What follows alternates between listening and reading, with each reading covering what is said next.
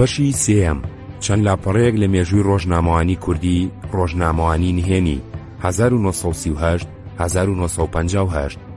سەرەتا بەر لە ئێستا مەبەست ساڵی 2004 بە چەند مانگی ئەبوو بەرجی سێم کە مێژووی ساڵانی 1938 1958 ڕۆژنامەوانی کوردی ئەگرێتەوە بڕۆیشتایەتە ژێر چاپ و ڕێی بڵاوبوونەوەی ناو خەڵکی بگرتایە. بەڵام ڕووداوە سیاسیە بوو مەلەرزە ئاساکانی ناوچەکە نۆ بەبڕی لێکرد و دوای خست. دواکەوتنەکە خێری پێوە بوو، سەرچاوی نوێی هاتە سەر و ئاسوویەکی فراوانتری بڵاوبوونەوەی لە بەردەمدا کرایەوە.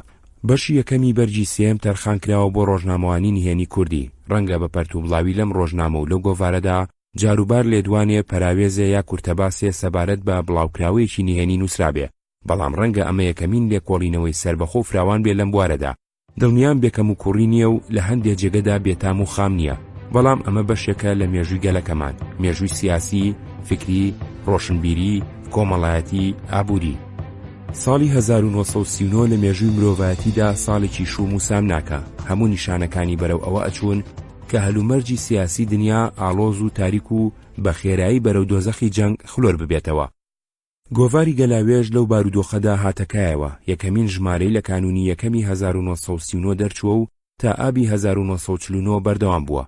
هاوزەمانی ڕووداوەکانی جەنگ بووە. لە ژمارە 8 یەکی تەمووزی 1940دا واتە لە گەرمەی ڕووداوەکانی جەنگەکەدا چیرۆکێکی لەبارەی چاپ و پەخشی ڕۆژنامەیەکی شۆڕژگەر بەنهێنی و دوور لە چای پۆلیس بڵاو کردوتەوە. بە چاکم زانی سەرەتای ئەم کتێبە کە بۆ ڕۆژنامەوانی نهێنی کوردی تەرخان کراوە بەم چیرۆکە دەست پێ بکەم. ئاخۆ مێژووی ڕۆژنامەوانی نهێنی کوردی چەندە سەرگروشتە و چیرۆکی تایبەتی خۆی هەبێ. ڕۆژنامە نهێنیەکەی پلسودسکی، نووسینی ویلیام جوناس. لە ڕۆژێکی هاوینی 1893دا کۆمەڵێکی بچووک لە نیشتیمانپەرستەکانی پۆڵۆنیا زۆر بەدزیەوە لە یەکێ لە بێشە گەورەکانی نزیک ڤیلنادا کۆبوونەوە. ئەمانە ئەندامی پارتی سۆسیالیستی یاساخکراوی پۆڵەندا بوون.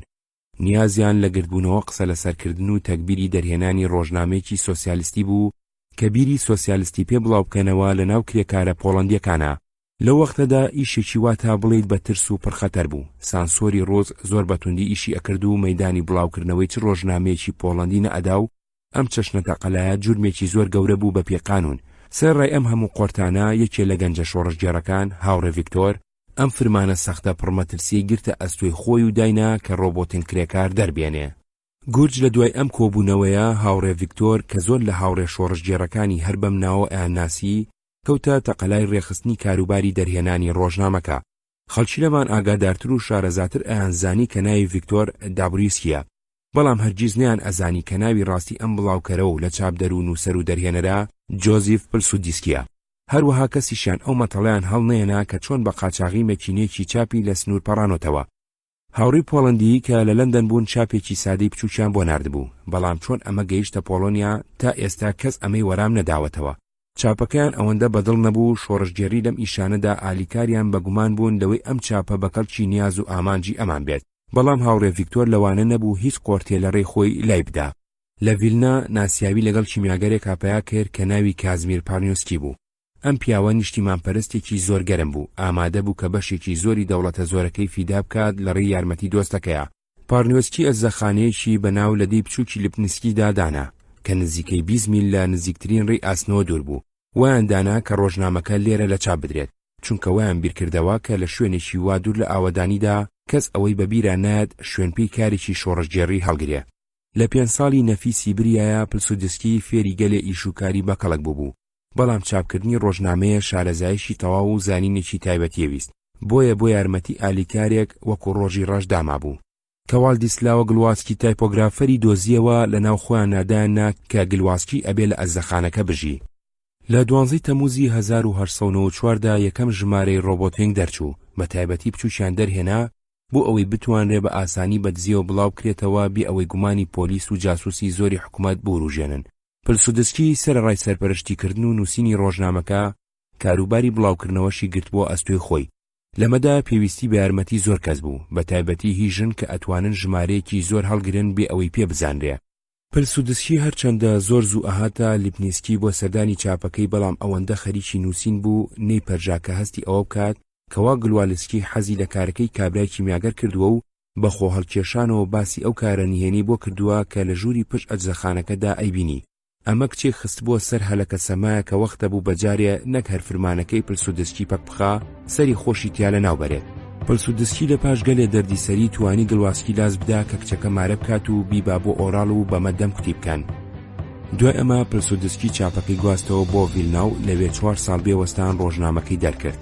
خۆرتی هەرە گەورە لە ڕێی هاوڕێ ڤیکتۆردا کاغەزکڕین بوو، چونکە هەرچی جەندرمە هەیە ئاگادار کرابوون لەوە کە ڕۆژنامەیەکی نهێنی لە پۆڵەندا دەرەچێ. کاغەزێکی زۆر پێویست بوو بۆ دەرکردنی ڕۆبۆتینگ کە لەم دواییەدا 35,000 دانی 12 لاپەڕەیی لێ بڵاوەکرایەوە. هاوڕێ ڤیکتۆر و هاوکارەکانی ڕۆژی 16 تا 18 سەعات ئیشیانە کرد. لەگەڵ ئەوەشا چاپکردنی نوسخەیەک ئیشی نزیکەی 2 مانگ جێویست. لە 1899دا کە زۆر لە یاریدەدەرەکانی جیران پلسودسکی چاپەکەی گواستەوە لودز بۆ ئەوەی خۆی و فرمانەکەی لە ترس دوورخاتەوە، کەچی بۆ بەدبەختی لەم شارەز لە پڕکارخانە و فابریقەیەدا بوو کە پلسودسکی کەوتە داوی پۆلیسەوە. ڕۆژێکی لە یاریدەدەرە هەرە چاکەکانی هەندێک کاغەزەکڕێ، ئەگەرچی مقدارێکی کەمیژە بێ جەندرمە دوویەکەوێت تا ئەیکا بە ماڵی پلسودسکیدا و لەسەری ڕائەوەستێت تا ئەبینێ بەدەستی بەتاڵ دێتە دەرەوە. لە پاش سەعاتی ئەمە گیرێ و شەوێ پلسودسکی و ژنەکەی لە دەنگی پێی پۆلیس و جەندرما ڕازەبنەوە لە خەو کەوا خەریک ئەبن بێنە ژووری نووستنیانەوە. ڕاکردن لە توانادا نابێت، چونکە چەند پۆلیسێک و قۆمیسەرێک بە دەمانچەوە تاقە دەرگای ژوورەکەی لێگرن. اینجا دەستی ئەکەنە کە لە بچەوە و خۆی و چاپەکەی ئەبەنە پۆلیسخانە. ئەمە داستانی قارەمانی ڕۆژنامەیەکە. گۆڤاری گەلاوێش کە ئەم بابەتەی بڵاو کردوتەوە ئەگونجێ بابەتەکە بە چیرۆکێکی سادە یان بە وتارێکی ئەدەبی یان بە جێڕانەوەی هەواڵێکی سیاسی ڕاستەقینە دابنرێ، بەڵام بخرێتە خانی هەر کامێکیانەوە بۆ خوێندەواری ئەوسای کورد بە تایبەتی بۆ ئەوانەی خەریکیان بە تەمای خەباتی سیاسی شۆڕژگێڕانە بوون دەرسێکی گرنگ بووە. فێربوون لە تەجروبەی گەلانەوە هەمیشە سەرچاوەیەکی گرنگ و دەوڵەمەنی فێربوونی دەرسی تازە بووە. ئەم وەرگێڕانەی گەلاوێژیش هەروە ڕێکەوت و بۆ سەرگەرمی نەبووە، بەڵکو ئەبێ مەبەستێکی سیاسی هەبوو بێ. ئەگەرچی نە لەو کاتەدا و نەدواتریش تا ساڵانێکی درێژ تێکۆشەرانی کورد نەیانتوانی تەجروبەیەکی لەو بابەتە لە بواری ڕۆژنامەوانی کوردیدا ئەنجام بدەن، بەڵام زۆری نەخایاند ڕۆژی ڕۆژنامەوانی نهێنی چاپکراوی کوردی بۆ یەکەم جار لە کوردستانی ئێران هەڵات. بە دوای ئەویشدا لە کوردستانی عێراقسەری دەرهێنا و ئیبراهیم ئەحمەد خاوەنی ئیمتیازی گەلاوێژ خۆی بوو بە یەکێ لە هەرە چالاکەکانی مەیدانی ڕۆژنامەوانی نهێنی. دووەمین جەنگی جیهانی و ڕۆژنامەوانی کوردی. یەکەمین جەنگی جیهانی بە تێشکان و خۆبەدەستەوەدانی ئەڵمانیا بڕایەوە. دەوڵەتانی براوەی جەنگ مەرجی قورس و گرانباریان بەسەر ئەڵمانیادا سەپاند، بە تایبەتی سەبارەت بە بژاردننی زیانەکانی جەنگ و کەمکردنەوەی چەک و هێزە چەکدارەکانی. ساڵی 1929 تەنگ و چەڵەمەیەکی سەختی ئابووری سەرانسەری دنیای داگرت. باری ئابووری زۆر لە وڵاتان خراپتر بوو، لەوانە ئەڵمانیا و ئیتالیا. ئەمەش زەمینەی زیاتر خۆش کرد بۆ گەشەکردنی بیر و باوەڕی نازی لە ئەڵمانیا و فاشی لە ئیتالیا. لە یابانیش نەزعی ئەسکەری زاڵ بوو، ئەیویست لەسەر حسابی ئەرزی دراوسەکانی قەڵەمڕەوی دەسەڵاتی فراوان بکات. ئەم دەوڵەتانە بە ئاشکرا دوژمنایەتی کۆمۆنیزم و یەکێتی سۆڤێتیانە کرد کە دوژمنی هەرە گەورەی وڵاتانی سەرمایەداری بوون. لە بەرامبەر ئەوەدا وڵاتانی ئیمپریالیستی چاوپۆشیان لە توندڕەوی و دەستدرێژەکانیانە کرد. ساڵی 1933 هیتلەر پێشەوای پارتی نەتەوەی سۆسیالیست نازی لە ئەڵمانیا دەسەڵاتی گرتە دەست و بێ ئەوەی گوێ بداتە بەندەکانی خۆبەدەستەوەدان سەبارەت بە دروستکردنی چەک و دیاریکردنی ژمارەی هێزەکانی کەوتەوە ڕێخستنەوەی سوپای ئەڵمانی. ساڵی 1935-1936 مۆسۆلینی پێشەوای پارتی فاشی کە چەند ساڵێ بوو لە ئیتالیا دەسەڵاتی گرت بۆ دەست لە ئەفریقا پەلاماری ئیسوبیایدا. ساڵی 1936-1939 جەنگی ئەهلی لە ئیسپانیا هەڵگیرسا. جەنەرال فرانکۆ و فاشیەکان حکومیان گرتە دەست. لە ئازاری 1938دا هیتلەر کە خۆی بەڕەچەڵک نەمسایی بوو نەمسای گرت و لکاندی بە ئەڵمانیاوە. لە ئازاری 1939دا چیکسلۆڤاکیای گرت و ئیتالیاش ئەلبانیای داگیر کرد. لەم شەڕانەدا ئەڵمانیا بەهۆی تانک و فڕۆکەوە تاکتیکی نوێی جەنگی بەکار ئەهێنا کە بە جەنگی بروسکە ئاسایان بە جەنگی خێرا ناوەبرا. بریتانیا و فەڕەنسا بەرامبەر سیاسەتی فراوانخوازانەی ئەڵمانیا کەوتنە سڵەمینەوە و پەژارەوە.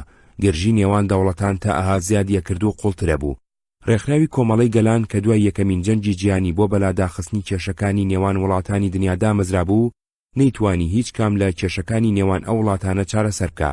یەکێتی سۆڤێت سەرەڕای هەموو ناکۆچی ئایدۆلۆژیەکانی لەگەڵ ئەڵمانیای نازی بۆ ئەوەی شەڕ لە خۆی دوور بخاتەوە ڕێکەوتن نامەیەکی دەستدرێژی نەکردنە سەریەکی لەگەڵ مۆر کرد. لە 1939دا ئەڵمانیا پەلاماری پۆڵۆنیایدا و داگیری کرد. ئەمە بوو بە سەرەتای هەڵگیرسانی دووەمین جەنگی جیهانی، چونکە ئیتر ئیتالیا و فەڕەنسا لەوە زیاتر لە وەزەیاندانەما بێدەنگ وەکو تەماشاکەری ڕووداوەکان ڕابوەستن بۆ ڕاگررتنی پەلهاویشتنی فراوانخوازانەی ئەڵمانیا جەنگیان لە دژی ڕاگەیاند. بە دوای ئەوانیشدا ئەندامانی کۆمۆنوێڵز لە نوێی چواری 1940دا ئەڵمانیا پەلاماری دانیمارک و نەرویجیدا و لە دەی 1940دا پەلاماری لۆکسەمبۆرگ و هۆڵەندا و بەلجیکیدا و هێزەکانی بەرەو دیواری ماجینۆ پێشڕەویان کرد و گەیشتنە سەر کانالی ئینگلیزی. ئینگلیز ناچار بوو هێزەکانی لە دنکرک بکێشێتەوە. فەڕەنسا هودنەی لەگەڵ ئەڵمانیا کرد و مارشال پیتان حکوومەتێکی دەستنێژی ئەڵمانیای لە پاریس پێگەنا. لە دەی 1940دا ئیتالیا دایە پاڵ ئەڵمانیا و پێکەوە هێرشیان کردە سەر شوێنەکانی سوپای بریتانی لە سەروی ئەفریقا و لێۆنان. لە کۆتایی 1940دا هەنگاریا و ڕۆمانیا و بولگاریا دایانە پاڵ ئەڵمانیا و لە 22 شەشی 1940دا ئەڵمانیا بە یارمەتی ئیتالیا، هەنگاریا، سلۆڤاکیا، فینلەندا هەڵی کوتایە سەر یەکێتی سۆڤێت و یەکێتی سۆڤێتیش تێکەڵاوی جەنگەکە بوو. وڵاتە یەکگرتووەکانی ئەمریکا سەرەتا پەیڕەوی سیاسەتی بێلایەنیە کرد، بەڵام لەلایەکەوە مەترسی هەرەزیێنانی بەریتانیا و لەلایەکی ترەوە هێرشی لە ناکاوی یابان بۆ سەربنکەی جەنگی بێرل هاربەری ئەمریکی ئەمریکای خستە ناو جەنگەی شەڕەوە. دەوڵەتانی دنیا ئیتر بەکردەوە دابەش بووبوون بە سەردووبەرەدا بەرەی هاوپەیمانەکان بریتانیا، ئەمریکا، یەکێتی سۆڤێت و لایەنگرەکانیان و بەرەی تەوەرە ئەڵمانیا، ئیتالیا، یابان و لایەنگرەکانیان. هەردوو لایانی جەنگ هەوڵیان ئەدا ڕاگەیاندن وەکو یەکێک لە چەکە کاریگەرەکانی جەنگی سایکۆلۆجی و جەنگی پروپاگەندا بۆ بەرزکردنەوەی ورە مۆڕاڵی ڕیزەکانی ناوخۆی و شکاندنی ورەی هێزەکانی دوژمن و بردنەوەی جەنگ بەکاربێنن. لەوانە هەموو هۆیەکانی بیستن و بینین و خوێندن کە هەندێکیان زۆر لە مێژ نەبوو داهێنرابوون. لەم جەنگە گیانگیرەدا دەوڵەتانی ناوچەی ڕۆژهەڵاتی ناوەڕاست بە تایبەتی ئەوانیان کە بەشێکی نەتەوەی کوردیان تێدا بوو هەڵوێستیان جیاواز بوو. ئەوەی گوێبیستی بوون بەشێ بوو لە کتێبی بەدەم ڕێگاوە گوڵچنین چەند لاپەڕەیەک لە مێژووی ڕۆژنامەوانی کوردی 1898-1958.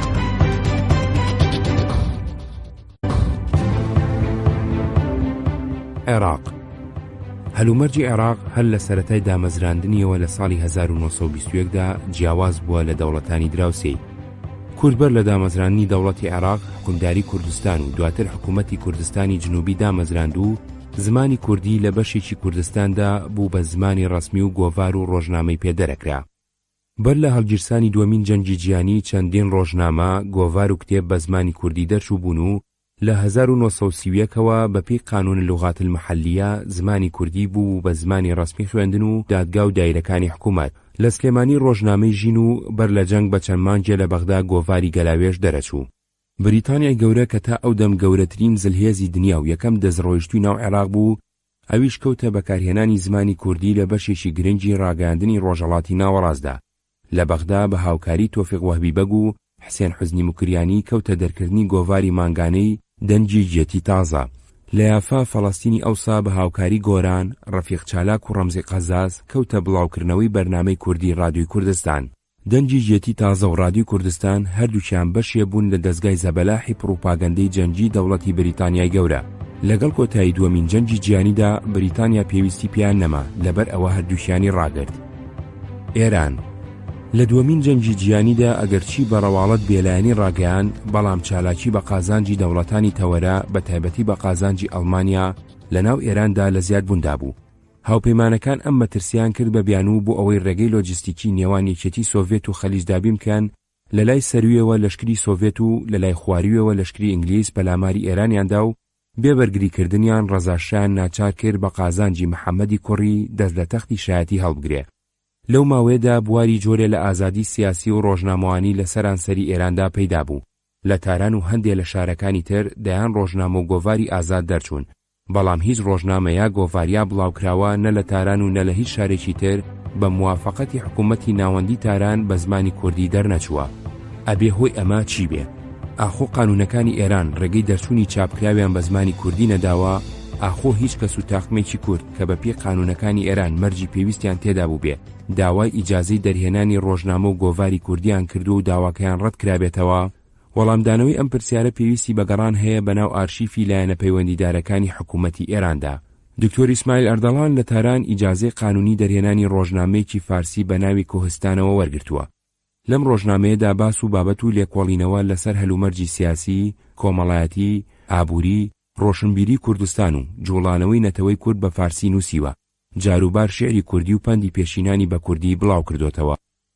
ڕۆژنامەوانیشی بە توانای وەکو سید حوسێن حوزنی کە هەمیشە شانازی کردووە بە موکریانی بوونی خۆیەوە لە باتی ئەوەی لە بەغداد ببێتە هاوکاری کاربەدەستانی بریتانی بۆ دەرکردنی دەنجی جێتی تازە و بەو هۆیەوە چەندین ناو و ناتوەری سوچی قبول کردووە بۆچی نەچۆتە تاران لەوێ هەمان کار ئەنجامدات. یان کەسێکی وەکو عەلادین سوجادی کە ئەویش ڕۆژنامەوانێکی ناسراو بوو بۆچی نەگەڕایەوە سنە یان تاران بۆ ئەوەی کارێکی وەها بکە. تۆ بڵی لە کاتێکدا هەموو ڕۆژنامەوانە ناسراوەکانی ئێران بە ئازادی لەو پەڕی چالاکیدا بوون ئەمانیان لە سێدارە بدایە؟ یان کاتێ موکریان بووە مەڵبەندێکی گرنگی ڕۆژنامەوانی ئازادی کوردی بۆچی ئەمان کە ڕۆژنامەوانی شارەزا و خاوەن تەجروبە بوون هەر لە بەغدادمانەوە و نەگەڕانەوە زێد و نیشتیمانەکەی خۆیان لەوێ خزمەت بە ڕۆژنامەوانی کوردی بکەن؟ ناوچەی موکریان وەکو هەرێمێکی بێلایەن لە نێوان هێزەکانی بریتانیا لەلایەک و هێزەکانی یەکێتی سۆڤێتدا لەلایەکی کەوە مایەوە. لەو ناوچەیەدا بۆشایی دەسەڵات دروست بوو. چالاکەکانی کورد دوای ساڵانێکی درێژی چەوسانەوەی سەردەمی ڕەزاشا کەڵکیان لەم بۆشایە وەرگرت بۆ گەرمکردنی چالاکی سیاسی و ڕۆژنامەوانی. کۆمەڵی ژیانەوەی کوردستاندا مزرا و کەوتە دانانی ڕێوشوێنی نیهێنی بڵاوکەرەوەی بیری ڕێکخراوەکە و گۆڤاری نیشتیمانی دەرکرد. هەر لەو ساڵانەدا ناوچەکە گۆڕانی بنەڕەتی بەخۆیەوەدی. کۆمەڵی ژیانەوەی کوردستان گۆڕا بۆ حیزبی دیموکراتی کوردستان و حیزبی دیموکرات جمهوریەتی کوردستانی لە مەهاباد دامەزراند. ئەم قۆناغا سەرڕای کورتی ماوەکەی قۆناغێکی دەوڵەمەندی کاروانی ڕۆژنامەوانی کوردیە. لە ماوە کورتەدا گۆڤاری نیومانجی کوردستان، ڕۆژنامەی ڕۆژەنەڕۆژی کوردستان، گۆڤارەکانی هەڵاڵا، هاواری نیشتیمان، گڕووگاڵی مناڵانی کورد دەرچوون. بڵاوکراوەکانی ئەم قۆناغا لەبەر چەندین تایبەتمەندی خۆی ئەشێ ناوی بنرێ قوتابخانەی ڕۆژنامەوانی موکریان. تورکیا کە لە یەکەمین جەنگی جیهانیدا بەشداری کرد و لە ئەنجامی ئەوەدا لە توپەت بوو پەندی لەوە وەرگرت بوو. لەم جەنگەدا لە سەرەتادا کە هێشتا ئەنجامەکەی دیار نەبوو بێلایەن ڕاوەستا. یەکێ لە هۆکانی ئەم بێلایەنیە وەکو دوایی لە دۆکۆمنتەکانی ئەڵمانیای نازیدا دەرکەوت ترسی تورکیا بووە لەوەی یەکێتی سۆڤێت و دەوڵەتانی هاوپەیمان یارمەتی کورد بدەن کوردستان لە تورکیا جیا بکاتەوە و دەوڵەتی کوردی دروست ببێ. تورکدانی بەبوونی کوردانە ئەناو بە تورکی شاخاوی دانان. کورد بێبەش بوو لە هەموو جۆرە مافێکی سیاسی و ڕۆشنبیری. لەبەر ئەوە لە ناو تورکیا هیچ بڵاوکراوەیەکی کوردی، ڕۆژنامە، گۆڤار، کتێب دەرنەچووە. لەو سەردەمەدا بزوتنەوەی نەتەوەی کورد لە تورکیا دوای ئەو شکستە خوێناویانی بەسەری هاتبوو هێشتا لە خامۆشیەکی تەواودا بوو. چالاکەکانی کوردستانی تورکیا لە سووریا و لوبنان گیرسابوونەوە، کەمتر چالاکی سیاسی و زۆرتر چالاکی ڕۆشنبیریان ئەنوان. سووریا و لوبنان هەردوو وڵات لە ژێر ئینتیدابی فەڕەنسیدا بوون. حکوومەتی فەڕەنسا کەوت بۆ ژێردەستی ئەڵمانیاوە، بەڵام مارشال دیگۆڵ لە حکوومەتەکەی پاریس هەڵگەڕایەوە. حکوومەتی فەڕەنسای لە تاراوگا منفا دامەزراند. چالاکەکانی کورد بە تایبەتی ئەوانیان کە لە کوردستانی تورکیاوە چوو بوونە سووریا و لوبنان حیزبی خۆی بوونیان دامەزراند و دوای تێشکانی شۆڕشی ئاگری ناومێد بوون لەوەی بە خەباتی چەکدار بتوانن ئازادی کوردستانی تورکیا بەدەست بێنن، کەوتبوونە خەباتی ڕۆشنبیری، بژاندنەوەی زمانی کوردی، چاکردنی ئەلفوبێ و ڕێنووسەکەی، بڵاوکردنەوەی گۆڤار و ڕۆژنامە و کتێب. سەرانی کورد بەگشتی پەیوەندیان لەگەڵ دەسەڵاتی مانداد ئینتیدابی فەڕەنسی باش بوو.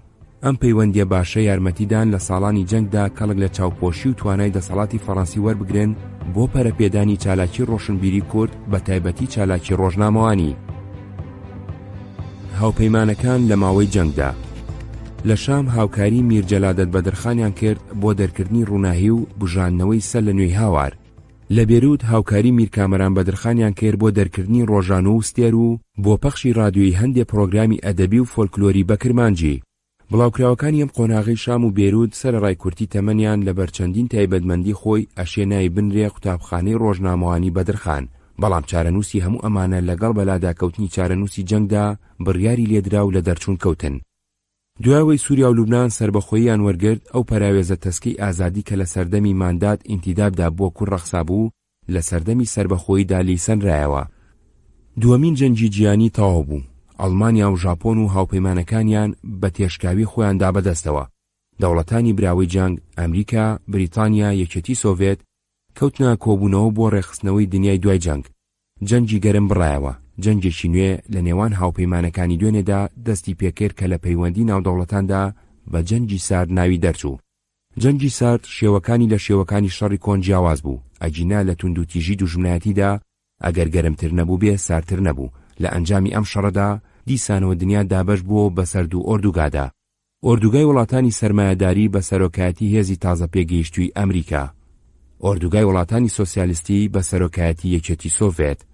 ناکۆکی ئایدۆلۆجی نێوان ئەم دوو ئۆردوگایە لە هەموو مەیدانەکانی ژیانی مرۆڤایەتیدا لە مەیدانی جەنگی سیاسی، ئابووری، ڕۆشنبیریدا بە قۆڵی ڕەنجی دایەوە و زۆر وڵاتانی دواکەوتووی جیانی سێهەم لەوانە حکوومەتی عێراق بربەرەکانی کۆمۆنیزمی کردە بیانوێکی قانونی بۆ گەمارۆدانی هەموو جۆرەکانی ئازادی سیاسی، ئازادی دەربڕینی بیرروڕا، ئازادی ڕۆژنامەوانی، ئازادی کاری حیزبی. لە چلەکانی سەدەی بیستەمەوە لە پرۆسەی گەشەکردنی ڕۆژنامەوانی کوردیدا سێ جۆری جیاوازی ڕۆژنامەوانی پەیدا بوون. یەک، ڕۆژنامەوانی ئەهلی کە بەپی قانونەکانی چاپەمەنی لەلایەن ڕۆژنامەوانی کوردەوە بڵاوکراونەتەوە. ئەم بوارە قانونیە تەنیا لە عێراقدا بۆ کوڕەخساوە.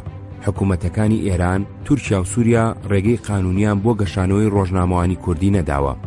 دوو، ڕۆژنامەوانی نهێنی حیزبە سیاسەکان کە قانون ڕێگەی چالاکی سیاسی ئاشکرای پێ نەداون پەنایان بردووەتە بەر پێگەێنانی ڕێخستنی نهێنی و بۆ بڵاوکردنەوەی بیر و باوەڕ و بۆ دەربڕینی هەڵوێستی خۆیان لە ڕووداوەکانی ناوخۆ و ناوچەی و جیانی دەستگای چاپی نهێنیان دامەزراندووە. زمان حاڵی حیزب و بەیاننامە و بڵاوکراوەی جۆراوجۆریان پێدەرکردووە. ڕۆژنامەوانی نهێنی کوردی لە عێراق بۆتە بەشێکی گرنگی چالاکی بزوتنەوەی نەتەوەی کورد و بزوتنەوەی دیموکراتی و بزوتنەوەی کۆمۆنیستی. لە ئێران ناوبەناو سەری دەرهێناوە، بەڵام لە تورکیا و سووریا زەمینەی پەیدابوونی ڕۆژنامەوانی نهێنی کوردی نەبووە. سێ، ڕۆژنامەوانی بیانی لە ساڵانی دووەمین جەنگی جیهانیدا بریتانیا و لە ساڵانی جەنگی ساردا وڵاتە یەکگرتوەکانی ئەمریکا بۆ مەبەستی سیاسی خۆیان بە زمانی کوردی گۆڤار و بڵاوکراوەیان پەخش کردووە. ئەم جۆرە ڕۆژنامەوانیە هەر لە عێراق ڕێگەی پێدراوە، حکوومەتەکانی ئێران و تورکیا و سووریا ڕێگەیان پێنەداوە. ئەوەی گوێبیستی بوون بەشێ بوو لە کتێبی بەدەم ڕێگاوە گوڵچنین چەند لاپەڕەیەک لە مێژووی ڕۆژنامەوانی کوردی 1898-1958. ژیانەوەی کوردستان و ڕۆژنامەوانی نهێنی. نیشتیمان دەرچوونی ژمارەیەکی ساڵی یەکی لە پوشپەڕی 1322 هەتاوی بەرامبەر تەمموز جولای 1943 دەرچووە، 25 لاپەڕەیە. ژمارە دوی خەزڵوەری 1322 هەتاوی بەرامبەر تشرینی دووەم نۆڤەمبەری 1943 دەرچووە، 25 لاپەڕەیە. ژمارە 3 و 4 سەرماوەز و ڕێبەندانی 1322 هەتاوی بەرامبەر کانونی یەکەم دەسەمبەری 1943 و کانونی دووەم جەنیوەری 1944 دەرچووە، 36 لاپەڕەیە. ژمارە 5 ڕێبەندانی 1322 هەتاوی بەرامبەر کانونی دووەمی جەنیوەری 1944 دەرچووە، 24 لاپەڕەیە. ژمارە 6 ڕەشەمەی 1322 هەتاوی بەرامبەر مارچی 1944 دەرچووە، 22 لاپەڕەیە. ژمارەکانی 7 و 8 و 9 کە دوا ژمارەیەتی و بەیەکەوە لەیەک بەرگدان لە خاکەلێوە و بانەمەڕ و جۆزەردانی 1322 هەتاوی بەرامبەر نیسان و مایس و حوزەیران ئاپریل و مەی و جوونی 1944 دەرچووە، 32 لاپەڕەیە.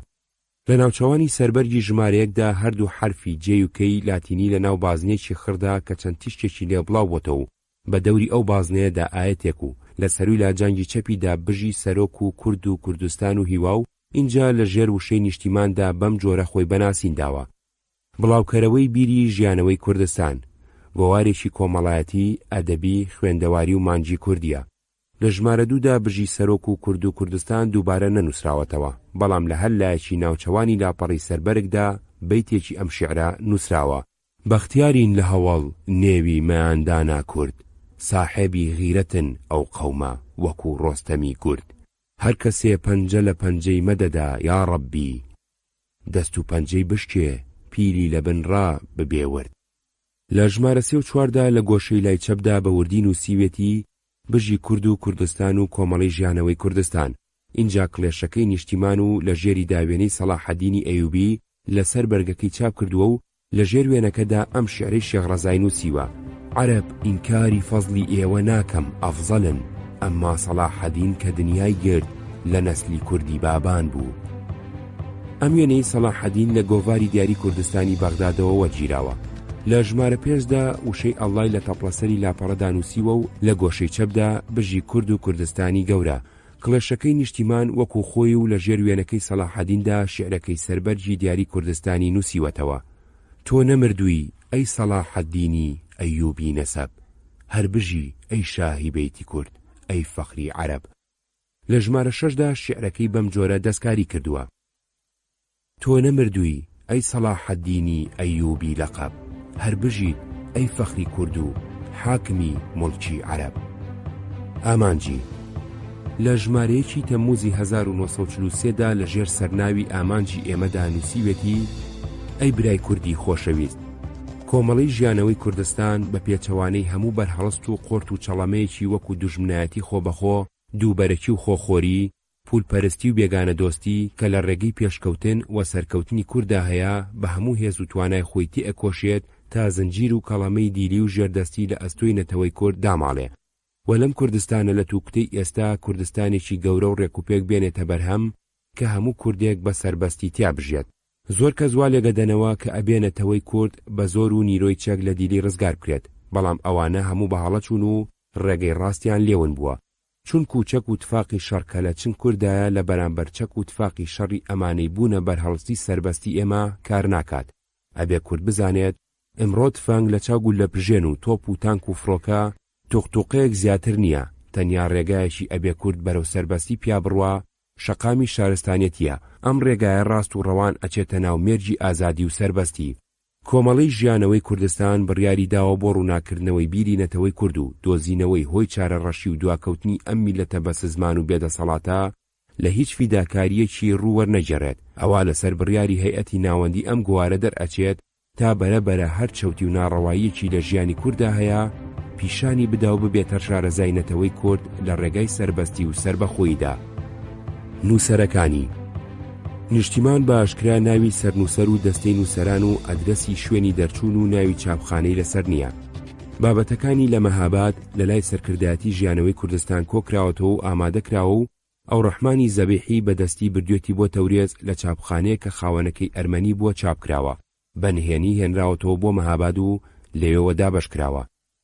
لەوانەی لە نیشتیماندا بەشداری دیاریان کردووە عین بێژەن ئەو ڕەحمانی زەبیحی بەوتارەکانی ڕێککەون تا سەرکەون و سەرکەوتن بە زۆر و کەمی نییە و شاعیری بەناوبانگ وەفایی لە ژمارەیەکدا و ئێمە و مەردم لە ژمارە 2دا و بۆچی نەگریم لە ژمارە 3دا و کورد لە حیات ئینسیکلۆپیدیاسی تورکدا و فەلسەفەی ژیان لە ژمارە 5دا و بۆچی گەورەکانی قوڕەیش موسڵمان نەدەبوون لە ژمارە 6دا و کوردستان قود نادرێ لە ژمارە 7دا بەشداری کردووە. عین هەژار مکریانی، هەژاری شاعیر، جگە لەوەی لە هەموو ژمارەکانیدا دەمەتەقەی دووکەسی نووسیوە، لە ژمارە 34دا شعری مەرامی کۆمەڵەکەم دینگەی بڵاو کردوتەوە. نیشتیمان ئەم بەیتی لەم شعرە کە جۆرێکە لە هەڕەشە لە نارەکانی وەکو یەکێ لە دروشمەکانی لەسەر بەرجی ژمارە 5 و 6دا نووسیوەتەوە. لە دەمبڕینی ئەوانەی لە کۆمەڵەم بەدگۆن، لە باروتیژە دەمی مودەکە مەقەست و برینگم. لە ژمارە 5دا جوجەڵی نیشتیمان و لە ژمارە 6دا دڵی دایک و لە ژمارە 7 و 9دا دەمەتەقەی دوو بازی بڵاو کردوتەوە. میمشین هێمن مکریانی، هێمنی شاعیر، هەموو تاری بۆ نیشتیمان نووسیوە و هەم شعری تێدا بڵاو کردوتەوە. لە ژمارە 2دا وتاری خۆت بناسە و دوو شعر محکەمەی مەنحوسی ئیستیقلال کە باسی شەیدانی 1925 کوردستانی تورکیاکا و کوردم و لە ژمارە 3 و 4دا شعری ئاخافتنی خوشک و برایەن و لە ژمارە 5دا وتاری ڕۆژی کارە و شعری قەڵای نیشتیمان و ئەمن دەیڵێم و بێباکم و لە ژمارە 6دا وتاری سکاڵایەک لەگەڵ نیشتیمان و شعری دەبێ من چۆن ببم مەسرور و دڵشاد و لە ژمارە 7 و 9 وتاری شێخ یوسف شەمسەدین بورهان و کورچی دەوێ و شعری کوردەگیان خەونم دیتی بڵاو کردوتەوە.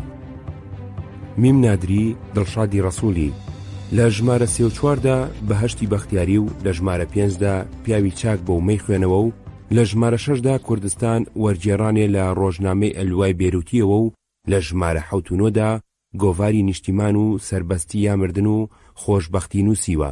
دڵشادی ڕەسوولی پەخشانووسێکی بەتوانا بووە، ئەو سەردەمە گەلێ پەخشانی ئەدەبی جوانی لە گەلاوێژدا بڵاو کردوێتەوە. جگە لەمان برای ڕاست کاک ڕەحمانی موهتەدی، عین ساسان وهابی بلوریان، میم فەرۆخ، میم ئاریا مەنافی کەریمی، میم بەیان، میم لاو سەدیقی حەیدەری، میم شین ئازەر محەممەدی شاپەسەندی، پشتیوان عین ڕاد عەبدوڕەحمانی ئیمامی، میم ئیرەج لە نووسینەکانی نیشتیماندا بەشدار بوون. جگە لە هێمن و هەژار چەندین شاعیری تر شعری هاندەرانی سیاسی و کۆمەڵایەتیان تێدا بڵاو کردوێتەوە. لە شاعیرانی کوردستانی ئێران میم حەریق محەممەدی ئەسحابی قومری، میم عشقی. لە شاعیرانی کوردستانی عێراق میم هۆشەنگ لە ژمارەیەکدا، جیوی مکریانی نادەم بە فەلەک لە ژمارە دوودا، قانع پاییزی نیشتیمان لە ژمارە 34 و 4 لە ژمارە 5دا و ئەگەر مردم لە ژمارە 6دا، فانی حۆڕبژی لە ژمارە 2دا و دەڵێم بیڵێم و ناوێرم لە ژمارە 34دا، تەخمیسی مەلا حەسەنی قازی لەسەر شعری ئەحمەد موختار ناڵەی دڵ لە ژمارە 5 و 6دا. چەند شێرێکیشی بە ناوی شاعیرێکی بەناوبانگ و بوێژێکی ناودار بەبێ ناو بڵاو کردوێتەوە. نووسەرانی نیشتیمان ئاگاداری بزوتنەوەی ڕۆشنبیری کوردی بوون لە دەرەوەی ئێران.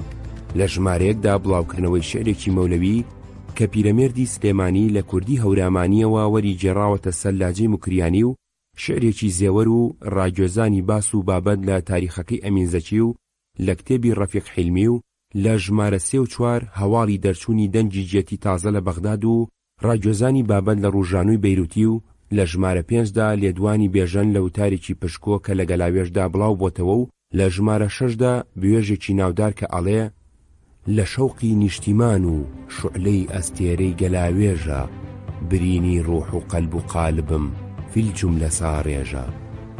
لە ژمارە 2دا هەواڵی کۆچی دوایی عالمی بەناوبانگ و نیشتیمان پەروەر مەلا محەممەدی کۆی و بڵاوکردنەوەی کۆمەڵە شێعری حاجی قادری کۆی و مەلا محەممەدی کۆی و ڕازاندنەوەی ڕۆژمێرەکانی بە شعری شاعیرانی کوردستانی عێراق.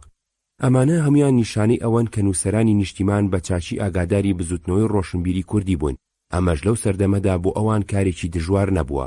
یەکەم بەهۆی ڕێکخراوەکانی ژیانەوەی کوردستان لە عێراق و پەیوەندی زۆریان لەگەڵ کەسایەتەکانی کورد.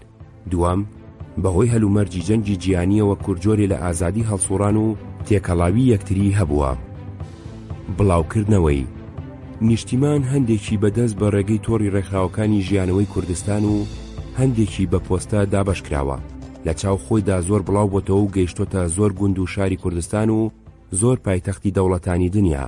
ژین لە سلێمانی، گەلاوێژ لە بەغداد، ڕووناهی لە شام، ڕۆژانوو لە بێروت کە هاوزەمانی نیشتیمان بوون بەستایشەوە هەواڵی بڵاوبوونەوەیان نووسیوە. لە پێش بڵاوبوونەوەی هەر ژمارەیەکیدا لە مەهاباد پڕۆپاگەندەی بۆ کراوە و ئاگاداری بە دیواری شوێنە گشتیەکاندا هەڵواسراوە. ڕاگرتنی لە ژمارە 2 نیشتیماندا ئەم ئیعلانە بڵاو کراوەتەوە. ڕۆژنامەی هەفتەیی مرۆڤ لەلایەن بێژەند و بەم نزیکانە دەرەچێت. ئابوونە تەنیا بۆ ئەندامەکانی کۆمەڵەیە. پێناچێ هەفتەنامەی مرۆڤ دەرچوو بێ. نیشتیمانیش لە دوای ژمارە 7 و 9 کە هەر سێکیان لەیەک بەرگدا چاپ کراون ئیتر دەرنەچووە. بۆچی ڕاوەستاوە لە کاتێکدا لەو ماوەیەدا ڕێکخراوەکانی ژیانەوەی کوردستان پەریان سندووە و لە قوپۆپی لە زۆر شوێندا بڵاو بۆتەوە و هێز و توانای لە چاو سەرەتادا زۆر زیادی کردووە و قازی محەممەد کەسایەتی بەڕێز و ناسراوی مکریان سوێندی ئەندامەتی خواردووە و بەکردەوە بۆتە سەرۆکی ڕێکخراوەکە. هێشتا وەڵامی ئەم پرسیارە نەدراوەتەوە. ئەوەی گوێبیستی بوون بەشێ بوو لە کتێبی بەدەم ڕێگاوە گوڵچنین چەند لاپەڕەیەک لە مێژووی ڕۆژنامەوانی کوردی 1898-1958.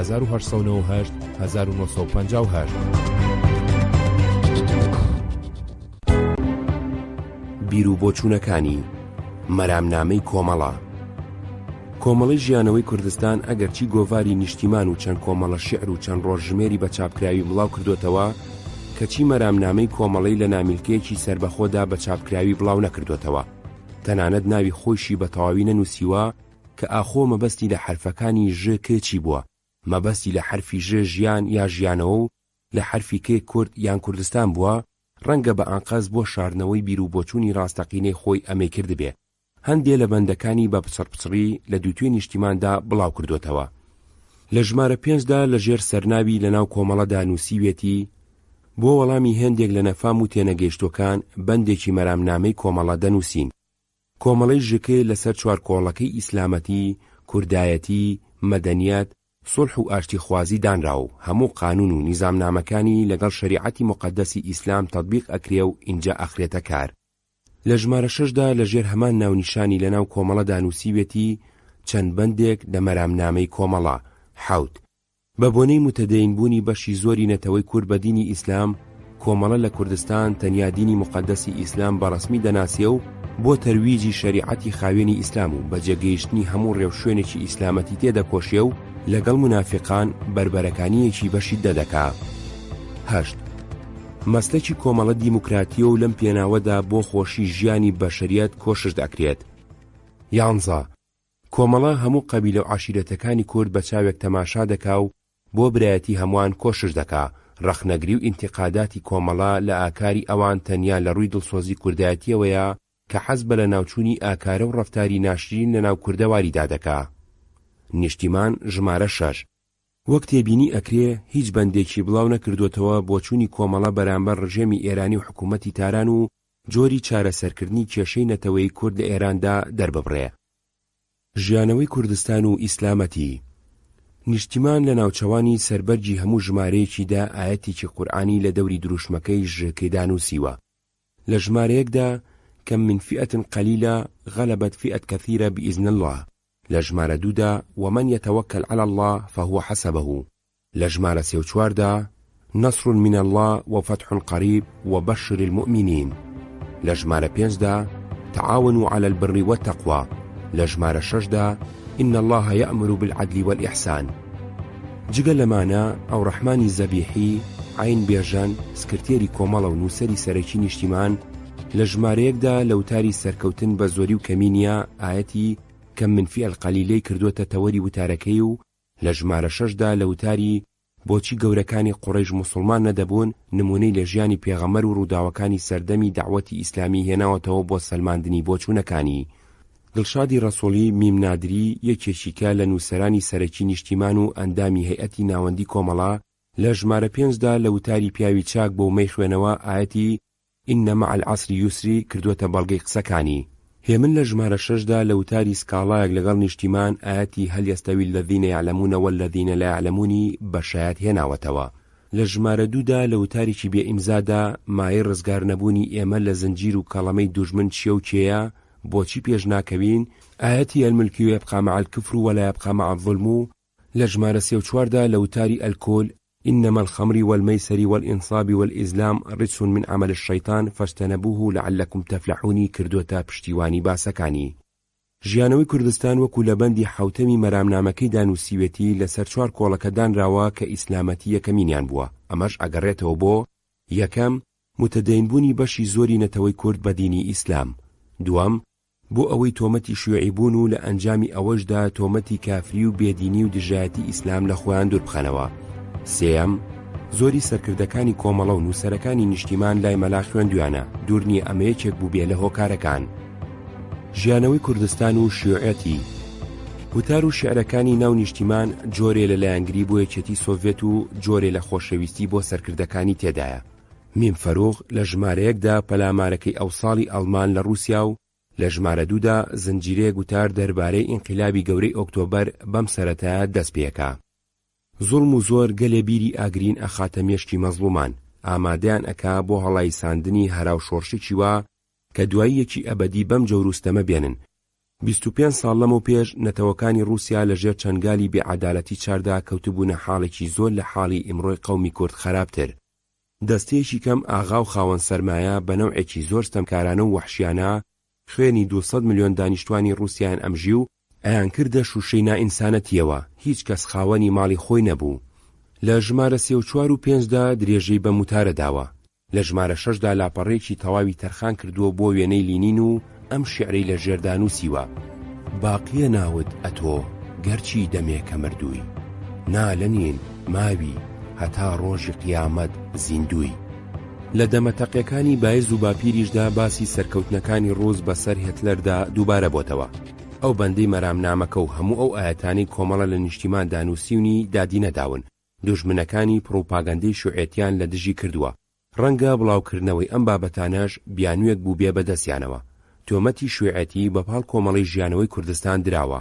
عین بێژن لە ئێمە و مەردمدا نووسیوێتی چەند کەسێک لەم بێمێشکانە کە کتێبی دیاری و ژمارەی یەکەمی نیشتیمانیان خوێندبووەوە لە ئەنگری و تەمایلی ئێمەیان بەلای حکوومەتی سۆڤێتیدا دیبوو گوتوبیان ئارمانی کۆمەڵی ژیانەوەی کوردستان بڵاوکردنەوەی مەسلەک و باوەڕی کۆمۆنیزمە. ئەم قسەیە بێشک لە سەرچاوەی تەبلیغاتی فاشیستەکانەوە ئاوەخواتەوە. دەنا ئێمە کۆمۆنیست نین، ئەگەر کۆمۆنیستیش بین جێگای هیچ ئێعترازێک بۆ خەڵک نییە. لەم مەوزوعەدا هەیئەتی مەرکەزی کۆمەڵ بەیاننامەی ڕەسمی دەرەکات.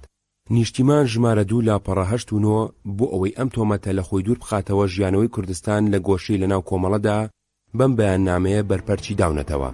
بەیاننامەی ژمارە 322 ڕۆژی 25 مانگی سەرماوەزی ساڵی 1322 بە ناوی یەزدانی گەورە و بەرزی بێهاوتە.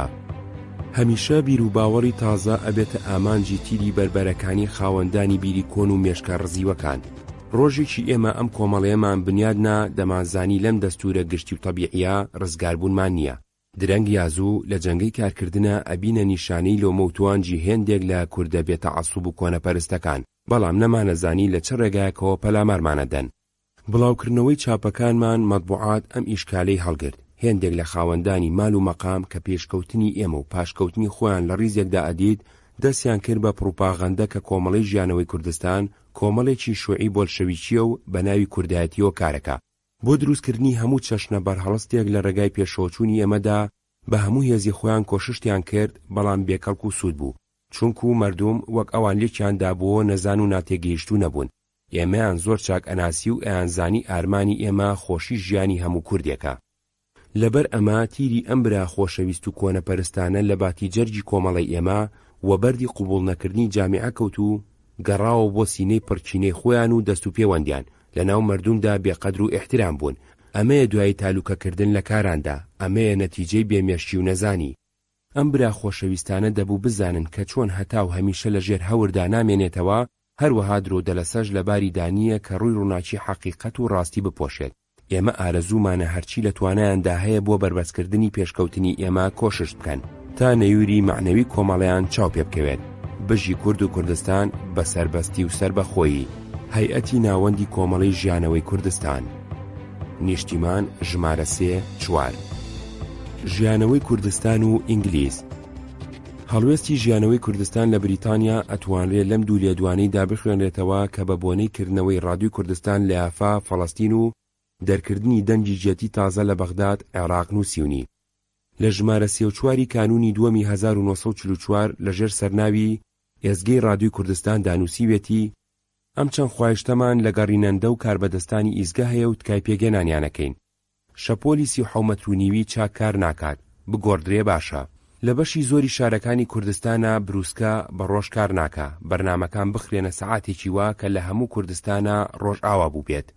ئەگەر هیچ بەرهەڵست و پێشگرێک نەبێت لە سەرەتای هەموو بەرنمەیەکە دەنا هەفتەی 2 جار مارشی کوردستان لێ بدرێ. ڕۆژنامەیەک بە ناوی ڕۆژنامەی ئێزگەی ڕادیۆی کوردستان هەفتەی جارێک دەربهێنرێ و بڵاوکراوەکانی هەفتەیی تێدا بنووسرێت. مۆسیقای بێدەنگ و قەوانەکان کە لێ دەدرێن ئارەزووی دڵی هەموو جۆگرەکان پێک ناهێنن. مۆسیقای بەدەنگ و قەوانی لە هەموو ڕەنجام بۆ لێبدەن و بینبینە قەوانەکان بگۆڕن. لام بە ئیدارەخانەی کۆواری نیشتیمان. نیشتیمان ژمارە 3 4 لاپەڕە 3. هەر لە هەمان ژمارەدا بە بۆنەی دەرچوونی دەنگی جێتی تازەوە نووسیوێتی ئەستێرێکی تازە لە ئاسمانی چاپەکانی کوردیدا، جوانمێری و مەردم دۆستی بەریتانیای گەورە. کورد ماوەیەکی زۆر لە مێژە هەستی بە نەجابەت و مرۆڤ خۆشەویستی بەریتانیا کردووە. ئەم حکوومەتە گەورەیە بە درێژایی مێژووی ئیمپراتۆریەتی خۆی هەمیشە پارێزگاری ئازادی و سربەخۆیی و پەروێنەر و پێگهێنەری نەتەوە بچووکەکانی جێتی بووە. زۆر جاران وەکو ئەم جارەی ئێستا سەرحەقی نەتەوەیەکی بچووک بەرەنگاری نەتەوەیەکی زل و بێدادگەر و ستەمکار بووە. ئاسایشی نەتەوەی خۆی لە پێناو ئاسوودەیی مەردوم ناوە. بە تایبەتی تیشکی ئەم هەتاوە داویە لە کوردی بێچارە و چارەڕەش و ستەم دیتوو. حکوومەتی بەریتانیا هەر جارە بە چەشنێک بۆتە هۆی پێشکەوتنی گەلی دواکەوت و مەزڵومی کورد. بەڕاستی پێویستی خزمایەتی خۆی لەگەڵ ئێمە بەجێگەیاندووە. ئەم جارەش لە باڵیۆزخانەی بەریتانی تیشکەی ئەستێرەیەکی ڕووناک درەوشا. کۆواری دەنگی جێتی تازیان بە کوردیەکی زۆر پەتی بۆوە دەرخستین. ژمارەی یەکەممان خوێندەوە گەلێ هێژا و بەنرخە، یەزدان یارمەتیدەری خۆی و خاوەنی بێت. بەڵام هەروەکو زانراوە کورتەمایان زۆرە و بەمانە پڕ نابێت. ئێمە لە حکوومەتی بەریتانیای گەورەتکە ئەکەین هەروەکو لە یافا ئێزگەیەکی ڕادیۆی بەناوی کوردستانەوە بۆ کردوینەوە و لە هەموو کوردستانە دەنگی داوەتەوە. هەروەها ڕادیۆی لەندەنیش ڕۆژی سەعاتێک لە بەرنامەی خۆی بۆ زمانی شیرینی کوردی تەرخامکە. بژی ئاڵا هەڵگری ئازادی جێتی بەریتانیای مەزن، نیشتیمان، ژمارە 3-4 لاپەڕە 26-27. دانانی ڕادیۆی کوردستان و دەرکردنی دەنگی جێتی تازە کە نیشتیمان بەو خۆشببینیە زۆرەوە هەواڵەکانی بڵاو کردوونەتەوە، هیچیان لەبەر خاتری خزمەتی کورد و ئینگلیز نەبووە، بەڵکو دوو ئامراز بوون بۆ پروپاگەندەی جەنگ و بەشێبوون لە دەستگای زەبەلاحی ڕاگەاندنی بەریتانیای سەردەمی دووەمین جەنگی جیهانی. دوای تەواوبوونی جەنگ ئیشیان بەم دوو دەستگایە نەماوە، لەبەر ئەوە هەردووکیان پێچاوەتەوە. بۆچوونێکی ناکۆک لە ژمارە 2دا بە خەتێکی درشت و لە چوارچێوەیەکی دیاردا نووسیوێتی ئەم جەنگەی سەرۆکی گەورەی کورد مەلا مستەفای بارزانی هەڵای ساندووە ئیختیلالێکی میلی کووردە. مەبەستی لە ئیختیلالی میلی شۆڕشی نەتەوەیی یا نیشتیمانی بووە. بێگومان ئەمە پێچەوانەی بۆچوونەکانی سەروتارەکەی نیشتیمانە کە ئەڵێ زۆر کە زوالێک ئەدەنەوە کە ئەبێنێتەوەی کورد بە زۆر و نیرۆی چەک لە دیلی ڕزگار بکرێت، بەڵام ئەوانە هەموو بە هەڵە چوون و ڕێگای ڕاستیان لێون بووە. ئەوەی گوێبیستی بوون بەشێ بوو لە کتێبی بەدەم ڕێگاوە گوڵچنین چەند لاپەڕەیەک لە مێژووی ڕۆژنامەوانی کوردی 1898-1958.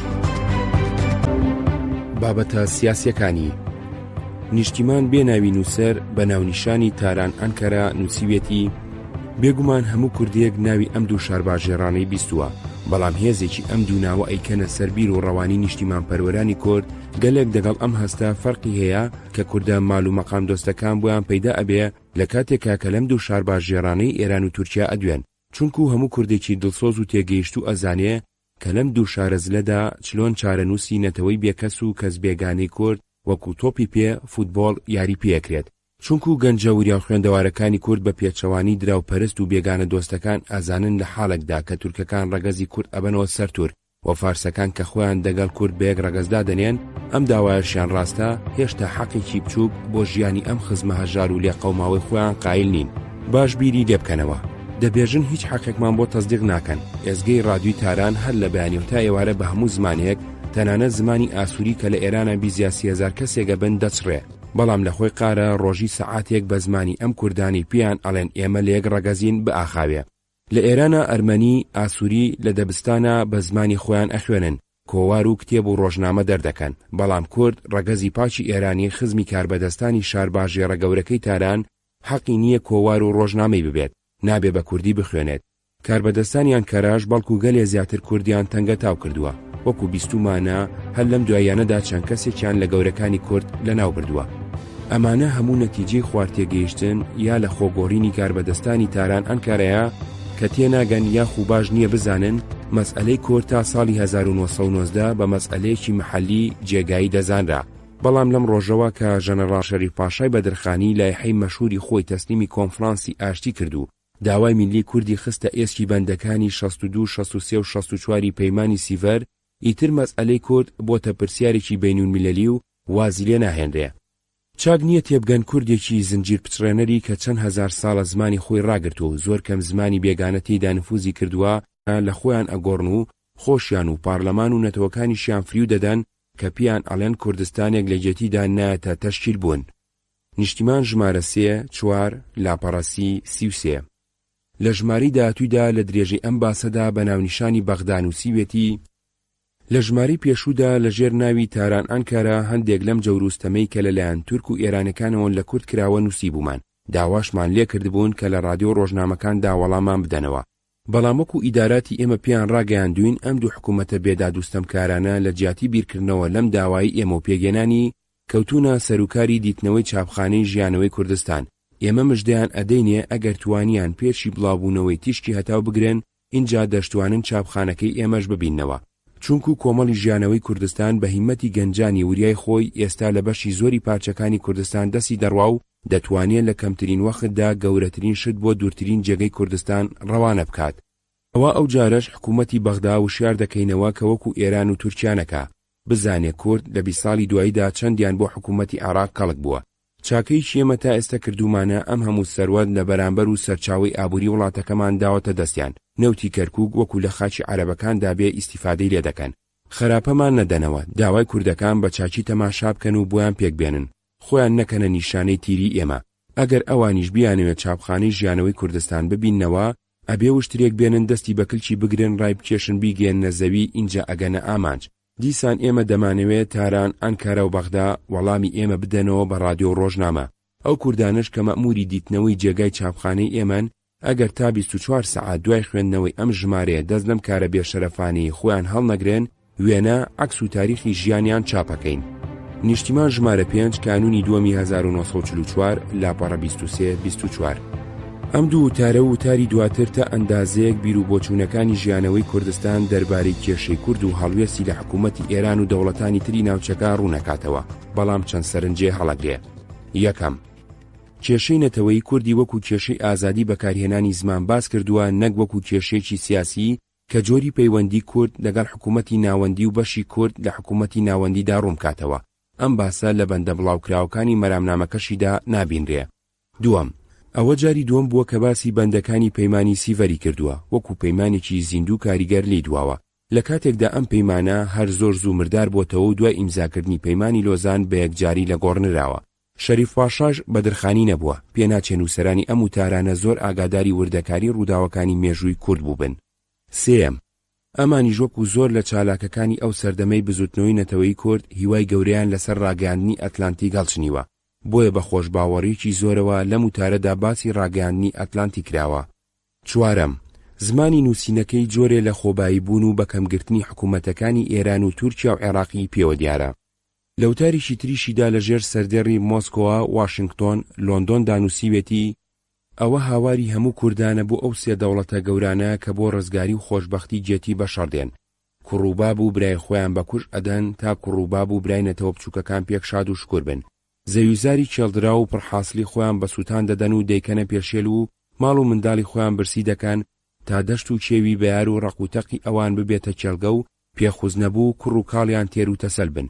ئەو هەموو کارخانە گەورە و کۆشک و باڵەخانە ڕازا و ئاوەدانانەی خۆیان دەکەنە نیشانەی بۆمب و تۆپ و ئاور و بە تێکدان و وێرانبوونی دەدەن، بە کەمبەرجی و بێخانووی میلەتی خۆیان ڕازی دەبن تا دەستگای جۆڵایی و خەڕەک و ئاشی ئەوان بە ئارامی بگەڕێ و جا و بوز و ئاردی ورد بۆ بەرگ و خواردەمەنی ئەوان ساس بکا و بە کۆک و پۆشتەی و دڵخۆشی دەکوخ و خانوەنەوی و بچووکەکەی خۆیان دابژین.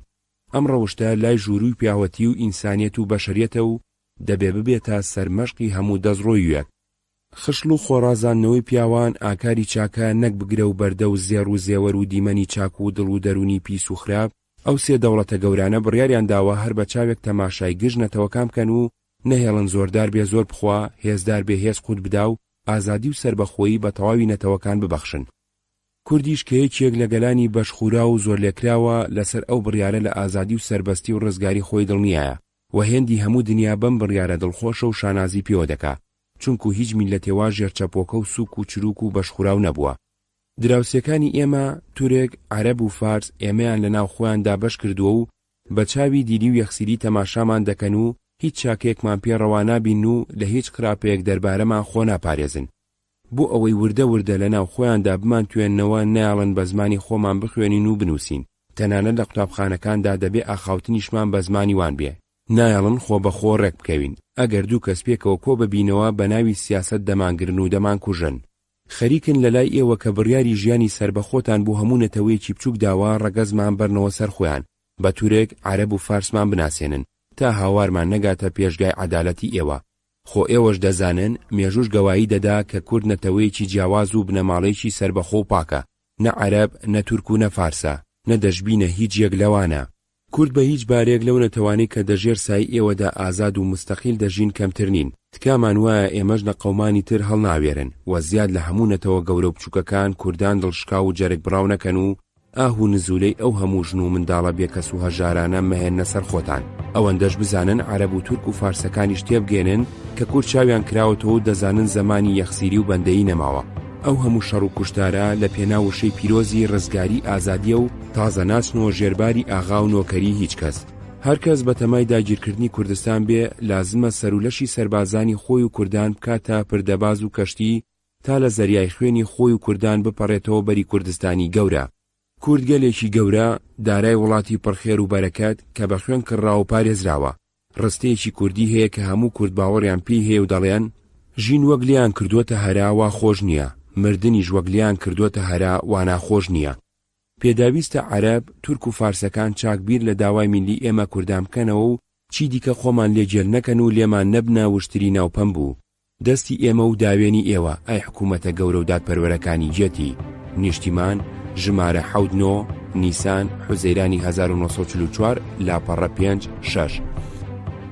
لەوتارێکی تردا کە بێ ئیمزا بە ناونیشانی مای ڕزگار نەبوونی ئێمە لە زنجیر و کەڵەمەی دوژمن چیە و کێیە بۆچی پێشناکەوین بڵاو کراوەتەوە.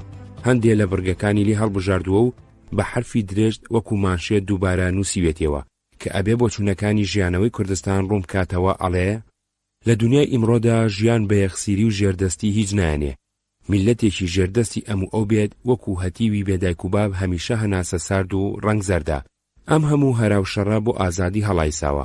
حکوومەتی سۆڤێت ئەگەر ئازادی و سەربەستی نەتەوەکانی لەلایەن ئەڵمانەکانەوە نەخرا بە ژێر هەڕەشە و تادید هەرگیز شەڕی نەدەکرد و خوێنی لاوە ئازاکانی خۆی بە خۆڕایی بەڕژاندن نەدەدا. نرخی هەموو شتێک لەم دنیادا مەعلومە مەگەر نرخی ئازادی و سەربەستی. سەربەستی گەوهرێکە بێهاوتە کە لە بازاڕی جیهاندا بە خوێن تەسعیر کراوە. سەربەستی بۆ میلەت لە ڕادەی نان و ئاودایە، واتە چلۆن ئادەمیزاد بەبێ نان ناژێت هەروەها بەبێ ئازادیش ناتوانێ بژی. ئەم زنجیر و کەڵەمەی دیلی کە خراوەتە ئەستۆی نەتەوەی بە شەهامەت و ڕەشیدی کورد سەطحی ئەخلاقی ئەم قەومە ئازا و نەجیبەی زۆر هێناوەتە خوار.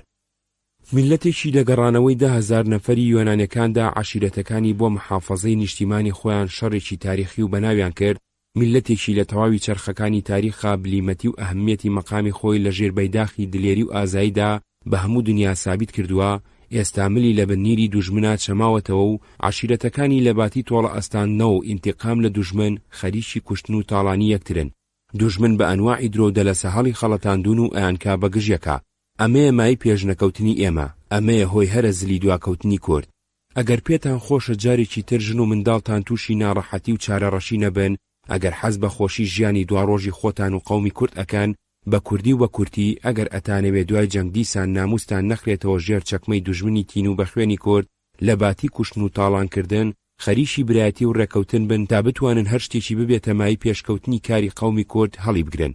کورد تەنیا بەم ڕێگەیەدا توانی دەربازبوون لە هەموو جۆرە چارەڕەشی و نەکبەتیەکی بۆ دێتە بەرهەمەوە. فریای داواکردنی ئەم حەقا کەوێت کە موعاهەدەی سیڤەربۆی داناوە بەبێ ئەمەی کەسێک بتوانێت ببێتە بەرهەڵسی ئەم داوا مەشروع و لێنەپرسراوەمان. بێشک ئەگەر لەم جەنگەدا کورد هەروەکو دوژمنانی بە هەموو نەوعێک بۆ پەسکردنی تێدەکۆشن، حەول نەدات و هەر دەستخەڕۆی دوژمنی بێ ئینساف و زاڵم بێت پاشە ڕۆژێکی تاریکتر بۆ خۆی ئامادە دەکات. ئەی ڕوئەسای عەشایری دلێر و غەیوری کورد، کەمێک ورد ببنەوە تۆزێک بیر لە حاڵی ئیمڕۆ دوێنێتان. لە دوێنێکدا کامتان لە هەمووان گەورە و مەزنتر بوو، بەرامبەر بە مەموریەکی خوێڕی حکوومەت نەیدەوێرا قسە بکات و زمانی لێ تێکەڵ دەبوو. ئێستاکە خوا بەزەی بە چارەڕەشی ئێمە داهاتووە و زنجیری زوڵموستەمی دوژمنی لە شانوپیلی کورد لە دوو پارچەی کوردستانی داگیرکراوی عێراق و ئێران داماڵیوە.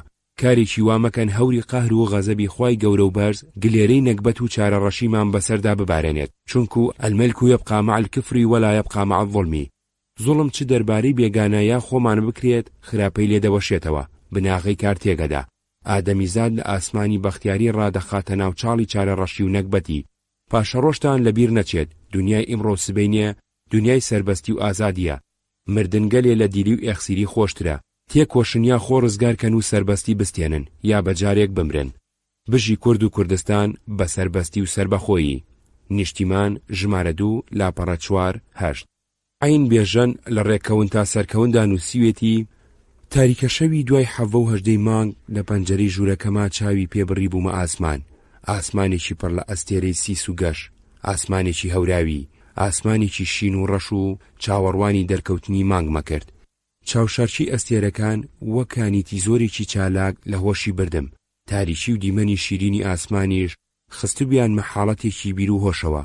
وا مەزانی ئەوا من باڵدارێکی بچووکم لە ئاسمانی کوردستانە ئەسوڕێمەوە. لە سەرگۆمی وانڕا بەسەر چیاکانی زاغرۆزدا فڕی مەسەرگۆمی ورمێ. لەوێڕا بەسەر خاچی موکریان و ئەردەڵانا چوومەوە کرماشان و لوڕستان و بەڵام لە هەموو شوێنێکی وڵاتەکەمانە هێندەم مردمی بێگانە دیت سەرم سوڕما بوو. وتم بەڵکو ئەمانە میوانن، تێفکریم لە خانە خوێش زیاترن. اینجا دوور و دۆنگ بووم، بەخۆم گوت ڕێگام هەڵە کردووە و لە ئاسمانی کوردستان و دەرکەوتم. سرم هەڵبڕی چیاکانی تۆرۆز، ئەڵواند، حەمرین، یەک یەک وەبەرچاوم هاتن ئەیان گوت نا ڕێگەت هەڵە نەکردووە ئەم ئاسمانی تۆ تایە ئەسوڕێەوە ئاسمانی کوردستانە ئەم چیاوچیە و دەشت و شیوانەی لە بەرچاوتن هەموو کوردستانە بەڵام ئەم بێگانانەی تۆ ئەیان بینی لەبەر دووبەرەکی و خۆخۆری ئێوە لە هەموو ئەو شتانی خوا بەخشیوە بە کوردستان کەڵگەسێنن ئەگەر پێت ناخۆشە بڕۆ بەنەتەوەکەی خۆت بڵێ سەرکەوتن لە ڕێکەوتنایە ڕێکەون تا سەرکەون نیشتیمان ژمارەیەک لاپەڕا 6 7 عینبێژەن کۆتایی وتاری بۆچی نەگریم بەمەدێنێ نانە براکان خۆشەویستەکانم وا جۆم لە ئاهوناڵەی نیشتیمانە کە بە کڕوزانەوە پێمەڵێ ڕۆڵە گیان گریان کاری پیرێژنانە تا دەرگای مردن و مراندن لەسەر پشتانە شیوەن و زاری ئیشی ناپیا و پەستانە خۆ ئێمەش خۆمان بەلاوێکی ئازا ئەزانین و معنای بەزین نازانین کەوابوو با بچینە سەر چیا بڵیندەکانی نیشتیمانمان بە گەوایی ئەوان پەیمانێکی برایەتی ببەستین کە وەکو ئەم چیایانە زەنجین و سەنجین و بە خوێنی جەرگمان ڕەنجین بێ بۆ گەلی هەژاری کورد دوای هێنی ژیانی نەنجین بێ ببێتە یارمەتیدەری ئێمە بۆ مردن و مراندن لە ڕێگەی ڕزگاریدا نیشتیمان ژمارە 3-4 لاپەڕە 26 پشتیوان کە ئەبەیەکێ لە سەرکردەکانی ژیانەوەی کوردستان بێ تکا لە کوردە ناودارەکانی ئێستا ئەکاو ئەڵێ ئەی سەردار عەشایر و پێشەوایانی کورد ئەوڕۆ ڕۆژێکە سەر و ماڵ دەپێنا و ڕاگرتنی حقوقی کورد و کوردستانی گەورە ئەرجێکی نییە مردن لە ڕێگەی ئازادی بە شەرافەت گەلێک خۆشترە لە ژیانی ژێردەستی و ئەسارەت دیسان لەو کوردانەی کە بوونە هۆی دووبەرەکی قەومی کورد و وەکو فریزوڕە گیان لە باخ و بێستانی بەختی کورد هاڵاندووە و سیس و بێبەریان کردووە تکا دەکەم دەست دەم کارە پەستە هەڵگرن حیفە باباغی کورداتی وا زەرد و بێڕەنگ نەبێ چەنگاڵی شێری بێشەی لانی کوردستان بۆ دەرهێنانی ڕەگی خوار و خێچی وان زۆر بەهێز و لەبارە اینجا هەڕەشەیان لێ ئەکاو ئەڵێ بە تایبەتی نەتەوەیەکانی کۆمەڵی ژیانەوەی کوردستان و شیار دەکەمەوە کە ڕێگا هەڵە نەکەن و پیان وانە بێ ئەم کۆمەڵەی ئێمە گاڵتەیە سەری گۆشتینی خۆیان لە مستی ئاسنینی ئێمە بپارێزن بژی کورد و کوردستانی گەورە و کۆمەڵی ژیانەوەی کوردستان نیشتیمان ژمارە 6 لاپەڕە 12 لەوتارێکی بێناوی نووسەردا لە ژێر ناوی تەماعدا نووسیوێتی هۆیەکی زلی دواکەوتنی کورد تەماع و پولپەرستیە ئەی ئاغاوات و سەردار عەشیرەتەکانی کورد ئێوە بن و خودا ئەم تەماعە کە بە یەقینی ڕۆژێک ئەبێتە هۆی ماڵوێرانی خۆتان فڕێدەن تا سربەخۆی کوردستان وەدوانەکەوێت نیشتیمان ژمارەیەک لاپەڕە 3 لە کورتەوتاریشی تردا بە ناونیشانی بۆ گەنمکەر ئەی گەنمکەر ئەی مای گرانی و تەنجی و چەڵەمەی وڵات ئەی باعیسی سەختی ژیانی دەستکورت و هەژارەکان ئەی ئاورتێ بەردەری قەیسەری خەڵک بۆ دەستڕۆکەی خۆت تۆ ئەبێ بزانیت ئاهوناڵی نیوەشەوی داما و برسیەکان کە بەهۆی گەنمکردنی تۆ کەوتۆتە تەنگانە وەک دووکەڵی چێشت و شیوی تۆ لە هەموو کاتێکا بەرەو دەرگای ئاسمان هەڵەکشێت ئەم ئاهوناڵە بەتین و تاوا هێندە ناکێشێ ئاوی هێمنی سەبری خوا دێنێتە جۆش و ئەیکا بە هەڵمێک کە لەبەر ئاسمانی بەخت و ئیقبالت ئەبێتە هەورێکی ڕەشی بەترس هەر بەم زوانە لەم هەورە ڕەشا کە وەکو چارە و بەختی هەژارانە تەرزە و گلێرەی نەکبەت و چارە ڕەشی بەسەر خۆت و ژن و مناڵتدا بە وێنەی بارانی بەهاری ئەبارێت لە بڵندی بەختیاریە ئەتخاتە چاڵی بێبەختی ئەوسا هەموو کەستی ئەگەن کە سکاڵای هەتیوی بێدایک و باوکی برسی و ڕەش و ڕوود چۆن قەهر و غەزەبی خوا ئەدا بەسەر گەنم کڕا ئەی گەنم کڕ چۆن داماوە بێدەسەڵاتەکانت تووشی برسێتی کرد خوا ماڵ و مناڵت بخاتە برسێتی نیشتیمان ژمارەیەک لاپەڕە 7 زمانی وتارەکانی تەڕ و پارا و پاکن داڕشتنی ڕستەکانی جوان و پتەون هەم ڕێزمانەکەی و هەم ڕێنووسەکەی بەگشتی لەژێر کارتێکردنی ئەو زمانە باوەدا بوون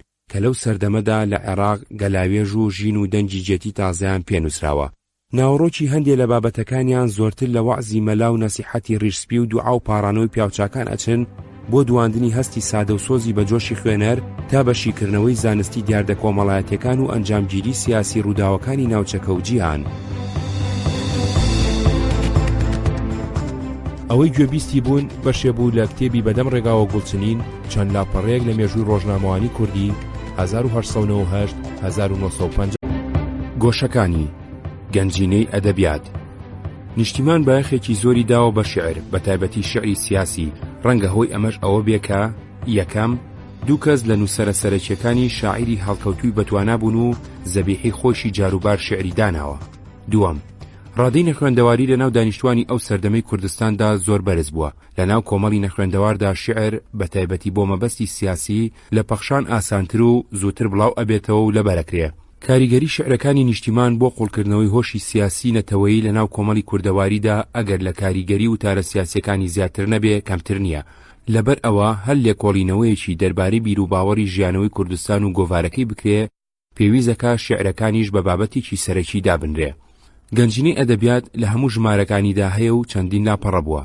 لەم گەنجینەیەدا چەند شێعرێکی سیاسی گرنگی بڵاو کردوێتەوە بی ئەوەی ناوی شاعیرەکانی هێنابێ. لە جێی ناوەکەی نووسیوێتی شاعیرێکی بەناوبانگ و بوێژێکی ناودار.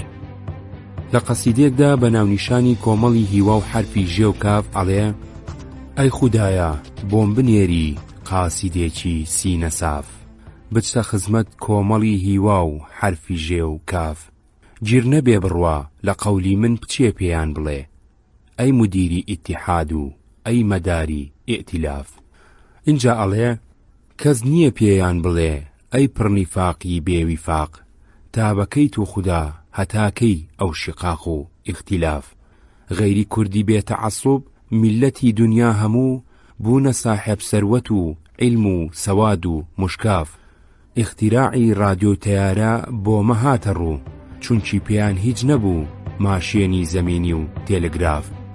هیممەت و ئەو ڕۆکە بێ، ئەو ڕۆکە ڕۆژی غیرەتە، دەست بدەینە دەستیەک ڕووبکەینە مەیدانی مەساف. ڕەفعی زوڵم و حیفزی ناموس و حقوقی میلەتێ، چاکترە 100 مەرتەبە لە زیاراتی بەیت و تەواف. یا بە ئازادی و بە شادی دەچنە ناو حەڵقەی میلەل، یا لەسەر کورسی سەرومل دەچتە نێو حەڵقەی تەناف. نیشتیمان ژمارە 3-4 لاپەڕە 20-21. لە شێعرێکی تردا بە ناونیشانی بیکەین بە جمهوری ئەڵێ: لە ڕۆژنامەی مدیری کەجمەداری چەرخی شەفتوری، ئەنووسێ ڕۆژی کورد کەوتە ئەوجی بورجی بێنووری، بوخار و دووکەڵی بێ ئیتیفاقی و سوئی ئەخلاقی، مجەسەم بوو بە هەوری نەکبەت و ڕۆژکەوتە مەستوری. لەبەر بێ فکر و ئیقدامی ڕئیسانی عەشایر بوو، کە ڕۆشن بۆتە زوڵماتی شەوی تاریکی دەیجووری. هەموو میلەت گەیشتنە مەنزڵی مەقسوود و خۆشنودی، فەقەت کوردن بەجێماون بە مەحرومی و مەهجوری. عەزیزم ئیفتیخاری خاریجی هەم عیلمە هەم سنعەت، بە ملیۆن و بە فرسەخ تۆ لە عیلم و مەعریفەت دووری. تەماشاکە لەبەر شوعلەی چرا بەرق و ئەلەتریکی، کوورەی ئەرزی هەموو یەک پارچە بۆتە یەک کوورەی نووری. مەگەر تۆش هەر بە پشتێندی زل و پێچ و شەدەی هەوری، بنازی بیکەیە ئەسبابی کیبر و فەخر و مەغروری. برا بیری چرایەکی بکەن تاریکە شەو دادێ، قیامێکی بکەن تا فرسەتە بیکەن بە جمهوری. نیشتیمان ژمارە 5 لاپەڕە 19-20. دەمەتەقەیەکی دووکەچی، گۆشەیەکی هەمیشەیی نیشتیمان بووە بە ناونیشانی دەردی دەروون. لە ژمارەیەک و دوودا بە پەخشان و لەوە بەدواوە بە شیعر دەمەتەقەیەکی دووکەسی لە نێوان بایز و باپیردا بە زمانێکی سادە و بە شێوەی گاڵتەجاری هەر جاری بۆ باسێکی ڕۆژ تەرخان کراوە. نمونەی ئەمە هەرچەندە پێشتر بە پەخشان لە پێشکەوتنی سلێمانی و لە هەندێک ڕۆژنامەکانی دوای ئەودا هەیە و لە ئێرانیش لە کۆنەوە ئەم بابەتە لە هەندێک گۆڤار و ڕۆژنامە داباو بووە، بەڵام بڵاوکردنەوەی لەو کاتەدا بەو شێوەیە بە شعری ڕەوان و پەتی داهێنانێکی تازە بووە لە ڕۆژنامەوانی کوردیدا. ئەو سەردەما نیشتیمان ناوی نووسەری ئەم دەمەتەقیانەی نەنووسیوە، بەڵام دواتر ئاشکرا بووە کە دانەرەکەی هەژار بووە و لە 60ەکاندا ئەمەی کردبوو بە ڕێچکەیەکی پەیڕەوی کراو لە شیعرە سیاسیەکانیدا بۆ پەلاماردانی نەحەز و دوژمنەکانی بارزانی. بۆ کوردستانەکەی زۆر نمونەی لەم بابەتەی تێدایە. دەمەتەقەی ژمارەیەک بە پەخشان نووسراوە باسی کڕینەوەی گەنم لە ئاغاکانی کورد و گرانکردنیەکە، لاپەڕە 4-5.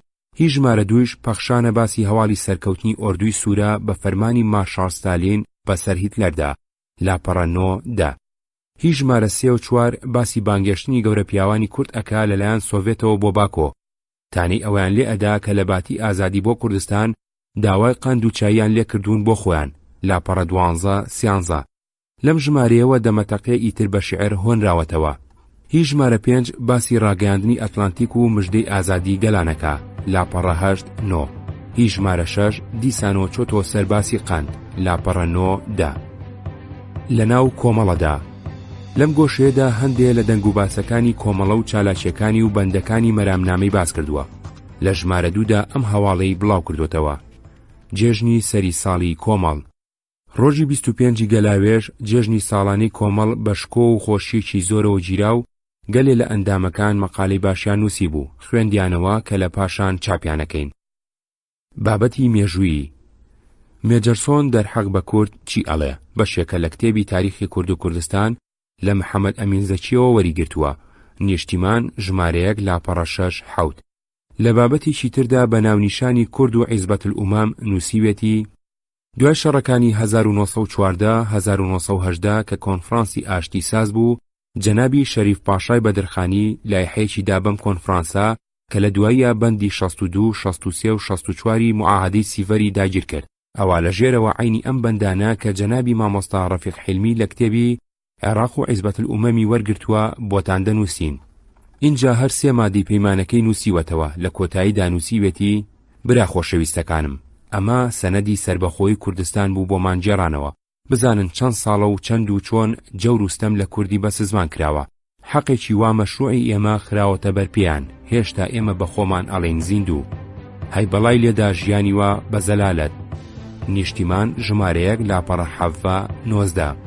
لاپەڕەی 11 ژمارە 2 تەرخان کردووە بۆ وێنێکی جەنابی شێخ عەبدولقادر شەهیدی ڕێگای سەربەستی کورد و لە لاپەڕەی دوای ئەودا لەژێر سەرناوی محکەمەی مەنحوسی ئیستیقلال دانووسیوێتی دوای قیامی شێخ سەعید کە اختیلالێکی میلی کورد بوو لەبەر بێ احتیاتی مەجبورەن بێ موقع دەست پێکراو. نەتیجە بە گیرانی شێخ سەعید ئەفەندی ڕئیسی اختیلال و هەندێک لە مدیرانی قیام تەواو بوو. لەلایەن حکوومەتی جمهوری تورکیا محکەمەیەکی ئیستیقلال تەشکیل درا و جەنابی شێخ سەعید و شێخ عەبدولقادر و گیراوەکانی تر لەم محکەمەیە دوای محاکەمەیەکی سەرسەری بێویژدانانە محکوم کران و هەڵواسران. ئەم پیاوکوژی و جینایەتە هێزێکی تایبەتی کردوتە سەرمێشکی هەموو کوردێکی نیشتیمان پەروەر، هەر کەسە بە جۆرێک. مێژونووسانمان بە دەرجکردن لە لاپەڕەکانی تاریخ دەنگخۆش و گۆرانی بێژەکان بە بەیت و بەندوباو بێژەکان بە هەڵبەستە ئەم فاجعەیان بە حروفی ئاگرین لە دڵی نەتەوەی کوردان نووسیوە. مێمشین هێمن کە یەکێکە لە ئەندامەکانی کۆمەڵا هەڵبەستێکی بە سەرەتایەکی بچووکۆ بۆ ناردوین کە عینەن لە گەنجینەی ئەدەبیاتماندا دەرجیەکەین. بەدوای ئەم پێشەچیەدا شعرێکی هێمنی بڵاو کردوتەوە. ژنێکی بوێژی کورد حەیران خانمی دونبولی باسی ژیانی ئەم ژنە نەناسراوی کردووە و شعرێکی بەنمونە هێناوەتەوە. نیشتیمان ژمارە 3-4 لاپەڕە 29. لە کورد لە حیات ئینسیکلۆپیدیاسیدا عینبێژەن بەرپەرچی هەندێ بیرۆڕای چەوتی تورکی داوەتەوە دەربارەی نفوذ و ڕەچەڵەکی کورد. نیشتیمان ژمارە 5-1-4. میمنادری و تاریکی یوسف مەلیشی بە ناونیشانی کوردستان لە ڕۆژنامەی ئەلیوای لوبنانیەوە لە عەرەبیەوە وەرجێڕاوە بۆ کوردی. نیشتیمان ژمارە 6 لاپەڕە 13. بەشی طوبی. نیشتیمان گۆشەیەکی بۆ باسی پزیشکی تەرخان کردووە. لە ژمارەیەکدا جیگارە چۆن ئەکێشێت باسی زیانی جگەرەکێشانەکا و لە ژمارە 3 و 4دا باسی زیانی خواردنەوەی ئەلکۆل ئەکا و لە ژمارە 6 و 7 و 9دا ئیرەج باسی نەخۆشی تیفوسی نووسیوە. لەو ساڵانەدا تیفۆز لە کوردستانی ئێران بە تایبەتی لە دیهاتەکانیدا زۆر بڵاو بووە و گەلێکەسی کوشتووە. شوێنی نیشتیمان لە ڕۆژنامەوانی کوردیدا. نیشتیمان لە دوای تێشکانی جوڵانەوەکەی سمکۆ لە سەرانسەری کوردستانی ئێراندا یەکەمین بڵاوکراوەی کوردی بووە بڵاو بووبێتەوە. نیشتیمان بڵاوکراوەیەکی ئاسایی نەبووە، بەڵکو زمان حاڵی ڕێکخراوێکی نهێنی خاوەن پەیامی ڕزگاری خوازی سیاسی و بیر و بۆچوونی پێشکەوتن خوازی کۆمەڵایەتی ئابووری ڕۆشنبیری بووە. نیشتیمان هۆشی نەتەوەی لە ناو دانیشتوانی مکریاندا قوڵتر کرد و زەمینەی خۆش کرد بۆ دامەزراندنی حیزبی دیموکراتی کوردستان و حکوومەتی کوردستان و ڕێگەی تەخت کرد بۆ دەرچوونی زنجیرەیەک ڕۆژنامە و گۆڤاری کوردی لەسەر و هەمویانەوە ڕۆژنامەی کوردستانی بڵاوکەرەوەی بیری حیزبی دیموکراتی کوردستان.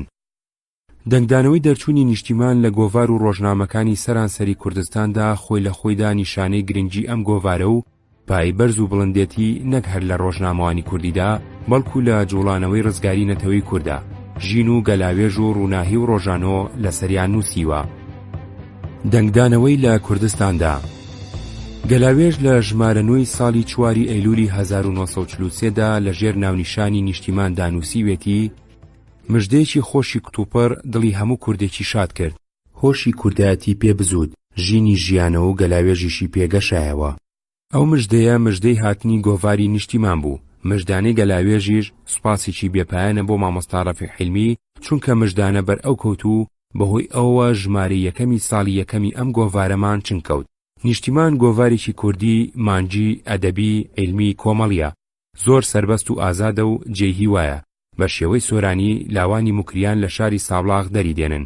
گەلاوێژ بە پەیدابوونی دەستەخوشێکی وای زۆر سەربەرز و دڵشادە و هیوای وایە کە نیشتیمان ببێتە داردەستی دەستی نیشتیمان و بە ناوی هەموو خوێندەوارانیشەوە تکای وایە کە لە خوێندنەوەی ئەم گۆڤارە نازدارە بێبەش نەبن. ئەم یەکەم ژمارەی کە لە مانجی تەمموزی ئەمساڵدا دەرچووە تا بڵێ پڕ ئاهەنگ و لە هەمەڕەنگە و ئەم باسانەی خوارەوەی تێدایە. ئامانجی ئێمە ڕێکەون تا سەرکەون عین بێژەن مێجەرسۆن دەرحەق بە کورچی ئەڵێ لە کتێبی کورد و کوردستانی ئەمین زەکی بەگەوە پارچەیە ڕۆحی مەولەوی پیرەمێرد شیعر زێوەر شاعیری بەناوبانگ وەفایی عین بێژەن کورد و عیزبەت الئومەم لە کتێبی عێراق و عیزبەت الئومەمی مامۆستا ڕەفیق حیلمیەوە کوردستان ماڵی کووردە عین ساسان پەلامارەکەی ئەو ساڵی ئەڵمان لە رووسیادا میم فەروخ وەگەلێ باسی بەنرخی تریش گەلاوێژ وا بۆ پیرۆزیش ئەم باسی لە گەلاوێژدا ئەنووسین کوردستان ماڵی کووردە بە گوێرەی مێژوو بە گەواهی هەموو مێژوو نووس و ڕۆژهەڵات ناسەکان لە 47 چەرخی پێش میلادەوە ئەم چیاو شاخ و کێوانە ئەم دۆڵ و دەشت و شیوانە ئەم ڕووبار و گۆم و ئاوانەی کە کورتیایدا دانیشتووە و ئاوی لێ ئەخواتەوە و کوشت و کاڵی لەبەردا ئەکا لەلایەن باپیرەکانی نەتەوەی کورد داگیر کراوە. بەڵێ ئیمڕۆ 47 چەرخی تەواوە کە کورد لە کوردستانە دائەنیشن هەموو کەلێن و قوشبنێک هەموو دۆڵ و دەرەیەک هەموو مێرگ و چیمەنێکی ئەم وڵاتی لە بەرامبەر پەلاماری دراوسەکان بە خوێنی خۆی پارا و سوور کردووە. لاپەڕەکانی مێژوو پڕن لە باسی ئەم شەڕانە کە نەتەوەی کورد بۆ پاراستنی نیشتیمانەکەی تووشی هاتووە. ئەم ئاسمان و مانگ و ڕۆژ و ئەستێرانە لە خاچی کوردستانە شاهیدی گەلێ خوێن ڕێژی و شەڕان بوون و بە هەزاران لاوی کوردیان دیوە کە لە خوێنە ئەتلێنەوە. بۆچی؟ بۆ پاراستنی وڵاتەکەیان لە پەلاماری پەلاماردەران. خلاصە کورد ئەم کوردستانی ئێستای بە خوێن لە ئادەمیزاد کڕیوە و هەرگیز بە خۆڕایی لە دەست خۆی نادا. بەشکردنی کوردستان و بڵاوکردنەوە لە ناوبردنی کورد جینایەتێکی زلە لە مێژوودا نەدیتراوە. کورد بە هەموو هێزی خۆی ئەچریکێنێ ئەڵێ کوردستان ماڵی خۆمە و بە کەسی نادەم وڵاتی خۆم بۆ کەس بەجێ ناهێڵم لە کوردستان بووم و لە کوردستان ژیاوم و ئەژیم و ئەبێ هەر لە کوردستان و لە ڕێگەی کوردستانیشا بمرم. ڕووناهی لە ژمارە 19 ساڵی 2 ئۆکتۆبەری 1943دا لە ژێر ناونیشانی مزگێنی بۆ چاپی کوردی نووسیوێتی ریاست بێ سیاست گەنجە ئەمما گەنجی بێ دەربان سیاست بێ ریاست ڕەنجە ئەمما ڕەنجی بێ دەرمان. حاجی قادری کۆیی مزگێنی ئێمە بۆ چاپی کوردی دەرچوونی گۆڤاری نیشتیمانە. گۆڤاری نیشتیمان گۆڤارێکی کوردیە بە تیپی عەرەبی دەرەچێ لە لاهیجان مەنتیقەی مکریان ئێران لەلایەن گەلێک لاوی بەنرخەوە. ئەمە ژمارە یەکەمی نیشتیمانە بە دیاری گەیشتە گەلاوێژ هاوار و ڕووناهی تا پێکەوە دەست بکەن بە خەبات بۆ ئازادی کورد و کوردستان لەو وەختەدا کە هەموو میلەتانی دنیا بۆ سەربەستی دەنۆڕن و دیموکراتی شەڕی بۆ ئەکات نابێ ئێمەش لێی بێ بەهرە بین. ڕووناهی ژماری پێشووی نیشتیمان گەیشتە دەسمان لە هەموو شتێبتر کەیفی ئێمە بەوە هات کە لە ئەرزی کوردستانی ژێر حکمی ئێراندا زمانی ئێمە دێتە نووسین و چاپکردن بەم جۆرە لە عێراق ئێران سووریا و سۆڤێت. پیرەمێرد لە ژین ژمارە 814 بیسی کانونی یەکەمی 1945دا لە ژێر سەردێڕی دەمەوبەیاندا بەم جۆرە لە نیشتیمان دواوە و نرخاندوێتی. 70 ساڵ لەمە بەرکەوام لێ هات کەومە ناو کوڕان ئێواران کە لە قوتابخانە ئەهاتمەوە پێم لێ پێخاوەست ئەکرد و قۆچەقانی قەڵماسکم ئەگر بەدەستەوە ئەچوومە و قەراخشارە. دەستەی گەڕەکی خۆمان ئامادە بوون بۆ شەڕەگەڕەک بە شەڕە قۆچەقانی. کارێزی دایکی پاشا ناودینمان بوو. لەگەڵ دەرگەزێنی ئێمە سەرەتای شەڕماندا ئەمەزراند. هەروە بەرەبەرە پێوەی دەنیشت تا لە ئێمە گەورەتر دەستیان ئەدایە دار. ئەم وشەیدارە گۆچانی قەف ئەستور کە لە پشت چەمەکەیەوە گوڵمێخی ئاسنی لێدرا بوو کە ئێشی زیاتری بێ و سەر و قۆڵ باشتر بشکێنێ. فێری ئەم نەریتی شەڕی ناوخۆمانە بوو بووین.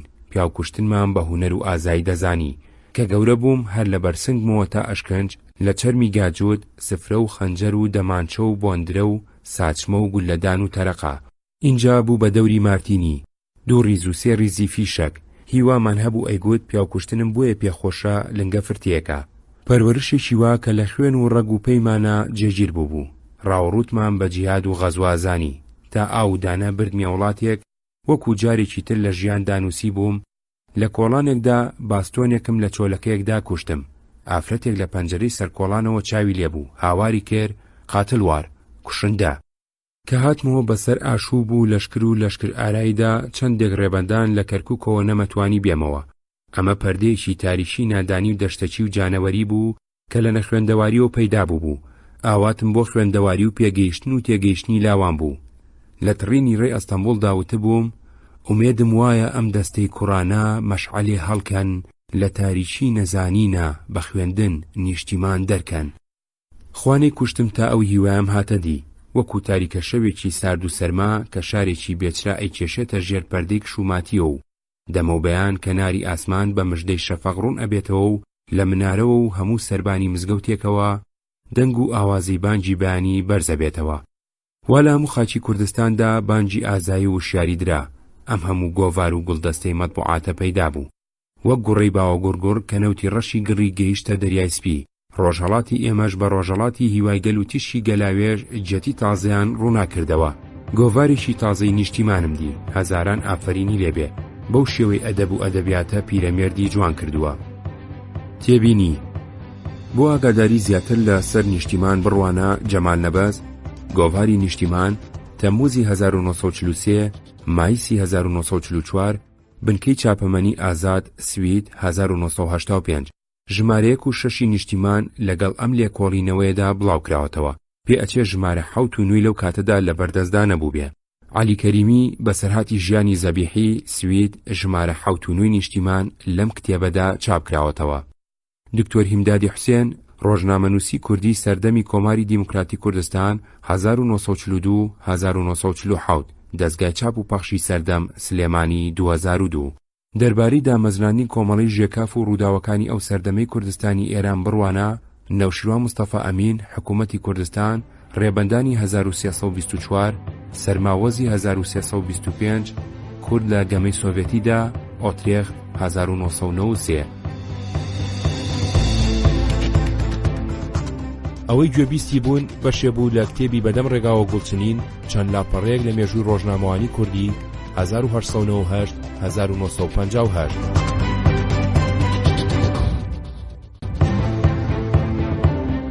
ڕۆژنامەوانی نهێنی و شوعیەکانی کورد بیری شوعەتی و کوردی عێراق کە شۆڕشی ئۆکتۆبەری 1970 بەڕێبەری لینین لە رووسیا قەوما سوپای رووسیا لە سەرووی کوردستانی جنوبیدا گەیشت و ڕەواندز و لە ڕۆژهەڵاتیدا گەیشت بۆ خانەقین. خەریک بوو لەگەڵ هێزەکانی سوپای بریتانیدا کە گەیشت بوونە سەرووی بەغداد یەکێگرتەوە. ڕاگرتنی جەنگ لە نێوان رووسیا و لاکانی تری جەنگدا لەوانە دەوڵەتی عوسمانی و فەرمانی لینین بۆ کشانەوەی دەست بەجێ هێزەکانی رووسیا لە هەموو مەیدانەکانی شار شیرازەی جەنگی هێزەکانی رووسیای تێکدا و بە ناڕێک و پێچیکی نزیک لە بڵاو لێکردن و هەڵاتنەوە ناوچە داگیرکراوەکانیان چۆڵ کرد. سوپای ڕۆز لە هاتنیدا بۆ ناو کوردستان نمونەیەکی باشی بە خەڵک نەدابوو. کوشتنی بە کۆمەڵ و تاڵانکردنی ماڵ و سامان و سوتاندنی ئاوایی لەگەڵ خۆی هێنابوو. دەستە چەکدارەکانی ئەرمەن کە پێشەنگی سوپای ڕۆز بوون لە هێرشەکاندا لە هیچ جۆرە خوێنڕێژی و خراپەیەک بەرامبەر دانیشتوانی ناوچەکان نەئەپونگانەوە. تۆڵەی تاوانەکانی ئاڵا حەمیدەکانیان لە دانیشتوانی بێتاوان ئەسەندەوە. هەواڵی پاشەکشەی سەربازەکانی رووسیا و هۆی پاشەکشیان و قەومانی شۆڕشی ئۆکتۆبەر ئەگەر لە زمانی هەندێک لە ئەفسەر و سەربازەکانی سوپای رووسیا شۆبوو بێ ئەبێ گەیشتی بێتە گوێی خەڵک. بەڵام ئەو وێنە دزیەوەی سەربازانی ڕۆز لە بیری دانیشتوانی کوردستاندا دروستیان کردبوو ئەبێ خەڵک چاوەڕوانی هیچ جۆرە چاکێکیان لێ نەکردبن. هەر بۆیە بە درێژایی ڕێگای کشانەوەیان لە هەر جێگایەک خەڵک بۆی کرابێ ڕێگەیان پێگرتوون و ڕوتیان کردوونەتەوە و ئەوەندەی ئەوانیش پێیان کرابێ خراپەیان کردووە. شۆڕشی ئۆکتۆبەری 1970 رووسیا ڕووی دنیای گۆڕی. سیستمی سەرمایەداری لە سەرانسەری دنیادا خستە ژێر مەترسیەکی ڕاستەقینەوە. دنیای سەرمایەداری بە سەرکردایەتی بەریتانیا کۆمۆنیزمیاندانە بە دوژمنی ژمارەیەکی خۆیان و هەموو توانای خۆیان بۆ تێکشکاندنی تەرخان کرد. دوای هاتنی ئینگلیز بۆ عێراق و بۆ کوردستان دەستگاکانی ڕاگەیاندنی ئینگلیز بە تایبەتی ئەو ڕۆژنامە و بڵاوکراوانەی لە ژێردەستی ئەواندا بوون ئەوەندەی بۆیان کرابێ هەوڵی زڕاندنی ناوبانجی یەکێتی سۆڤێت و پارتی کۆمۆنیستی ڕووسی و شێواندنی بیر و بۆچوونەکانیان داون. بە یەکێتی سۆڤێت و بە پارتی کۆمۆنیست ناویان نەبردوون بەڵکو هەر بە بۆڵشەویک ناویان هێناون. بەلشەفیک و منشەفیک کە بە زمانی ڕووسی واتای زۆرایەتی و کەمایەتی ئەبەخشن بوون بەناو بۆ باڵی زۆرایەتی و باڵی کەمایەتی ناو سەرکردایەتی پارتی کۆمۆنیستی ڕووسی. ئەو باڵی ناو پارتی کۆمۆنیستی ڕووسی کە لینین سەرکردایەتی ئەکرد و شۆڕشی بەرپا کردبوو بە بەلشەفیک ناسرابوون. لەبەر ئەوە دوای سەرکەوتنی شۆڕشەکە و دامەزرانی دا و دەستگای حکوومەتی سۆڤێتی هەر بە بۆڵشەویک ناویانە بردن. ڕۆژنامەی پێشکەوتنی سلێمانی 1920-1922 دوای ئەویش ڕۆژنامە کوردیەکانی سلێمانی بە تایبەتی ئەوانەی سەردەمی دەسەڵاتی ئینگلیز کە چەند جاری هەواڵی بۆلشەویکیان بڵاو کردوتەوە لە هەڵبژاردنی هەواڵەکاندا هەمیشە هەواڵی سەلبیان هەڵبژاردووە و لە جۆری داڕشتن و بڵاوکردنەوەیدا هەمیشە هەوڵی بەدناوکردنیان داون. ئەمانە چەند نمونەیەکن. تەقویمی تازەی بۆلشەویک لەسەر خەبەراتی مۆسکۆوە کە بۆ گۆڕینی تەقویم لەلایەنی ئەهالیەوە ئیقتیراحاتێ بە مەجلیس دراوە. بە پێم ئیقتیراحات کە تەقدیم کراوە تەنها مانگی تشرینی ئەوەل و شوبات نەبێ بۆ یاد و لە بیر نەچوونەوەی ئەو ئینقیلاب و پشێوی کە لەم دوو مانگەدا ڕوویداوە ناگۆڕێ و لەسەر حاڵی خۆی ئەهێڵڕێتەوە، باقی ناوی هەموو مانگەکانی تر ئەگۆڕێ، وەکو لە مانگەکاندا لە جیاتی کانونی سانی لەنین، لە جیاتی مارد ستالین و لە ناو ڕۆژەکانیشدا لە بری دووشەممە ڕۆژی سۆڤێت، لە باتی سێشەممە ڕۆژی پشێوی، هەروە بە ناوی پیاوە گەورەکانیان و سائیرەوە ناو نراون و بۆ ڕۆژی بێئیشی لە بری یەکشەممە سێشەممە قوبوڵ کراوە. ژیان ژمارە 57 دەی مارتی 1927. حکمی مەحکەمەی بۆلشەویک محکەمەی خۆست کە لە ویلایەتی ڤەدغانایە تورکستان حکمی داوە بەسەر دوو ئیسلامە بە ئیعدام و دوو ئیسلامی تر یەکی بە 5 ساڵ حەبسی لەسەر ئەوە کە مقابلەی ئەوامیر و مەسائی حکوومەتیان کردووە کە ئیجباری کردوون ئەبێ هەموو ژنەکانیان بەبێ پەچە بسوڕێنەوە. لەسەر ئەوە عمومی مەشایخ و عولەما و سایری تەبەقاتی میلەت کۆبوونەوە. عەکسی ئەم قەرارە فتوای شەرعیان دەرهێنا و ئیعلانیان کردووە. لەسەرم فتوایە لە بینی عەسکەر و ئەهالیدا هەرا واقع بووە و دوو کەس لە ئیسلامەکان کوژراون. ژیان ژمارە 82 20 ئەیلولی 1927. ئیعدام لە رووسیا وارشوا حکوومەتی بۆلشەویک ئێستاش دەوامەکات لەسەر ئیعدامکردنی مەئمورە گەورەکانی زمانی قەیسەر و تەرەفدارەکانی، لەبەر ئەوە زۆریان وەتەنەکان بەجێ ئەهێڵن و فیرارەکان. ژیان ژمارە 87 25 تشرینی ئەوەلی 1927. ڕووی ڕاستی کۆمۆنیستەکانی رووسیا و بیرروبۆچوونەکانیان لای هاوڵاتی کورد نەزانرا و بەڵکو شێوێنراو بووە. دوای گەڕانەوەی هەندێک لە دیلەکانی جەنگ اینجا هەندێک لە هەواڵەکانی شۆڕشی سۆسیالیستی رووسیا بەنیوە ناچەڵ گەیشتونەتە کوردستان. شێخ مەحموود سەرکردەی بزوتنەوەی نەتەوەی کورد بە پڕۆپاگەندەی ئینگلیز باوەڕی نەکردووە. یەکێتی سۆڤێتی بەهێزێکی ئازادیخواز و ڕزگارکەرزانیوە.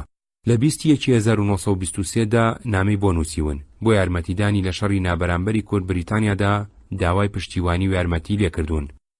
تێبینی یەکەم جار دکتۆر سید عەزیزی شەمزینی ئەم نامەی شێخ مەحموودی لە ئارشیفی سۆڤێتیدا دۆزیوەتەوە و لە دکتۆرانامەکەیدا بڵاوی کردوتەوە. بڕوانە دکتۆر عەزیز شەمزینی جوڵانەوەی ڕزگاری نیشتیمانی کوردستان، وەرگێڕانی فەرید ئەسەسەرد، بڵاوکردنەوەی سەنتەری لێکۆڵینەوەی استراتیژی کوردستان چاپی سێم سلێمانی 1998 لاپەڕە 162 لاپەڕە 164. هەرچەندە لە کۆتایی بیستەکانەوە لە ناوەڕاست و خواروی عێراقدا بە جۆرێکی ساکار و سەرەتایش بێ جۆرێ لە ئاشنایەتی لەگەڵ بیر و باوەڕی ئیشتیراکی و شوعیدا پەیدا بووە. لێرە و لەوێ هەندێک شانەی پەراگەندە دروست کراوە و سەرنجام لە 1935 دا حیزبی شوێی عێراق لەدایک بووە. بەڵام ئەو ئاشنایەتیە لە کوردستانی عێراق و لە ناو ڕۆشنبیرانی کووردا زۆر دواکەوتووە. لە ناو بڵاوکەرەوەکانی بیری سۆسیالیستی و کۆمۆنیستی و لە ناو دامەزرێنەران و چالاکەکانی شانە شیوعەکانی عێراقدا کەسێکی ناسراوی کورد بەرچاو ناکەوێ. یەکێتی تێکۆشین لە ناوەڕاستی چلەکاندا بە ڕاشکاوی دانی بەمەداناوە. لەم بارەیەوە نووسیوێتی ئێمە هەروەکو ئەزانین بزوتنەوەی کۆمۆنیزمی لە کوردستانی عێراقدا زۆر تازەیە، بەڵکو وەکو مناڵێک کە تازە لەدایک بوو بێ و عومری 1-2 ساڵە بێ، چونکە میلەت زۆر لە پاشەوە لە دەوری دەرەبەجیدا ئەژێت و سەناعەت زۆر تازەیە، بۆیە حتمیە بیری کۆمۆنیستی تازە بێت و بەم جۆرە کۆنەپەرێز زبانی لێ بکاتەوە. ئەم بیرەش نەتیجەی تەتەووری وڵات بڵاو ئەبێتەوە بە یارمەتی زڕوفی عالەمی. یەکێتی تێکۆشین ژمارە 3 لاپەڕە 13. گۆڤاری گەلاوێژ بەغداد 1939-1949 هەندێک وتاری لەسەر لینین و کورد لە رووسیا نووسیوە، بەڵام ژین بە پێچەوانەوە بە ئاشکرا دژی بۆلشەویکی نووسیوە. بۆ یەکەم جار لە ناوڕاستی چلەکاندا لە ناو کوردی عێراقدا شیوعی پەیدا بوون. ئەویش لە ناو یەکێتی تێکۆشین و شۆڕشدا دوو ڕێکخراوی ناکۆک لەگەڵ حیزبی شیوعی، نەک لە ناو حیزبی شیوعی ڕەسمی دانپێنراوی یەکێتی سۆڤێتیدا و لە ناو خوێندکارانی کووردا لە بەغداد، نەک لە ناو کرێکارانی کوردستاندا.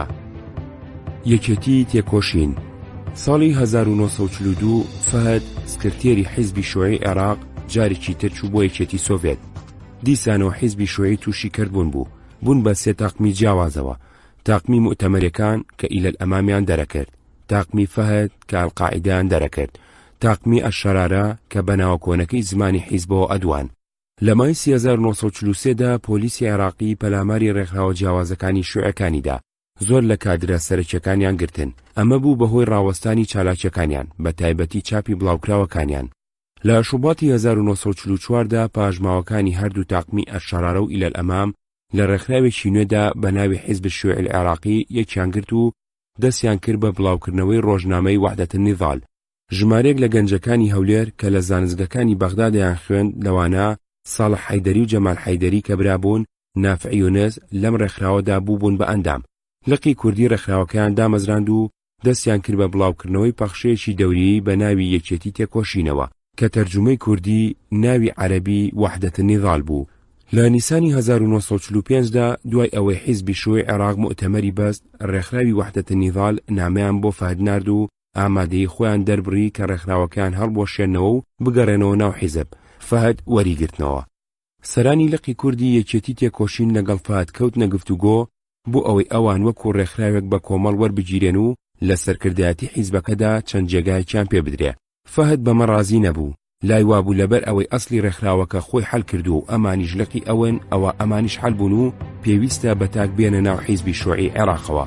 فەهد و سەرانی لقی کوردی یەکێتی تێکۆشین نەگەیشتنەیەک. ئەوەی گوێبیستی بوون بەشێ بوو لە کتێبی بەدەم ڕێگاوە گوڵچنین چەند لاپەڕەیەک لە مێژووی ڕۆژنامەوانی کوردی 1998-1958.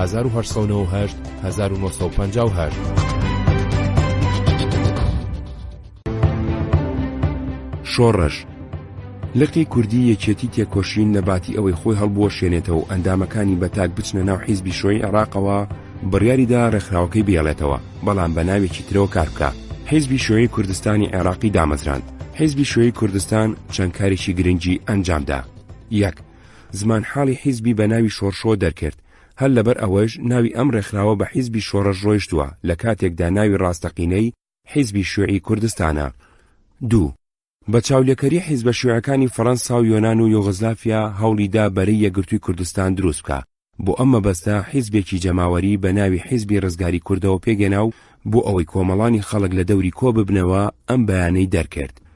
بەیانی حیزبی شیوعی کوردستانی عێراق. 1. بگرن بۆ دامەزراندنی حیزبی ڕزگاری کورد، تێبکۆشن بۆ تێکشکاندنی پلانەکانی ئیستیعمار و کۆنەپەرستی.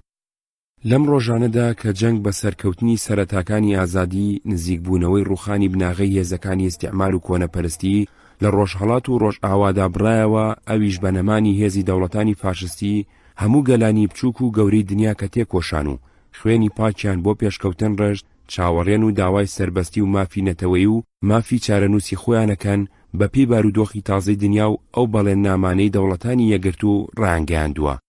پێویستە باش بزانین دەسایسی ئیستیعمار و کۆنەپەرستی بە هەموو توانایەکیانەوە کارەکەن، لەبەر ئەوە ئازادی ئاسان بەدەست نایە، بەڵکو ئەبێ بەهێزی پشت ئەستور بە جەماوەری گەل و نیشتیمان پەروەرانی دڵسۆز وەربگیرێ. ئەم بیرەش بەکردەوە لە زۆر وڵاتانی ڕۆژئاوادا جێبەجێکراوە، بە ناوی بەرەی بەرگری لە فەڕەنسا و بەرەی ئەبام لە یۆنان و بەرەی ڕزگاری وڵات لە یوغۆزلافیا خەبات دژی هێزەکانی ئیستیعمار و کۆنەپەرستی دەستی پێکردووە.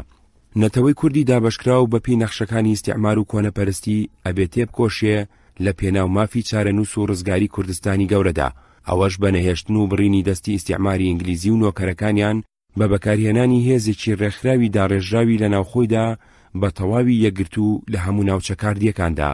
لەم ڕۆژانەدا حیزبی هەمووان بە ناوی حیزبی ڕزگاری کورد لە یەکگرتنی زۆر کۆمەڵی کوردی عێراقی بچووک لە ئەنجامی هەوڵ و کۆششی حیزبی شیوعی کوردستانی عێراق و نیشتیمان پەروەرانی تردا پێگات، لە پاڵەوەدا کە حیزبی شیوعی پارێزگاری قەواری خۆیەکات بە هەموو جۆرێ هاوکاری ئەکا بۆ گەیشتن بە ئامانجەکانی ئێستای.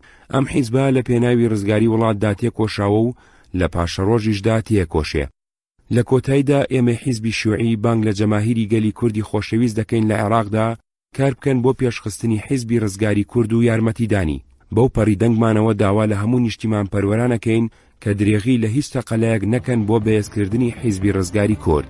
مەکتەبی سیاسی حیزبی شیوعی کوردستانی عێراق، ئەحمەد فەوزی، خەناجر وەجیبال، بەیروت 1961. ڕزگاری حیزبی ڕزگاری کورد دوای ئەوەی کەوتوتە چالاکی چەند کاری گرنگی ئەنجام داوە. 1. لە بەیانێکی تایبەتیدا ئامانجەکانی خۆی ڕوون کردوێتەوە. 2. زمان حاڵی حیزبی بە ناوی ڕزگاریەوە دەرکردووە. 3. چەند یادداشتێکی دەربارەی کێشەی کورداوە بە کۆڕ و کۆمەڵە ناودەوڵەتیەکان. حیزبی ڕزگاری کورد لەبەر ئەوەی حیزبێکی جەماوەری نیشتیمانی بووە نەک حیزبێکی چینایەتی، خۆی وەکو بەرەی یەکگرتوو داناوە، یادداشتەکانی بەم جۆرە ئیمزا کردووە. اللجنة التنفيذية لحزب رزقاري كورد حزب الجبهة الوطنية الكردية الموحدة في العراق تا ئێستا هیچ ژمارەیەکی ڕزگاری لەبەردەست دانیە تا بخرێتە بەرباس و لێکۆڵینەوە، بەڵام هەندێ بەڵگەی سیاسی و فکری گرنگی لەدوا بەجێماوە کە بۆ تێگەیشتن لە بیرروبۆچوونی حیزبی ڕزگاری و ناوەڕۆکی بڵاوکراوەکانی کەڵکی زۆریانەیە. لێرەدا ئەوەندەی لەبەردەستدایە دوای وەرگێڕانی نەعەرەبیەوە ئەیان نووسمەوە. بەیانی دەستەی دامەزرێنەری حیزبی ڕزگاری کورد. 1.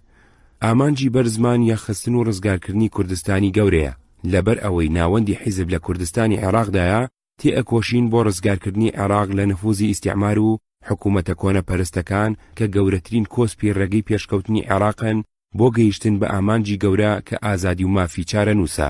2. تێکۆشان بۆ سربەخۆیی ئیداری کوردستانی عێراق کە هەنگاوێکی گەورەیە بەرەو مافی چارەنووسی کوردان. 3.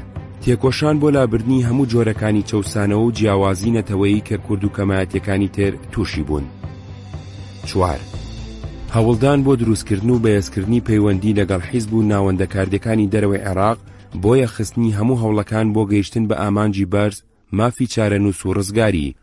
5. هەوڵدان بۆ چاکردنی گژلایانەی هەموو گیرروگرفتە سیاسی و کۆمەڵایەتی و ئابووری و ڕۆشنبیرەکان بە دابینکردنی مافە دیموکراتیەکان و بە بەرزکردنەوەی ئاستی کشتتوکاڵ و پیشەسازی و بڵاوکردنەوەی خوێندەواری و ژیاننەوەی مێژوو و ئەدەبی کوردی. 6. بەکارهێنانی زمانی کوردی لە هەموو دایرەکان و قوتابخانەکانی ناوچە کاردەکاندا. 7. هەوڵدان بۆ ڕوونکردنەوەی پرسی کورد بۆ هەموو گەلان بە تایبەتی گەلانی ڕۆژهەڵاتی ناوەڕاست. 8. هەوڵدان بۆ دروستکردنی پەیوەندی و هاوکاری لەگەڵ حیزب و ڕێکخراوە دیموکراتیەکان. 9. هەوڵدان بۆ دروستکردنی پەیوەندی سیاسی لەگەڵ دەوڵەتانی دیموکراتیدا بۆ بەرهەڵستی هەوڵی ئیستیعمار و کۆنەپەرستی و نۆکەرەکانیان بۆ بژاندنەوەی میساقی سەعداباد و بەگژاچوونی هەموو گەلە کۆمەکیە ئیستیعماری و کۆنەپەرستیەکان کە تەگەرە لە ئازادی گشتی بە تایبەتی ئازادی کورد ئەدەن. حەمیدی 1-222. یادداشتی حیزبی ڕزگاری کورد بۆ کۆبوونەوەی وەزیرانی دەرەوە لە مۆسکۆ بە بۆنەی بڕانەوەی جەنگەوە. مرۆڤایەتی بەخۆشیەوە مژدەی بڕانەوەی جەنگ و سەرکەوتنی هێزە دیموکراتیەکان و تێشکانی دزێوترین شێوەکانی ئیستیعمار فاشزمی لە ڕۆژئاوا و ڕۆژهەڵاتدا وەرگرت. گەلی کوردی دابەشکرا و مافخورا و ماوەیەکی درێژە لە ژێرباری زوڵم و چەوسانەوەدا ئەناڵێنێ و لە ئەنجامی نەخشە و قازانجەکانی ئیستیعماری بەریتانی و حکوومەتە کۆنەپەرستە فاشستیەکانی ئێران و تورکیا و عێراقدا لە هەموو مافە مرۆڤایەتی و نەتەوایەتیەکانی بێبەش کراوە. بە بۆنەی بڕانەوەی جەنگ و سەرکەوتنی هاوپەیمانەکانەوە گەلی کورتکە ئەکا بە چاوی دادپەروەری سەیری مەسەلەکەی بکرێ و بێبەش نەکرێت لە گفتی هاوپەیمانەکان و ئەو بەڵێنانەی بە گەلانی بچووک دراوە بۆ ئازادی و مافی چارەنووسیان.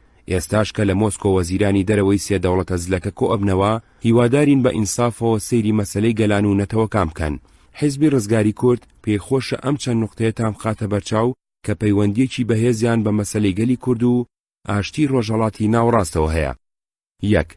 ئێمە لە ئەنگری ئەکەین لە خەباتی براکوردەکانی ئێرانمان لەگەڵ برا ئازەربایجانیەکانیان لە پێناوی سربەخۆیی خۆیی، ئیستیقلالی زاتی و حکمی دیموکراتی و تێکۆشان دژی حکوومەتی کۆنەپەرستی و لایەنگرەکانیان. 2. بە گرنگیەوە سەیری بارودۆخی گەلی کورد لە تورکیا بکرێ. حکوومەتی فاشستی تورکیا بە شێوەیەکی درڕندانە ڕەفتاریان لەگەڵ ئەکا بۆ ئەوەی بە تەواوی لە ناویان ببا و بیان کا بە تورک. 3. بارودۆخی گەلی کورد لە عێراقدا تا ڕادەیەکی زۆر خراپ بووە لە ئەنجامی وجودی ئیستیعماری بەریتانی و حکوومەتی کۆنەپەرستی ئێستا و ئوسلوبە فاشستیەکانیدا لە هەموو مافە دەستوریەکانی بێبەش کراوە. سوتاندنی گوندەکانی بارزانیەکان و شوێنە نزیکەکانیان و ڕاونان و گرتنی هاوڵاتیان وەکو مەلا مستەفا و لایەنگرەکانی بەڵگەی ئەمان. لەبەر ئەوە داوا ئەکەین خواستە نیشتیمانیەکانی کورد لە عێراقدا جێبەجێ بکرێن، بەڵام ئێمە لامان وایە ئەوەش ناکرێ بە لە ناوبردنی ئیستیعمار و حکوومەتی کۆنەپەرستی ئێستا و گۆڕینی بە حکوومەتێکی دیموکراتی ڕاستەقینە نەبێ کە مافەنەتەوەیەکانی کورد لە عێراقدا دابین بکە. وا سەرنجمان ڕاکێشان بۆ ئەم ڕاستیانە بە هیوای ئەوەی بە گیانی مرۆڤایەتی چارەسەریان بکەن. چارەسەرکردنیان بە شێوەیەکی واقعی ڕاست ئەبێتە هۆی گەشانەوەی شارستانیەتی و ئاشتی لە ڕۆژهەڵاتی ناوەڕاستدا. کۆمیتەی جێبەجێکردنی حیزبی ڕزگاری کورد. دوای بڕانەوەی جەنگ وەزیرانی دەرەوەی دەوڵەتە گەورە براوەکان زنجیرەیە کۆبوونەوە کۆنفرانسیان بەستووە بۆ باسی پەیماننامەی ڕێکەوتنی ئاشتی لەگەڵ وڵاتانی هاوپەیمانی ئەڵمانیا و داڕشتنەوەی نەخشەی دنیای دوای جەنگ. خولی یەکەمی ئەنجومەنی وەزیرانی دەرەوەی یەکێتی سۆڤێت، وڵاتە یەکگرتووەکانی ئەمریکا، بریتانیا، فەڕەنسا و چین لە لەندەن لە 11 ئەیلوول تا 2 تشرینی یەکەمی 1945 دا کراوە. بەدوای ئەم کۆبوونەوانەدا کۆبوونەوەی سێقۆڵی وەزیرانی دەرەوەی یەکێتی سۆڤێت و وڵاتە یەکگرتووەکانی ئەمریکا و بریتانیا لە 16 تا 26 کانونی یەکەم دیسەمبەری 1945 لە مۆسکۆ بەسرا. خولی دووەمی ئەنجومەنی وەزیرانی دەرەوە لە پاریس لە 25 نیسان تا 16 مایس و لە 15 حوزەیران تا 12 تەمووزی 1946 بەسرا و کۆنفرانسی ئاشتی پاریس لە 29 تەمووز تا 15 تشرینی یەکەمی 1946 بۆ ئامادەکردنی ڕێکەوتنی ئاشتی لەگەڵ ئیتالیا، مەجار، ڕۆمانیا و بولغاریا، فینلەندا بەسرا. خولی سێمی ئەنجومەنی وەزیرانی دەرەوە لە نیویۆرک لە 4 تشرینی دووەم تا 11 کانونی یەکەمی 1946 بەسرا. لەم خولەدا ڕێکەوتنەکان تەواوکران. بڕوانە تاريخ السياسة الخارجية الاتحاد السوفيتي الجزء الثاني 1945-1976 بإشراف ألف جروميكو باء بونيماريوف دار التقدم موسكو 1980. یاداشتەکەی حیزبی ڕزگاری کورد ڕۆژی نووسین و ناردنی لەسەر نییە، لەبەر ئەوە بۆ دۆزینەوەی پەیوەندی ڕووداوەکان لەگەڵ یەکتری پێویستە ڕۆژی هەندێک لەو ڕووداوانە بەبیر بهێنرێنەوە. لە نوێی 1945 دا دووەمین جەنگی جیهانی وەستاوە.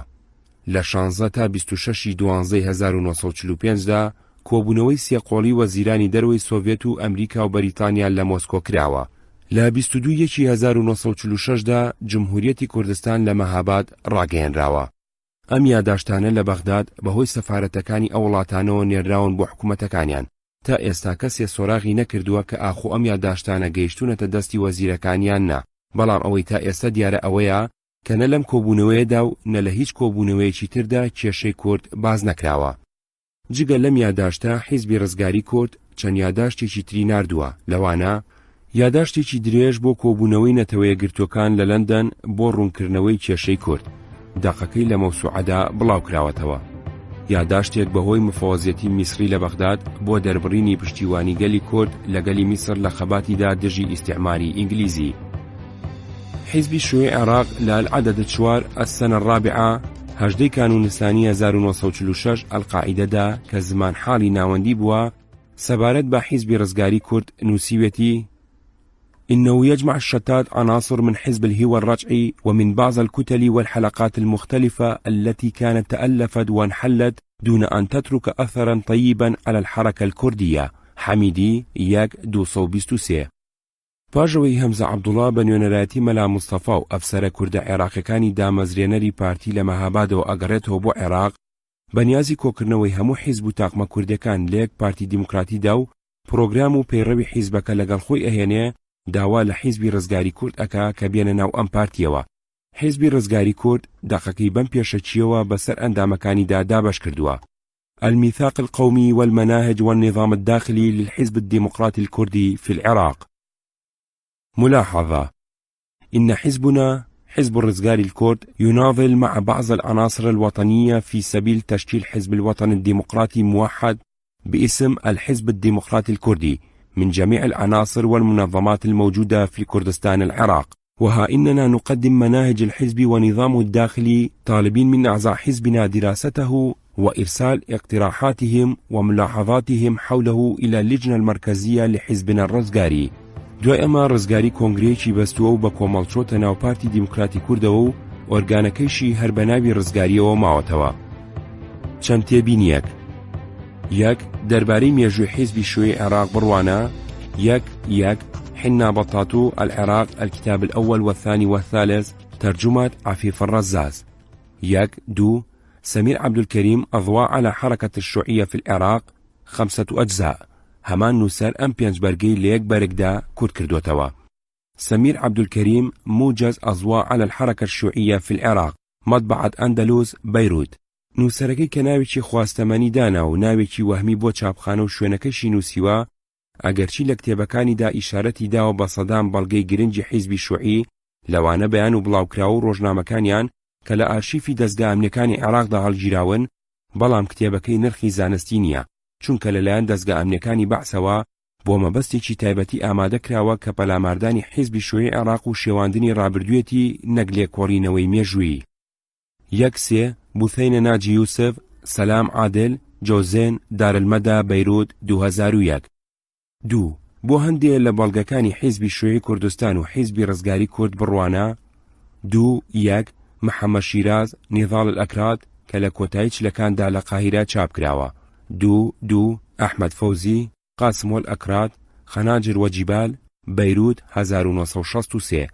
سەرچاوەکەی ئەمیش کتێبەکەی محەممەد شیرزادە.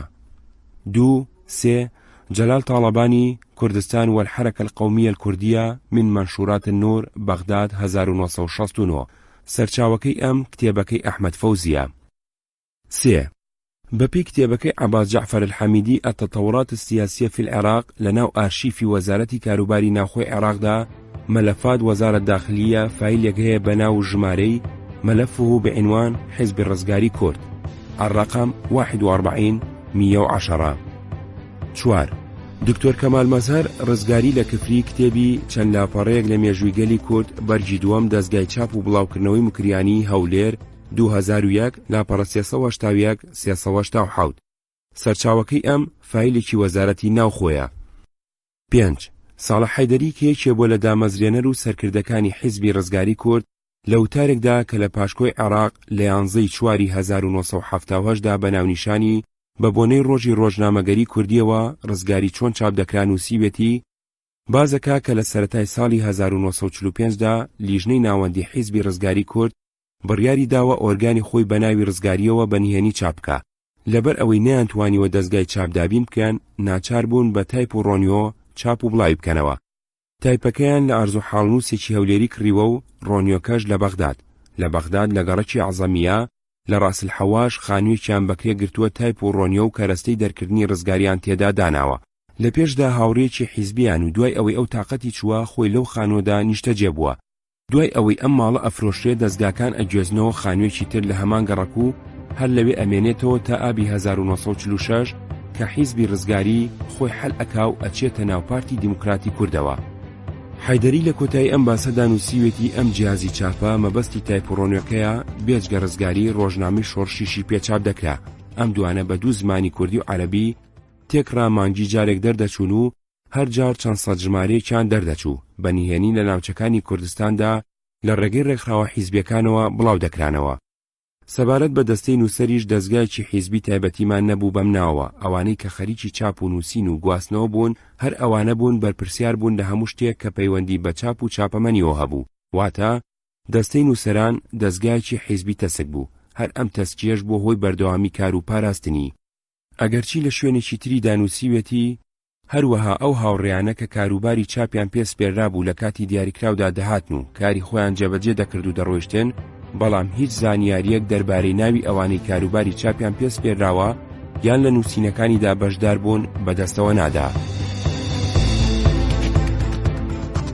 ئەوەی گوێبیستی بوون بەشێ بوو لە کتێبی بەدەم ڕێگاوە گوڵچنین چەند لاپەڕەیەک لە مێژووی ڕۆژنامەوانی کوردی 1898 1958.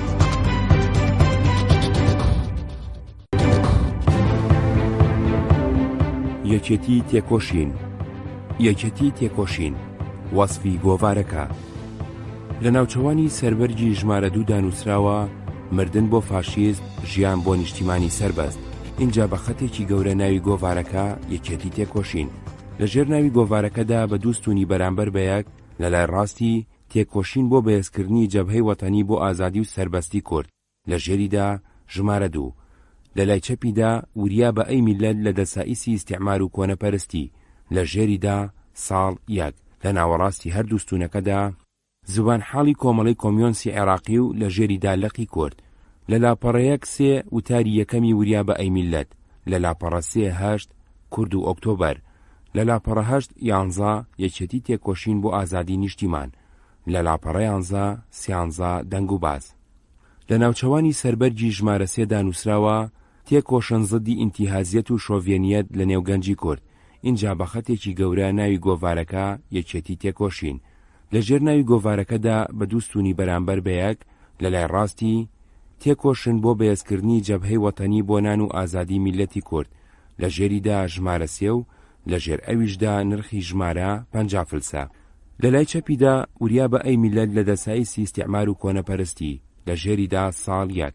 لە ناوەڕاستی هەردوو ستوونەکەدا زوبان حاڵی کۆمەڵەی کۆمیۆنسی عێراقی و لە ژێریدا لەقی کورد. لە ژێر ئەمانەدا بۆ خوێندەوارانی خۆشەویست کورتەبەیانێکی ڕێکخراوی کۆمەڵەی برای سۆڤێتستانە مژدەی یەکگرتنی خۆیانی لەگەڵ یەکێتی تێکۆشین داوە. لە لاپەڕە 1-5 دەشتی قەراج پێویستە دووبارە بگەڕێتەوە هەولێر و دابەش بکرێتە سەرفەلاحەکان. لە لاپەڕە 6 حەڤە بۆ زانینی ڕاستی لە بابەت تەنزیمی لەقی کورد لە کوردستانی عێراقدا. لە لاپەڕە 25 جۆ بگرە لە ناڵەی میلەت دەنگ و باسی هەولێر و سلێمانی و هەڵەبجە و کەرکووک و کۆیە ئەجێڕێتەوە. ڕۆژ و مانگ و ساڵی چاپ و بڵاوکردنەوە لەسەر هیچ ژمارەیەکیان نەنووسراوە، لەبەر ئەوە کاتی دەرچوونی هەر بە مەزەندە ئەتوانرێت دیاری بکرێ. یەکەم، ڕێکخراوەکە لە مانگی شوباتی 1944 دا دامەزراوە و لە نیسانی 1945 دا هەڵوەشاوەتەوە. دووەم، لە ژمارە 3 دا ریپۆرتاجێکی لەژێر سەردێڕی حەلەبچە دەڵێن و نایکەن بڵاو کردوتەوە. سەرەتاکەی بەم جۆرە دەست پێ کردووە. قەزا و قەدەر وا بوو لە 3/1945 دا ڕێگان بە شاری حەلەبجە کەوت بۆ کڕینی هەندی ئەموالی تیجاری. بەم پێ ئەبێ ژمارە 1 و 2 لە دوا مانگەکانی ساڵی 1944 و ژمارە 3 لە مانگەکانی سەرەتای 1945 دا بڵاو بوو بێتەوە. یەکێتی تێکۆشین تەنیا دوو ژمارەی لەبەردەستدایە کە ژمارەکانی دووەم و سێمە. ڕەنگە هەر ئەو سێ ژمارەیەشی لێ دەرچوو بێ. تەمەنیشی زۆر کورت و کەم خایان بووە، بەڵام شیکردنەوەی ناوەڕۆکی بابەتەکانی بۆ لێکۆڵینەوەی ڕەوتی گۆڕان و گەشەکردنی بیری سیاسی و شێوەی کارکردن لەناو بزوتنەوەی نەتەوەی کووردا گرنگی تایبەتی هەیە. لە ڕووی ڕۆژنامەوانیەوە، لە ڕووی هونەری ڕۆژنامەگەریەوە، یەکێتی تێکۆشین بە دەستگای چاپ دەرکراوە، جگە لە ناوی گۆڤارەکە کە بە خەتاتی نووسراوە، ئەویش بە خەتێکی ناشرین و بە ڕێنووسێکی ناڕاست، ئیتر خەتاتی تێدا بەکار نهاتووە. لە قەواری کتێبدایە و هەموو لاپەڕەکانی یەک ستوونی تێدا نووسراوە، وێنە و خەریتە و کاریکاتۆری تێدا نییە. هەڵەی چاپی زۆری تێدایە، پێ ئەچێ پیچنەکانی کوردیان نەزانی بێ. زۆر کەم پەیڕەوی خاڵبەندی تێدا کراوە و زۆر جار لە بەکارهێنانیدا بە هەڵەدا چوون. بەگشتی وەکو گۆڤارێکی نهێنی بەکارێکی گەورە داهەنرێ. لە ڕووی هونەری ڕۆژنامەنووسیەوە، یەکێتی تێکۆشین زبان حاڵی نهێنی حیزبێکی سیاسی نهێنی بووە.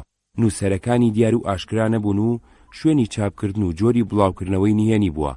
ڕەنگە هەر بەرپرسەکانی لەقی کوردی حیزبەکە بابەتەکانیشیان نووسی بێ. پەیامێکی سیاسی دیاریکراوی هەبووە، وەکو خۆی نووسیوێتی بۆ چینی کرێکار و جوتیار و بە تایبەتی بۆ خاوەن بیر و خوێندەوارە پێشکەوتن خوازەکان ویستوێتی سەرنجیان بۆ بیر و بۆچوونەکانی خۆی ڕاپێشێ و لەو ڕێگایەوە ڕایان بکێشێ بۆ ناو ڕیزەکانی ڕێکخراوەکەیان و لە مرۆڤی ئاساییەوە بیانکا بە تێکۆشەری شۆڕژگێڕ. بابەتەکانی بابەتی ئایدیۆلۆجی، بابەتە ئایدیۆلۆجیەکانی ئامانجی ڕێکخراوەکە و بیر و بۆچوونەکانی و سروشتی ڕێخستنەکە و جۆری ڕێخستنەکە ڕوونەکاتەوە. دەنگ و باس، دەنگ و باسەکانی بریتین لە دەنگ و باسی داودەزگاکانی حکوومەتی عێراق لە شارە جیاوازەکانی کوردستاندا. دەنگ و باسەکان هەر جێڕانەوە نین، بەڵکو بە لێدوانەوە نووسراون. لایەکی بریتیە لە ئاشکراکردنی گەندەڵی بەڕێوەبەراتی و لایەکی تری داواکاریە لە دەستگا بەرزەکانی حکوومەت بە تایبەتی وەزارەتەکان بۆ ئەوەی لە شکاتی خەڵک بپرسنەوە و سنوورێ بۆ گەندەڵی ئیداری دابنێن. بابەتەکانی بە زۆری ئایدۆلۆژین، مەبەستی قانعکردنی خوێندەوارەکانێتی و بەگشتی بابەتەکانی چ ئایدۆلۆژی و چ هەواڵەکانی هاندەرانن بۆ بزواندنی ویژدان و ڕوژاندنی سۆزی خوێندەوارەکانی. چ وتارە سیاسیەکانی و چ هەواڵەکانی بەگشتی لە ڕووی هونەری ڕۆژنامەوانیەوە بە ناوڕۆک دەوڵەمەن و سەرنجڕاکێش و سەرکەوتون و ئەگەر بە ئاشکرا و بە قانونی ڕێگەی دەرچوونی هەبوایە لەو ڕۆژگارەدا خوێندەواری زۆری پەیدا کرد. ڕێنووسی گۆڤارەکە و جۆری داڕشتنی نووسینەکانی لە چاو ڕێنووسی کوردی و داڕشتنی نووسینی ئەو سەردەمەدا دواکەوتوتر بووە. لە سەرەتای چلەکانەوە تا کاتی دەرچوونی یەکێتی تێکۆشین چەندین گۆڤار و ڕۆژنامە دەرچوون. لەوانە ڕۆژنامەی هەفتانەی ژین لە سلێمانی، گۆڤاری مانگانەی گەلاوێژ و دەنجی جێتی تازە لە بەغداد، گۆڤاری نیشتیمان لە مکریان. لەبەر ئەوە ڕێنووسی کوردی و داڕشتنی نووسینی کوردی تا ئەندازەیەکی باش بۆ پێشەوە چوو بوو، کەچی داڕشتنی نووسینەکانی ئەوان بەهێزتر و ڕێنووسی ئەوان ئاسانتر بووە لە هی ئەم. دیاریکردنی ئامانج، یەکێتی تێکۆشین ئامانجی حیزبەکانی بە دیاریکراوی ڕوون کردوتەوە. لەو بارەیەوە نووسیوێتی ئێمە لە مەرحەلەیەدا بۆ سەربەستی عێراق هەوڵەدەین، چونکە ئەم سەربەستیە قازانجی کورد و عەرەبە و چەند بزوتنەوەی پێشکەوتنی بەهێز بێ بە تایبەتی لە کوردستانی عێراق و بەگشتی لە عێراق ئەوەندە سوودی بۆ کوردی عێراق و گشت کوردە بێ. هەروەها ئێستا هەوڵ ئەدەین بۆ باشکردنەوەی ژیانی ڕەنجبەر و جوتیار و ڕزگارکردنیان لە زوڵمی میر و بەگ و ئاغا، هەوڵ ئەدەین بۆ باشکردنی ژیانی کرێکار، ئیشی کەمتر وەکری زیاتر، بۆ پارێزگاری کاسب و تیجارەکانی بچووک، بۆ بڵاوکردنەوەی خوێندن و عیلم و سەقافەت لە نێو میلەتی کورد، بۆ مکافەحەی نەخۆشی، بۆ سربەخۆیی ئیداری و سەقافی کوردستانی عێراق کە یەکەم هەنگاوە بۆ حەلی مەسەلەی کورد. ئەم شتانە کە ئێمە هەوڵی بۆ ئەدەین سربەستەکانی عەرەبیش تەئکیدی ئەکەن و بۆی هەوڵ ئەدەن و جێبەجێبوونی ئەم داخوازیانە هەر بۆ ئێمە نییە، بێگومان بۆ میلەتی عەرەبی عێراقیشە بە حوکمی زروفی موحد، چونکە هەردوو لە یەک حکومەت ئەژین و داخوازیمان لە یەک حکومەت داواکەین، بۆیە خۆشی و سربەستی بۆ هەردوو لایە، کەچی ئێستا هەژاری و دەست بەسەری هەردوو لای داگیر کردووە، کەواتە پێویستە کۆمیۆنیستەکانی کورد و عەرەب لە عێراق یەک مینهاجیان هەبێ و لەسەر ئەساسی یەک مینهاج کیفاح بکەن. یەکێتی تێکۆشین ژمارە 2 لاپەڕە 9 دیاریکردنی هێزی جوڵانەوەکە. یەکێتی تێکۆشین خۆی بە حیزبی هەموو خەڵک نازانێت، بەڵکو سروشتی چینایەتی حیزبەکەی بەڕوونی دیاری کردووە. پێی وایە چینی دەرەبەک سەنگەری ئیستیعمارە، ئەبێ هەڵبدەکێنرێ، زەوی بەسەر جوتیاراندا دابەش بکرێ. لەم بارەیەوە نووسیوێتی کەوابوو ئێمە کۆمیۆنیستانی کورد لەگەڵ کۆمیۆنیستانی عەرەب یەک ئاماجمان هەیە، ئەویش سەربەستی و ئازادی. بەنیسبەت ئێمە سەربەستی و ئازادی میلەتی کورد و بەنیسبەت ئەوان سەربەستی و ئازادی میلەتی عەرەب و سەربەستی و ئازادی هەردوو پارچەیەکە لە سەربەستی و ئازادی گشت میلەتانی جەتی لە ژێرباری ئیستیعمار و کۆنەپەرستی عالەمی و زدی یەک دوژمن هەوڵ ئەدەین، ئەویش ئیستیعمار و کۆنەپەرستی.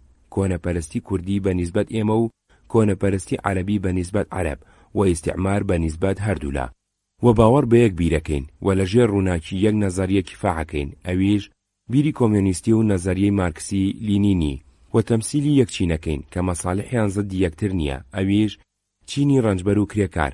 بەنیسبەت ئێمە چینی ڕەنجبەر و کرێکار و خاوەنبیر و هۆشە پێشکەوتەکانی کورد و نسبەت ئەوان ڕەنجبەر و کرێکار و خاوەنبیر و هۆشە پێشکەوتەکانی عەرەب. یەکێتی تێکۆشین ژمارە 3 لاپەڕە 11 ئەڵێن ئەم گۆڤارە گەلی کورد تەمسیل ناکات و چه هێزێک نییە لە پشتی ئەم گۆڤارە، بەڵێ ئەم گۆڤارە چینانی کۆنەپەرست و ئینتیهازی کورد تەمسیل ناکات. یەکێتی تێکۆشین ژمارە 3 لاپەڕە 11 ئەوەی گوێبیستی بوون بەشێ بوو لە کتێبی بەدەم ڕێگاوە گوڵچنین چەند لاپەڕەیەک لە مێژووی ڕۆژنامەوانی کوردی 1898 1958.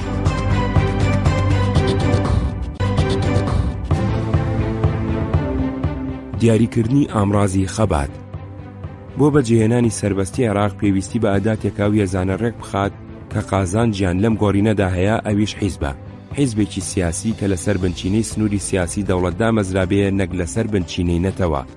لاپەڕە 14-15 پێگەێنانی حیزب و لقەکانی لە عێراقدا ئەگەڕێتەوە بۆ سەردەمی عوسمانی، کاتێک کە حیزبی ئیتیحاد و تەرەقی کاروباری گرتە دەست 1970 و لە هەموو ویلایەتەکاندا لقی ئاشکرای دامەزران لە بەغداد و مووسڵ، تەنانەت لە جێگایەکی وەکو سلێمانیش لقی ئیتیحاد و تەرەقی دامەزراوە.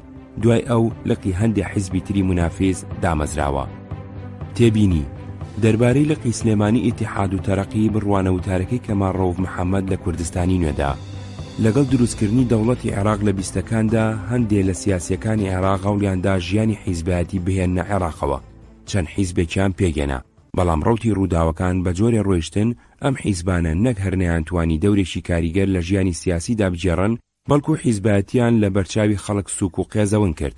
ئەم حیزبە عێراقیانە بە درێژایی بیستەکان و سیەکان هیچ کامیان نەیانتوانی وەلقی خۆیان لە کوردستانی عێراقدا دابمەزرێنن. تەنانەت لە ناو سیاسیە پیشەیەکانی کوردیشدا بە دەگمەن توانیویانە کەسێک بکەنە هاودەنگی خۆیان. لە کوردستانی عێراقدا چەند ڕێکخراوێکی ئاشکرا و نهێنی دامەزراون. ئەوانە هەندێکیان سیاسی و هەندێکیان کۆمەڵایەتی و ڕۆشنبیری بوون. سیاسەتی ئینگلیز کە و سەردەمە لە عێراقدا دەسەڵاتدار بوون و سیاسەتی حکوومەتی عێراقی ماوەی نەداون وەکو پێویست گەشە بکەن و ئەرکی سیاسی و کۆمەڵایەتی و ڕۆشنبیری خۆیان بەجێبهێنن. لە تەمووزی 1922دا جەمعیەتی کوردستان لە سلێمانی دامەزرا. لەو کاتەدا هێشتا دەوڵەتی عێراق دروست نەکرابوو. لە شوباتی 1925دا جەمعیەتی مدافعەی وەتەن لە سلێمانی دامەزرا. لەو کاتەدا هێشتا چارەنووسی ویلایەتی مووسڵ بەلادا نەکەوتبوو. لە نیسانی 1926دا کۆمەڵی زانستی کوردان لە سلێمانی بە موافقەتی وەزارەتی ناوخۆی عێراق دامەزرا. لە مایسی 1930دا یانەی سەرکەوتن لە بەغداد بە موافقەتی وەزارەتی ناوخۆی عێراق دامەزرا. ساڵی 1929 هەیئەتی وەتەنیە لە سلێمانی دامەزرا و پەلوپۆی هاویش بۆ کەرکووک و هەولێر دوای 6 ڕەشی ئەیلولی 1930 بڵاویان کردووە. ئەمانە بەهۆی ئەو تەگەرانەوە کە ئەهێنرایە ڕێگایان نەیانتوانی هەتا سەر بڕ بکەن، جگە لەمانە بەنهێنی چەند ڕێکخراوێکیش دامەزراون. ساڵانی 1990-1921 پێش گەڕانەوەی شێخ مەحموود چەند ڕێکخراوێکی بچووک دامەزراون. ساڵی 1926 کۆمەڵی زەردەشتی دامەزرا. ساڵی 1928 لقی کۆمەڵی خۆیی بوون دامەزرا. ساڵی 1930 کۆمەڵی برایەتی دامەزرا. ساڵی 1939 حیزبی هیوا دامەزرا. حیزبی هیوا لە ماوەیەکی کورددا پەرەی سند و ژمارەیەکی زۆر خوێندکار، دوکاندار، ئەفسەرانی جێژ، ڕۆشنبیر، سەرانی عەشایری لێکۆبووە. لقی لە زۆر شار و ناوچەکانی کوردستانی عێراقدا دامەزران. پەیوەندی بەهێزی لەگەڵ تێکۆشەرانی کوردستانی ئێران و سووریا دروست کرد.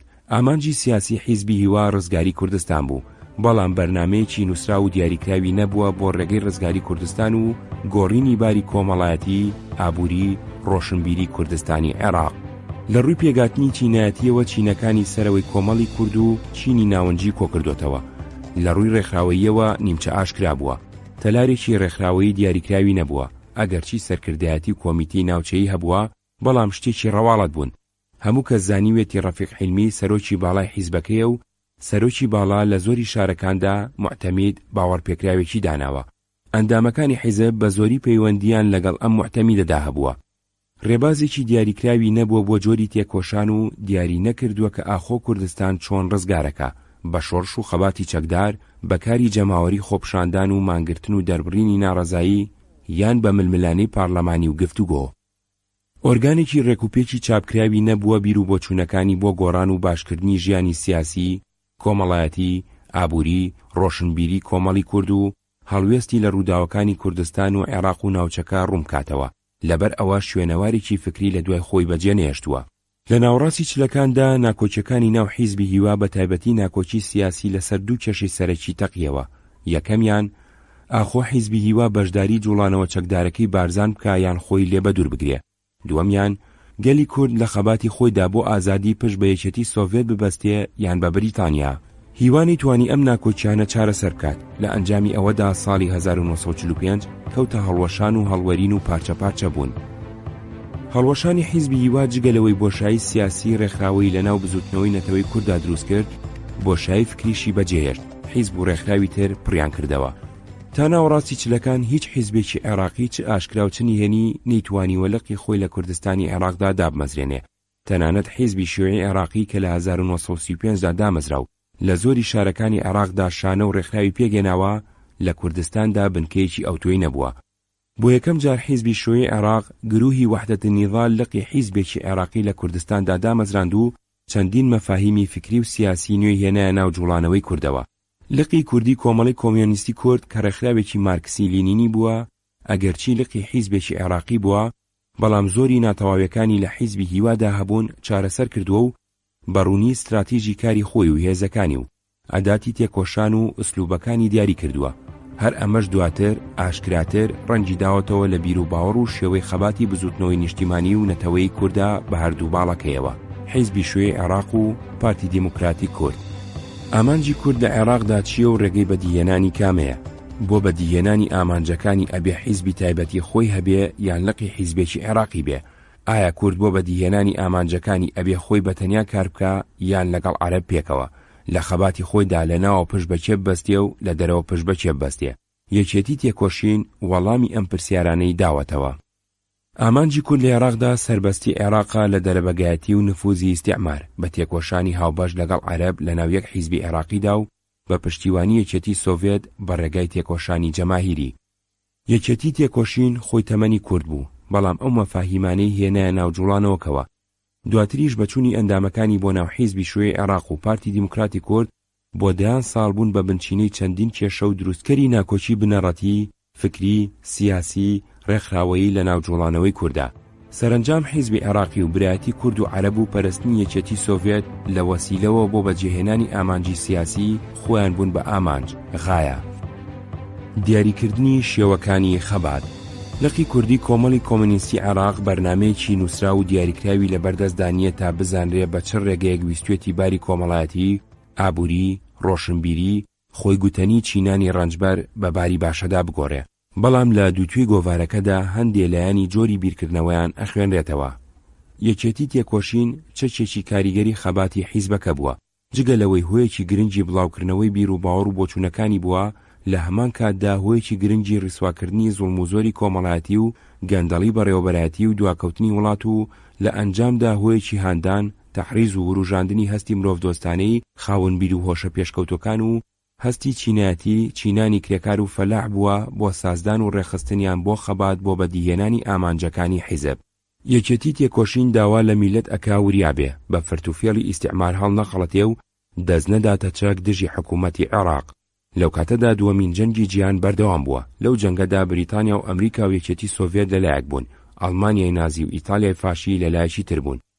سیاسەتی بریتانی و سیاسەتی سۆڤێتی لە عێراقدا ئەوە بوو کە هەلومەرجی ناوخۆی عێراق ئارام ڕابگیرێ، پشێوی و ئاژاو و شەڕی تێدا نەبێ. حیزبی شووی عێراق بەڕابەری فات کە دانپیانراوی سۆڤێتی بوو ئەمە ڕێبازی بوو. کاربەدەستانی بریتانیاش کە دەسەڵاتداری ڕاستەقینە بوون لە ناو عێراقدا هەمان شتیان لە مەلا مستەفای بارزانی و سیاسیەکانی کورد داوا کرد. ئەم داوایی یەکێتی تێکۆشین لەگەڵ سیاسەتی بریتانیا و سۆڤێت و لەگەڵ سیاسەتی حیزبەکەی فەهددا گونجاو بووە. یەکێتی تێکۆشین زۆر جار باسی سەربەستی عێراق و ڕزگاری کورد و کوردستان و ڕووخاندنی سەنگەری ئیستیعمار و دەرەبەگایەتی کردووە، بەڵام هەمیشە ڕوویدەمی کردوتە حکوومەت و داوای لەو کردووە زۆڵم و زۆر هەڵبگرێ و چارەسەری گەندەڵی بەڕێوەبردن بکە. لە چەند بۆنەیەکدا ئەمەی دووبارە کردوتەوە. بۆ نمونە سەبارەت بە بەلەدیەی هەولێر نووسیوێتی ڕئیسی بەلەدیە هەروەکو بوت لە دائیرەکەی دانیشتووە تاوەخت تەواو ئەبێ. ومێد وایە حکوومەت ئینسانێکی باش و مساقف بۆ ئیش و کاری میلەت هەڵبژێرێ. یەکێتی تێکۆشین ژمارە 2 لاپەڕەیانزە. لە سەروتاری ژمارە 3دا کە لە سەردەشتی قەراج نووسیوێتی بۆ مناسەبەتە فەزایحی تەسویە بەرچاوەکەین کە چۆن عەردەکان بە ناحەقی درا بە خاوەن نفوزەکان ئاغا و دەرەبەگ و کرمانجە بەسە زمانەکان لە حەقی خۆیان بێبەری کران و لە ترسی کوشتن و دەربەدەربوون بێزبانمان و چاو لە حەقی خۆیان پۆشی. بەڵام ئێمە پێشڕەوی میلەت ئەم زوڵمە بە هیچ کلۆجێکەوە قبوڵ ناکەین و لە حکوومەت داواکەین دووبارە قەزی تەسویە بەرچاو وەرگرێ و سەر لە نوێ بێنێتە کار و کرمانجی بەسە زمان لە حەقی خۆی لە عەردی خۆی کە بە عارەقەی نێوچەوانی خۆ و باپیری و بەڕەنجی کێڵا و چاندراوە بدرێتە دەستخۆی و بەرچاو حکوومەت دەکەین کە دووبارە نەکەوێتە هەڵە لە قەزی تەسویە و حەدێک بۆ مەساڵحی دەرەبەگەکان دابنرێ. ئیتر چاوەنۆڕی کاری حکوومەت ئەکەین ئایا کاریش وەک قەولێتی مەبەستی قسەکانێتی ویا بۆ وەزن شعر ئەموتارانە ئەدات. یەکێتی تێکۆشین ژمارە 3 لاپەڕە 5. لە شوێنێکی تردا نووسیوێتی ئیتر بە جۆشەوە نیشتیمان پەروەرە دڵبێگەردەکانمان بانگ ئەکەین بۆ تێکۆشین بۆ ڕووخاندنی سەنگەری ئیستیعمار لە نێو وڵات کە دەرەبەجیە و لە حکوومەت داوا ئەکەین ئەم هەندە ملکەج نەبێت بەرامبەر دەرەبەگەکان کە لە هەر لایەکی وڵات لە فەساد و جەور و زوڵم چکارێکی تریان نییە. یەکێتی تێکۆشین ژمارە 3 لاپەڕە 19. دەربارەی خەستەخانەی پێنجوێن نووسیوێتی تکا لە پیاوە مەسئولەکانەکەین کە ئێحتیمام بە سیحەتی میلەت بدەن. ئەم ئێحتیمامە حەقێکی تەبیعی میلەتە. یەکێتی تێکۆشین ژمارە 3 لاپەڕە 20. دەربارەی قوتابخانەکانی هەڵەبجە نووسیوێتی تکا لە دەوائیری مەسئولەکەین حەدێک بۆتە عەدایەم گەنجانە لەسەر ئەم میلەتە هەژارە دابنێن. یەکێتی تێکۆشین ژمارە 3 لاپەڕە 22. ئەوەی گوێبیستی بوون بەشێ بوو لە کتێبی بەدەم ڕێگاوە گوڵچنین چەند لاپەڕەیەک لە مێژووی ڕۆژنامەوانی کوردی 1898 1958.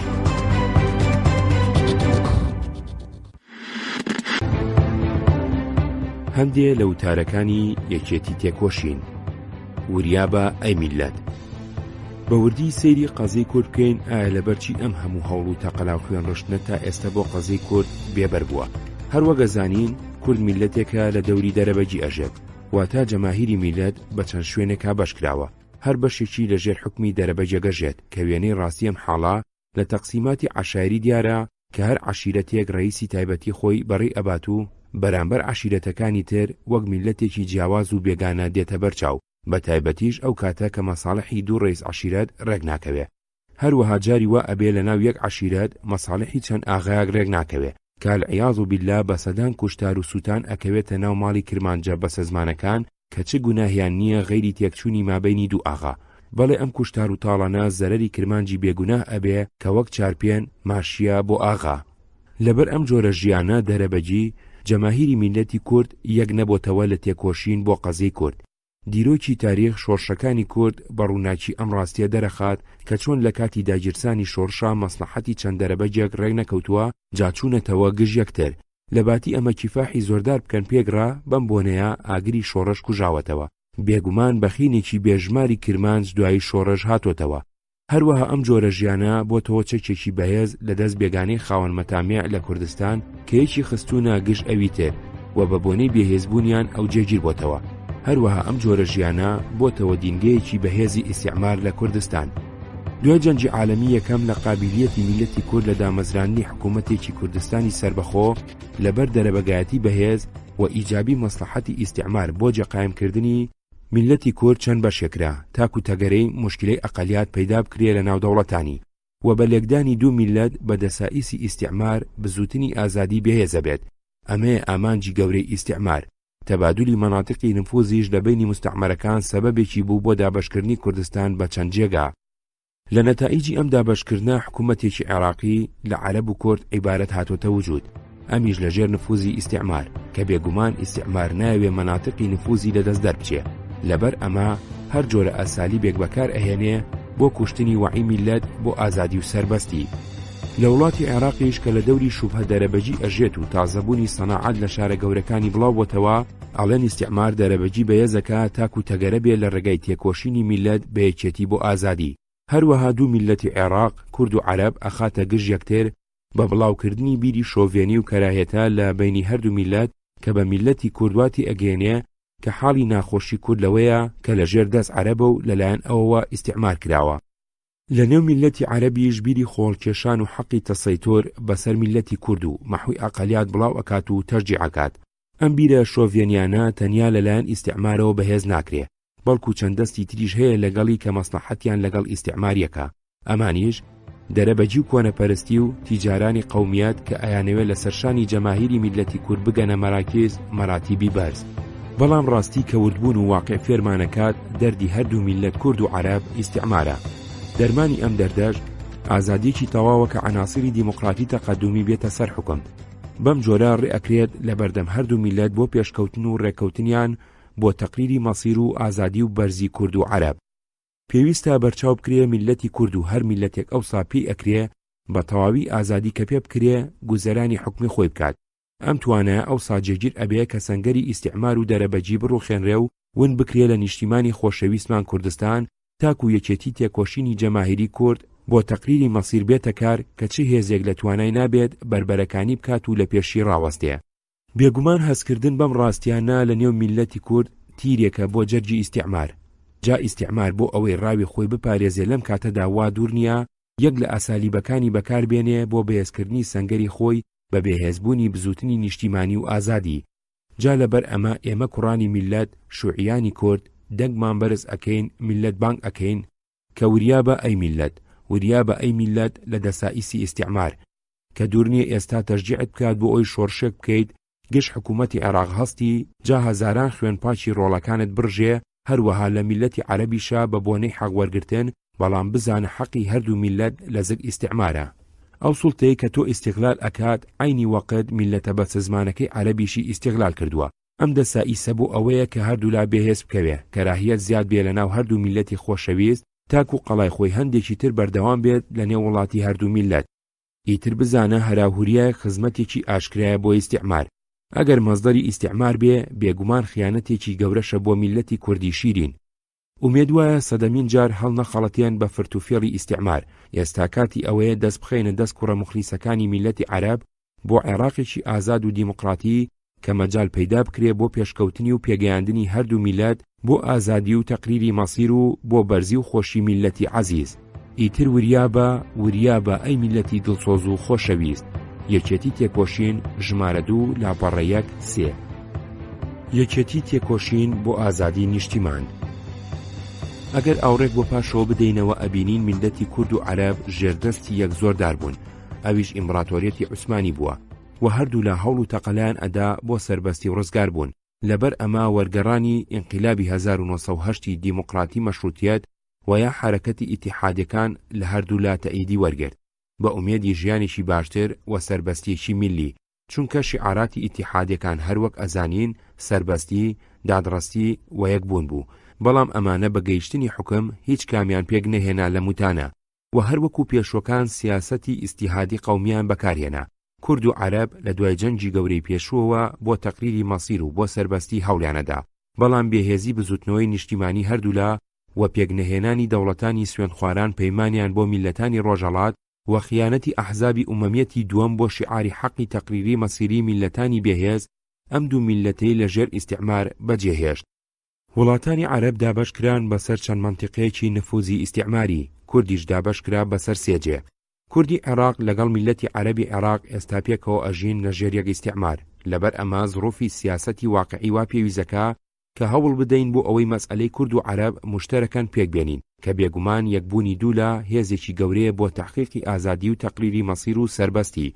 ئێمە کە شیوعەکانی کوردین لە عێراقدا پێویستە زۆرترین ئیهتیمام بە موشکیلەی کوردی عێراق بدەین، چونکە بەری هەوڵمان لەم کاتەدا بۆ کوردی عێراق بێت، بەڵام ئەم هەوڵدانە زۆر بێهێز ئەبێت گەرتەنها بێت. بێگومان هێزی ئازادی پەروەرەکانی عەرەب لە عێراق مخلیسترین هێزە بۆ پێگەێنانی مەبەستمان کە قازانجی هەردوو میلەتە، بەڵام ئەمە معنای ئەوە نییە چاومان ئەپۆشین لە کوردی تورکیا و کوردی ئێران. بەری هەر غەدرێک بکەوێ پێویستە لەسەرمان ڕەئی گشتی عالەمی ئاگادارکەین تاکە بزانرێ میلەتێکی مەزلوم و مەغدور هەیە ژیانێکی ناخۆشەژێت و حەقی ژیانێکی خۆشی هەیە وەک میلەتانی تر سەربەز دەجێتی و پێویستە ئەم حەقەش وەربگیرێ. ئێمە لەم مەرحەلەیەدا بۆ سەربەستی عێراق هەوڵەدەین، چونکە ئەم سەربەستیە قازانجی کورد و عەرەبە و چەند بزوتنەوەی پێشکەوتنی بەهێز بێ بە تایبەتی لە کوردستانی عێراق و بەگشتی لە عێراق ئەوەندە سوودی بۆ کوردی عێراق و گشت کوردە بێ. هەروەها ئێستا هەوڵ ئەدەین بۆ باشکردنەوەی ژیانی ڕەنجبەر و جوتیار و ڕزگارکردنیان لە زوڵمی میر و بەگ و ئاغا، هەوڵ ئەدەین بۆ باشکردنی ژیانی کرێکار، ئیشی کەمتر و کریزیاتر، بۆ پارێزگاری کاسب و تیجارەکانی بچووک، بۆ بڵاوکردنەوەی خوێندن و عیلم و سەقافەت لە نێو میلەتی کورد، بۆ مکافەحەی نەخۆشی، بۆ سربەخۆیی ئیداری و سەقافی کوردستانی عێراق کە یەکەم هەنگاوە بۆ حەلی مەسەلەی کورد. ئەم شتانی کە ئێمە هەوڵی بۆ ئەدەین سەربەستەکانی عەرەبیش تەئیدی ئەکەن و بۆی هەوڵ ئەدەن و جێبەجێبوونی ئەم داخوازیانە هەر بۆ ئێمە نییە، بێگومان بۆ میلەتی عەرەبی عێراقیشە بە حوکمی زڕوفی موحەد، چونکە هەردوو لە یەک حکومەت ئەژین و داخوازیمان لە یەک حکومەت داوا ئەکەین بۆ بەخۆشی و سەربەستی بۆ هەردوو لایە، کەچی ئێستا هەژاری و دەست بەسەری هەردوو لای داگیر کردووە، کەواتە پێویستە کۆمیۆنیستەکانی کورد و عەرەب لە عێراق یەک مینهاجیان هەبێ و لەسەر ئەساس یەک مینهاج کیفاح بکەن، بەڵام ئەم کیفاحە پێک نایە و نرخێکی عەمەلی نابێ گەر هەردوولا لە یەک حیزب کۆنەبنەوە تاکو ببن بە یەک فکر و یەک هێز و یەک ئیرادە. ئەم حیزبەش کە هەردوولا کۆ ئەکاتەوە حیزبی شوێی عێراقە، چونکە برا شوێعەکانی عەرەب و یا ئێمە شوێعەکانی کورد و یا هەر شوێعێکی عێراق قەزیە میلەت بە تەواوی ئەزانێ و عیلاجیەکات کە کردەوەیان سوودی بۆ هەموو لا ئەبێ.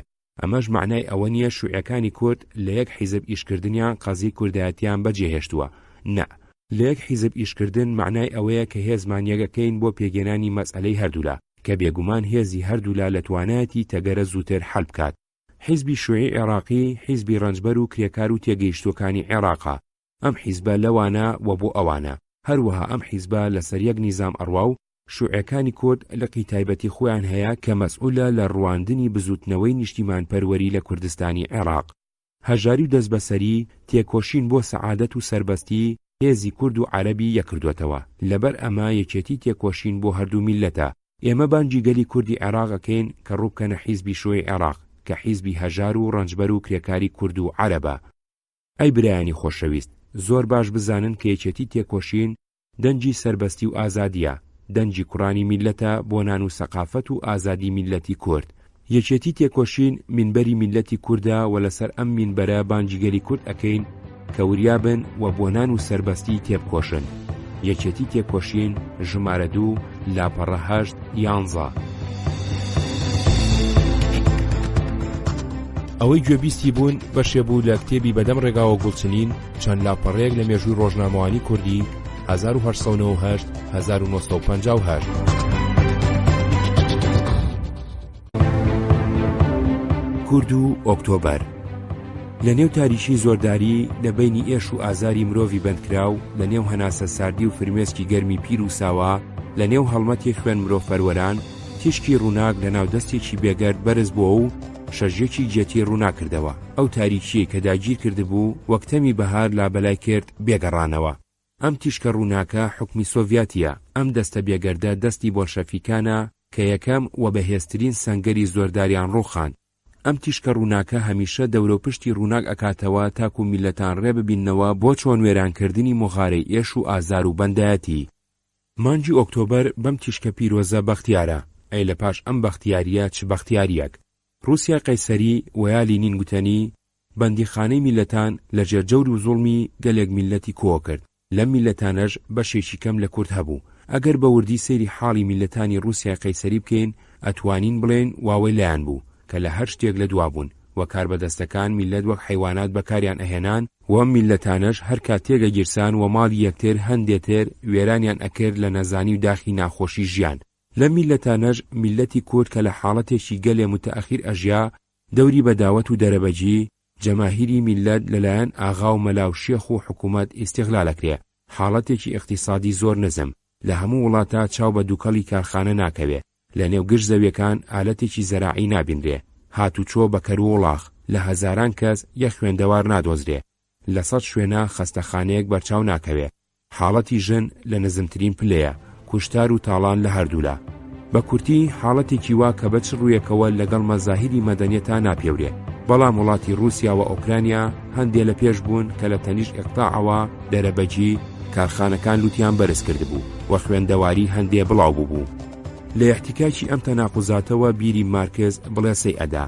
ئەم بڵێسەیە لە تاریشی کارخانەکان و گەڕەک و کوخەتێکەڵاوی کرێکارانیش تشکێدا.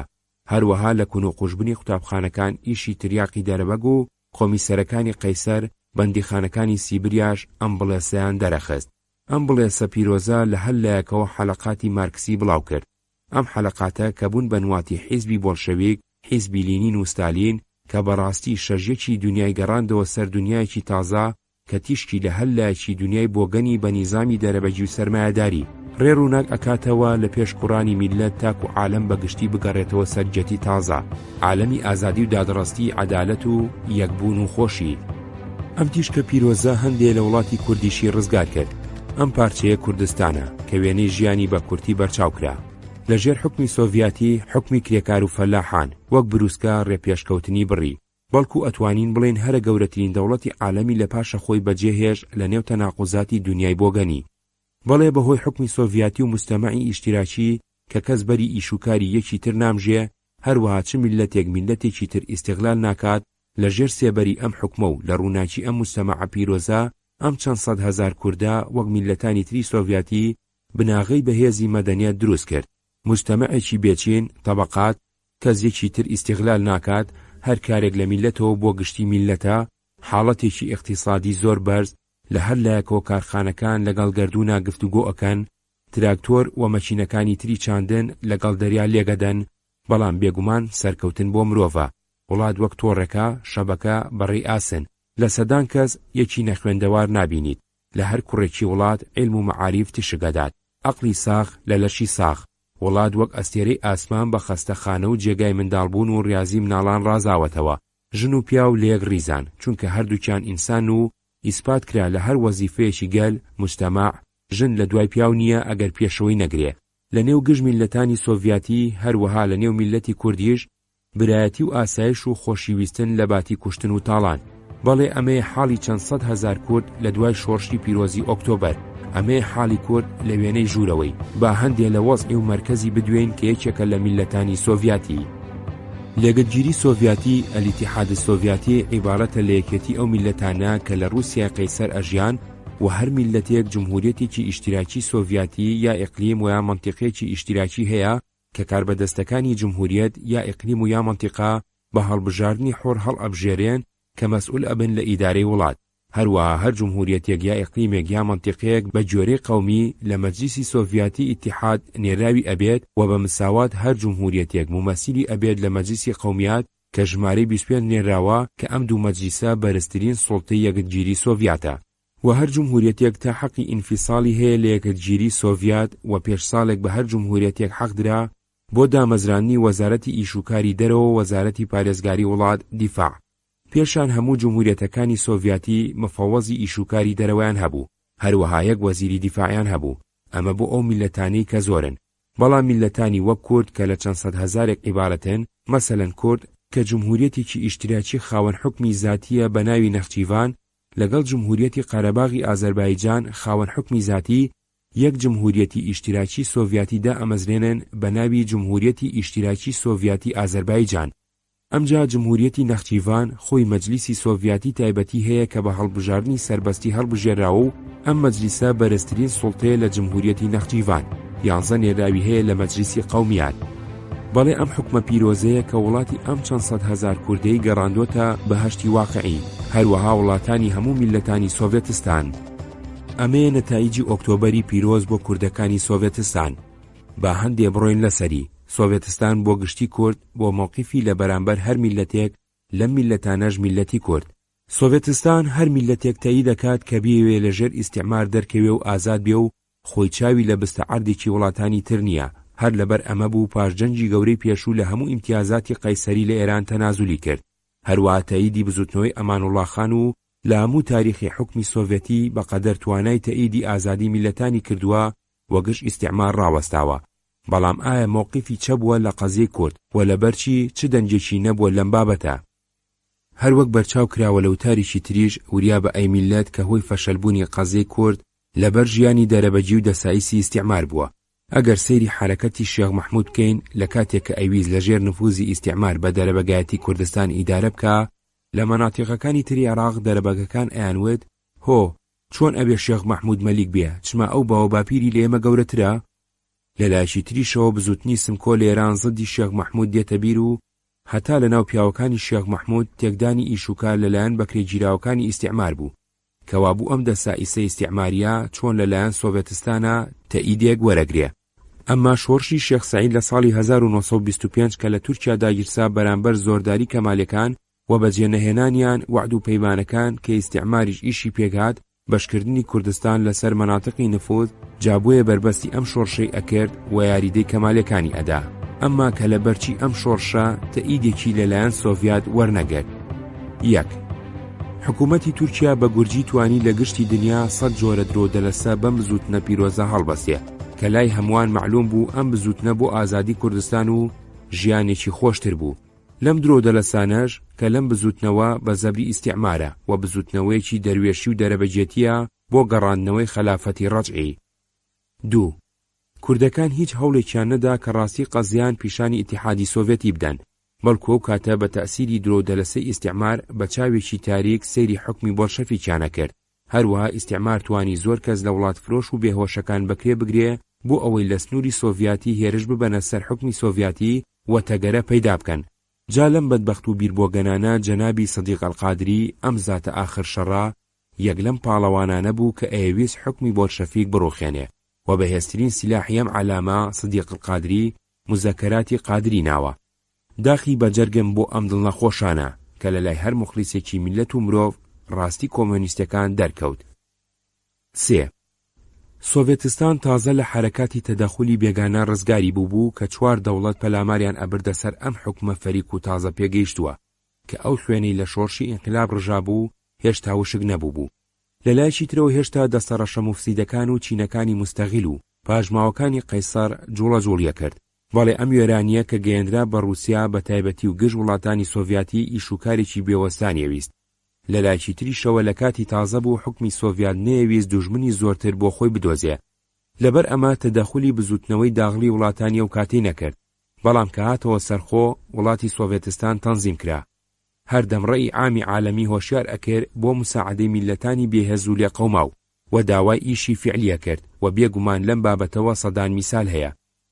ئێمە کە کۆمۆنیستانی کوردین ئەگەر بەم چاوەش سیر نەکەین وا وڵات پەروەرەکانمان وریا ئەکەین لە سیاسەتی دەرەوەی سۆڤێتستان و هەموو کۆمۆنیستەکانی جێتی هەر بزوتنیەکی ئازادی تەئید دەکەن گەر لەلایەن میلەتەوە کرا بۆ ئازادی ڕاست، نەک بە دەسایسی ئیستیعمار کە ئەنجامی بێهێزکردنی میلەتانە و بە گژ یەکترداهێنانیانە بۆ بەهێزکردن و ڕەگدابەستنی نفوزی خۆی.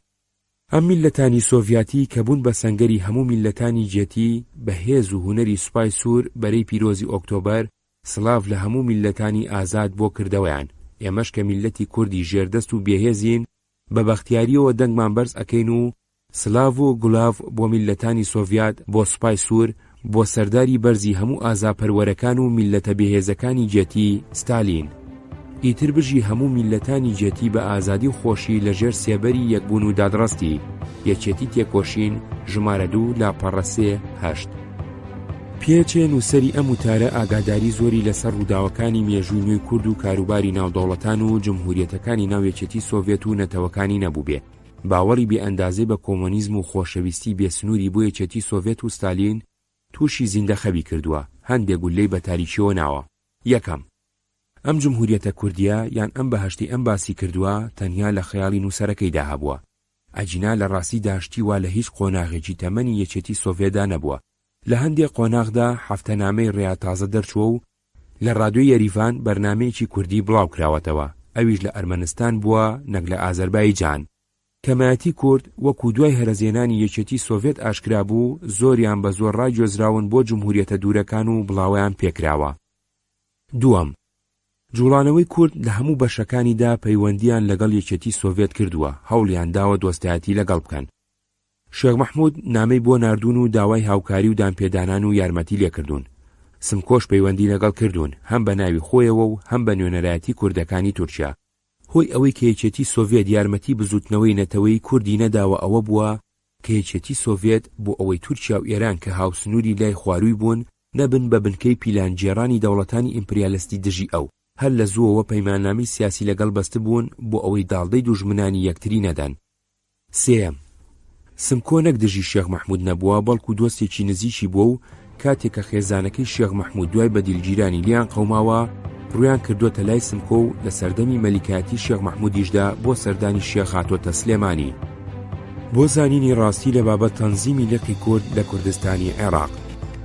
جوان سەرنج بدەینە ناو لاپەڕانی مێژوو حەوادیسی بەرچاو بکەین ئەبینین کە چەرخی مێژووی ئادەمیزاد لە کاتی سوڕانی ئەو سوڕانەی کە ئادەمیزاد هەڵ ئەقەنێنێ لەو زروفە کۆن و بێسوودەی کە قۆزاخەیەکی ئاسنی بەستووە لە دەوروپشتی ئەحواڵی اقتصادی و سیاسی و ئیجتیماعی.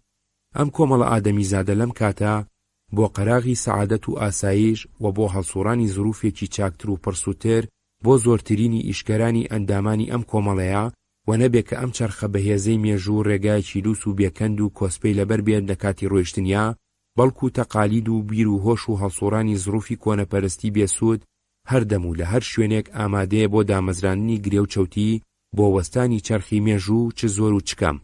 ئەو چەرخی کە بازووی زۆرترین لە ئیشکەرانی ئادەمیزادی ئەم کۆمەڵەیە ئەیسوڕێنێ بەسەر تەقالید و کەلوپەلە چەوتەکەی کەمترین و بێکارەترین ئەندامانی ئەم گەلا کە دەستی حکم و گیانمژینیان گرتوۆتە دەست. بەڵام قوڕ بەسەر ئەم چینە کۆنە لە هەر شوێنێک و هەر زەمانێک شڵەژاو و شکاوە لە ژێرهێزی ئەم چەرخە پڕهێزە و بەدەنگە. سەرچاوە جەمال نەبەز، گۆڤاری کۆمۆنیستانی یەکێتی تێکۆشین 1944-1945 و ئیدۆلۆژی و هۆردە بۆرژوازی مارکسیستی کورد ستۆکۆڵم 1988. ئەوەی گوێبیستی بوون بەشێ بوو لە کتێبی بەدەم ڕێگاوە گوڵچنین چەند لاپەڕەیەک لە مێژووی ڕۆژنامەوانی کوردی 1898-1958. ڕۆژنامەوانی نهێنی و حیزبی شیوعی عێراق. لە عێراقی عەرەبیدا لە کۆتایی بیستەکانەوە ئاشنایەتی لەگەڵ بیر و باوەڕی سۆسیالیستی و کۆمۆنیستی بە جۆرێکی ساکار و سادە لای هەندێک کەس پەیدا بوو. هەندێک شانەی پەراگەندە لێرە و لەوێ دروست بوو. یەکێ لە چالاکەکانی ئەم بوارە گەنجێکی مەسیحی بوو بە ناوی یوسف سەلمان یوسف 1901-1949 کە دواتر بە ناوی فەهدەوە ناوبانجی دەرکرد و ناوی ئەو و ناوی حیزبی شیوعی عێراق تێکەڵاوی یەک بوون. لە مارتی 1935دا هەندێک لەم شانە پەراگەندانە لە بەغداد یەکیان گرت. ڕێکخراوێکیان بە ناوی لیجنەت مکافحەت الاستیعمارەوە دامەزراند و بەیانێکیان بەم بۆنەیەوە دەرکرد ئامانجەکانی خۆیان تێدا ڕوون کردبووە. هەر ئەم ڕێکخراوە بوو بە ناوچی پێگێنانی حیزبی شیوعی عێراق. زۆر زوو ناکۆچی کەوتە ناو دامەزرێنەرەکانیەوە. هەندێکیان لایەن وابوو کە پێویستە بایەغ بدرێ بە جەماعەتی ئەهالی و ڕۆژنامەکەیان کە جەماعەتێکی پێشکەوتن خواز بوون بە ئاشکرا بەپێی قانونەکانی عێراق کاریانە کرد و هەندێکی تریان بە پێویستیان ئەزانی کۆمۆنیستەکان ڕۆژنامەی تایبەتی خۆیان هەبێ. لەو کاتەدا فەهد لە دەرەوەی عێراق بوو، چوو بوو بۆ یەکێتی سۆڤێت، لەوێ لە زانکۆی کۆمۆنیستی ڕەنجدەرانی ڕۆژهەڵات ئەیخوێند. عاسم فلەیەح لە دایکبووی 1905 بەغداد کە بە پیشە خەیات و بە ئارەزوو نووسەری ڕیوایەتی شەعبی بوو و ساڵانی 1930-1934 لە زانکۆی کۆمۆنیستی ڕەنجدەرانی ڕۆژهەڵات لە مۆسکۆ خوێندبووی، یەکێ بوو لە دامەزرێنەرەکانی لیژنە و حیزبی شوعی. لە تەموزی 1935دا یەکەم ژمارەی کفاح الشعبی وەکو زمانی اللجنة المركزية للحزب الشيوعي العراقي بڵاو کردەوە. ئەمە یەکەمین بڵاوکراوەی دەوری ڕێکوپێک بوو کە مانگانە بەنهێنی بە ناوی حیزبی شوعیەوە لە عێراق دەربچێ. کفاح الشعب لە ژمارەسی ئابی 1935 کفاح الشعبدا ئامانجەکانی حیزبی شوعی ڕوونکراوەتەوە. مادەی یەکەمی بریتی بوو لە دەرکردنی ئیستیعمار و دابینکردنی ئازادی بۆ گەل و سربەخۆیی تەواو بۆ کورد و مافی ڕۆشنبیری بۆ هەموو کەمایەتەکان. مادەکانی تری دەربارەی دابەشکردنی زەوی بەسەر جوتیاراندا و بەخشینیان لە قەرزی ئەرز و ڕەهن و دەست بە سەراگرتنی ممتەلەکاتی ئیستیعماریەکان وەکو بانک و مەیدانی نەوت و هێڵی شەمەنەفەر و دانی دەسەڵات بە کرێکار و جوتیار و بەرپاکردنی شۆڕشی کۆمەڵایەتی لە هەموو بوارەکانی ژیاندا و ڕزگارکردنی گەل لە هەموو جۆرەکانی چەوسانەوە. کفاح الشعب 500 دانەی لێچاپەکرا. لە تشرینی یەکەمی 1935دا پۆلیسی عێراقی قاسم فلەیحی دەرهێنەری ڕۆژنامەکەی گرت. زەکی خەیری کە ئەندامێکی تری کۆمیتەی ناوەندی حیزبەکە بوو کاروباری ڕۆژنامەکەی گرتە ئەستۆ، بەڵام ئەویش لە کانونی یەکەمی هەمان ساڵدا گیرا. ئیتر کفاح الشعب پاش 5 ژمارە لە دەرچوون کەوت. عاسم بەڵێنی بە پۆلیسدا ئیتر دەست دەکاری سیاسی وەرنەدا و بەڵێنەکەی خۆی بەجێهێنا. بەرنامەکەی کفاح الشعبیش فەرامۆش کرا. لەو ساڵانەدا چەند ڕووداوی گرنگ قەومان. بەکر سەدقی بەڕێچەڵەک کورد یەکێ لە جەنەراڵەکانی جێشی عێراقی ساڵی 1936 کودەتایەکی سەربازی کرد. کاروباری عێراقی گرتە دەست. ئەمە یەکەمین کودەتای سەربازی بوو لە هەموو وڵاتانی عەرەبیدا. چەپەکان بەگشتی لەوانە جەماعەتی ئەلئەهالی بە گەرمی پشتیوانیان لەم کودەتایە کرد. نیوەی وەزارەت ئەوان پێکیانهێنا. لەو کاتەدا چەندین ڕۆژنامەی پێشکەوتن خواست بە عەرەبی دەرەچوون. شوعیەکان لە باتی دەرکردنی ڕۆژنامەی نهێنی لەو ڕۆژنامە قانونیانەدا کاریانە کرد و ئەیان نووسی.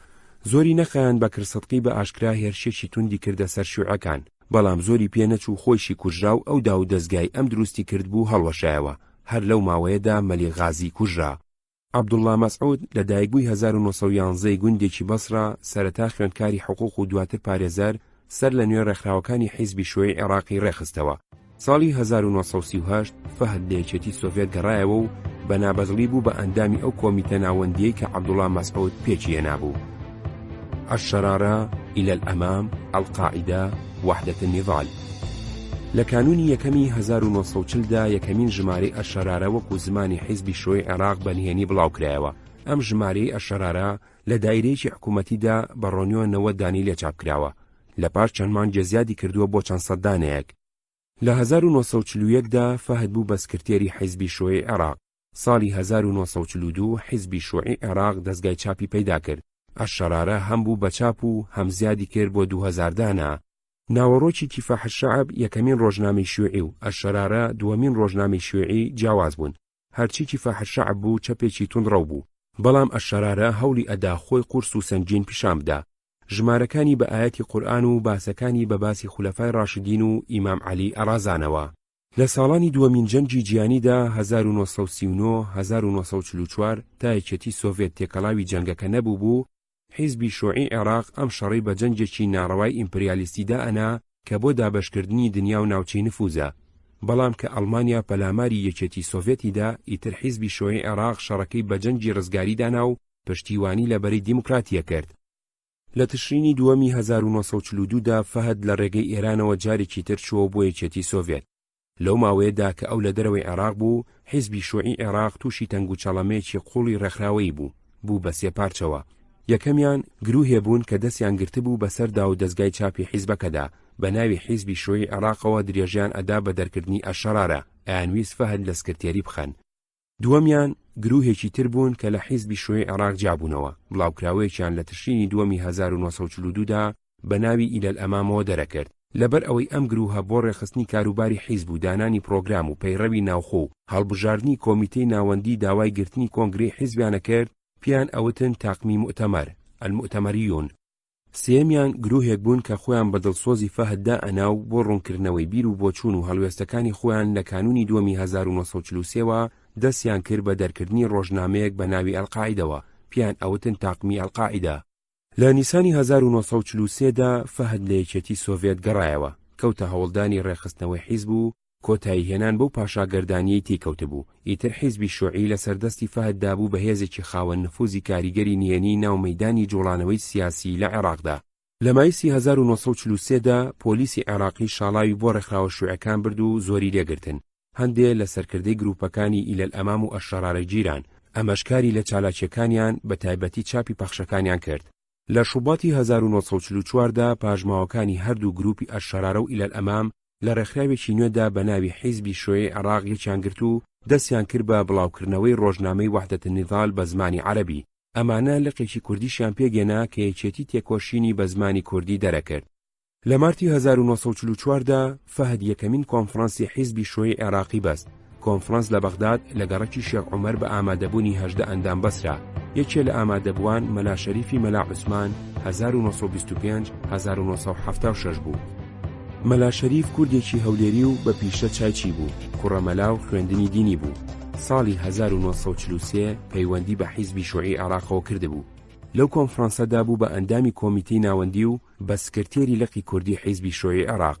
ئەوە یەکەمین جار بوو کوردێک بچێتە دەستگای سەرکردایەتی حیزبی شوعی عێراقەوە. تا ئەو کاتە کورد لە ڕیزەکانی حیزبی شوعی عێراقدا زۆر کەم بوون، ئەوەی هەش بوو لە ڕێکخراوی یەکێتی تێکۆشین کۆبووبەوە. کۆنفرانس پەیمانی نیشتیمانی ئەلمیثاق الوەتەنی حیزبی پەسەند کرد. لە مادەی دەدانووسیوێتی تێکۆشین لە پێناوی یەکسانیشی ڕاستەقینەی مافەکانی کەمایەتی نەتەوەی کورد لەگەڵ مڕاعاتی مافەکانی تاقمەنەتەوەی و ڕەگەزیە بچووکەکانی وەکو تورکمان و ئەرمەن و یەزیدی.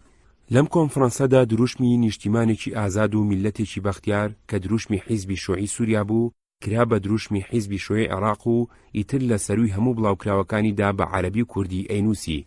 پاش یەک ساڵ لە بەستنی یەکەمین کۆنفرانس لە مارتی 1945دا فەهد یەکەمین مؤتەمەری حیزبی شوعی عێراقی بەست.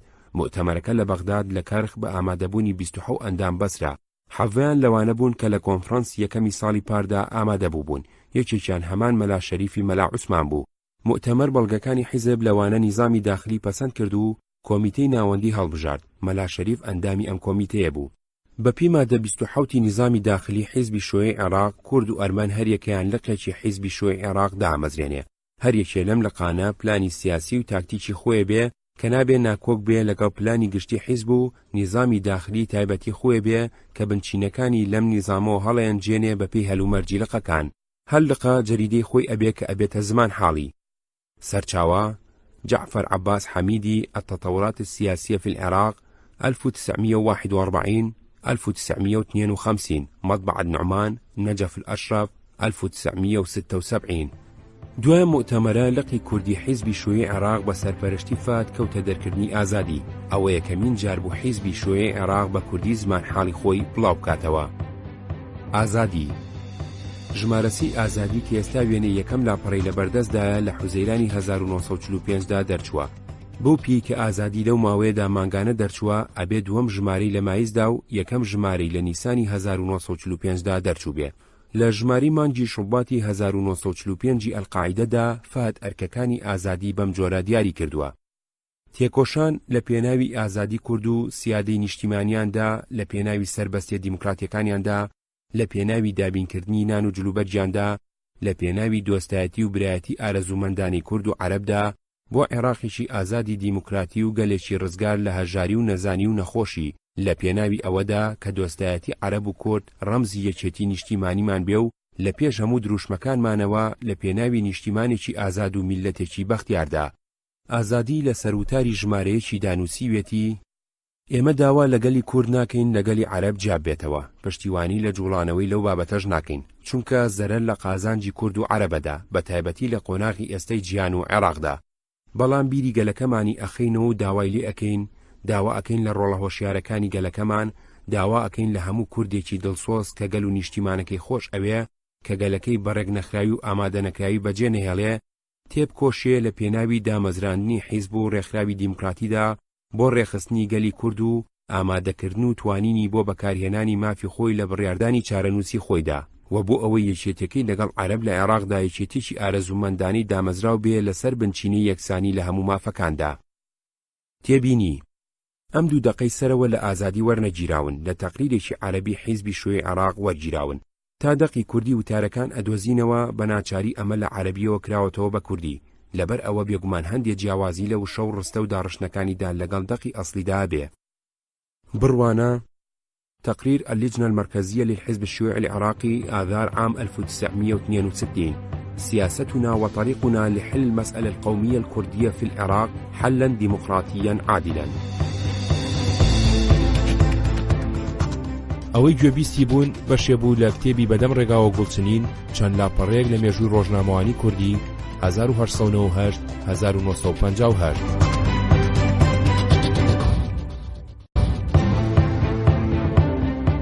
ڕێبازی ئازادی. بۆ تێگەیشتن لە ڕێبازی ئازادی پێویستە هێڵە گشتیەکانی سیاسەتی ناوەکی و دەرەکی حیزبی شۆی عێراق ڕوونکرێنەوە. دوای تەواوبوونی دووەمین جەنگی جیهانی ئیتر جەنگی سارد لە نێوان بەرەی ڕۆژهەڵات بە سەرۆکایەتی یەکێتی سۆڤێت و بەرەی ڕۆژئاوا بە سەرۆکایەتی ئەمریکا دەستی پێکرد. حیزبی شیوعی حیزبێکی نهێنی بووە بەپێی سەرەتا ڕێکخراوەیەکانی ستالین ڕێکخراوە. گوێڕایەڵی هەموو ئەندامانی حیزب بۆ کۆمیتەی ناوەندی و گوێڕایەڵی کۆمیتەی ناوەندی بۆ حیزبی شیوعی سۆڤێتی یەکێ بووە لە سەرەتاکانی هەموو بیرروبۆچوون و کارەکانی. حیزبی شیوعی عێراق بە چاوی حیزبی شیوعی سۆڤێتی و یەکێتی سۆڤێتی تەماشای ڕووداوەکانی جیهان و ناوچەکە تەنانەت تەماشای ڕووداوەکانی ناوخۆی عێراقی کردووە. یەکێتی سۆڤێتیش لە ڕوانگەی بەرژەوەندیەکانی دەوڵەتەکەی خۆی و ململانەیە لەگەڵ ئەمریکا و وڵاتە سەرمایەدارەکانی ترەوە سەیری دنیای کردووە. ستایشی یەکێتی سۆڤێت و دژایەتی ئیمپریالیزم و نۆکەرەکانی لای حیزبی شیوعی عێراق سەرووی هەموو ئەرکەکانی بووە. لە مەسەلەی دەسەڵاتی سیاسیدا جگە لە ماوەیەکی کورتی سەردەمی سکرتارێتی باسم بەهادی نووری 1952-1953 هەرگیز دروشمی ڕووخاندنی ڕژێمی پاشایەتی بەرز نەکردوێتەوە و هەمیشە داوای دامەزرانی ڕژێمێکی دیموکراتی و نیشتیمانی کردووە کە مافی هەڵبژاردننی ئازاد و دەربڕینی بیرروڕا و پێگەێنانی حیزب و نەقابە و ڕێکخراوی پیشەیی دابین بکە. بۆ چارەسەرکردنی کێشەی زەوی هەوڵی ڕووخاندنی ڕژێمی دەرەبەجی ئەدا و داوای لە جوتیارانە کرد خەباتی چینایەتی تیش بکەن و خۆیان ڕێک بخەن بۆ تێکۆشان دژی دەرەبەگایەتی و لە پێناوی دابەشکردنی خۆڕایی زەوی وزاردا. بۆ ئەم مەبەستە بەیان و بڵاوکراوی تایبەتی جیا لە ئازادی دەرەکرد. حیزبی شیوعی عێراق کە خۆی بە حیزبی چینی کرێکار و چینی کرێکاری بە پێشڕەوی کۆمەڵدا ئەنا داوای لە کرێکارانە کرد خەباتی چینایەتی گەرم بکەن و خۆیان ڕێک بخەن بۆ تێکۆشان دژی دەرەبەگ و بۆرجوازی نۆکەری ئیمپریالیزم. حیزبی شیوعی عێراق بە ڕەواڵەت مافینەتەوەی کوردی لەسەر بنچینەی سەلماندنی ئازادی بڕیاردانی چارەنووس پەسەند کرد بوو. بەڵام لە ورکردنەوەی ئەم دروشمەدا زۆر بەتوندی دژی هەموو جۆرە بیر و بۆچوونێکی سربەخۆی خوازی ئەوەستا و بە پیلانی ئیمپریالیزم و کۆنەپەرستی دائەنا. هەر لەو ڕوانگەیەوە بە بیانووی یەکێتی بەرژەوەندی چینی کرێکاری عێراق و هەموو چین و توێژەکانی ترەوە دژی پێگەێنانی ڕێکخراوی تایبەتی کوردستانی بوو بۆ کرێکاران، قوتابیان، ئافرەتان، جوتیاران، مامۆستایان. لاوتاری شۆڕشی ئۆکتۆبەر و مشکلەی نەتەوایەتیماندا کە لە ژمارەیەکی ساڵی چواری حوتی تشرینی 1945 ئەلقاعیدەدا بڵاوی کردوێتەوە نووسیوێتی و حەقی تەقریری مەسیر بوو هەموو نەتەوە گەلێک لە بیرروباوەڕ و ئامانجە بنچینیەکانی حیزبە شیوعیەکانی جیهان و حیزبە شیوعیە عێراقیەکەمانە. ئەمڕۆ لە عێراقدا دوو نەتەوەی گەورە هەیە، عەرەب و کورد، و داگیرکەرە ئینگلیزەکان بە شێوەیەکی ڕاستەوخۆ و ناڕاستەوخۆ ئەم دوو گەلەی ژێر دەست کردووە. هەروەها دەرەبەگ و خاوەن زەویوزار و نۆکەرەکانی تری ئیستیعمار لە کورد و عەرەب یاریدەی ئەدەن بۆ دەست بەسەراگرتن و جێگیربوونی دەسەڵاتی و چەوساندنەوەی کۆمەڵانی گەل لە کورد و عەرەب. ئێستا بە زیاتر بچینە باسەکەمانەوە. وتمان هەموو حیزبە شیوعیەکانی جیهان و لەوانە حیزبە شیوعیە عێراقیەکەمان باوەڕیان بە حەقی هەموو نەتەوەیەک هەیە لە بڕیاردانی ئەنجامی مەسیری خۆیاندا هەتا بە حەقی جیابوونەوەشیان. ئەمجا لە داواکردنی جیابوونەوەی کوردەکانی عێراق ئەکۆڵێتەوە و ئەڵێت کەواتە حەقی جیابوونەوەی هەموو نەتەوەیەک شتێکی جێگیر نییە کە لە هەموو شوێنێکا سوود بداوە لە هەموو کاتێکا بەکاربێت، چونکە ئەم مەسەلەیەش وەکو هەموو مەسەلەیەکی تر بەسراوە بە شوێن و کات و گۆڕانی کۆمەڵەوە و بەسراوە بە جۆری جیابوونەوە و سوودوەرگرتنی هەرچینێک لەمە. بەڵام ئایا مووقیفی حیزبی شیوعی عێراق چییە لە حەقی نەتەوایەتی کورد؟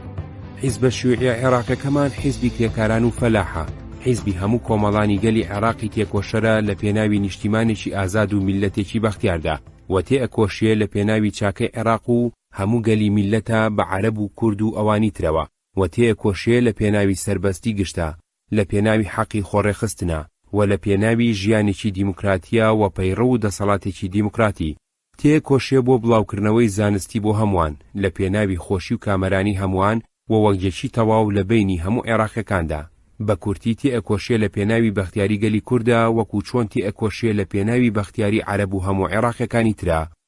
بەمە ئەو ڕێکخراوە دیموکراتیە پێویستانە بۆ گەلی کورد مسۆگەرەکات کە توانای ئەوەی پێبدا کە بیری خۆی دەربڕێ لەمانەوە بە ڕەزامەندی یا جیابوونەوە هەر کاتێ عێراق ئازاد بوو لە کۆت و پەیوەندی ئیستیعمار یا هەر کاتێ ئەو زروفانە هاتنە پێشەوە کە دەست بدات بۆ میلەتی کورد و لە چاکەی گەلی زەحمەت کێشا بێت. ئەوەی وتمان دەربارەی داواکەرانی جیابوونەوە ئەیڵێن دەربارەی داواکەرانی حیزبێکی شیوعی کوردی سربەخۆ و جیاواز لە حیزبی شیوعی عێراقی.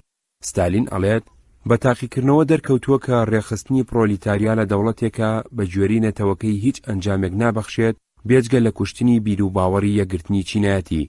لەبەر ئەوە پێویستە هەموو ئەندامانی پرۆلیتاریا لە هەموو نەتەوەکان کەوا لە یەک دەوڵەتە ئەژین لە یەک ڕێکخراودا کۆبکرێنەوە. لە حیزبێکی پرۆلیتاری گشتیە هەرگیز دابەشبوون نازانێت چییە. ستالین مارکسیەت و مەسەلەی نیشتیمانی لاپەڕە 66. ئەگەرچی فەهد لە ناوەڕاستی چلەکاندا لە دوو سەرۆتاری ئەلقاعیدەدا کە یەکێکیان بە ناونیشانی ئەشعب الکوردی بحاجە إلى حزب العمل وليس حزب الأمل و ئەوی تریان بە ناونیشانی ئەشعب الکوردی بین الحانە والمانە داوای لە تێکۆشەرە هۆشیارەکانی کورد کردبوو کە حیزب و ڕێکخراوی تایبەتی خۆیان بۆ ڕێبەرایەتی گەلی کووردا بمەزرێن و بەڵێنی پێدابوون حیزبی شیوعی پشتیوانیان بکە. بەڵام سەرکردایەتی حیزبی شیوعی عێراق نەک ئەم ڕاستپێریانەی فەهد و ئەم بەڵێنانەی بەجێ نەهێناوە بەڵکو هەمیشە بە چاوی هەوەیەکی چارەگران سەیری حیزبە کوردیەکانی کردووە و لە هەندێک قۆناغدا هێرشی توندی کردوتە سەریان تاوانباری کردوون بە بۆرژوازێتی و نەتەوەپەرستی گۆشەگیرانە. لەوتاری میلەتی کورد لەبینی حانەومانەدا کە لە ژمارە 5 ساڵی 3 نیسانی 1945 ئەلقاعیدەدا بڵاوی کردوتەوە نووسیوێتی ئەمڕۆ گیانێکی تازە میلەتی کوردی داگرتووە، گیانی ڕزگاربوون لە شێوەی دیکتاتۆری و نمونەکانی، گیانێک کە ئاڵای نیشتیمانێکی ئازاد و میلەتێکی بەختیارە و گەلی کورد یەکێکە لەو گەلانەی کە ئەیەوێ بەرجی کۆنفرێبدا، بەرجی نەبوونی و نەزانی و نەخۆشی و دواکەوتێن.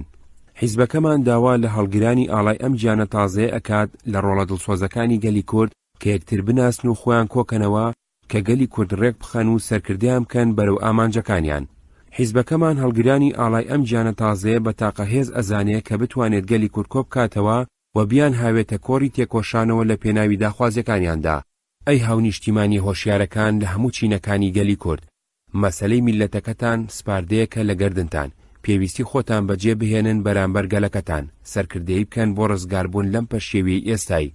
ڕێکخراوە میلیە کوردیەکەتان بە جۆرێک ڕێک بخەن کە لەگەڵ کات و جێگای گەلی کووردا ڕێک بکەوێ، ڕێکخراوێک کە خزمەتی چاکەی بکات، تێبکۆشن ئەو وەختە هەموو یارمەتی و پشتیوانیەک لە حیزبەکەمانەوە وەرەگرن، ئیتر بۆ پێشەوە.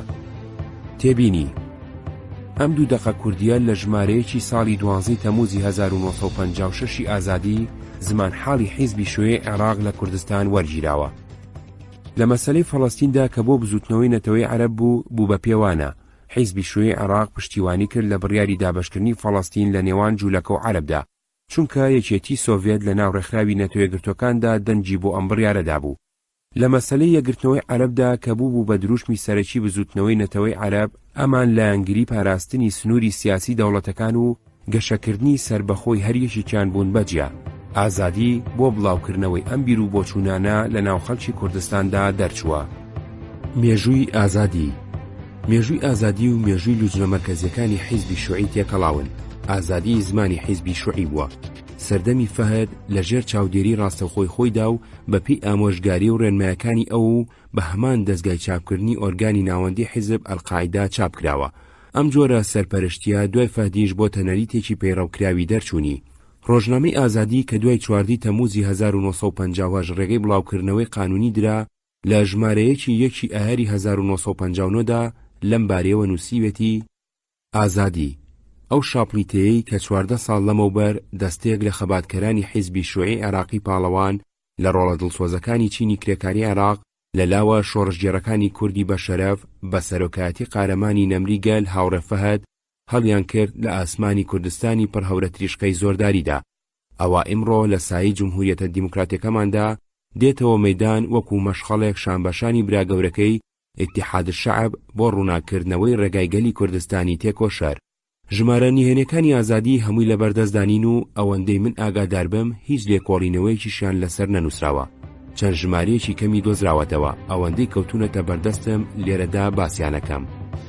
ژمارە 3 ساڵی یەشی ئازادی، ژمارە 3 کە لە حوزەیرانی 1945دا دەرچووە لەلای چەپی سەرووی ناوی ئازادی دروشمە بەناوبانگەکەی حیزبی شۆعی عێراق، نیشتیمانێکی سربەست و میلەتێکی بەختیار نووسراوە و لەلای ڕاستیدا سەرروتاری ڕۆژنامەکە بە قەڵەمی فواد ناوی حیزبی مەلاشەریف بووە، لەژێر سەردێڕی میلەتی کورد و کۆمەڵی شۆعی عێراق بڵاوکراوەتەوە. دەقی وتارەکە بەم جۆرەیە. تەنها حیزبی شۆعی یەکەم حیزبە لە عێراقدا کە بەرامبەر موشکیلەی کورد موقیفێکی حازم وەستا بێ و تەنها حیزبی شۆعیە کە تا ئێستا بەدڵێکی پاک بۆ پاراستنی مەساڵحی کورد هەوڵیدا بێ و لەگەڵ دوژمنەکانی کورد و شۆڤێنەکان و ئینتیهازیەکان کەوتبێتە جیدال، هەروەکو بۆ پاراستنی میلەتی عەرەب هەوڵ ئەدا کە لە ژێر سەیتەرەتی زوعەمای ئینتیهازیەکان و پارەپەرستەکان قورتار بێ. لە مؤتەمەری ساڵی 1944 کە بە مؤتەمەری پەیمانی نیشتیمانی ناوبرا، حیزبی شۆعی بە ئاشکرا موقیفی خۆی بەرامبەر میلەتی کورد نیشاندا کە لە ژمارەکانی پێشووی بنکەی ئەلقاعیدەش بەیانی کردبوو لە مادەی 11 لە پەیمانی نیشتیمانی کە لەلایەن کۆنفرەنسەوە قەراری لەسەردرا داوای مساواتێکی تەواوی کرد لە بینی کورد و عەرەب لە عێراقدا. تێئەکۆشین بۆ مساواتێکی تەمام بۆ کەمێتی قەومی کوردی و حیزبی شۆعی هیچ دەمێک لە حقوقی میلەتی کورد و لەو مەزالیماتی کە لێی دەکرێ خافڵ نەبووە و هەر دەمێک تەماشای ئیشوکار و دەسیسەی خائینەکانی کوردی کردووە و بۆ بەدەرخستنی مەکر و دەسیسەکانیان هەوڵی داوە. مەسەلەن لەم ڕۆژانە کە دیتمان تاقمی میلەت فرۆشەکان وەکو معروف جیاوک و عەلی کەمال و ماجید مستەفا و ئەوانی تر لایەنەی سەرکەوتن لە بینی خۆیان سەبەب بە تەسادومی مەساڵحی اقتصادی و شەخسی تێک ئاڵا بوون و هەر کەسێ دەویست کە بڕێک لە کوردەکان و مسەقەفەکانی کورد لەدەست خۆی بکا بە ئالەت و بەگشت دوژمنی خۆیەوە نیە و لە نەتیجەی تێکبەردانی وان بەخۆی مرکزی خۆی قایم کا و یا پایەکی تر هەوراس بچێ. سکرتێری حیزبی شۆعی عێراق برادەر فەهەد دەربارەی ئەو مەسەلەیە بەیانێکی دەرخست و نیشانیدا کە ئەو زوعەمایانە بۆ مەساڵحی میلەتی کورد ئیش ناکەن، بەڵکو بۆ مەساڵحی بەرچی خۆیان ئیش دەکەن و بە ڕێگەیەکی واقعی نیشانیدا کە چۆن پێویستە میلەتی کورد ئەو چەشنە مجریمانە لە خۆی بەدوور بخاتەوە و چۆن خۆی ڕێک بخا و هێزی خۆی لەگەڵ برا عەرەبەکان یەک بکات تاکو بە ئامانجی میلی خۆی دەگا. و دیسان بەیانی کرد کە کۆمەڵی هیوا ئەمەل کۆمەڵێکی میلی نییە، بەڵکو کۆمەڵی ئینتیازی و ئیستیعمار پەرستەکانە و میلەتی کورد پێویستی بە کۆمەڵی هیوا ئەمەل نییە، بەڵکو احتیاجی بە کۆمەڵی کار ئەمەل هەیە و لە ئاخیردا برادەر فەهەد تێگەیشتەکانی کورد بانگەکە بۆ یەکبوون و دامەزرانی کۆمەڵێکی میلی و باریدەدانێکی بێقسوور پەیمانیان لەگەڵ دەکا. و لەم ڕۆژانەدا کۆمەڵی شۆعی بەیانێکی تری دەربارەی فەلاحی کورد دەرهێنا. برای فەلاح بزانە کۆمەڵی شۆعی بۆچی تێکۆشیە. ئیتر هەروە حیزبی شۆعی بەرامبەر بە دژواریەکانی میلەتی کورد هیچ دەمێک چاوی نەپۆشاوە. ئەوەی گوێبیستی بوون بەشێ بوو لە کتێبی بەدەم ڕێگاوە گوڵچنین چەند لاپەڕەیەک لە مێژووی ڕۆژنامەوانی کوردی 1898 1958.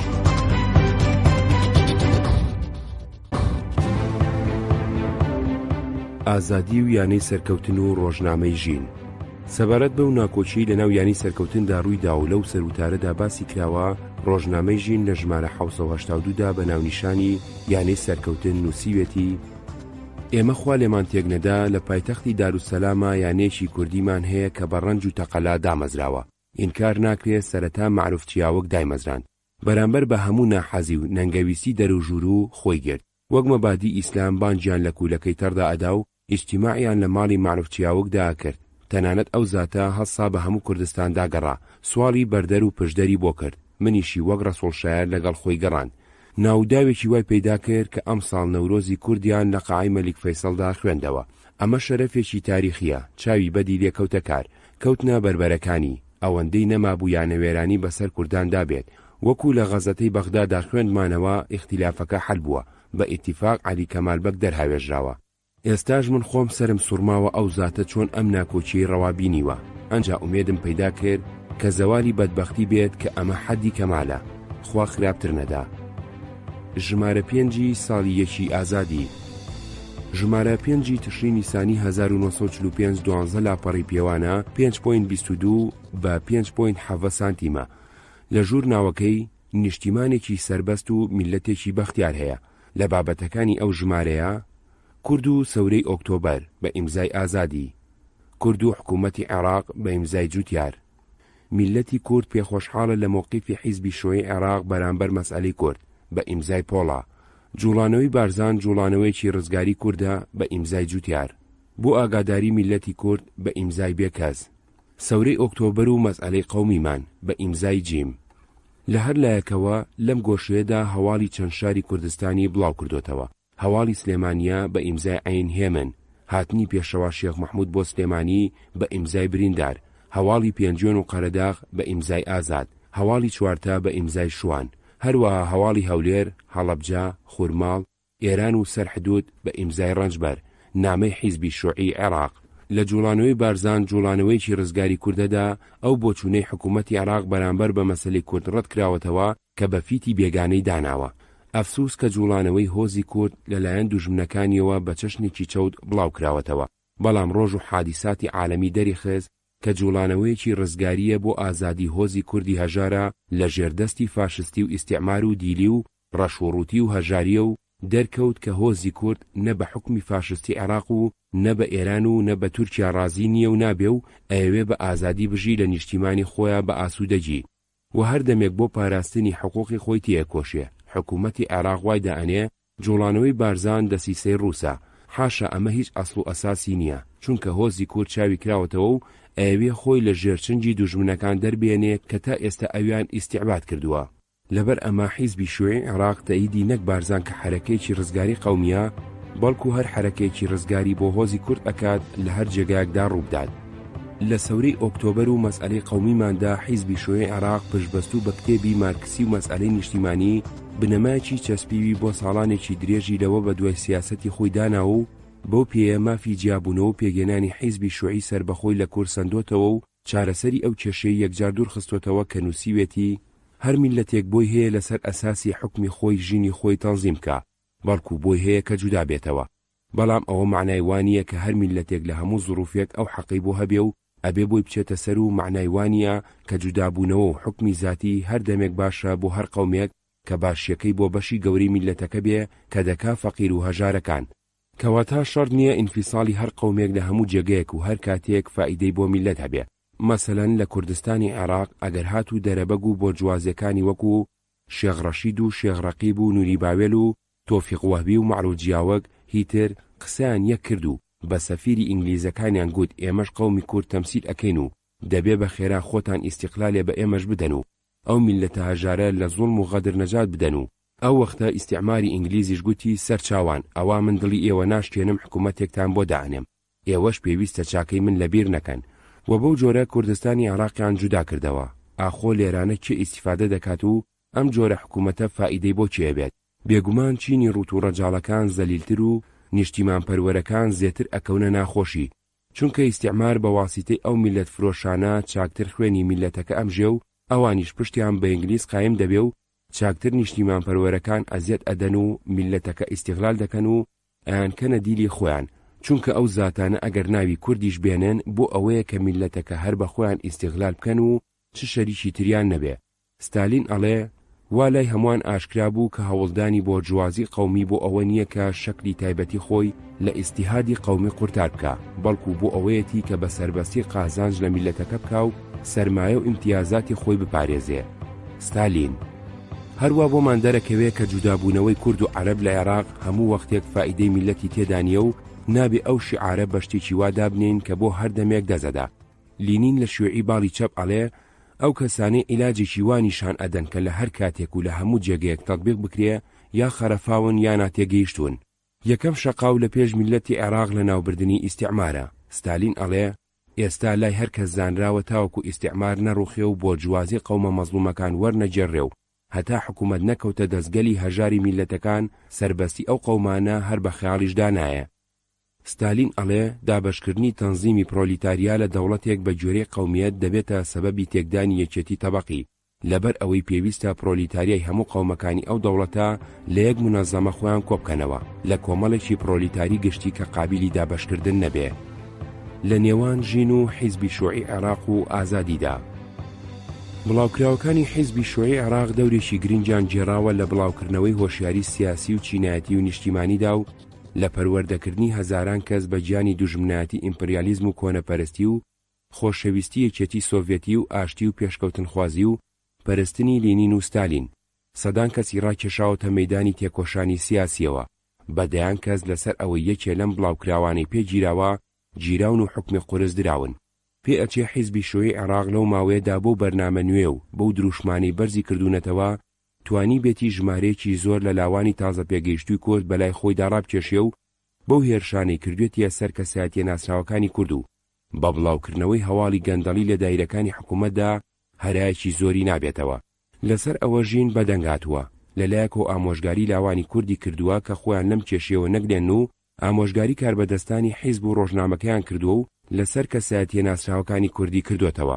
ئەگەرچی ئێمە جگە لە ژمارەی پێنجەم دانی ترمان لە بەردەستدانیا، بەڵام بەکاردانەوەی ژیندا هەندێ لە بابەتەکانی تێگەین. ژین ژمارە 754 حەڤەی ئاغۆستۆسی 1944 لەژێر سەرناوی بۆ لاوەجگەرگۆشەکانمان دانووسیوێتی: ڕۆڵەکانم، هەمووتان پیرەمێرد ئەناسن کە کووردە و ئامۆژگاری گۆڕیشی بە کوردیە و بۆ ئەوەش نییە خۆی پێبەرێتە پێشەوە و چشتێکی پێ بپچڕێ، هەر ئەویشە کە بەڕاستیەتی ئەو پیرەمێردە هیوای بەرودوای بەلاوانی کووردە. تەنانەت لە ئەستەمبوڵ هاتەوە لە شەمەندۆفێردا مەنزومەیەکی نووسیوە ئەڵێ: ئومێدم وایە ئەم دەستەی کوڕانە مەشعەلێ هەڵکەن. بەڵێ دەستەی کۆن کە بە ئیستیلاحی کۆن سەنادیدیان پێ ئەڵێن کوردی خۆیان گرتووە، ئیتر دەربەز نین. ماوەتەوە سەر ئێوەش لە پێش هەموو چشتێکدا هەرچی ئەکەن ئەبێ بە چرای خوێندەواری بەڕێدا بڕۆن تا ڕێگوم نەکەن. عیلم و فەن میللەتێک سەردەخا، لە هەموو کارێکدا ئەبێ دوو قۆڵتان ببێ: غایە و دەستور، مەرام و خەتی حەرەکەت. خوێنگەرمی لە شیپیا و ئەکا بە لیر و دوو ماڵ. وەکو پێم وتن بزانن چیمان بۆ چاکە و چۆنمان دەزەکەوێ. عیب نییە لە گیاندیدەکانتان بپرسن. خۆ من ئەگەر عەقلی شم نەبێ تەحسیلێکی بەرزم هەیە کەوا ئەمانی پێدەنووسم و تەجروبەی شم هەیە کە لەم مەیدانەدا زیندان و حکمی ئەدامم دیوە. وەرن بزانم چیتانەوێ، ئەگەر معقولە منیش لەگەڵتان و ئەگەر ناڕەوایە بۆچ بە خۆڕایی ئەم هەموو لاوانەمان لە باڵی بدرێ. لە بیرتان چووە کە چەند لاوی نازدارتان لەکەی بەیاننامەچیان پێوەنان و لە منفادا لە کەڵک کەوتن، بەڵێ کوڕانمان ئەبێ لە ڕێی نیشتیماندا نەبەزن، بیشیان کوژن کونیان نەچێ. بەڵام معقول و ئەساسەن ئەم نەوعە بەیاناتی دزێتیە بۆ مەردان ئارە. کامتان خۆتان بە عیلاقەدار ئەبینن، وەرن یەکتری ببینن. خۆ ئاگای لێبێ بۆ کارێک کە ڕێی تێبچێ من دەرێغیم نییە و بەم پیریە بەگیرم، بەڵام خۆ هەڵ ناگرێ بە هیچ تیا بچن. ژین ژمارە 773 یەکی شوباتی 1945 لە ژێر سەرناوی شێوەی مەردی دانووسیوێتی: سەرەتای ئیش هەموو یەک بوونە، ئەویش نابێ هەتا هەر برینێک کە لە دڵدا هەیە ساڕێژی نەکەی. لەم ڕۆژانەدا وەکو تەماشا ئەکەین هەندێک کەس لە ڕووی ناکۆچیەوە کە لە بینی ئەوان و مەئموری ئیدارەدا ڕوویداوە کەوتونەتە بەندوبا و بەیاننامە بڵاوکردنەوە کە بەشی زۆری بە شێوەیەک نووسراوە پیاو شەرم ئەکا بیان خوێنێتەوە، چونکە سەرا پاپڕە لە جنێوە و قسەی ناشرین کە پێویست نییە بە ناوی ئەهلی شارەکەمانەوە یا بە ناوی کوردەوە بڵاو بکرێتەوە و بکەوێتە بەرچاوی دۆست و دوژمن و ئێمە کە نامانەوێ بە هیچ جۆرێک لایەنی هیچ لایەک بگرین، بەڵام یەکەم بە ناوی کوردەوە و دووەم بە ناوی ئەهلی سلێمانیەوە وامان بە باش زانی کە لە نووسەرانی ئەم جۆرە بەیاننامانە بگێنین کە ئەو کاری ئەوانەی کان لە خراپە و ناوزڕان هیچ سوودێکی نییە بۆ ئەو وڵاتە کە بۆی ئەگرین و لەم بەیاننامانەدا ئەوەی لە هەمووی ناشرینتر بوو بەدناوکردن و بە سوگناوبردنی عەشیرەتێکی کووردە لەقینی یەکێکە لەو عەشیرەتەیە. لامان وایە ئەم ڕێیەکی چەوتە، تەنانەت لە دوژمنایەتیشدا ئەگەر گلەیتان لە مەئمورینی ئیدارەدا هەیە، مەردانە بچنە لای و گلەی خۆتانی لابکەن. ئەگەر ئەوەندەش بە خۆتانە ڕاناپەرمون، ئەتوانن بە ئاشکرا لە هەموو ڕێگایکی قانونی و معقولەوە مراجعەت و شکایەتی خۆتان بکەن. ئەجینا بە بەیاننامەی وا ناشرین نووسین و جنێو بە خوشک و ژن و دایکی خەڵکدان و بڵاوکردنەوەی بەبێ ناونیشان دامان وایە شێوەی مەردانە و کوردانەی تێدا نییە. ئیتر هیوامان وایە کە نەختێ بێنەوە سەر خۆتان، قین و دوژمنایەتی کوێرتان نەکا، لەمە زیاتر ئابڕووی ئەم وڵات و قەومە بێچارەیە نەبرێت بۆ هەموو لایەک چاکتر و بەجێترە. دواتکاشمان ئەمەیە هەموو کورتپەرست بن نەک ئەشخاصپەرست، یەکدڵ و یەکدام دەست بدەینە دەستی یەکتری و لەم وەختە تەنگ و چەڵەمەیەدا خۆمان بە دوژمنایەتی شەخسی و شتی هیچ و پوچەوە خەریک نەکەین، ئاگامان لە خۆمان بێت، وا خەریکە ڕەنجی دواڕۆژمان ئەڕێژێت. ئەوەندەش بزانن ئەم هەراهوریایانە هەر لە بنەڕەتەوە تا ئێستا ئەوەندەی تۆزیە چاکەی کوردی تێدا نییە. محامی شێخ ڕەوف شێخ مەحموود، محامی ئیبراهیم ئەحمەد، محامی فایق هۆشیار، محامی مەجید یاوەر، بابا عەلی شێخ مەحموود، فایق بێکەس، یەکتا بەک. ژین ژمارە 774 حەڤەی شوباتی 1945 لەژێر سەرناوی گۆڕادێری دانووسیوێتی: ئێمە بەوە خۆمان بە بەختیار ئەزانین کە خدمەتی غەزەتەکەتان ئەکەین و غەزەتەکەش خدمەتی ئێوە دەکا. جارێ بەر لە هەموو شتێک خۆ هیچ نەبێ ئەڵێن کوردستان غەزەتەیەکی هەیە. ئەم غەزەتەیەش کە لە تارانەوە و لە سنەوە، لە کرماشانەوە، لە میسرەوە، لە شام و بێروتەوە ستایشی وای بۆ دێت کە دڵ ڕوو نەکاتەوە. ڕەشید یاسەمی ئەڵێ چاو ڕوو نەکاتەوە، تایر هاشمی ئەڵێ گیان تازە ئەکاتەوە. پیرەمێردێک ئەم خزمەتەی گرتوۆتە ئەستۆی خۆی بۆ جگەرگۆشە نازدارەکانی، وازی لە هەموو جیان هێناوە، تا ئێستا لەسەر ئەمە 100 پەڵی بە قەپرغەدا دراوە، کەوتووە و هەڵساوەتەوە، نەبەزیوە. دیارە دنیا بۆ بەڕێوەبرنی جگەرگۆشەکەیەتی و کە کەڵکی ئێلەکەیە، کەوابوو ئێوەش گوێڕادێری بکەن. خوێندن ئینکار ناکرێت کە قەومێک سەردەخا، بەڵام ئەخلاق کردەوە لە پێش خوێندنەوەیە. زۆری وا هەیە خوێندەوارە متەفەنینە، بەڵام بەکرداری هەمووی لە چیزداوە. ئێستا منم جارە لەگەڵ نەوجەوانانەکانمە، چونکە هیوای زۆرم بەوانە و بارەها وتومە مەگەر ئەوان ئەم قەوما ڕزگارکەن. ئەوەڵ چارەش ئەمەیە شان بدەنە بەر هەیکەلی زۆر و دەستدرێژی زۆردار و تەماعکار بە مەنگەنەی عیلم و ئەدەب و ڕاستەوڕاست، نەک بە پێچووپەناو لە ژێرپەچەدا. خوا ڕەوای بینی وا ڕێگەناسانی حقوق و معریفەتتان کەوتۆتە ناو، ئەتوانن لە ڕێیەکی مەشروعەوە حەقی خۆتان بپارێزن. بۆ ئەمەش یەکدڵی و یەکوجودی و نیشتیمان پەروەری پێ ئەوێ کە ئەم سێ سیفەتە ئەساسەن لە مەوالیدی سەلاسە پەسەندتر و بەکارترا. من ئەمەم لە ئێوە ئەوێ، ئەگەر هیچی ترم لە ئێوە ویست مەمدەنێ. ئەوەی گوێبیستی بوون بەشێ بوو لە کتێبی بەدەم ڕێگاوە گوڵچنین، چەند لاپەڕەیەک لە مێژووی ڕۆژنامەوانی کوردی 1898-1958.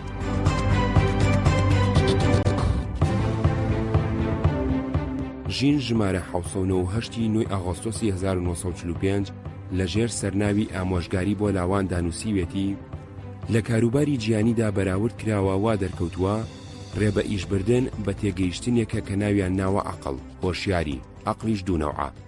یەکێکیان ئەوەتە لە سروشت و دروستکردنی ئادەمیزاد مادەرزاد خوا بە تەبیعەت ئەیبەخشیە و بەو زیرەکیە تێدەگا، ئەمە عەقلی مەوهوبە.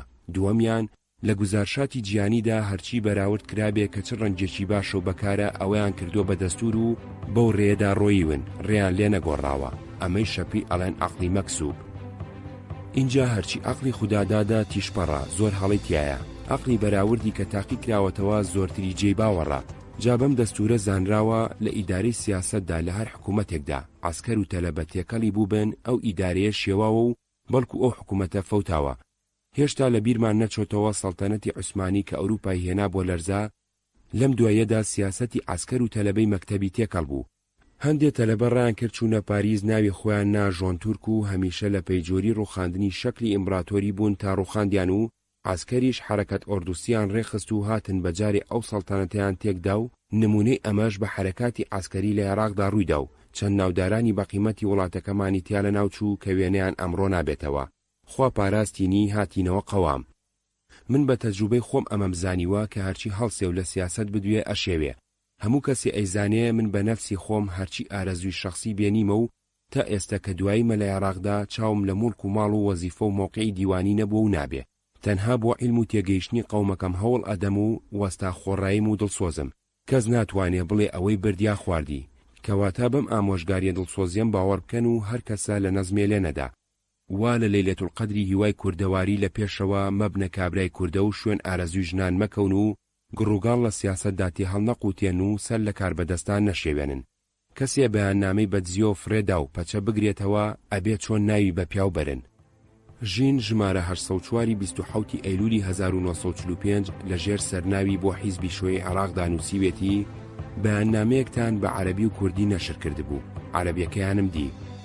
باشە و مبارەکەوە حیزبتان تەشکیل کردووە و ئیجتیهاد و باوەڕی ئێوە وایە کە ئەو مەسلەکە بۆ وەتەن و قەومیەتتان بە فائیدەیە و ئەتوانن لەو بەرگەدا خۆتان بنوێنن. ئیجتیهاد و اعتیقاد لای هەمووان مقدسە و دوعای خێرتان بۆ دەکەم کە ببنە وەسیلەی سەربەرزی و ڕەهایی وڵاتان و دوعای پیران گیرایە، نەخوازەڵا پیرێکی 80 ساڵە کە زۆرتری حیاتی خۆی لە خدمەتی وەتەنیا سەرف کردووە و زیندان و دەربەدەری و دەردی سەری دیوە، نەبەزیوە، بە قەڵەمێکی تیژ و مندەتێکی درێژ لە هەموو غەزەتەکانی ئەستەمۆڵ و میسر و وڵاتاندا بە ناڵەی مەنزوم و شعری وەتەنیەوە لە مەیداندا بووە و خاوەندی شینی شەهیدان و وەفدی کوردستانە و بە تەنیا غەزەتەیەکتان 20 ساڵە بۆ دەردێنێ.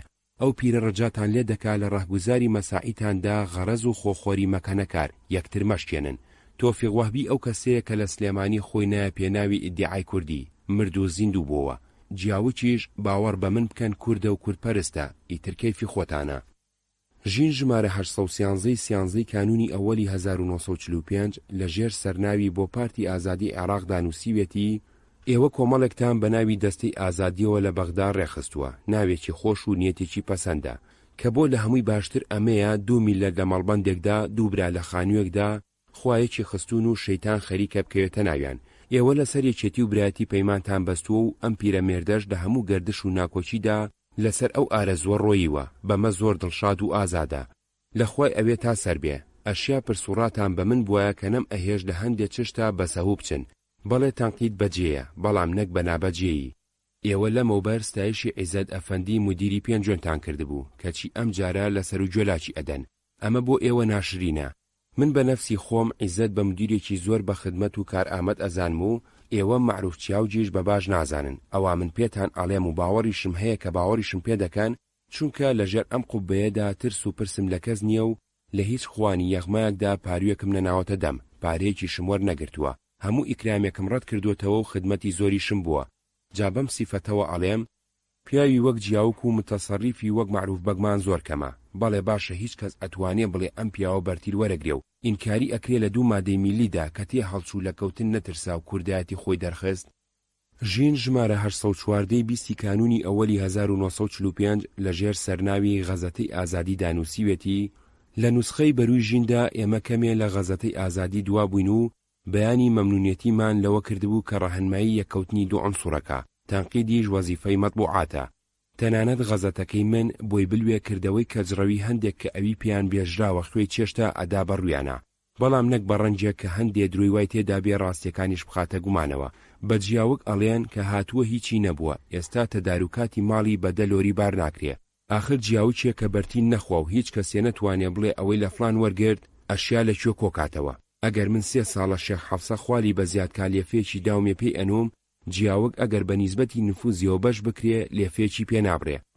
ئەم پیاوە خراپەی زۆری ئەوەیە لە هەموو کاتێک و شوێنێکدا نەڕاندویە وتیە کوردم، واخوا لێرە دەربازی ئەکا ئەوسا ئەگەڕێن لە شوێنی.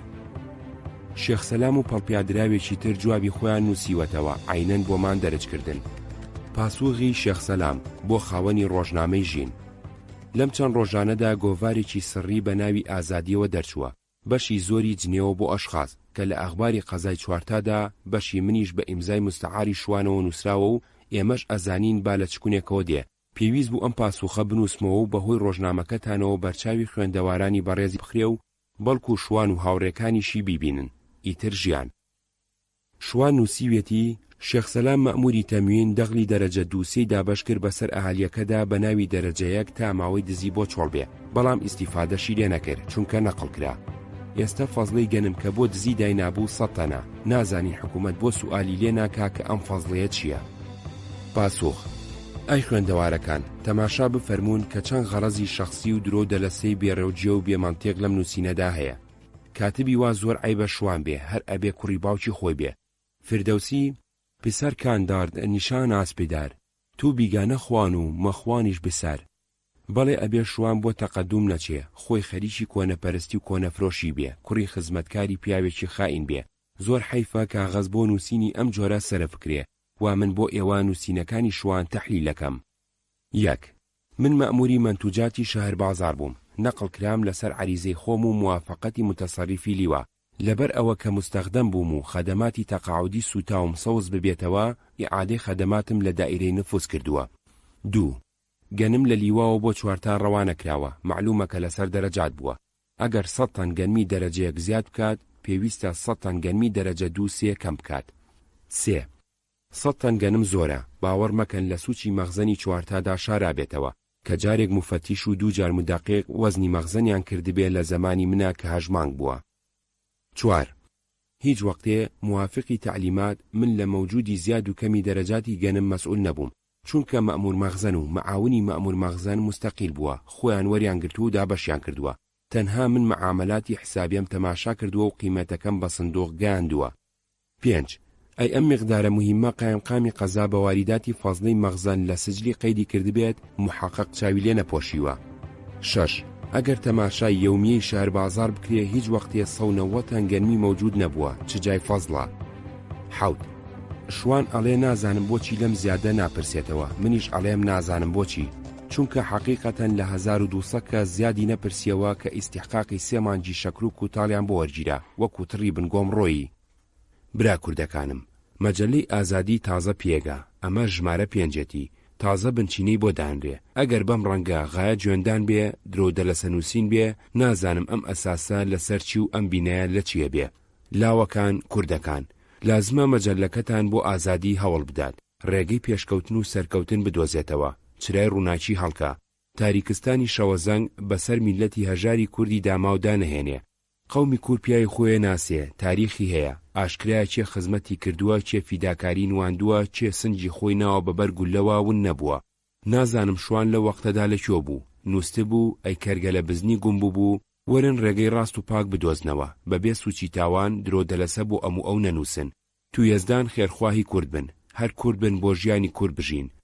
برا لاوەکانی حیزبی شوعی، لە مەجەلەکەتاندا گەلێ بەتان و پۆی هەندێ ئەشخاصدا چوو بوون و ناوبەناو زۆر لە عەلەیهی کۆمەڵی هیوا هیوی بوون. مەوجودی ئەوانە لە 1250 لە کوردستانی عێراقدا متەجاویز بووە، لە حاڵێکدا کە 1250 کەس لە کوردەکانی عێراق جاسوس و خاین بن، جگە لە کوردی خارج تەنها شوان، پۆڵا، جوتیار و خێوی مەجەللەی ئازادی خزمەتی میلەتی کوردی داماوی قوربەسەرەکە. ئەم 1250 کەسە غەیری ئەوانەیە کە ئێوە لە مەجەللەکەتاندا جنێویان ئەدەنێ، ڕووم نایە هیچ بە ئێوە بڵێم، بەزەین بە ئێوە کووردا دێتەوە. خوا چارەی هەردوو لا بکە، ئەجینا بە ئێوە چارەی کورد و بە کورد چارەی ئێوە ناکرێ. یەزدانی پاک ئاگاداری هەردوو لا بێ، چونکە ئێوەش بێگوناهن. خواردنی گوناکارێکە ئاخۆ بەرچیەکەوێ، زەمانی ئەیسا و موسا نییە. سەلام. ئێمە ئەم جارە بە ناوی مەجەللەی ئازادیەوە ئەو حیزبێک کە دەنجی هەیە و ڕەنجی نییە، عالەمە زانێ حیزبێک بە جۆرێکی مەشروع و ڕێکی ڕاستە شەکول بکە لە حکوومەت دانا و قەیدیە بێ. ئەم حیزبە خۆی دەرناخە لە پەناوە ئەم هەموو جنێوە بەم عالەمادا. گویا بەم مەستەکە ناهەموارەوە پێشەوای قەومێک یاد و قەومەکە. ئەگەر ڕازەکەن و ئینسانن بە ئاشکرا حیزب تەشکیل بکەن و پرۆغرامێک نەشر بکەن کە ئێمە ئەمەین و ئەمەمان ئەوێ، ئەوسا خەڵک تێفکرێ. ئەگەر ئەمانە پیاوێکی بەناموس و ناسراو بن، هەموو شوێنیانەکەون. ئەجینا ئەمەش بەدبەختی ئەو قەومەیە کە ئەمانە نەسەبی خۆیانی ئەدەنە پاڵ. ئێمە دوای هەر کەسێک کەوتین و گرتمانە کۆڵ، ئەو ئاوزەنجی لێداین بۆ ڕوودکردنەوەی خەڵکی بۆ خۆی. وا ئێمە کە چەند ساڵێکە ڕاوڕوت و دار و فەلاقە و جەریمە و شەق و مادەمان نەماوە، بۆچی بۆ وازدە خۆمان نایەنین؟ تخوا پێمان بڵێن بۆ چی بکەین؟ بەڵێ ئەگەر خوا کردبێتی عادەت پارچەیە لە خاچێک بە گیاندار و بێگیانەوە بجوێزیتەوە ئیقلیمێکی تر و ژێر تابعی دەوڵەتێکی تر، با ئێمەش بەرێتە کێوی قاف. ئەجینا تا لە عێراقا بین ئەبێ عەتابەی بەغداد بخوێنین و بانگمان ئەڵڵاهو ئەکبەری خودێ مەزنا لە کولەکەی تەڕدا بێ. ژین ئیتر باسی ئازادی نەنووسیوە، ڕەنگە پیان و تبێ خۆی لێ بێدەنگ بکە. بەڵگەیەک لەبەردەستدانیە کە ئازادی چەند دانی لێ چاپ کراوە و چۆن و لە چەند جێ بڵاو کراوەتەوە. ڕۆژنامەی ئەلقاعیدا لە ساڵانی 1947-1949دا وەکو حەنا بەتاتۆ لە کتێبەکەیدا خەمڵاندوێتی 3000 دانی لێ چاپ کراوە و ژمارەیەکی زۆر لەوە زیاتر خوێندویانەتەوە. ئەلقاعیدا لە سەرانسەری عێراقدا هەروەها لە کوردستاندا بڵاو کراوەتەوە. ئازادی کە هاوشانی ئەلقاعیدە دەرچووە تەنیا بۆ کوردستان و بۆ خوێندەواری کورد بووە، لەبەر ئەوە پێویستی نەکردووە بۆ ژمارە زۆرەی ڕۆژنامەیەکی عەرەبی چاپ کرێ. بەڵام بێگومان ئەمیش لە چاو ڕۆژنامە و گۆڤارە کوردیەکانی ئەو سەردەمەدا چەردەیەکی باشی لێ چاپ و بڵاو کراوەتەوە و بۆ خوێندنەوە دەساو دەستی کردووە. ئەوەی گوێبیستی بوون بەشێ بوو لە کتێبی بەدەم ڕێگاوە گوڵچنین چەند لاپەڕەیەک لە مێژووی ڕۆژنامەوانی کوردی 1898-1958.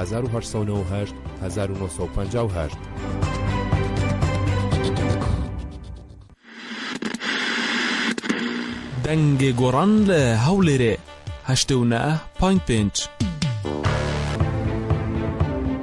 فەهد و ڕێکخراوی وحدەتە نیضال. لە نیسانی 1945دا ڕێکخراوی وحدەتە نیضال کە پێیان وابوو بەگرتنی کۆنفرانس و مؤتەمەر و دانانی پەیمانی نیشتیمانی و پەیڕەوی ناوخۆی حیزب، ئیتر داواکاریەکانیان هاتوۆتە جێ و ناکۆچیەکانیان لەگەڵ حیزبەکەی فەهد بەلادا کەوتووە، نامەیان بۆ فەهد نارد و ئامادەی خۆیان دەربڕی ڕێکخراوەکەی خۆیان هەڵبۆشێنەوە و بگەڕێنەوە ناو حیزب. فەهد وەریگرتنەوە لەقی کوردی یەکێتی تێکۆشین ئەیانویست بەجیا تێکەڵ ببن و لە سەرکردایەتی حیزبەکەدا ئەمانیش نوێنەریان هەبێ. فات ئامادە نەبوو داواکەیان قبوڵ بکە چونکە حیزبە ئەسڵیەکەیان خۆی هەڵوەشاند بووە. ئەمانیش لەقی ئەو بوون بە هەڵوەشاوە دائەنران. ئەندامەکانی لەقی کوردی یەکێتی تێکۆشین ئامادە نەبوون وەکو تاک بچنە ناو حیزبی شۆعی عێراقەوە. ڕێکخراوێکی نوێیان بە ناوی حیزبی شۆعی کوردستانەوە دامەزران و دەستیان کرد بە بڵاوکردنەوەی ئۆرگانەکەیان بە ناوی شۆڕشەوە. ساڵی 1946 کە گفتوگۆ بۆ دروستکردنی پارتی دیموکراتی کوردستی پێکرد، زۆری ئەندامانی حیزبی شۆعی کوردستان شۆڕژ پاژەوەی حیزبەکەی خۆیان هەڵوەشاندەوە چوونە ناو حیزبی شۆعی عێراقەوە. لەناو ئەندامەکانی شۆڕشدا خوێندەواری باش و ڕۆشنبیر و تێکۆشەری هۆشیار و ئازایان تێدا بوو. بەمەش لەقی کوردی حیزبی شۆعی عێراق بەهێزتر بوو. دوای جیرانی فاد و هاوکارەکانی 1947 ئەگەرچی لوجنەی مەرکەزی لە چەند ئەندامی نوێ ڕێکخرایەوە، بەڵام هەر فاد لە ژووری زیندانەوە سەرکردایەتی حیزب و چالاکیەکانیە کرد. تەنانەت هەندێک لەو تارە گرنگەکانی ئەڵقاعیداش هەر ئەو ئەینووسین. بەڵام حیزبی شۆعی عێراق دوای جیرانی ڕابەرەکەی تووشی تەنگ و چەڵەمێکی گەورە بوو. حیزبەکە هەرچەند خۆی ڕێک ئەخستەوە کەچی هەر تووشی لێدان و داپڵۆتینی پۆلیسی عێراقیە بوو. یەک لە دوای یەک سەرکردەکانی جیران لەوانە شەریفی مەلا عوسمانی سکرتێری لەقی کوردی. دوای بڕانەوەی دووەمین جەنگی جیهانی جەنگێکی تر دەستی پێکرد کە لە مێژووی ناودەوڵەتاندا بە جەنگی سارد ناوەبرێ. دنیا دابەش بوو بەسەر دوو ئۆردوگای ناکۆکدا. ئۆردوگای سەرمایەداری یان وەکوپیان ئەوت بلۆکی ئیمپریالیستی بە سەرۆکایەتی ویلایەتە یەکگرتووەکانی ئەمریکا و ئۆردوگای سۆسیالیستی یا وەکوپیان ئەوت بلۆکی کۆمۆنیستی بە سەرۆکایەتی یەکێتی سۆڤێت. حیزبی شۆعی عێراق وەکو بەشێ لە ئەرکی ئینتەرناسیۆنالیستی واجبی ئومەمی خۆی پشتیوانی لە یەکێتی سۆڤێت و دژایەتی بلۆکی ئیمپریالیستی کردبوو بە فەرمانی سەرەکی خۆی. ئەوەش لە هەموو ڕۆژنامە و بڵاوکراوەکانیدا ڕەنگی ئەدایەوە. عێراق کە بەناو هاوپەیمانی بریتانیا و بەڕاستی لە پاشکۆیدا بوو ڕێگەی بە چالاکی شیوعی نەئەدا. بەپێی قانونی عێراقی بیرروباوەڕی کۆمۆنیزم و چالاکی کۆمۆنیستی قەدەغە بوو. هەر کەس بەم تۆمەتە بگیرایە بە گوێرەی ئەم مادە قانونیە سزا ئەدرا. ذيل القانون العقوبات البغدادي الرقم 51 لسنة 1938 المادة الأولى يعاقب بالأشغال الشاقة أو الحبس مدة لا تزيد على 7 سنين أو بالغرامة أو بهما كل من حبس أو ربج بإحدى وسائل النشر المنصوص عليها في المادة 78 من هذا القانون، أي من المذاهب الاشتراكية البلشفية الشيوعية والفوضوية والإباحية وما يماثلها التي ترمي إلى تغيير النظام الحكمي والمبادئ والأوضاع السياسية لهيئة الاجتماعية المصونة بالقانون الأساسي. وەزبەی کانون ساڵی 1940 لە بەغداد و لە هەندێک لە شارەکانی عێراقدا جوڵانەوەیەکی ناڕەزایی فراوان سەری هەڵدا. بە تایبەتی دوای ئەوەی نیازی وەزارەتەکەی ساڵح جەبر سەبارەت بە بەستنی پەیمانێکی نوێ لەگەڵ بریتانیا دەرکەوت. لە مانجی کانونی دووەمەوە خۆپشاندانی گەورە و فراوان دەستی پێکرد. هەموو حیزب و ڕێکخراوە نیشتیمانەکان لەوانە پارتی دیموکراتی کورد بەشدار بوون. خۆپشاندەران داوای ئازادی سیاسی و چاکردنی گوزەرانی چینە هەژارەکانیانە کرد. دژی بەستنی پەیمانی عێراقی بریتانی پۆرتسماوس بوون. حیزبی شیوعی دەورێکی گرنگی هەبوو لە سازدان و ڕێخستن و ڕابەریکردنی خۆپشاندانەکاندا. ساڵح جەبر سەروەزیرانی عێراق هەوڵیدا بە ڕێگەی توندوتیژی جوڵانەوەکەدا بمرکێنێتەوە و کۆتایی بە شەپۆلی خۆپشاندان بهێنێ. لە زۆر شوێن پێکادان لە نێوان خۆپشاندەران و پۆلیسدا قەوما چەند کەسێک کوژان. ئەگەرچی لایەنگرانی حیزبە کۆنە پارێزەکان لە خۆپشاندان کشانەوە، بەڵام وەزبە وەکو حیزبی شیوعی ناوی نابوو کۆتایی نەهات. ڕوخانی وەزارەتی ساڵح جەبر بوو بە داواکاریەکی گشتی.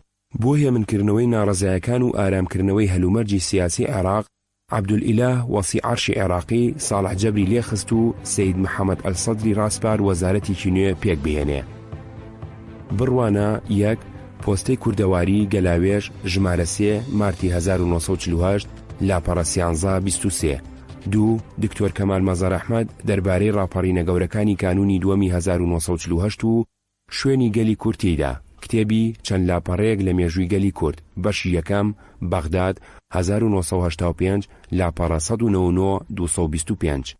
وەزارەتی نوێ بواری ڕەخسان بۆ هەندی ئازادی گشتی، ڕێگەدرا بە چەند ڕۆژنامە و گۆڤاری سیاسی دەربچن، لەناو ئەوانەدا گۆڤاری عەرەبی کوردی نزار. هەندێک لە جیراوەکان بەردران و هەندێک لە حیزبە سیاسی عێراقەکان مۆڵەتی کاریان پێدرا. هەڵبژاردنی گشتی بۆ مەجلیسی نواب کرا. ژمارەیەکی کەم لە نوێنەرانی معارەزە دەرچوون. ئەم بارودۆخە زۆری نەخایاند. وەزارەتێکی تازە پێگات. بە بیانووی شەڕی فەڵەستینەوە ئەوەی وەزارەتی پێشوو لە ئەنجامی وەزبەی کانوندا دابووی بە خەڵک، وەزارەتی نوێ بە زیادەوە لێوەرگرتنەوە. ئیجازەی قانونی لە حیزبەکان سەندەوە، زیاتر لەسەر ڕۆژنامە و گۆڤاری داخست، لەناو ئەوانەدا نزار و گەلاوێژ، بەسەدان چالاکی سیاسی گرت و حەواڵەی دادگای عورفی کردن، بە سەختی لە ڕێکخراوەکانی حیزبی شوعیدا. هەندێک لە سەرکردە و ئەندامەکانی پارتی دیموکراتی کوردیش بەرئەم پەلامارە کەوتن. چوارەمین کۆمیتەی ناوەندی ئابی 1947 تشرینی یەکەمی 1948 کە فات پێکی هێنایەوە و نافعی یونس لە دایکبووی 1924 هەولێر و پارێزەر و ئەندامی پێشووی شۆڕژ یەکێ لە ئەندامە چالاکەکانی بوو، زۆری نەخەیان بەر لێدان کەوت و گیرە. حیزبی شوێی عێراق جەزرەبەیەکی سەختی خوارد، زۆری ڕێکخراوە نهێنیەکانی جیران، چاپخانەکەی ئاشکرا بوو، ڕۆژنامەکانی لە دەرچوون کەوتن. کۆمیتەیەکی ناوەندی کە دوای ئەو دامەزرا تشرینی یەکەمی 1948 حوزەیرانی 1949 عەزیز ئەلحاج ڕێبەری ئەکرد و چەند ئەندامێکی کوردی تێدا بوو، لەوانە هاشم عەبدوڵڵا ئەربیلی، ڕەفیق تۆفیق چالاک، مەهدی حەمید، حەمید عوسمان. ئەم کۆمیتەیەش گیرە، هەندێکیان بەرگەی ئەشکەنجیان نەگرت، نەک هەر نهێنیەکانی حیزبیان هەموو درکاند، بەڵکو بوونە هاوکاری پۆلیس بۆ ڕاونانی شیوعەکان و ئەندامانی حیزبەکانی تر. فهد و هاوڕێکانی بە تاوانی ڕێبەرایەتی حیزب لە ناو زیندانەوە درانەوە بە دادگا. لە شوباتی 1949دا فهد و زەکی بەسیم و حسێن محەممەد ئەلشەبیبی حکمی ئەدام دران و بەیانی 14 و 15 شوبات هەرسێکیان بە دوای یەکدا لە 3 مەیدانی گشتی بەغداد، فهد لە ساحەی مەتحەف لە کەرخ و زەکی بەسیم لە باب الشەرقی و حسێن شەبیبی لە باب المعەزام هەڵواسران. پاژماوەکانی حیزبی شوێی عێراق ئەوەی بەردەستی پۆلیس نەکەوتبوو پەرشوو بڵاو بوون، ناوەندێکیان نەمابوو کویان بکاتەوە، هەندێکیان وازیانێ نابوو، هەندێکیان چوونە دەرەوەی عێراق و ئەوانەی درێژەیان بەکاری نهێنیدا بوون بە چەند ڕێکخراوێکی جیاواز، هەر یەکەیان بە جیا کاریە کرد. لەو بارە نالەبارەدا بەهادی نووری باسم لە دایکبووی 1927 گوندی تەکی قەرەداغی سلێمانی کە بەرپرسی ناوچەی سلێمانی بوو، کاروباری هەموو حیزبی گرتە دەست و سەر لە نوێ ڕێکی خستەوە. حوزەیرانی 1949 نیسانی 1953 ئەوە یەکەم جار بوو کوردێک سکرتاریەتی حیزبی شوعی بگرێتە دەست. حیزبی شوعی عێراقدا و دەستگای چاپی نەمابوو. ژمارەیەکی ساڵی 8 شوباتی 1950 ئەلقاعیدا کە زمانی حیزبەکەیان بوو بە دەستخەت نووسیوە. دواتر کە تایپ و ڕۆنیۆیان پەیدا کردووە ئەو سابە ڕۆنیۆ چاپیان کردووە.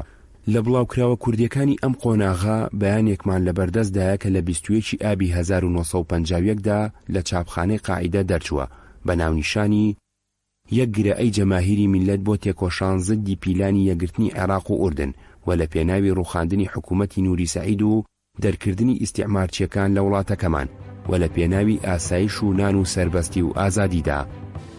ئازادی سەردەمی بەهادی نووری باسم. بەپی ژمارە 22 ساڵی دەی کۆتایی ئابی 1952 ئەلقاعیدا لە ئابی هەمان ساڵدا ئازادی کەوتۆتەوە دەرچوون. ژمارە 4 ساڵی 8 سەرەتای تشرینی دووەمی 1952 ئازادی سەردەمی باسم 6 لاپەڕەی فولسکابە بە تایپ و ڕۆنیۆ چاپکراوە. لە سەروی ناوەکەدا هەمان ئامانج و دروشمی ژمارە 5 تشرینی سانی 1945 دووبارە کراوەتەوە. لە ناوچەوان و لاجانجی چەپی ڕۆژنامەکەدا دروشمەکانی ئەو ڕۆژگاری حیزبی شوعی نووسراوە: ئەی جەماهیری میلەتەکەمان، یەک بگرە لە جەبهەیەکی نیشتیمانیدا لە ڕێگەی ئاسایش، ڕوخاندنی حکمی دیکتاتۆری، بەتاڵکردنەوەی پەیمانی 930 و دەرچوونی لەشکری ئینگلیزەکان، گۆڕکردنی مەشروعی دیفاعکردن لە ڕۆژهەڵاتی ناوەڕاست، وەزدی کردنی وڵاتەکەمان بە بناوانێکی جەنجی بۆ ئیستیعماریەکان، بەتاڵکردنەوەی ئیمتیازاتی شەریکەتە ئیستیعماریەکان و دەست بەسەرداگرتنی ممتەلەکات و تەئمیمکردنیان، بەردانی سربەستیە دیموکراتیەکان و بەردانی حەبسە ئازادی خوازەکان، زۆرکردنی ئیش و کار بۆ بێ ئیشەکان و دابەشکردنی زەویوزاری ئەمیری و دەرەبەگ و مەلاکە گەورەکان بەسەر فەلاحەکاندا، حەلکردنی موشکیلەی تووتن لە شیمالدا، بژی تێکۆشان و برایەتی کورد و عەرەب لە پێناوی ئازادکردنی عێراق و حەقی تەقریری مەسیری کووردا. چەند بڕیارێکی لوجنەی فەرعی کوردی حیزبی شوێی عێراق. بابەتی سەرەکی ئەم ژمارەیە بریتیە لە چەند بڕیارێکی لوجنەی فەرعی کوردی حیزبی شوێی عێراق کە لە کۆبوونەوەی 19 مانگی تشرینی یەکەمیدا دەری کردووە. لوجنەی فەرعی کوردی حیزبی شوێی عێراق لە مانگی تشرینی یەکەمی 1952دا کۆبووە و ئەندامێکی لوجنەی مرکزی حیزبیش کە لەلایەن لوجنەی مرکزیەوە نێرابوو ئیشتیراکی کۆبوونەوەکەی کرد و باسی ئەم نقطانە کرا کە لە جەدوەلی ئیشوکاری کۆبوونەوەکەدا هاتووە و گفتوگویان لەسەر کرا. ئەوانیش ئەم نقطانەی خوارەوەن: 1. نیشاتی فەرع لە تێکۆشاندا لە پێناوی ئاسایشدا. 2. نیشاتی حیزبی لە ناو هەموو بەشێکی جەماهیردا، کرێکارانی شەریکەی نەوتی کەرکووک و هەموو کرێکارانی تر فەلاحەکان، ناوقوتابیەکان، موسەقەفەکان، کاسب و سەنعەتکار و بازرگانە بچووکەکان، ئەسکەرەکان، ئافرەتەکان هەتا دوایی. 3. نیشاط و پێگەێنانی ئیشوکار لە تێکۆشاندا زەدی ئینعیزالیەت. 4. مەسئلەی فەلاحەکان و دەرزکردنی مەشاکیلیان، نیشاط لە ناویاندا مووقیف و شیعارات بەرامبەریان. 5. مشکلەی کادر و هەندێ مەشاکیلی تری تەنزیمی. 6. نیشاط دەربارەی منەزەماتە دیموکراتیە غەیرەت حیزبیەکان، گەنجان، قوتابیان، کرێکاران هەتا دوایی. 7. مەسئلەی کوردی و مووقیفی حیزب دەربارەی ئەو مەسئلەیە. 8. مووقیفی حیزب دەربارەی پاژماوەی پارتیەکان و دەربارەی تیاراتی ئینتیهازی. 9. نیشاتی ئەمریکایەکان و نۆکەرەکانیان لە پێناوی مەشروعی سربەخۆیی کوردستان و مووقیفی حیزب دەربارەی ئەوە. 10. مشکلەی توتن و ئینحیسار. 11. مەسئلەی بڵاوکردنەوە و تەرجومە بە زبانی کوردی و تورکی و غەیری ئەمانە. 7. مەسئلەی کوردی و مووقیفی حیزب دەربارەی ئەم مەسئلەیە. حیزب اعترافەکات بە حەقی تەقریری مەسیر بە حەقی جیابوونەوە بۆ میلەتی کورد کە ئەمە حەقێکی تەبیعیە بۆ میلەتی کورد کە قەومیەتێکی برایانە پێگەهێنێت لە تێکۆشاندا زەدی ئیستیعمار لە پێناوی ئاسایش و سربەخۆی و دیموکراتیەتدا. بەڵام حیزبەکەمان ئەبینێت کە حەقی تەقریری مەسیر بە حەقی جیابوونەوەوە بە میلەتی کورد نادرێت و هەرگیز جێبەجێ ناکرێت تەنیا لە ژێرسای حکمی چینی کرێکاراندا نەبێت. جا مووقیفی حیزبەکەمان بەرامبەر مەسئلەی کوردی ئێستا بەم جۆرەیە. ئاعترافکردن بەبێ چەنوچوون بە حەقی تەقریری مەسیر بە حەقی جیابوونەوەوە بۆ میلەتی کورد و تێکۆشان لەم وەختەی ئێستادا بۆ بەهێزکردنی گیانی برایەتی و یەکێتی لە تێکۆشاندا لە بینی میلەتی کورد و عەرەب و هەموو قەومیەتە بچووکەکانی تر لە نیشتیمانەکەماندا بۆ تێکۆشانێکی یەکگرتوو لە زەدی ئیستیعمار و کۆنەپەرستی عێراق لە عەرەب و کوردەکان و غەیری ئەوان لە ڕێگەی ئاسایش و سربەخۆی و دیموکراتیەتدا و لە ڕێگەی خوڵقاندنی ئەو زروفەدا کە میلەتی کورد حەقی تەقریری مەسیری خۆی تیاوەرەگرێت بە حەقی جیابوونەوەوە. و حیزبەکەمان بێوچانتی ئەکۆشێت لە زدی هەموو بیر و باوەڕێک یا هەموو مەشروعەیەک کە نیازی سربەخۆی کوردستانە لەم ڕۆژەدا لە ژێر سای سەیتەڕەتی ئیستیعماردا. و حیزبەکەمان ئەم جۆرە بیر و باوەڕە بە شتێکدا ئەنێت کە لە زدی مەسلحەتی میلەتی کورد و هەموو عێراقیە بە شەرەفەکانە و هەر ئیستیعمارە ئەمریکایەکانن کە ئاوی ئەم بیر و باوەڕە ئەدەن لە پێناوی ئامانجە پەرەپێسەندەکانی خۆیاندا و بۆ پچڕینی کوردستانی عێراق لە ژێرچنجی ئیستیعماری ئینگلیزی و بۆ ئەوەی احتیکاراتی ئەمریکی دەست بکێشێت بەسەر نەوتە زۆرەکەی کوردستانی عێراقدا و بۆ جوازیەکان و هەندێک لە دەرەبەگە کوردەکان ئەمانەش لە یانگری سربەخۆی کوردستانەکەن و ئیشی لە پێناودا ئەکەن لە ژێر سای سەیتەڕەتی ئیستیعماردا. ئەمانە دوای ئامانجی چینایەتی و شەخسی خۆیان کەوتون بۆ چەوساندنەوە و ئەمانە تەنیا سربەخۆی. نۆهەم نەشاتی ئەمریکایەکان و نۆکەرەکانیان لە پێناوی مەشروعی سربەخۆی کوردستان و مووقیفی حیزب دەربارەی ئەوە.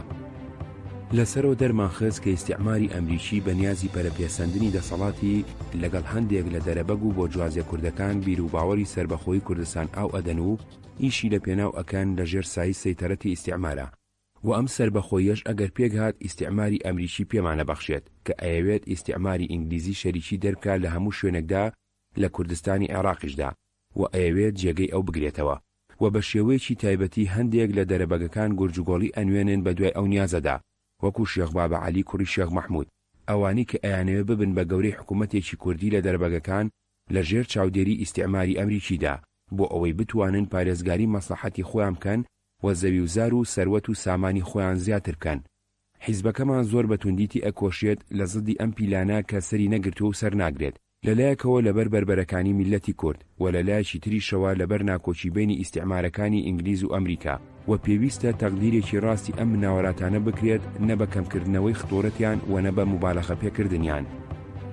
میساقی باسم لە کانونی یەکەمی 1952دا میساقێکی نوێی هێنا بۆ ئاراوە و لە ئازاری 1953دا حیزب کردبووی بە بەرنامەی خۆی. لەم بەڵگەیەدا کە بە میساق باسم ناوی دەرکرد ئاڵوگۆڕی بنەڕەتی لە میساقی فاد و بیرروبۆچوونەکانی داکرابوو لەوانە لە باتی نیزامێکی دیموکراتی میساقی فەهد دامەزراندنی جمهوریەتێکی شعبی دیموکراتی نوێنەرەوەی ویستی کرێکاران و جوتیاران و جەماوەری گەل کرا بۆ ئامانجی سەرەکی هەڵوەشاندنەوەی پەیماننامە ئیستیعماریەکان و سندنەوەی ئیمتیازات لە کۆمپانیای ئیستیعماریەکان و دەست بە سەراگرتنی زەویوزاری دەرەبەگەکان و ئەرزەکانی ئەمیری و دابەشکردنی بەسەر جوتیاراندا لە مادەکانی تری میساقی باسم بوون. سەبارەت بە مافینەتەوەی گەلی کوردیش کە لە میساق فەهددا وەکو کەمایەتیەکی لە بابەتی ئاسووری و یەزیدی باسی کرابوو مافی نەتەوەی کوردی سەلماندبوو لەسەر بنچینەی دانان بە مافی ئازادی بڕیاردانی چارەنووس بە مافی جیابوونەوەیەوە لە عێراق.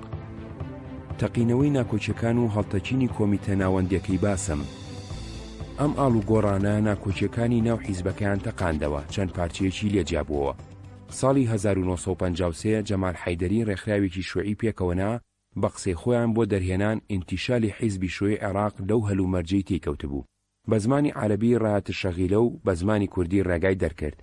عەبدوڕەحیم شەریف کە حیزب الوحدە الشیوعیەی هەبوو ئەویش ئەنیزاڵی دەرکرد. ئەم سێ ڕێکخراوە هێرشی توندوتیژیان ئەکردە سەر یەکتری و تۆمەتی جۆرا و جۆریان ئەدایە پاڵ یەکتری. پۆلیس ئەم کۆمیتەی ناوەندیەشی هەڵتەکاند. باسم و زۆری هاوڕێکانی جیران کەریم ئەحمەد نیسانی 1953 حوزەیرانی 1955 ماوەیە کارەکانی گرتە دەست، بەڵام لە زیندانەوە حەمید عوسمان ئاڕاستەیە کرد کە حەمید لە زیندان هەڵات بوو بە سکرتێری حیزب حوزەیرانی 1954 حوزەیرانی 1955. بەیانەکانی بەناوی خۆیەوە بە ئاشکرا ئیمزا کرد. حیزبی شوێی عێراق لەم خۆناغەدا کەوتەوە چالاکیی فراوان، جگە لە ڕێخستنی حیزبی ڕێکخراوەکانی گەنجان و جوتیارانی ژیاندەوە و ئۆرگان و بەیان و بڵاوکراوەکانیان پەرەیساند. ئازادی سەردەمی کەریم ئەحمەد و حەمید عوسمان. ژمارە 2 ساڵی دەی نیهایەتی مارتی 1954 ئازادی کە بە تایپ و ڕۆنیۆ چاپ کراوە لە سەرناوی ڕۆژنامەکەدا نووسیوێتی نیشتیمانێکی ئازاد و میلەتێکی بەختیار و لە ژێر ناوەکەشی دانووسیوێتی زمانی حیزبی شوێی عێراق لقی کورد نرخی 20 فلسە. لاپەڕەی یەکەمی دووستونە، ستونی ڕاستی وتارێکە لە ژێر سەردێڕی ڕووی ڕاستی حیزبە شوێیەکەمان و ستونی چەپی لە ژێر سەردێڕی سڵاوی لوجنەی فەرعی کوردی بۆ لوجنەی مرکزی حیزبەکەمان بە بۆنەی یادی 20 ساڵی دامەزرانی حیزبە شوێیەکەمان.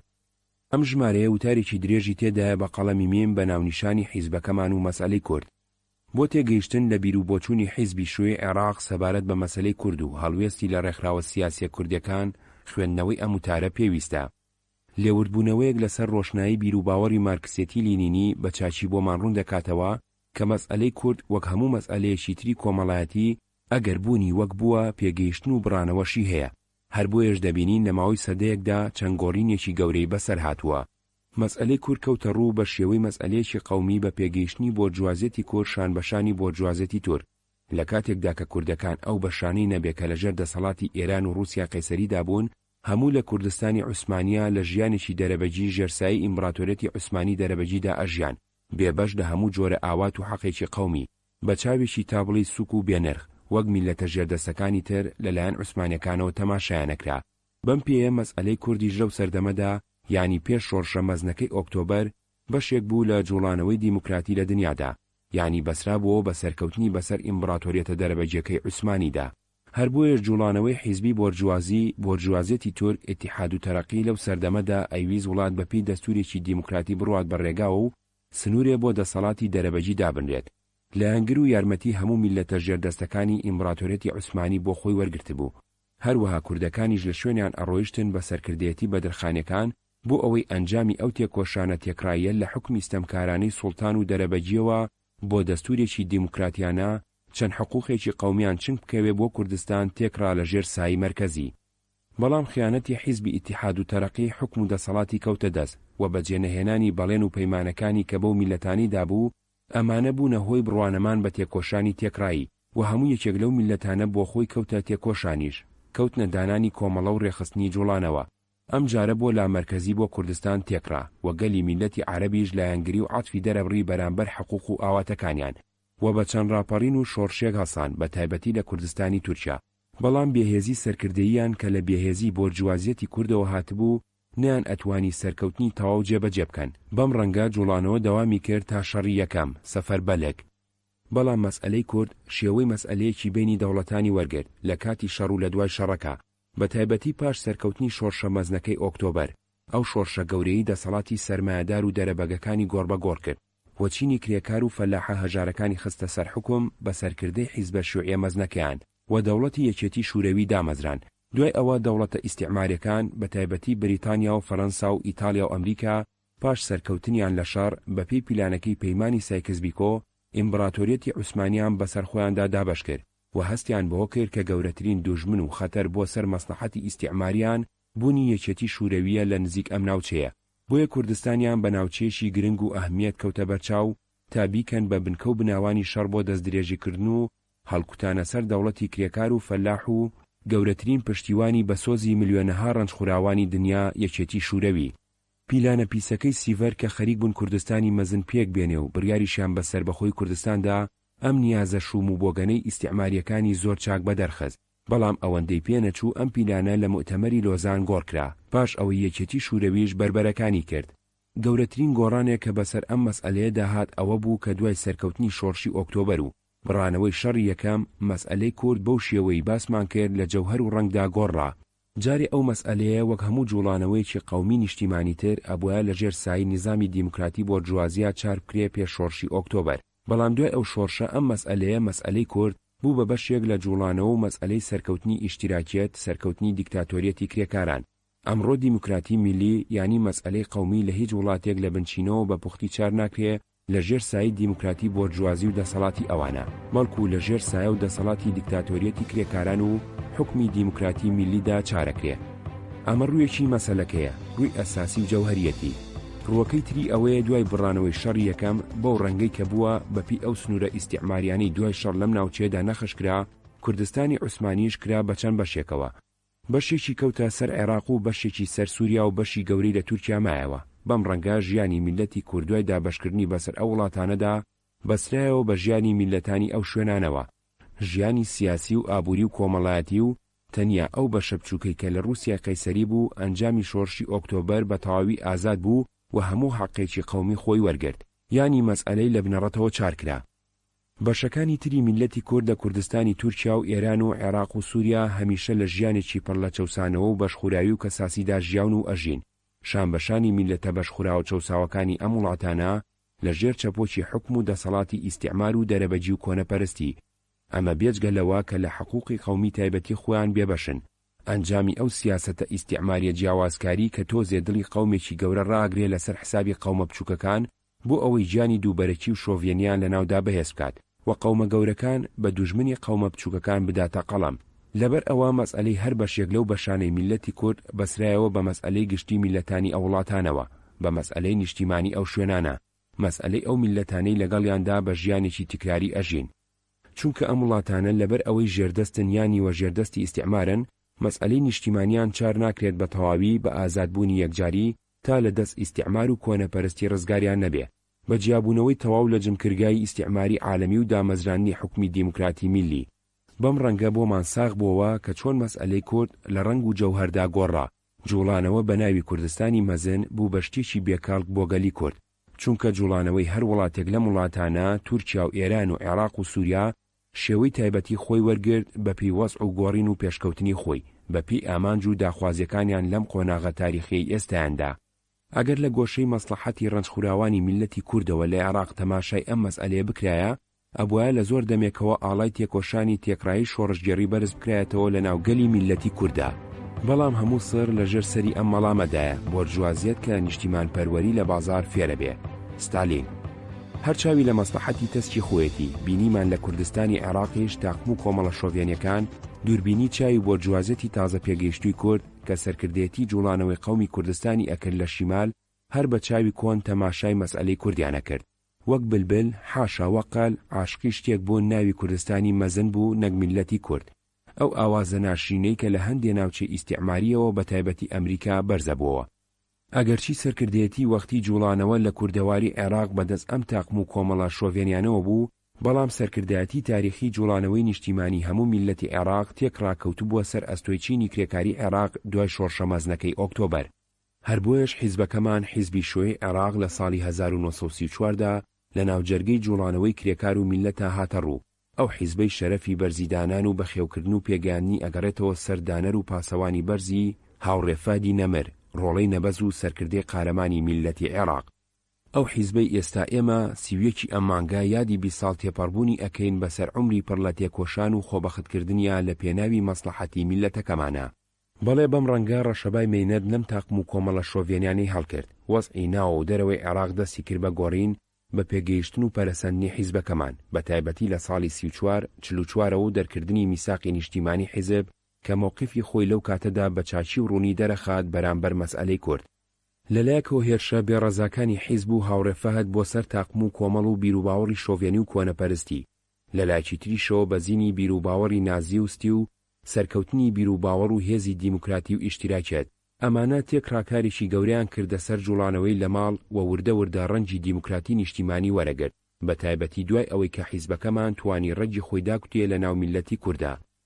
جا بەرامبەر بە جوڵانەوە و پەرەسەندنی دەسەڵاتی حیزبەکەمان، بەرامبەر خۆشەویستبوونی حیزبەکەمان لەلایەن گەلی کوردەوە، تاقم و کۆمەڵە شۆڤێنەکان نەیانتوانی لەوە زیاتر لەسەر شێوەی کۆن بڕۆن بۆ هەڵخەڵەتاندنی میلەت.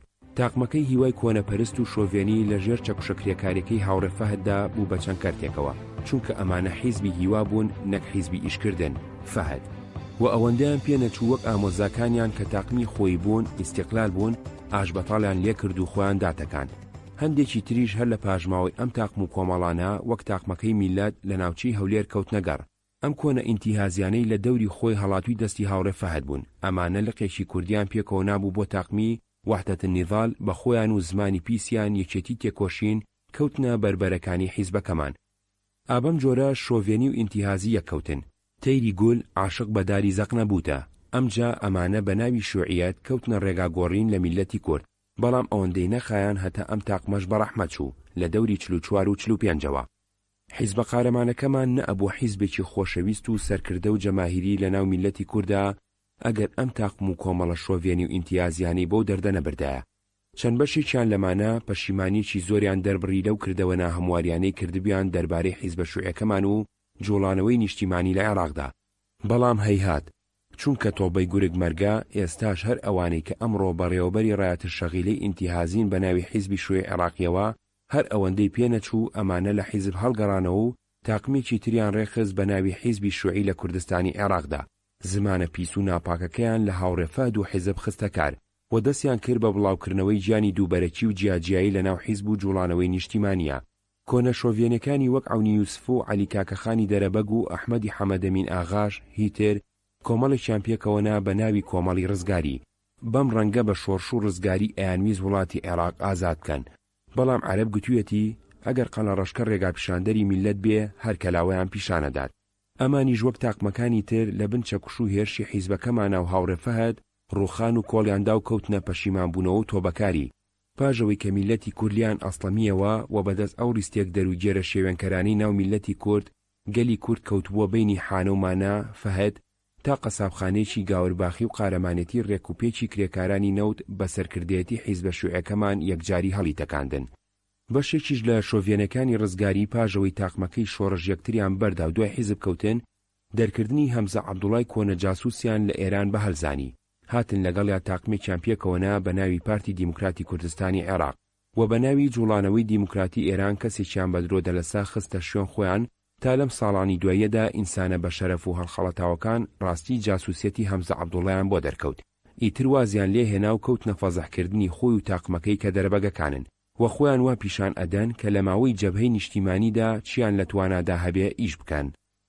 چاوپیاخشانێکی وا کورد بەسەر گۆڕینی مەسئلەی کورد بەسەر دەوری حیزبە شوعەکەمانە بەپی ساختکردنەوەی ئەم مەسئلەیە لەسەر ڕۆشنایی مارکسێتی لینینی تێمانەگەیەنێکە مەسئلەی کورد بەشێکە لە مەسئلەی گشتی نیشتیمانی لە عێراقدا، مەسئلەی بوونی ئیستیعمار و شەریکاتە احتیکاریەکانی لە وڵاتمانە، مەسئلەی مانەوەی پاژماوەی دەرەبەجی و ژیانی دیلێتی گەلی فەلاحەکان، مەسئلەی ژێردەستی و دواکەوتنمان. لەبەر ئەوە نابێ بیر لە هیچ چارکردنیە بکرێت و نەچارەش ئەکرێت تەنیا بە ئازادکردنی وڵاتمان نەبێ لە ژێر دەسەڵاتی ئابووری و سیاسی و عەسکەری ئیستیعمار لەگەڵ گۆڕکردنی حکمی کۆنەپەرستی و پاژماوەی دەرەبەجی بە چارکردنی مەسئلەی فەلاح و دانانی حکمی دیموکراتی میلی و جیابوونەوەی تەواومان لە لەشکرگای شەڕ و ئیستیعمار و فاشستی لەگەڵ چوونەپاڵ لەشکرگای ئاسایش و دیموکراتی و ئیشتیراکیەت بە سەرکردەی یەکێتی شوورەوی مەزن. جا ئەو سایە بە چارکردنی ئەم مەسئلانە کە مەسئلەی کوردی ژێکێکە لیان مەسئلەی کورد چار ئەکرێ لە بنەڕەتەوە و ئەبێ لە گۆشەی مەسلحەتی ڕەنکێشەکانی میلەتی کوردەوە تەماشای چارکردنی بکرێت. میلەتی رووسیا قەیسەری و چین بە تەجروبەی تایبەتی خۆیان بۆیان دەرکەوت هەژاری و کەساسیان لەوە نەبوو کە بەسەرێکەوە بە ژیانێکی تێکڕایی ئەژیان، بەڵکو لەوە بوو کە حکم و دەسەڵات بەدەست خۆیان نەبوو، بەدەست ئیستیعمار و چینە خوێنمژەکانەوە بوو. ئەوە تا ئێستا هەمویان تێکڕا بەسەریەکەوە ئەژین و وڵاتی یەکێتی شوورەوی و چینیان کردووە بە بەهەشتی بەختیاری. گەلی میلەتی کوردیش پاش ئەوەی زۆر تاڵ و سوێری چەشت و بە تەجروبەی تایبەتی خۆی لە ژیانە بووی دەرکەوتووە هەر جوڵانەوەیەک لە ژێر سەرکردێتی حیزبی شوێی عێراقدا نەبێ کارەسات و مەینەتی نەبێ هیچی تری بۆ ناهێنێتە دی. بۆیە ڕۆژ بە ڕۆژ چاکتر و زۆرتر بە بڕوایەکی قایمەوە لە دەوری ئاڵا بەرزەکەی فات کۆ بێتەوە. پڕ بەدەم هاوار ئەکەن بژی برایەتی کورد و عەرەب و هەموو گەلی عێراق لە زەدی ئیستیعمار و کۆنەپەرستی. حیزبە شوێعەکەمان و گەلی میلەتی کورد لەم ڕۆژە بەرز و پیرۆزەدا ڕۆژی 31 مارد لەو کاتەدا کە یادی 20 ساڵ تێپەڕبوون ئەکەن بەسەر عومری حیزبە قارەمانەکەمانە، حیزبەکەمان بەسەر بەرزی و شانازیی بێهاوتاوە پیرۆزبایی لە گەلی میلەتەکەمانەکات و داوا لە ڕۆڵە تێکۆشەرەکانی میلەتی کورد دەکات زیاتر دەستی یەکێتی و برایانە بخەنە ناو دەستی هەموو میلەتی عێراقەوە بۆ تێکۆشانی بێوچان لە ڕێگای ئازادکردنی وڵات و سربەخۆیی نیشتیمانی و ئاسایش و سربەستیە دیموکراتیەکاندا. هەر بژی یادی 20 ساڵی دامەزراندنی حیزبە قارەمانەکەمان، بەرزی و نەمردن بۆ سەرکردە و قارەمانەکانی حیزب فەهد و حازم و سارم. ئازادی ژمارە 2 ساڵی دەی نیهایەتی مارتی 1954.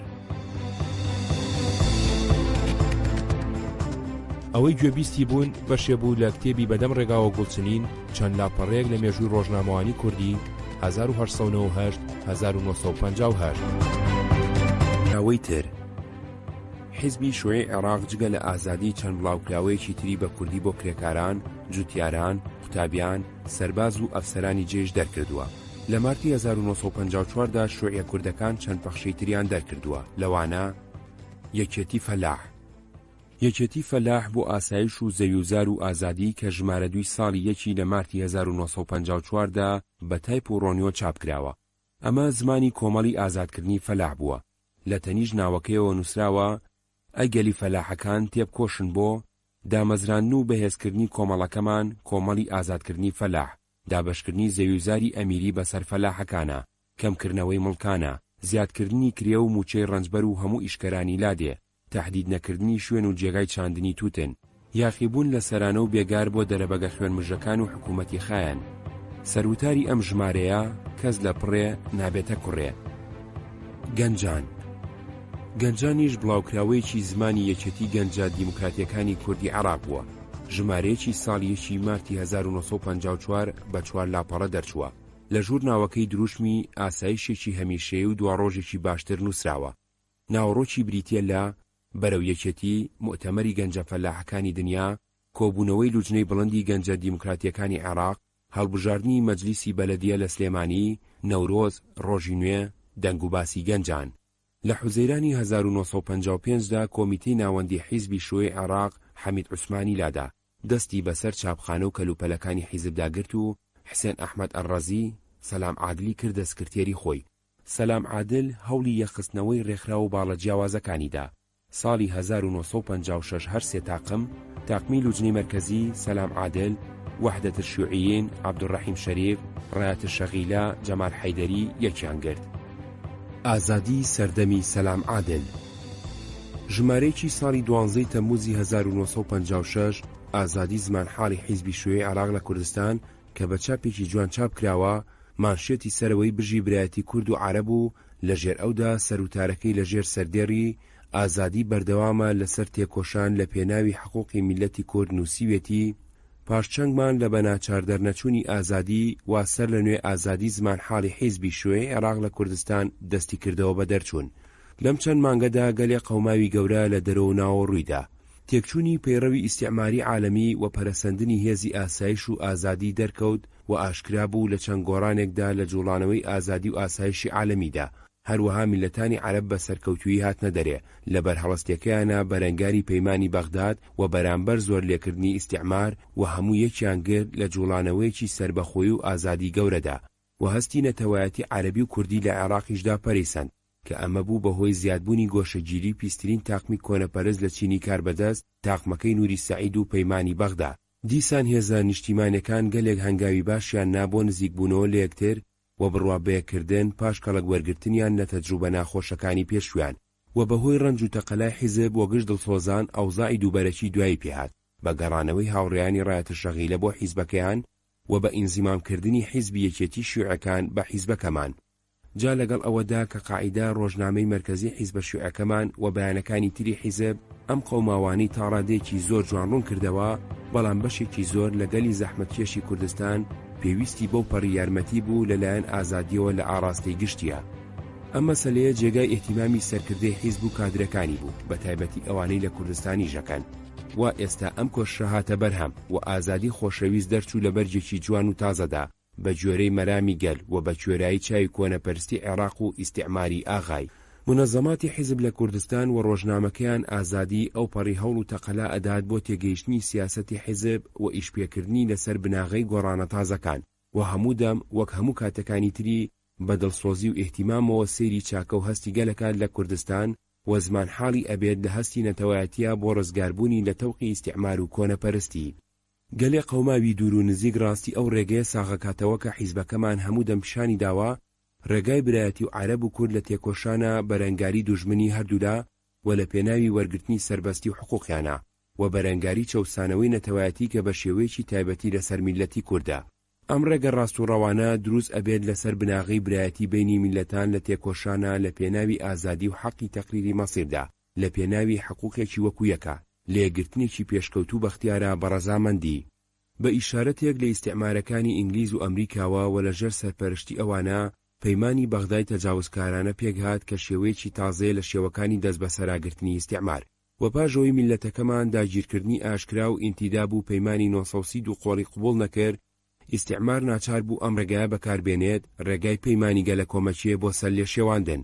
بەڵام هەتا ئینسانە ساویلکەکانیش هەست بەوە ئەکەن کە ئەم پەیمانە هیچ چاکەیەکی نییە بۆ وڵاتە پچکۆلە و دواکەوتۆکان بەقەدەر ئەوەی ڕێگایە بۆ مانەوەی دەست بە سەراگرتن و بەری ڕەنج خواردن لەلایەن دەوڵەتە ئیستیعماریە گەورەکانەوە کە ئەم پەیمانە بەهاندانی ئەوان و بۆ پاراستنی چاکەی ئەوان پێگاتووە و پێکدێت و زۆر باش ئەزانن دۆستایەتی گورگ و مەڕ گاڵتە نەبێت هیچی تر نییە. سەرەڕای ئەمەش پەیمانی بەغدا بە شێوەیەکی تایبەتی پیلانێکی گەورەیە بۆ سەر هەموو میلەتی کورد، ئامانجی مانەوەی دیلایەتی و پەرتوبڵاوی میلەتی کووردا بە لەناوبردنی جوڵانەوەی ئازادیەکەی و نەهێشتنی هەموو نیشانەیەکی نەتەوایەتی و ئەم پەیوەندیە لە بینی کاربەدەستانی کۆنەپەرستی ئێران و تورکیا و عێراق و کۆبوونەوەیان لە پەیمانی بەغدادا بەم گەرموگوڕیە بە خۆڕایی نییە. جارەها نوری سعید هەندێک لە وەزیرەکانی تر و سەرۆکی وەفدی عسکەری تورکی کە حازر بوو لەو مناوەراتە عسکەریانی چەند مانگێک لەمەوە پێش لە کوردستان کرا تەسریحاتیان داوە کەم ئیتیجاهە خراپە دەرەخات لە پەیمانی بەغدا. دیسان هێرشبردنە سەر عەشیرەتی جوانڕۆ و ڕێکەوتنی کاربەدەستانی ئێران و عێراق بۆ ئاوارەکردن و لەناوبردنی و ئەو ئیجراعاتانەی وەرگیرا بەرامبەر شێخ مەحموود و شێخ لەتیف و عەشیرەتی پشدەر و ئەوانی تر لەسەر ئامۆژگاری سەرۆکی وەفدی تورکی و دانانی کاربەدەستێکی عسکەری تورانی لە سلێمانی و حرامکردنی قسە بە ناوی کورد و کوردستانەوە و دانانی بەرنامەیەکی ئەوتۆ کە زمانی کوردی کەس بکات و لە پاشانەی هێڵێ. هەتا لە قوتابخانە ئیبتیدایەکانەوە سیاسەتی جیاوازی لە بینی میلەتانی عێراقدا وەکردنی کوردستان بە یەک پارچە لە بنکەی شەڕ و فڕۆکەخانەی ئاوی وەکردنەوەی شەبەکەیەک لە ڕێگای عسکەری و گوێنەدان بە پێشخستنی کشتوکاڵ و پیشەسازی و گوێکارکردن لە مەشاکیلەکانی ئەمانە هەمووی بەڵگەیەکی ڕوون و ئاشکرایە. ئەو ئامانجانە دەرەخات کە پەیمانی بەغدا ئەیەوێت بەو اعتیباری پیلانێکی گەورەیە بەرەنگاری میلەتی کورد. پاش سازکردنی پەیمان و پیلانەکانی ئیستیعماریەکان دوای شەڕی عالەمی یەکەم میلەتی کورد پەرت و بڵاوی پێکرا بە نیازی لە ناوبردنی هەموو گیانێکی نەتەوایەتی و سەردانەواندنی هەموو پارچەیەکی بۆ زوڵم و زۆری کاربەدەستانی کۆنەپەرستی ئەو وڵاتی بە زۆر خراونەتە ژێر چنجەوە. ئەم واقعە لە دوو سەرەوە ئەرچی خستە سەرشانی جوڵانەوەی نەتەوایەتی لە هەموو بەشەکانی کوردستانە. بەهێزکردنی پەیوەندی تێکۆشانی یەکگرتوو لەگەڵ میلەتانی ئەم وڵاتانەدا و بەردەوامترن لەسەر پەیوەندی و ڕێخستنی تێکۆشان لەگەڵ هەموو بەشەکانی جوڵانەوەی کوردیە. لەبەر ئەوە میلەتی کورد سەراپا لە عێراق هەروەها لە ئێران و لە تورکیا لە بەردەمی پێویستیی مێژووی گەورەدان پێویستی ڕاپەڕین بە ئازایانە و قارەمانانە و شانبەشانی میلەتەکانی تر لەم وڵاتانەدا بۆ ڕووخاندنی پەیمانی بەغدا و دەرکردنی ئیستیعمار و لە پێناوی سیاسەتێکی نیشتیمانی سەربەخۆدا. لەم چەند مانگەدا بە شێوەیەکی تایبەتی هەستی نیشتیمان پەروەری و نەتەوایەتی لە وڵاتە عەرەبەکانە پەرەیسەند و جوڵانەوەیەکی ئازادی و سەربەخۆیی گەورە دەستی پێکرد. بەرەنگاری ئیستیعمار و پەیمانی بەغدا ئەم ڕاپەڕینە قەومیە ڕووداوێکی زۆر گرنگە لە مێژووی تازەدا و هەموو ئەم بەڵگانە پیشانی ئەدا کە پاژماوەی نفوزی ئیستیعمار هەڕەشەی لێ ئەکرێت بە نەمانێکی بێگەڕانەوە. هیچ گومانی شیتیانیە کە جوڵانەوە نیشتیمانیەکەمان لە عێراق بەشێکە جیا نابێتەوە. ئەم لافاوە گەورەیە بەرەنگاری ئیستیعمار و هەرچی هەوڵدانێک یا بیر و باوەڕێک بێتەکایەوە بۆ جیاکردنەوەی لەم لافاوە مەزنا بێجگە لە ئیستیعمار و کۆنەپەرستی هیچ کەسێک سوودی لێ وەرناگرێت و بەر و دوا زەرەر ئەگەیەنێت بە جوڵانەوەی میلەتەکەمان چە عەرەب چە کورد لە پێناوی سربەخۆی و ئازادیە. دیسان ئەم لافاوە زروفێکی باش ئامادە ئەکات نەک تەنها بۆ برایەتی ئەم دوو میلەتە کورد و عەرەب لە عێراقدا بەڵکو برایەتی میلەتی کورد سەراپا لەگەڵ هەموو میلەتە عەرەبیەکانە لە پێناوی دەرکردنی ئیستیعمار لەم ناوچە فراوانە لە عالەمە لە پێناوی ئازادی و نەتەوایەتی و دیموکراتیە. ئەمە هەندێک لە خطوتە گشتیەکانی سیاسەتی حیزبی شوعی کە ئازادی لەسەری ئەڕواد لە شێوە تازەکەیە و تا دوای تێکۆشین لە پێناوی ئازادی و کەرامەت و بەختیاری میلەتە و زۆر باش ئەزانێت کە خۆی بە تەنهایی تێناکۆشێ لەم ڕێگا پیرۆزەدا بەڵکو دەست لە ناو دەستە بە گیانێکی برایەنە و پاکەوە لەگەڵ هەموو هێزێکی نیشتیمانی و نەتەوایەتیە لە کوردستان و لە جەبهەیەکی نیشتیمانی فراوانی یەکگرتوودا. لەم ژمارەیەدا دوو بەیاننامەی لوژنەی مەرکەزی حیزبی شووی عێراقی بڵاوکراونەتەوە. لێکێکیاندا باسی خۆ هەڵوەشاندنەوەی ڕێکخراوی ڕایەتە شەغیلە و لەوی تریاندا باسی خۆ هەڵوەشاندنەوەی ڕێکخراوی وەحدەتە شوعیینەکە. لێرەدا هەردووکیان ئەنووسمەوە. هەربژی یەکێتی حیزبە شوعیەکەمان بەیاننامەی لوژنەی مەرکەزی حیزبی شوعی عێراق لە مانجی کانونی دووەمی 1948 میلەتە عێراقیەکەمان خەباتێکی نەبەردانەی کرد لە ڕووی پیلانی تازەکردنەوەی پەیمانی 1930 بینی بەریتانیا و عێراق. بەم خەباتە میلەتەکەمان پەیمانی پۆرتسمۆسی کە بەبێ ئاگاداری میلەت بەسرابوو لابرد و ئەو وەزارەتی کە ئەم پەیمانەی بەس ڕووخاند و پەرلەمانی 1946 کە سەعید بە ساختەکاری و ناڕەزایی گەلپێکیە نابوو هەڵوەشاند و توانی هێندێک حقوق و سربەستیەکانی دەستوری دەستخۆی بخات. بەڵام دوژمنانی میلەت بە پشتیوانی ئیستیعمار بە هەموو جۆرە شێوەیەکی ناپەسەندانە هەوڵیاندا کە سەرکەوتنەکانی میلەت لە میلەت وەرگرنەوە و تۆڵە بسێنن لە ڕاپەڕینی ئازادی بەخشی و بە بیانووی جەنگی فەڵەستینەوە هێرشیان بردە سەر جوڵانەوەی نیشتیمانی میلەت سەرگشت ئەو حیزب و کۆمەڵانەی کە دوژمناتی ئیستیعمارەکەن. لەم هێرشە کۆنەپەرستە سەری ڕەم بەرەوڕووی جوڵانەوە و تەنزیمی چینی کرێکار کرا و بە تایبەتی بەرەوڕووی حیزبە شوعیەکەمان کرا. بە بۆنەی گیان و توانای تێکۆشانی یەکجار بەرزی حیزب ئەو گیانە کە لە هۆشیارکردنەوەی بەشی زۆری گەلی میلەت و خەبات بۆ مەسلحەتی بەدەرکەوت چونکە حیزب ڕەنجێکی بە شەرەفی بەخشی لە پێناوی یەکێتی هێزە نیشتیمانیەکانە. ئەگەر جوڵانەوەی نیشتیمانی و حیزب بە وێنەیەکی ڕاست تەقدیری ئەهەمیەتی یەکێتی هێزەکانی نیشتیمانی بکردایە و ئەگەر زیاتر وریا بووە بەرامبەر پیلانەکانی ئیستیعمار و نۆکەرانی و بەرامبەر بزوتنەوە و پڕۆپاگەندەی سەهیۆنێت و نۆکەرانی ئەگەر هاتو ئەمە بقەومایە جوڵانەوەی نیشتیمانی و حیزب ئەیانتوانی لە ڕووی هێرشی دوژمن بوەستن و پارێزگاری سەرکەوتنەکانی میلەت بکەن و بەرەو پێشەوە بیبەن. لەو کاتێ حیزب تووشی ئەو هێرشە جانەوەرانەیە ئەهات هەندێک کەسی داوێن پێیز خۆیان هاویشتە باوەشی ئیستیعمار و کۆنەپەرست و سەری بۆ زۆردار شۆڕ کرد و بەم کردەوە پیسترین زیانی گیان دەچینی کرێکار و ڕەوشی شۆڕەشگێڕانەی گەلی میلەتە عێراقیەکەمان کە بە شێوەیەکی نامەردانە حیزبی بریندار کرد. ڕفاندن و هەڵواسینی سەرکردەکانی حیزبەکەمان لە بێژنگدانی گژ ڕووداوەکانی حیزب و بەندکردنیان بە حکمی قورس و گرتن و حەبسکردن و نەفیکردنی هەزاران تێکۆشەری ئازا لێقەوماوێکی زۆر گەورە بوو نیسبەت بە دەوری سیاسی و جەماهیری حیزب لە وڵاتدا. ئەو کارەساتی بەسەر حیزب هات بەڕاستی کارەساتی جوڵانەوەی نیشتیمانی و گژ میلەتی زەحمەت کێش بوو. بەڵام زۆر ئاشکرایە کە سەرەڕای ناخۆشی زروف و توندی حیزبەکەمان ئەو ساکار و تەنزیمی خۆی پاراست و لە فەعالیەت قەت نەوەستا. شوعەکانی عێراق توانیان تا ڕادەیەکی زۆر پەیوەندێکی بەتین بخڵکێنن لە بینی ئیشیان و لە بینی ئەو پەیمانانەی کە لەسەر خۆیانیان دابڕی بوو بەرامبەر بەگەلی میلەت کە بەبێ وچان بربەرەکانی ئیستیعمار و کۆنەپەرستی بکەن. بەم چەشنە سەر لە نوێ ئیسپاتیان کرد بە شێوەیەکی نیشتیمان پەروەرانە لە سەرجانی فیداکاری و خۆبەخشین لە بناری مەسلحەتی گەل کە ڕەوشێکی معلومی هەموو شوێعەکانە لە هەموو شوێنێکە. بەڵام ئەوزاعی ناوبراو لە ساڵانی ناوبراو زروفێکی شازی لەسەر حیزب فەرزی کرد لە بابەت سەرکردەی حیزب کە سەرکردەیەکی نەزان قیادەت جاهیلە دەستی بەسەر کاروباری حیزبدانا و حیزبیان برد بە ڕێگاوە بە ئامانجی بیرۆکراتی مناڵانە بوو بەهۆی ڕوودانی نەوە خەتاکردنی سیاسی و تەنزیمی یەکجار زل و تیکرارکردنەوەی هەروەک حیزب لە زۆر مناسەبەتدا گوتوویەتی بەڵکو بوو بەهۆی بێبەشکردنی حیزب لە تەجروبە و زانینی هاوڕێیانی باش ئەوانەی بەدڵسۆزی ڕەخنەیان لە حیزب کرد و بە چەوتی لە حیزب دەرکران بە ئەنجامی دامرکاندنی ڕەخنەگرتن لە حیزبە و لەم هاوڕێیانە ئەو هاوڕێیانەی کە لە پێشان لە ڕایەتە شەغیلە ڕێکخران. بێگومان ئەوزاعی دووبەرەکی ئەلئەوزاع الئینقیسامیە لە هەر کاتێکدا جوڵانەوە حیزبی تووشی زیانێکی زۆر گەورە کردووە و تێکۆشانی گەلی بەرامبەر ئیستیعمار و کۆنەپەرستی و پەیمانی بەغدای دواخست و بوو بە مەزدەرێک بۆ بڵاوکردنەوەی بەلبەلە و شکوکیەت لە جوڵانەوەدا و بوو بە چەکێک بەدەست ئەو کەسانەی حەز لە زەبط ناکەن و ئەیانەوێت تەخریب بکەن. ئەمڕۆ پاش ڕابردنی زیاتر لە 3 ساڵ ئەم هاوڕێیانە لە بەیاننامەی ناوچەی سەرکردیان ئەلمەرکەز القیادی ڕایەتە شەغیلە کە لە 13 حوزەیرانی 1956 دەرچووە ئەڵێن لەسەر ڕووناچی ئەو تەجربە ناخۆشەی کە بەسەر حیزبەکەمان و جوڵانەوەکەماندا ڕابوود لە ساڵانی دوایدا و بە ڕووناچی تەجروبەی یەکجار دەوڵەمەندی ئومەمی ئەتوانین تێبگەین کە ئێمە لە وەختی خۆی لە ڕێگایکی دووبەرەکی تەخریبی چەوت ڕۆیشتین کە تەنزیم و ناوچەیەکی سربەخۆمان دروست کرد و بە ناوی حیزبی شوێی عێراق لەو کاتێککە حیزبە شوێعەکەمان لە مەیدانا وەستا بوو و نەبەزانە لەسەر خەباتی خۆی ئەڕۆیشت و گوتیان کە ئەو هەنگاوی ناویان نابوو ئینتیشال هەنگاوێک بوو بە پێچەوانەی مەبدەئی مارکسی لینینی کە ئەڵێ ئەبێ یەکێتی حیزب بپارێزرێت.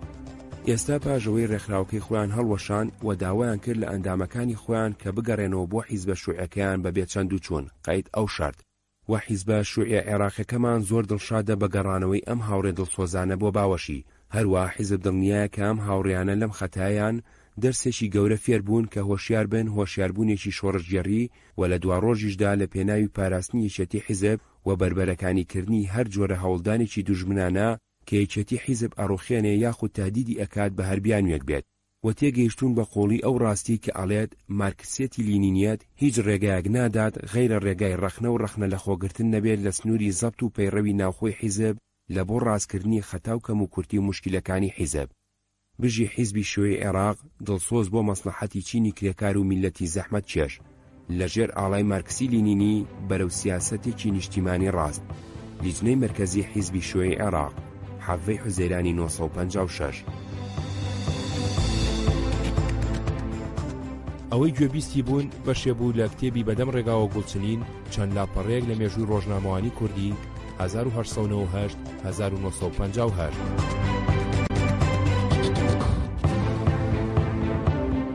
بەیاننامەی لیجنەی مرکزی حیزبی شوێی عێراق. نوێنەری حیزبی شوێی عێراق لەگەڵ نوێنەری حیزبی یەکێتی شوێعەکان کۆبوونەوە و لە ئەوزاعی جوڵانەوەی شۆڕژگێڕی و نیشتیمانی ئێستامان دوان لەسەر بناغەی مارکسی لینینی و بەپی تەجروبەی ئومەمی و نیشتیمانی جوڵانەوەی چینی کرێکار و جوڵانەوەی نیشتیمانی و هەردوو لا تەئکید لەسەر ئەمانەی خوارەوەکان. 1. دامەزراندنی حیزبی شوێی عێراقی حیزبی چینی کرێکار و میلەتی زەحمەتکێش پێویستیی نیشتیمانی و چیناتیە و حیزب پێگەێنرا و بەرەو پێشەوە ڕۆیژ لە ناوجەرگەی خەباتی نیشتیمانی پیرۆز بەرەنگاری ئیستیعمار و کۆنەپەرستی و بەرەنگاری ئینتیهازیەت کە نیازی وایە و ئەوێت تێکۆشانی چینی کرێکار چەوت کات و ڕووی وەربگێڕێت بە شێوەیەکی غەیرە شۆڕژگەڕی. حیزب مارکسیەتی لینینی کردوتە پەیڕەو لە تێکۆشانیاوە لە ژیانی ناوخۆیە و ڕووی میلی پەرەپێسەندووە و لەو چەند ساڵە دوور و درێژی دواییدا کە پڕ بوو لە کارەسات و لێقەومان نەوەستا ڕۆژێک لە خەباتکردن و پاش نەکەوت لە بەخشینی خۆشەویستترین قوربانی لە پێناوی خزمەتکردنی مەسەلە حەق و ڕاستەکەی میلەت بە جوڵانەوە و ڕێخستن و سەرکردەی گەل لەو خەباتانەی کەوا هەمیشە پەڕێکی ڕووناک و پرشنگدارە لە پەڕەکانی قارەمانی میلی. 2. هەردوو لا بە نرخی ئەزانن خەباتی نیشتیمانی ئەو تێکۆشەرانی کە خۆیان ڕێخست لە دواییدا لە حیزبی یەکێتی شوێعەکاندا و بە نرخی ئەزانن ئەو قوربانیدانی ئەوان لە تێکۆشانیانە بەرەنگاری ئیستیعمار و کۆنەپەرستی و دەوریان لە بڵاوکردنەوەی هۆشی نیشتیمانی و دیموکراتی و ڕەنجیان دەربارەی سەقافەت و بە تایبەتی سەقافەتی مارکسی لە کاتی و لە پێش جوڵانەوەی حیزبی لە دوای جەنجی عالەمی ڕابردوو. 3. تەجاریبی ئەو چەند ساڵە ئەو تێکۆشەرانەی کە لە دوایدا ئیشیان کرد لە حیزبی یەکێتی شوێعەکان فێر کرد کەوا گەلی میلەت حەقی هەیە لە خۆڕێخستنی سیاسی و ئەبێت بەو هەندە ڕازی نەبێت کەوا قەوانینی ئەو کاربەدەستانی پاسەوانی مەسلحەتی ئیستیعمارەکات و پارێزگاری نیزامی دەرەبەجیەکات ڕێدا و لە کاتی ئاوادا زۆر خەتایەکەوا بەتەنیا ئیعتیماد بکرێتە سەر فرسەتی قانونی و ئیشی ئاشکرایی کەوا میلەت دەستخۆیە خات بە زۆر و پێویستە بە دامەزرانی ڕێکخراوەکانمان و تاکتیکەکانمان لەسەر بناغەیەکی شۆڕژگەڕی کە هێزەکانی میلەت پشتبەستی بێت لە بۆ بەردەوامبوون و پێشکەوتنی جوڵانەوە لە هەموو چەشنە زرۆفێکدا لە تەنیشتی چاکەوەرگرتن لە فرسەتە ئاشکراکان بۆ پێشخستنی تێکۆشانی میلی. لەبەرەمە ویستیان ئوسلوبی ئیشکردنیان پێبخەن بە شێوەیەکی ئەوتۆ کە بەردەوامی خەباتیان مسۆگەر بکات لە هەموو زرۆفێکدا. 4. چەند فرسەتێک تێپەڕ بوو ئەبووە هەستکردن بەرزتر بووە بە مەسئولیەت و بە گەرمتر و دڵفراوانتر ئیش بکرایە لە پێناوی دواهێنانی ئەم وەزعە، بەڵام حیزبی شووعی لەسەر ساردی و موقیفی سەلبی خۆی مایەوە بەرامبەر تێکۆشەرەکانی حیزبی یەکێتی شووعەکان و تەقدیری ئەوەی نەکرد کەوا تەجربەی تێکۆشان هەر ئەموو ئەو ناتوێنێتەوە بەڵکو ڕێکخراوە تێکۆشەرەکانیش کەوا دوژمنایەتی ئیستیعمار و کۆنەپەرستی ئەکەن ئەتوێنەوە و تەسقیڤەکات. 5. و سەرەڕای ئەمەش کارێکی خەتا بوو هەڵسانی ئەو تێکۆشەرانە بە جۆرێک لە خۆڕێخستن و ئیشکردنی سربەخۆ بە ناوی حیزبی شوێی عێراق یان لە دواییدا بە ناوی حیزبی یەکێتی شوعەکان. مادام حیزبی شوعی بەبێ ڕووپان و جەنگاوەرانەتی ئەکۆشا و ئیستیعمار بە شێوەیەکی جانەوەرانە خەریکی لێدانی حیزبی شوعی و گشت جوڵانەوەی نیشتیمانی بوو و لەبەر ئەمە مەسلحەتی میلەتەکەمان وای داواکرد لە هەموو دڵسۆزێک کە ئیش بکەن بۆ بەهێزکردنی یەکێتی جوڵانەوەی نیشتیمانی بەبێ ڕێگادان بە ئەتواری دووبەرەکی و بربەرەکانی کردنی یەکتر. 6. و پێویستە دان بۆ دابنین کەوا ئەتواری شەڕەجنیە و ناوناتۆرەنانی ناحەق لەم و لەو هەمیشە هیچ سوودێک نابەخشێت بە چینی کرێکار و میلەتی زەحمەت کێش. 7. و بەپێی ئەم ئەنجامانەی کە هەردوو لا گەیشتوونەتێ سەرڕای ئەوەشکەوە حیزبی یەکێتی شوێعەکان بڕوا بە عینی ئامانجی سیاسی و کۆمەڵایەتی نزیک و دوورەکات کەوا پەیڕەوی حیزبی شوێی عێراقا لە تێکۆشانیا لە پێناوی ئاسایش و ئازادی نیشتیمانی و دیموکراسی میلیدا. بێجگە لەمەش حیزبی یەکێتی شوێعەکانیش بڕوا بە مارکسی لینینی ئەکات کەوا حیزبی شوێی عێراقیش بە پشتیوانی ئەڕوات بەڕێوە لە خەباتیا و لە ژیانی ناوخۆیدا و بە مادیەتی دیالکتیکی کەوا بناغەی هەموو بیر و باوەڕێکە و کە ڕۆژ بە ڕۆژ ژیان ئیسپاتی ڕاستی و گیانداری ئەکات. و بەپێی ئەم ڕووناکیانە نوێنەری هەردوو لا ڕێککەوتێن کە حیزبی یەکێتی شوێعەکان دوایی بە کاروباری ڕێکخراوی سربەخۆیی بێنێ و ئینزیمام بکات بە حیزبی شوێعی عێراقی و بێگومانەکە ئەم هەنگاوە لەلایەن هەموو دڵسۆزەکان بۆ مەسەلەی حیزبی ئازادی دیموکراسی نیشتیمان و ئەوانەی بربەرەکانی ئیستیعمار و پەیمانە شەڕاویەکانیەکەن. و نوێنەری هەردوو حیزب ڕێککەوتێن کە لیژنەی مەرکەزی حیزبی شوێی عێراق ئەم بەیاننامەیە دەرکات. بژی حیزبی شوێی عێراقی دڵسۆز بۆ مەسلحەتی چینی کرێکار و میلەتی زەحمەت کێش گەشانەوە بۆ مارکسێتی لینینیەت ئاڵای سەرکەوتن. لوجنەی مەرکەزی حیزبی شوێی عێراق 25 نیسانی 1956. کۆنفرانسی دووەمی حیزبی شوێی عێراق و دەرکردنی ئازادی کوردستان. لە ئەیلولی 1956دا حیزبی شوێی عێراق دووەمین کۆنفرانسی بەست. لەم کۆنفرانسەدا هەموو ئەو تاقم و گروپانی لی جیابووبوونەوە سەر لە نوێیەکیان گرتەوە و لەسەر راپۆرتێک پێگاتن کە مافی چارەنووسی بۆنەتەوەی کورد لەوانە مافی جیابوونەوە و پێگەێنانی دەوڵەتی تایبەتی خۆی سەلماند. سەلام عادل کە بوو بەسکرتێری حیزب دەورێکی گرنگی لەم کۆنفرانسە و لە ژیانی حیزبی شوێی عێراقدا جێڕا. وەکو بەڵگەی یەکگرتنەوەی باڵە جیاوازەکانی حیزب هەرسێ ئۆرگان ئەڵقاعیدا، ڕایەت الشەغیلە، ئەننیضال کە بۆ بەدناوکردنی یەکتری هێرشی زۆریان کرد بۆ سەر یەکتری بە یەکجاری ڕاگیران. لە 22 تەموزی 1956دا اتحاد الشعب وەکو زمان حاڵی حیزبی شوێی عێراق دەرچوو. هەر لەو دەوروبەرەدا لە باتی ئازادی کە زمان حاڵی لەقی کوردستان بوو دەستکرا بە دەرکردنی ئازادی کوردستان. لەم کۆمیتەی ناوەندی یەکگرتوودا جەمال حەیدەری، ساڵح حەیدەری، کەریم ئەحمەد، کاکەی فەلاح بوون بە ئەندام. زۆری پێنەچوو ساڵح حەیدەری و حەمید عوسمان و چەند کادرێکی لەقی کوردستان حیزبی شوێی عێراقیان بەجێشت و چوونە ڕیزی پارتی دیموکراتی کوردستانەوە. کاکەی فەلاحیش بە یەکجاری دەستی لە کاری حیزبی و سیاسی هەڵگرت. بەڵام ئازادی کوردستان بە ڕێکوپێکی بە چاپێکی جوان دەرچوونی بەردەوام بوو تا 14 تەموزی 1958. ئازادی کوردستان ژمارەیەکی ساڵی 14 دوای حوزەیرانی 1957 ئازادی کوردستان 16 لاپەڕەی پێوانە 20 بە 14 سانتیمە. بابەتەکانی ئەمانن: لاچوونی نوری سەعید، گۆڕینی مەبەستەکانی ئیستیعمار نییە، تێکۆشان بۆ وەستاندنی تاقیکردنەوەکانی ئەتۆم و هەیدرۆجینی فەرمانێکی پێویستی نەتەوەی کووردە، بوێژی بەرزی کوردستان، مامۆستا گۆران، داخوازیەکانی لیژنەی بەرزی نیشتیمانی، یادی ڕۆژی شەیدانی کورد، دەنگ و باسی کوردستان، سلێمانی، کەرکووک، هەولێر، گۆرانی کارگەران، پەتای ئاژەڵ و سستی دەستگای حکوومەت. تیراژی ئازادی بەڵگەیەک لە بەردەستدانیە کە ئازادی چەند دانی لێ چاپکراوە و چۆن و لە چەند جێبڵاو کراوەتەوە. ڕۆژنامەی ئەلقاعیدە لە ساڵانی 1947-1949دا وەکو حەنابە تاتۆ لە کتێبەکەی داخەڵاندوێتی 3000 دانەی لێ چاپکراوە و ژمارەیەکی زۆر لەوە زیاتر خوێندویانەتەوە. ئەلقاعیدە لە سەرانسەری عێراقدا هەروەها لە کوردستاندا بڵاو کراوەتەوە. ئازادی کە هاوشانی ئەلقاعیدە دەرچووە تەنیا بۆ کوردستان و بۆ خوێندەواری کورد بووە. لەبەر ئەوە پێویستی نەکردووە بەو ژمارە زۆرەی ڕۆژنامەیەکی عەرەبی چاپ بکرێ. بەڵام بێگومان ئەمیش لە چاو ڕۆژنامە و گۆڤارە کوردەکانی ئەو سەردەمەدا چەردەیەکی باشی لە چاپ و بڵاو کراوەتەوە و بۆ خوێندنەوە دەسا و دەسی کردووە. کاریگەری ئازادی لە سەرژیان و بۆچوونی خەڵک. ئازادی وەکو بڵاوکەرەوەی ئایدۆلۆژی کۆمۆنیستی کاریگەری لە سەرژیان و بیر و بۆچوونی هەزاران کەس هەبووە. بەهۆی ئازادیەوە تێکەڵاوی ژیانی سیاسی بوون، تووشی گیران و ڕاونان و نانبڕان بوون، بەڵام پیاچوونەوە بە بەیان و بڵاوکراوە جۆراوجۆرەکانی ئەم قۆناغەی ژیانی حیزبی شۆی عێراق و تاوتوێکردنی ناوەڕۆکی ئۆرگانەکانی چەند ڕاستیەکی تاڵ دەرەخەن. یەکەم، دەورێکی گەورەی هەبووە لە چاواشەکردنی بیری ڕۆشنبیر و سیاسی و تێکۆشەرانی کووردە، دۆست و دوژمنی لێ شێواندون، زۆر جار ڕێگەی نادروستی تێکۆشانی بۆ هەڵبژاردون، نۆکەرایەتی سۆڤێتی لەلاکردوونەتە ئەرکێکی پیرۆز و فرمانێکی نیشتیمانی، هەوڵی داوە بزوتنەوەی ڕزگاری کورد بکە بە بەشێ لە جەنگی ساردی نێوان بلۆکی ڕۆژهەڵات و بلۆکی ڕۆژاوە بێ ئەوەی کورد هیچ قازانجێکی لەوەدا هەبوو بێ. دووەم، حیزبی شۆی عێراق پێی وابووە ئەوە ئەو لایەنەی کە نازنامەی نیشتیمان پەروەری بە کەس و ڕێکخرا و حیزبەکان ئەبەخشێیان لیان ئەسێنێتەوە. حیزبی شۆی عێراق هەر لە سەرەتاوە دوژمنایەتی ڕێکخراوە سیاسیەکانی کوردستان چ ئەوانەی نیشتیمانی و نەتەوەیی بوون و چ ئەوانەی کۆمۆنیست و مارکسی بوون کردووە بە بەشێکی کاری سیاسی و ئایدۆلۆجی. لەم بڵاوکراوانەدا زۆر بەتوندی و بێپەروا هێرش ئەکاتە سەر حیزبی هیوا، حیزبی ڕزگاری، حیزبی شۆڕش، پارتی دموکراتی کورد، بە هەموو توانایەوە هەوڵی داوە ناو ناوبانجیان بزڕێنێ، سەرکردە و ڕەمزەکانیان سووک و چروک بکە. حیزبی شۆی عێراق یەکێکە لەو حیزبانەی لە مێژووی عێراقدا تێکۆشانی زۆر و قوربانی بێشوماری داوە، بەڵام سەرنجام بەهۆی چەوتی ڕێبازەکەیەوە مایەپوچ و ڕەنج بە خەسار دەرچووە.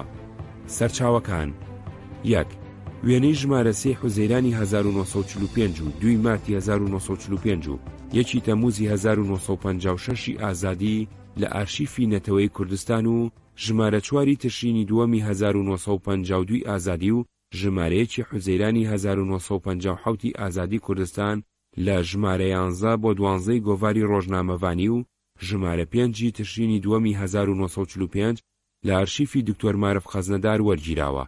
هەموو ئەم سەرچاوانم لە مامۆستایان ڕەفیق ساڵح و سدیق ساڵح وەرگرتووە. 2. گۆڤارە ئازادی گۆڤاری ڕۆژانۆ ژمارە 61 5 چریاپاشینی 1945. 3. سکرتێری نووسین عەبدوڵڵا زەنگەنە ڕۆژنامەیان گۆڤاری ئازادی گۆڤاری ڕۆژنامەوانی ژمارە 5 هەولێر کۆتایی ئابی 2001 لاپەڕە 204 209. ئەوەی گوێبیستی بوون بەشێ بوو لە کتێبی بەدەم ڕێگاوە گوڵچنین چەند لاپەڕەیەک لە مێژووی ڕۆژنامەوانی کوردی 1898 1958.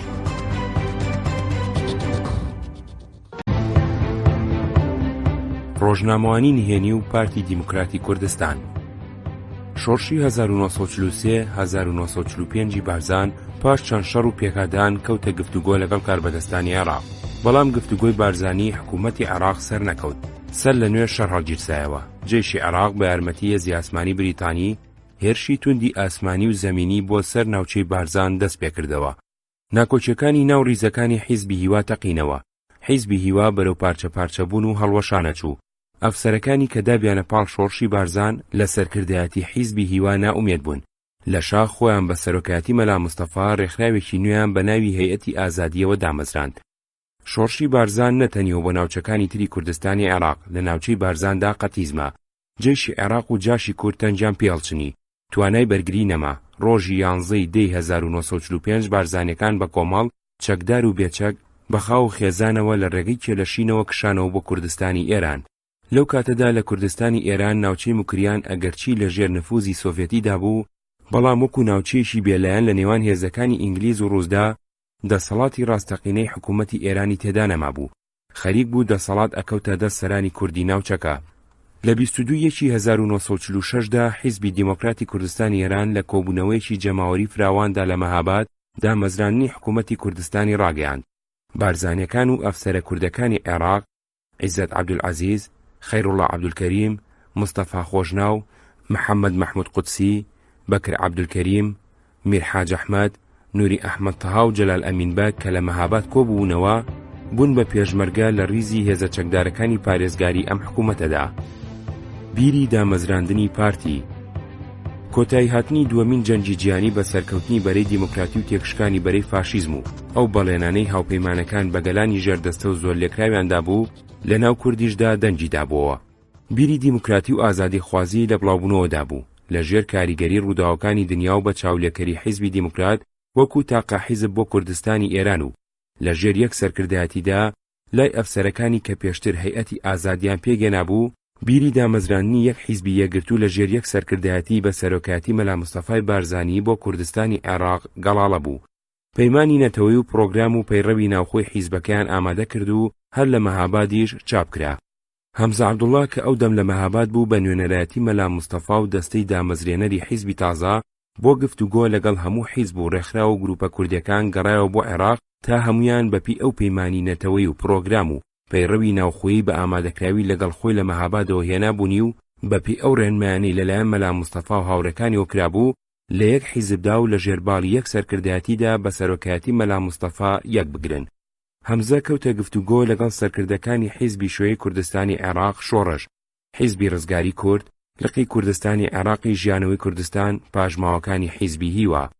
ئەندامانی سەرکردایەتی حیزبی شوێی کوردستان ڕازی نەبوون بێنە ناو ئەم حیزبە نوێیەوە، بە تایبەتی چونکە مەلا مستەفا کە خۆی سەرۆکی حیزبەکە بوو پێشنیاری کردبوو شێخ لەتیفی حەفید و کاکە زیادی غەفوری کە دوو مڵکداری گەورە بوون لە سەرۆکایەتی حیزبدا ببن بەجێگری.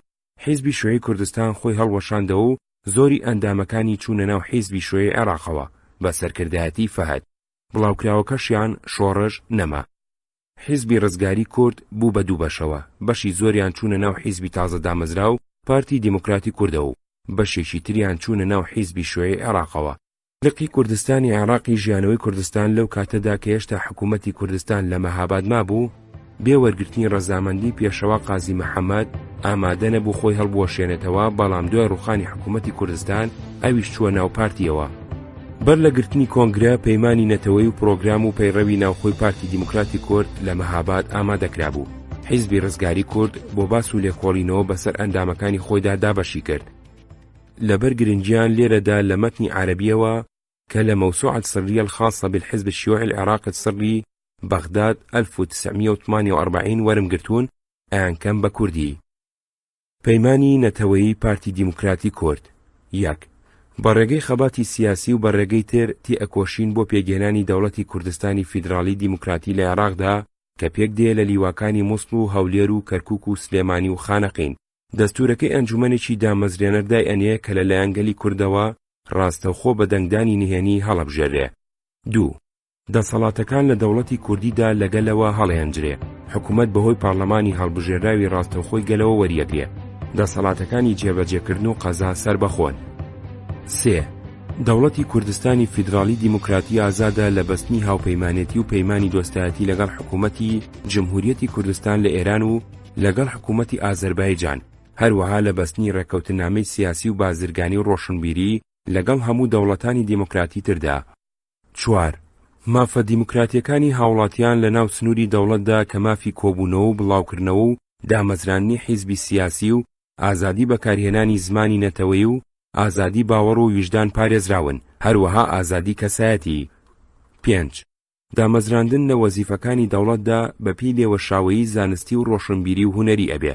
شارەکان و قەزاکان بە ئەنجومەنی بەڕێوەبەراتی هەڵبژێراو لەلایەن خەڵکەکەیەوە بە سەرۆکایەتی کەسێک کە دەسەڵاتی جێبەجێکردندای ئەنێ بەڕێوە ئەبرێن. بەڕێوەبەراتی شارەوانی لە شار و قەزاکاندا بە ئەنجومەنی شارەوانی و سەرۆکی هەڵبژێراو لەلایەن خەڵکەکەیەوە بەڕێوە ئەبرێن. شەش، ڕێگای ئاسنین و ڕێگای وشکایی و ئاوی و دارستان و کانگا و کارگەکانی چەک و تەقەمەنی جەنگی بە تەنیا مڵکی دەوڵەتن. حەوت، دارایی دەوڵەت گەنجینەیەکی گشتی ناوەندی بەڕێوەی ئەبا پێک دێ لە باجی عادلانە بەپێی قانون لە داهاتی گومرگ و مەکوس و کرێی مڵکەکانی. باجی دەرامەت تەساعودی ئەبێ. دامەزرانی بانکی تایبەتی بۆ کەسان و کۆمپانیا قەدەغەیە و بە تەنیا دەوڵەت بۆی هەیە بانکی ناوەندی دابنێ.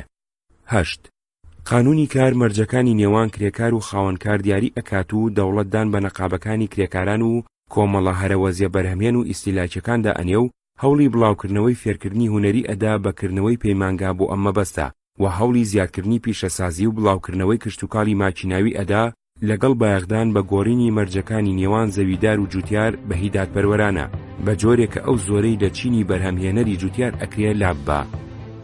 9. فێربوون لە خوێندنگەی سەرەتایی و ناوەندیدا خۆڕایی و ئیلزامیە. پەیمانگای ڕۆشنبیری بەپی پرۆگرامی پەروەردەیی گشتیدا ئەنرێ بۆ دابینکردنی پێویستی ئابووری و سیاسی و جەنگی و بەڕێوەبەراتی و دادگایی و هونەری و ئەدەبیەکانی کۆمەڵ. پرۆگرام ئامانجەکانی حیزب، ئامانجە سیاسیەکان. سربەخۆی تەواوی کوردستان بەم ڕێگایانەی خوارەوە ئەیگاتێ. 1. خەبات لە پێناوی دامەزرانی دەوڵەتێکی فیدرالی لە عێراقدا بە ناوی دەوڵەتی کوردستانی فیدرالی دیموکراتیەوە. 2. بنچینەی دامەزرانی دەوڵەتی فیدرالی کوردستان پەیمانێکی یەکگرتنە، نوێنەرانی حکوومەتی عێراق و نوێنەرانی سیاسی کورد بەشداری لە بەستنیدا ئەکەن. 3. دەوڵەتی فیدرالی کوردستان ئازادە لە بەستنی پەیمانی یەکێتی و هاوپەیمانی یا دۆستایەتی لەگەڵ حکوومەتی جمهوریەتی کوردی لە ئێران. 4. دەوڵەتی کوردستان ئازادە لە بەستنی پەیمانی هاوپەیمانی یان دۆستایەتی لەگەڵ هەر دەوڵەتێکی دیموکراتی بێپرسی حکوومەتی عێراقی. 5. دەوڵەتی فیدرالی کوردستان ئەم شوێنانە ئەگرێتەوە: لیواکانی مووسڵ و هەولێر و کەرکووک و سلێمانی و خانەقین. 6. ئەنجومەنی نیشتیمانی دامەزرێنەری هەڵبژێراوی گەلی کورد لە عێراقدا بە ڕێگەی هەڵبژاردننی ڕاستەوخۆ و دەنگدانی نهێنی سەرۆکی دەوڵەتی فیدرالی کوردستان هەڵەبژێرێ و قانونی بنچینەیی بۆ دانێ. 7. دەوڵەتی فیدرالی کوردستان ئیستیعماری دەوڵەتی بێگانە و نیزامی ویسایە و حیمایە هەرچی چۆنێک و لە هەر دەوڵەتێکەوە بێ قبوڵ ناکا. 8. دەوڵەتی فیدرالی کوردستان هەوڵ ئەدا بچێتە ناو پەیمانی سەلامەتی بە کۆمەڵی ناودەوڵەتانەوە و کۆنگرەکانی ئاشتی نەتەوە یەکگرتوەکانی دیموکراتی و پەیمان نامە ئابووری و ڕۆشنبیری و کرێکاریەکانەوە. ئامانجە ئابووریەکان. ئەلف. حیزب هەوڵ ئەدا دەوڵەت ببێتە خاوەنی مڵکیەتی گشتی پیشەسازی جەنگی بە هەموو جۆرەکانیەوە و بە خاوەنی دارستان و کەنارەکان و ڕێگای وشکایی و ئاوی و ئاسنینەکان و کانگاکان. با. حیزب هەوڵ ئەدا بۆ دامەزرانی بانکێکی ناوەندی بۆ دەوڵەت و بۆ قەدەغەکردنی دامەزرانی بانک لەلایەن کەس و کۆمپانیاوە. جیم. ڕێگەدان بە دامەزرانی کۆمپانیای بازرگانی و پیشەسازی ئازاد. دال. مڵکیەتی فەردی ئەرز و کەلوپەل پارێزراوە. ها. حیزب هەوڵ ئەدا بۆ نەهێشتنی کۆمپانیای ئیحتیکاری مەوادی ئیستیهلاکی و کەلوپەل و ئەو ڕێوشوێنە ئاهلی حکوومەتیانی بۆ ئەمە ئەکرێ بەڕەوا ئەزانێ. کاروباری کار و خزمەتی کۆمەڵایەتی. ئەلف. حیزب هەوڵ ئەدا بۆ دانانی قانون بۆ دیاریکردنی مەرجەکانی گرێبەند لە نێوان خاوەنکار و کرێکاردا. با. حیزب هەوڵ ئەدا بۆ دانانی بنچینەیەک بۆ کری کرێکارانی پیشەسازی و خەدەماتی حکوومەتی و هەموو لەخەکانی بەرەمێنانی پیشەسازی و کاری گشتی و کرێکارانی کشت و کاڵ بە جۆرێ کە لایەنی کەمی کرێ بەشی دابینکردنی پێویستیەکانی ژیان بکە. جیم. حیزب خەباتەکە بۆ نەقابەی کرێکاران و کۆمەڵەکانیان. دال. حیزب هەوڵ ئەدا بۆ ئەوەی خزمەت و دامەزراوە تەندروستیەکان گشتی و خۆڕای بن، بایەخی تایبەتی بە پزیشکی ویقایی ئەدا. ها. حیزب هەوڵ ئەدا بۆ زیادکردنی کۆمەڵی هەرەوەزی ئیستیهلاکی و بەرهەمهێنەر. واو. حیزب هەوڵ ئەدا شارەوانی شارەکان بسپێردێ بە ئەنجومەنی هەڵبژێردراوی شارەکان لەلایەن دانیشتوانیەوە، هەروەها موختاری گوند و لادەکان تابعی ئەنجومەنی هەڵبژێراوی گوند بن. زال. حیزب هەوڵ ئەدا بۆ یەکسانی ژن لەگەڵ پیا و لە هەموو مافەکان و ئەرکەکاندا. کاروباری ڕۆشنبیری و پەروەردە. ئەلف. کردنی خوێندن لە خوێندنگا سەرەتایی و ناوەندیەکاندا بە خۆڕایی و ئیلزامی. با. حیزب هەوڵ ئەدا بۆ دامەزرانی پەیمانگای زانستی ناوەندی و بەرز لەسەر بنچینی دابینکردنی پێویستی ئابووری، سیاسی، جەنگی، بەڕێوەبەرایەتی قەزایی و هونەرەکانی کۆمەڵ. جیم.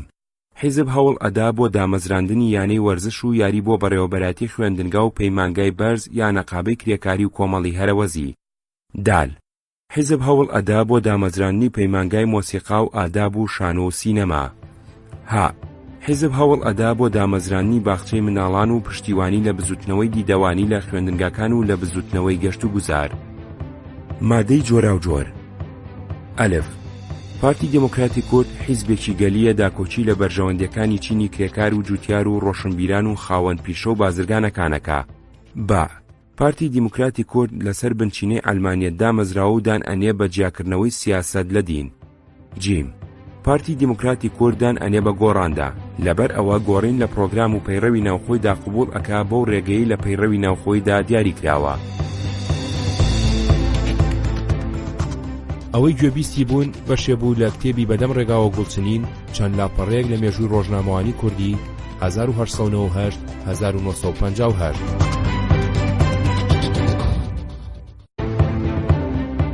یەکەمین کۆنگرەی پارتی. لە 16 ئابی 1946دا لە بەغداد یەکەمین کۆنگرەی پارتی دموکراتی کورد لە ماڵی مامۆستایەکی کورد بەسرا. لەبەر ئەوەی زۆری ئەندامەکانی حیزبی ڕزگاری کورد هاتنە ناو ئەم حیزبە نوێیەوە، لەو کۆنگرێدا بڕیاریاندا ناوی ئۆرگانەکەی پارتی دموکراتی کورد بە ناوی ڕزگاریەوە بمێنێتەوە. ڕزگاری ئۆرگانی پارتی خولی یەکەم. هەندێک ژمارەی ڕزگاری ئێستا دۆزراونەتەوە و پێ ئەچێ لە ناو ئارشیفی دەستگا ئەمنیەکانی عێراقیشدا هەندێک ژمارەی هەڵگیرابێ. هەندێک لێکۆڵەر لە لێکۆڵینەوەکانیاندا کەڵکیان لێ وەرگرتووە و ئیشارەتیان بە ژمارەکانی و بە بابەتەکانی داوە کە دیارە بە عەرەبی نووسراون. لەوانە جعفر عباس حەمیدی التطورات السياسية في العراق 1941 1952 النجف 1976 ژمارە دوی ساڵیە کە لە تشرینی یەکەمی 1946دا دەرچووە بە تایپ و ڕۆنیۆ چاپکراوە. لاپەڕەی یەکەم و دووەمی کە بە عەرەبی ئێستا لە بەردەستدایە تەرخان کراوە بۆ سەروتارێ بە ناونیشانی ئەلیتحاد الکوردی الئەرمەنی، بەڵام بە پێی نووسینەکانی حەمیدی لەم ژمارەیەدا پەیڕەوی ناوخۆ نظامی داخلی پارتی بڵاو کراوەتەوە. ژمارە 3 ساڵی یەکی تشرینی دووەمی 1946 وەکو حەمیدی لە لاپەڕە 226دا نووسیوێتی زۆری تەرخان کراوە بۆ ڕوونکردنەوەی هۆی دامەزرانی پارتی دموکراتی کورد و ڕوونکردنەوەی پرۆگرام و پەیڕەوی ناوخۆی. بەیانێکی مەلا مستەفای بەو بۆنەیەوە تێدا بڵاو کراوەتەوە. ژمارە 13 ساڵی 2 ئەیلولی 1947 وەکو حەمیدی لە لاپەڕە 231دا ئەڵێ ئەو هەڵبژاردنەی ڕیسوا کردووە کە نووری سەعید لە ئازاری 1947دا ئەنجامی داوە. لەو بارەیەوە ڕزگاری نووسیوێتی هەڵبژاردنەکە ساختە بوو، گەل نائیبەکانی ئەم ئەنجومەنەی هەڵنەبژاردووە، بەڵکو لەلایەن نووری سەعیدەوە تەعین کراون. سەبارەت بە پەیمانی تورکی عێراقیش نووسیوێتی پەیماننامەی تورکی عێراقی کوردی خستۆتە نێوان چەکش و دەستگاوە. هەرم ژمارەیە بەیانێکی پارتی تێدایە بە بۆنەی لە سێدارەدانی ئەفسەرە کوردەکانەوە دەرکراوە. ئەفسەرەکان عیزەت عەبدولعەزیز، خەیرۆڵڵا عەبدولکەریم، مستەفا خۆشناو، محەممەد مەحموود قودسی بەهۆی بەشداریانەوە لە شۆڕشی بارزاندا لە 19 حوزەیرانی 1947دا لە بەغداد لە سێدارە دران. ژمارەکانی 18 ساڵی 2 کانونی دووەم و شوباتی 1948 کە ئێستا لە بەردەستدایە 14 لاپەڕەیە لە شێوەی کتێبدا بە حرف چاپکراوە. لە لاپەڕەی یەکەمیدا بە ناونیشانی عهد و میثاق نووسیوێتی في عناقنا لشعبنا الكردي المناضل والعراق ثم للشرقين الأوسط والأدنى وللجبهة الديمقراطية العالمية دين سنوفيه كاملا على هدى ونور ما تضمنته الكلمات التالية لزعيمنا وأبطالنا ليردا هندشي ليدراوة نوشيروان مصطفى دوای ئەمە بەشێ لە بەیانێکی جەنەرال مستەفا بارزانی نووسیوەتەوە کە ئاڕاستەی گەلی عێراقی کردووە و وەسیەتنامەکەی کە 4 ئەفسەرەکە لە شەوی لە پێش لە سێدارەدانیاندا بۆ گەلی کوردیان ناردووە. لە لاپەڕەی دوودا تەحیە لیشوەدا سڵاوی ڕێزنانە لە شەهیدان مستەفا خۆشناو، محەممەد مەحموود قودسی، عیزەت عەبدولعەزیز و خەیرۆڵڵا عەبدولکەریم. لاپەڕە 3 تا 8 و نیوەی لاپەڕەنەوە و تاریکی بێسەر دێڕە باسی ڕاپەڕینی کانونی دووەمی 1948 و هاتنە سەرکاری حکوومەتی محەممەد سەدر و هەڵبژاردنی مەجلیسی نیابیەکە لە کێشەی بارزانیەکان و ئابڵۆقەدانی ئابووری کوردستان ئەدوێ و باس ئەکا لە باتی ئەوەی ئازاد بکرێن حکومەکەیان ساڵێکی تر درێژ کراوەتەوە لە کێشەی تووتن ئەدوێ کە بە چارەسەر نەکراوی ماوەتەوە. لە ناوەڕاستی لاپەڕەسێدا ئەم هەواڵەی بڵاو کردوێتەوە. موت المؤرخ فجع الأكراد وكردستان بموت الرائد الأول للتاريخ الأكراد وكردستان معالي أمين زكي باك، فعزاء الأمة الكردية فيما خلفه لها من آثار العلمية ستحيط اسمه بهالة من النور في ثبت الخالدين إلى الأبد الدهر. هيئة التحرير للاپەڕەنۆدا نعي جدانوف برسي مردني جدانوفا للاپەڕەدەدا مهزلة الانتخابات صورة من السليمانية باسی هەڵبژاردنی پەرلەمانی ئەکا لە سلێمانی کە چۆن فرۆفێڵی تێدا کراوە بۆ ئەوەی پاڵێوراوەکانی حکوومەت دەربچن بە گاڵتەجاری هەڵبژاردن ناوی ئەبا. لاپەڕە 11 ئەمام المەجلس العرفی العسکەری بازەکە کە حکوومەت بەهۆی ڕاگەیاندنی حکمی عرفیەوە خەڵکانێکی زۆری گرتووە، لەوانە ناوی عەونی یوسف ئەبا کە ئەو کاتە ئەندامی کۆمیتەی ناوەندی پارتی بووە. لە لاپەڕە 12 چواردە حول الإعلان وەزارەت الدفاع لە موتارەدا لەوە ئەدوێ کە وەزارەتی دیفاع ئیعلانێکی بڵاو کردوتەوە داوای شۆفێری کردووە بۆ لێخوڕینی ئۆتۆمبیلەکانی جێش بۆ ڕۆژهەڵاتی ئەردەن بۆ شەڕی فەڵەستین، بەڵام مەرجی بۆ شۆفێرەکان داناوە کە ئەبێ لە باوکەوە عەرەب بن. ئەپرسێ لە کاتێکدا سەدان سەرباز و ئەفسەری کورد ڕاپێکی مەیدانی شەڕ ئەکرێن بێ ئەوەی لە باوکیان بپرسن کەچی کە دێتە سەر بە کرێگرتنی شۆفێر ئەبێ باوکی عەرەب بێ. ئەمە وەکو نمونەیەکی جیاوازی نەتەوەیی لە عێراقدا بازەکە. لە لاپەڕە 14دا ئیخبار من کوردستان هەندێ هەواڵی کوردستانە. بە پێی نووسینی حەمیدی لاپەڕە 232 ئەبێ لەم ژمارەیەدا بە بۆنەی پێگەێنانی وەزارەتەکەی محەممەد سەدرەوە بەیانێکی بڵاو کرد بێتەوە داواکاریەکانی ئەو سەردەمەی خەڵکی نووسی بێ کە بریتی بوون لە 1. هەڵوەشاندنەوەی پەیمانی 1930 عێراقی بریتانی 2. هەڵوەشاندنەوەی مەجلیسی نیابی و ئەنجامدانی هەڵبژاردنێکی ئازاد بۆ ئەنجومەنێکی نوێ. 3. دادگایکردن و سزادانی ئەوانەی بەرپرسیارن لە خوێنی شەیدانی گەل و دادگایکردنی ساڵح جەبر و نوری سەعید و جەمال بابان و سزادانیان. 4. ڕێزگرتنی سەربەستیە دیموکراتیەکانی کە دەستور دەسەبەری کردوون و ماوەدان بە دەربڕینی سیاسی و ژیانی پارتایەتی. 5. چارەسەرکردنی گیرروگرفتی خۆراک و پۆشاک و دەستکاری قانونی ئینحیساری تووتن بە قازانجی جوتیارانی کورد. 6. دەستکاری وەزارەتی ئێستا بەلابردنی ئەو وەزیرانەی کە بە دوژمنایەتی گەل و چەوساندنەوەی ناسراون. 7. هەڵوەشاندنەوەی پەیمانی عێراقی تورکی و ئوردونی عێراقی. 8. ئازادکردنی هەموو جیراوە سیاسیەکان و تێکڕای بارزانیەکان و یارمەتیدانی ڕاستەقینەی خێزانە ئاوارەکان و چاکردنی دەستگای حکوومەتی و نێشتنی بەرتیرخۆری و بەدڕەفتاری. لە ژمارەکەی بەردەستی ئێمەدا ئەم بەیانە نییە. ژمارە 2 ساڵی 3 تشرینی یەکەمی 1940 14 لاپەڕەیە. لە شێوەی کتێبدا بە حرف چاپکراوە. لە لای چەپی ناوەکەی دانووسراوە: يا جماهير الشعب الكردي والعربي كافحوا يدا واحدا ضد الاستعمار وجيوشه ومشاريعه ومعاهداته ومراكزه وامتيازاته. سەروتاری ئەم ژمارەیە پاژماوەی وتارێکی پێشووە بە ناونیشانی في سبيل تحرير كردستان القضية الكردية والأحزاب العراقية لاپەڕێک و چوار و لاپەڕە 13 و 14 گرتوتەوە هەڵوێستی خۆی لە حیزبی ئیستیقلال و ئەحرار ڕوون کردوتەوە. لاپەڕە 5-6 المفوضية السوفياتية والحكومة العراقية. لاپەڕە 6-8 تعليقات محطة راديو الحزب الديمقراطي الأذربيجاني الحرة على أحداث في كردستان والعراق. لاپەڕە 8 أنباء والجهاد. لاپەڕە 10-12 رسالة السجن. لەوتاری لە پێناوی ڕزگاری کوردستاندا کێشەی کورد و حیزب عێراقیەکان کە یەکەم بەشی لە ژمارەی پێشوودا بڵاو کراوەتەوە، سیاسەتی حکوومەتی عێراقی لە سەردەمی وەزارەتی محەممەد سەدردا بەرامبەر بە کورد و کوردستان ڕوونکراوەتەوە. لەم بەشەدا ڕخنەی تون لە حیزبەکانی ئیستیقلال و ئەحرار گیراوە و وتراوە ئەو حیزبانە چەند بەندێکیان بۆ چارەسەری کێشەی فەڵەستین کە ڕۆژێ لە ڕۆژان مەسەلەیەکی تایبەت بە عێراق نەبووە خستوتە ناو بەرنامەی خۆیانەوە. لە کاتێکدا مەسەلەی کورد و شۆڕشی ڕزگاری خوازی کورد لە ناو کرۆکی سیاسەتی عێراقیدایە.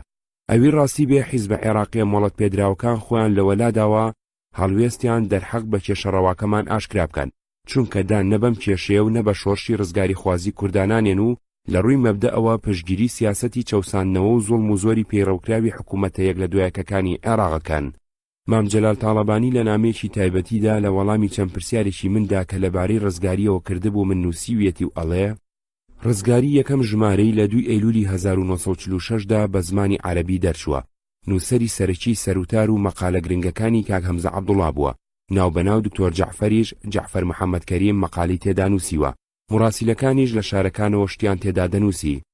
بابەتەکانی زۆرتر لەسەر وەسعی کوردستانی عێراق، جمهوریەتی مەهاباد، وەسعی بارزانیەکان، کێشەی شار و شارۆچکەکانی کوردستان و هەندێ ڕووداوی گرنگی نێودەوڵەتی بووە، جگە لە بیرەوەریەکانی شۆڕشی ئۆکتۆبەر، مردنی ژدانۆف و تا دوایی کە بە چاپ دەرچوو حروفچنەکانی کاک زەبیحی و کاک سەعید قزڵجی بوون. پاشان کە مامۆستا هەمزە لەگەڵ شێخ لەتیفتێکیدا ئیتر هەر کاک قزڵجی مایەوە. بە تایپ و ڕۆنیۆش لە سلێمانی هەر لە ژێر چاودێری مامۆستا هەمزەدا دەردەچوو. ئەوەی گوێبیستی بوون بەشێ بوو لە کتێبی بەدەم ڕێگاوە گوڵچنین چەند لاپەڕەیەک لە مێژووی ڕۆژنامەوانی کوردی 1898 1958.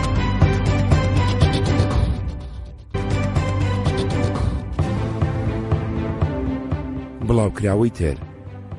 پارتی دیموکراتی کورد جگە لە ڕزگاری وەکو لە نووسینەکانی حەمیدی لاپەڕە 233دا دەرەکەوێ گۆڤارێکی بە کوردی بە ناوی مرۆڤۆ دەرکردووە.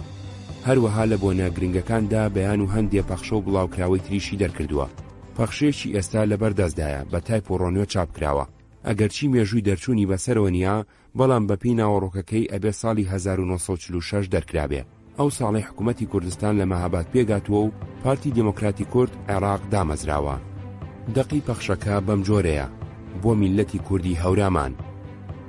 حکوومەتی کۆنەپەرستی ئێران بە درێژی حکمی ڕەزاشاهی پەهلەوی ناکۆچیشی زۆری بە میلەتی کوردی هەورامان چێشت، فەلاح و ڕەنجبەرانی دێهات و ناوچەکانی دەربەدەر کرد، باخچە و پاوانەکانی ئاگرتێ بەردا، لە منداڵ و ژن و پیر کوشتارێکی زۆری کرد. بەم بۆنەیەوە ژمارەیەکی زۆر لەم فامیلیانەی کە تاڵیبێ بەشی و هەژاریان چێشت بوو بە سەرگەردانی ڕویان کردا عێراق. تاکو ئێستاش تارمایی ناکۆچی 1934 هەر لە پێش چاوە کە لەشکری ئێران بە پێی فەرمانی شاهانی هێزی هەورامانیان پەرد کرد. هەژاری و ناخۆشی کەوتە ناو میلەت، ژمارەیەکی زۆریان لە برسێتی و دەربەدەری لێمرد کە هیچ دەبیر ناچێتەوە. ئەی ڕەنجبەر و ڕۆشنفکرانی ڕۆڵەی میلەتی کوردی هەورامان، هاتنی شەڕی ئەم دواییە کە گشت میلەتە سەربەستەکانی سەرزەمین چوونە جێژەڵۆکەیەکەوە بۆ لابردنی فاشیست و وەرگرتنی سەربەستی و ڕزگاربوون لە زۆردارە دیکتاتۆریەکان بوو. هەر هێزی ئازادی خوازەکان بوو کە وای لە ڕەزا پەهلەوی کرد لە سەرتەختی زۆردارەتی بێتە خوارەوە. هێزی میلەتی ئازەربایجان و کوردی ئێران و هێزی میلەتانی سەرزەمین کوردەکانی ئێران لەم ڕۆژێکەوە هێزی کۆنەپەرستی ئێرانیان لە نیشتیمانە خۆشەویستەکەتان دەرکرد، حکوومەتێکی دیموکراسی لەژێر سەرۆکی پێشەوە جەنابی قازی محەممەد دامەزراند. هەر ئەم حکوومەتەیە کە بتوانێت پارێزگاری حقوقی ماڵ و منداڵتان بکە. بۆیە بوویتە نیشانگای دەسایسی حکوومەتی کۆنەپەرستی ئێران و عێراق بۆ نەمانی، چونکە دڕکێکە بە چاوی ئیستیعمار و کۆنەپەرستی لەمەش زیاتر خەنجەرێکە لە پەراسویان چەقیوە. ئەم حکوومەتەش جێگەی ئومێدی هەموو کوردێکی کوردستانی مەزنە. هێزی ئیستیعمار و کۆنەپەرستی ناتوانن هیچ کارێکی دەربارە بکەن و بە قەڵایکی سەخت ئەمێنێتەوە بۆ سەربەستی کوردستان و گشتگڕوکی فێکی لەشکری ئێران و داوی حکوومەتی عێراق و جرتەجرتی ئیستیعمار دەربارەی ئەم حکوومەتە ئەنجامی بێبەرە. جابرایانی هەورامی، پارتی دیموکراتی کوردی عێراق بانتانەکات کە ببنە پشتیوانی حکوومەتی میلی کوردستان، چونکە هەر ئەمەیە کە بتوانێ حقوقی لێستاندراوتان بۆ وەرگرێتەوە و تۆڵەی ئەو ناخۆشیانەی کە پەهلەوی لە ساڵی 1934 بەسەری هێنان بۆتان بستێنێ. هەرم حکوومەتەیە حکوومەتی دڵسۆزی خۆتان و خۆشیتان پێگەێنێ و برابەشیتان لە نێو بڵاوە کاتەوە. هەر ئەمە حکوومەتی میلەتی کووردە. جا بە پڕۆپاغاندەی ئەم ئاغا بەکرێ گیراوانەی حکوومەتە کۆنەپەرستەکان و ئیستیعمار بە هەڵەمەچن و هەڵ نەخەڵەتێن، چونکە ئەمانە ئەیانەوێت تاکو مردنتان هەر بە نۆکەری و ژێردەستی بمێنەوە. هەموو شتێکیان لا پەشمە جگە لە پێگهاتنی داخوازی خۆیان و دەست بەسەرداگرتنی حقوقی ئێوە نەبێت. هەر لەم دواکەوتنەدا بمێننەوە و برسێتی و هەژاری بتان کرۆژێت. دوای ئەمە ئەکەون کە لەسەر حسابی دەست بەسەری ئێوە خۆیان بەخۆشی ڕابێرن. ئەی ئاغاکانی هەورامان، پارتیمان لە داونانەوە بۆ حکوومەتی میلی کوردستان ئاگادارتان ئەکاتەوە هۆشتان لە خۆ بێت نەکەن فریوی ئیستیعمار و حکوومەتی کۆنەپەرستی عێراق بخۆن، خیانەت لەگەڵ میلەتی هەورامان و حکوومەتی کوردستان نەکەن، چونکە لەم خیانەتە جگە لە زیان و شاربەدەرکردن و ڕووسیایی چیترتان چنگ ناکەوێ، چونکە حکوومەتی میلی کوردستان لەسەر بناغەیەکی ئەوتۆ چەسپاوە کە ڕووخانی بۆ نییە. جایەک بن لەگەڵ میلەتی کورد بۆ وەرگرتنی سەرکەوتن و جێڕانەوەی حقوقتان، بژی حکوومەتی میلی کوردستان، بژی پێشەوای خۆشەویست جەنابی قازی محەممەد، بژی پارتی دیموکراتی کورد عێراق، پارێزگارێکی دڵسۆزی میلەتی کورد، بژی میلەتی هەورامان، یاریدەدەری حکوومەتی میلی دیموکراسی کوردستان، پارتی دیموکراتی کورد عێراق. ساڵی 1948 بە بیانووی شەڕی فەڵەستینەوە لە عێراقدا ئەحکامی عورفی ئیعلان کرا. هێزە نیشتیمانیەکانی عێراق بەگشتی بەرداپڵۆسین و جەزرە بەکەوتن. ئەم شاڵاوە سەرکردەکانی پارتی دیموکراتی کوردیشی گرتەوە، هەندێکیان گیران و حکومدران، هەندێکیان وازیان هێنا و لە کاروباری پارتی دوورکەوتنەوە، هەندێکیشیان ڕەگەزنامەی عێراقیان لێ سەنرایەوە و لە عێراق دەرکران. لەوانە دکتۆر جەعفەر محەممەد کەریم ژمارەیەکی کەم لە ئەندامانی کۆمیتەی ناوەندی بەر ئەم شاڵاوە نەکەوتن. لەوانە سکرتێری حیزب هەمزە عەبدوڵڵا، بەڵام ئەویش لە کۆتایی 1949دا لە سلێمانی گیرا. بەم جۆرە یەکەمین کۆمیتەی ناوەندی هەڵتەچی، بڵاوکراوەکانی لە دەرچوون کەوت، دەستگای چاپەکەشیان لە ناوچوو. دوای گیرانی هەمزە هەندێک لە ئەندامە چالاکەکانی حیزب کۆنفرانسێکیان بەست، کۆمیتەیەکی ناوەندی کاتیان پێگەنا، بەڵام زۆری ئەندامەکانی بەم کۆمیتەیە ڕازی نەبوون و ریزەکانی پارتی پشێوی تێکەوت، بۆیە بیریان لە بەستنی کۆنگرە کردەوە، بە تایبەتی دوای ئەوەی هەندێک لە گیراوەکان بەربوون. هەمزە عەبدوڵڵاش لەبەر ئەوەی هیچ بەڵگەیەکی لەسەر نەبوو پاش ماوەیەکی کورت بەردرا. ئەمە لە باتی ئەوەی ببێتە مای خۆشحاڵی هاوڕەکانی گومانی لەلا دروستکردن بۆ چارەسەرکردنی ناکۆچیەکانی ناوخۆیان بڕیاریاندا کۆنگرە ببەستن. دووەمین کۆنگرەی پارتی دیموکراتی کورد لە مانگی ئازاری 1950دا لە بەغداد بەسرا. لەم کۆنگرەیەدا پرۆگرام و پەیڕەوی ناوخۆی حیزبەکە بێدەستکاری وەکو خۆیان هێڵرانەوە، بەڵام کۆمیتەیەکی ناوەندی نوێ هەڵبژێرا. ئیبراهیم ئەحمەد کە تازە لە زیندان دەرچوو بوو و تێکەڵاوی ناکۆچیەکانی ناو حیزبەکە نەبوو بوو هەڵبژێرا بە سکرتێری حیزب. لە زستانی 1951-1952دا سەرکردایەتی نوێی پارتی توانی سەر لە نوێ دەستگای چاپ تایپ و ڕۆنیۆ بکڕێ و لە مانگی ئەیلولدا دەستی کرد بە دەرکردنی ڕزگاری بە کوردی و دەرکردنی نیدا کوردستان بە عەرەبی. ئێستا چەند ژمارەیەکی خولی دووەمی ڕزگاری لەبەردەستدان. ڕزگاری خولی دووەم. ژمارە 6 ساڵی 6 مارتی 1952 چوار لاپەڕەی فولسکابە بە تایپ و ڕۆنیۆ چاپکراوە، هەمووی بە کوردی نووسراوە. ناوی ڕزگاری لە نێوان دوو ژووری دروشمدا بە قەڵەم لەسەر ڕۆنیۆ نووسراوە. لە ژووری لای ڕاستدا نووسراوە ئەی گەلی کوربانجی ئاشتی ئیمزا بکە کەوا حکمی ئەعدامە گەلانی دنیا بەسەر شەڕ و چەوساندنەوە و ئیمپریالیزمدا داویانە. خەباتکردن لە ڕێگەی ئاشتیدا خەباتکردنە لە ڕێگەی ئازادی و سەربەخۆیی نەتەوایەتی کووردا. پایدار بێ برایەتی کورد و عەرەب بۆ ڕزگاری هەردووچیان. لە ژووری لای چەپدا نووسراوە ئەی کۆمەڵانی گەلی کورد خەبات بکەن بۆ نەهێشتنی پەیمانی 1930 و بنکە و فڕۆکەخانەکانی ئیمپریالیزم، تەئمیمی نەوت کە کۆمپانیاکان بە تاڵانەی بن، لابردنی حکوومەتی بۆگەنی نووری سەعید، بەرەڵاکردنی حەبسە سیاسیەکان. سەرۆتاری لاپەڕەیەک لە جژنی نەورۆزە لە ڕێگەی نەورۆزێکی نوێدا. لاپەڕە دوو ترومان هێتلەری بۆردا لە جانەوەریدا. لاپەڕە سێ ئازاردانی گیرا و پێچەوانەی هەموو حەقێکی ئینسانە. لاپەڕە چوار دەنگوباسی ناوخۆی کەرکووک و بەغدا و هەولێر و کۆیە. لە ڕێگەی نەورۆزێکی نوێدا ئەمە تەئکید کراوەتەوە. بێگومان یەکێتی دامەزرا و پارتی ئازادی خوازە ڕاستەقینە پێشکەوتەکانی عێراق لە ناوخۆیاندا و یەککەوتنیان لەگەڵ پارتی دیموکراتی کورد نوێنەری کوردستانی داگیرکراوی عێراق لەسەر بناغەیەکی وەکوەوەی کە حیزبی دیموکراتی کوردستان و حیزبی تودەی ئێران و فیرقەی دیموکراتی ئازەربایجان لەسەر یەککەوتون هەنگاوێکی زۆر پێویست و زۆر گەورەیە لە ڕێگەی نزیخستنەوەی نەورۆزێکی نوێدا لە ڕێگەی ئەو ڕۆژەدا کە کۆمەڵانی خەڵک بە سەرکردەیی دامەزراوە پێشکەوتەکانی سەری هەژدیهای ئیمپریالیزمی تێدا پانکرایەوە و دوا دەستگای زوڵم و زۆری سەر و ژێرەکان. ژمارە 7 ساڵی 6 نیسانی 1952 چوار لاپەڕەی فولسکابە بە تایپ و ڕۆنیۆ چاپکراوە، هەمووی بە کوردی نووسراوە. هەمان دروشمەکانی پێشوو لە ناوچەوانی لاپەڕەی یەکەمیدا دووبارە کراونەتەوە. سەرۆتار لاپەڕەیەک یادی ڕۆڵەی نەبەز و پێشەوای نەتەوەی کورد. لاپەڕەیەک چوار کورد دوژمن و دۆستی خۆی باش دەناسێ لەسەر گۆڤاری ئاگا و ڕووداوی هەفتەی کاروباری ئاڵوگۆڕی ئەمریکا. سێ لاپەڕە بۆ ئەم باسە تەرخان کراوە، هێرش ئەکاتە سەر ئەمریکا و هەوڵ ئەدا دەوری ئەمریکا لە دوژمنایەتیکردنی کوردا ڕوون کاتەوە. لە کۆتایی وتارەکە دانووسیوێتی دۆستایەتی نەتەوەی کورد لەگەڵ گەلانی مەزنی سۆڤێتی و دوژمنایەتیان بەرامبەر بە ئیمپریالیزمی ئەمریکی و هەموو هێزێکی ئیمپریالیستی تر وەکووتمان بەری تاقیکردنەوە و کردەوەیە نەک دەستکردی پروپاگەندە و چاوەڕاو. بۆیە هەرگیز نە پروپاگەندەی دامەزراوی جاسووسی کاروباری ئاڵوگۆڕی خوێندەواری ئەمریکا و نەقسێ قۆڕی ئەو چەند زۆڵە کوردەی کە بەتەمای ئەوەن لە سای ئەمریکاوە بە ناوی کوردەوە بێنە پێشێ.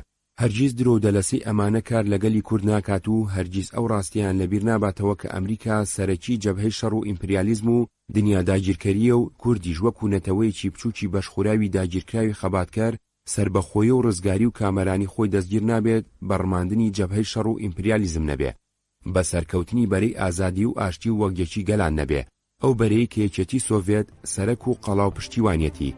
بۆیە بە هەموو هێزیەوە دەچێ بەگشت هەموو پرۆژە و پیلانێکی شەڕ هەڵگرتوێنەری و دنیا داگیرکەری ئیمپریالیستەکاندا و خەبات دەکات لە ڕێگەی پاراستنی ئاسایش و ئاشتیدا بۆ دەستخستنی ڕزگاری و ئازادی.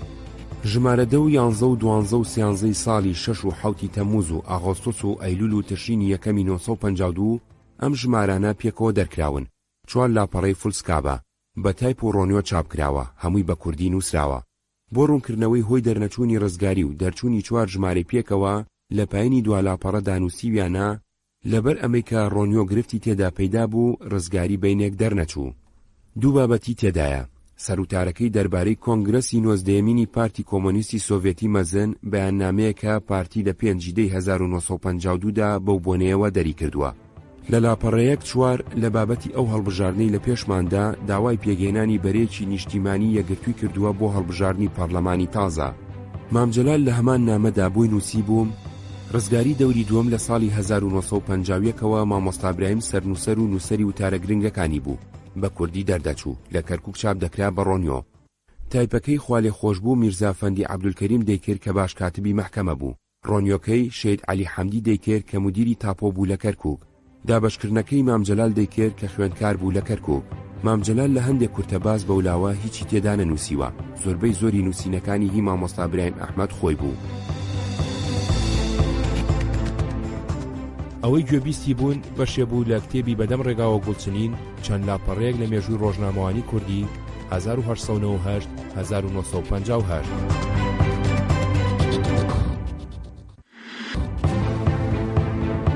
سێمین کۆنگرەی پارتی لە 26 کانونی دووەمی 1953دا سێمین کۆنگرەی پارتی دیموکراتی کورد لە کەرکووک بەسرا.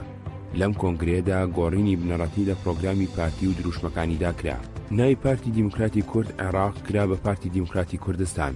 بربەرەکانی دەرەبەگایەتی و ریفۆرمی زەوی و داکۆچی لە جوتیاران، تەئمیمی نەوت و پیشەسازیە گرنگەکان، داکۆچی لە مافی کرێکاران، ڕەتکردنەوەی بێلایانی لە کاروباری ناودەوڵەتاندا، پشتیوانی لە ئۆردوگای سۆسیالستی و دوژمنایەتی ئیمپریالیزم، هەڵوەشاندنەوەی ڕێکەوتنامەکانی عێراق و بریتانیا، ڕوخاندنی ڕژێمی پاشایەتی و دامەزراندنی جمهوریەتێکی دیموکراتی گەلی و ئۆتۆنۆمی بۆ گەلی کورد خرانە ناو پرۆگرامی نوێی پارتیەوە.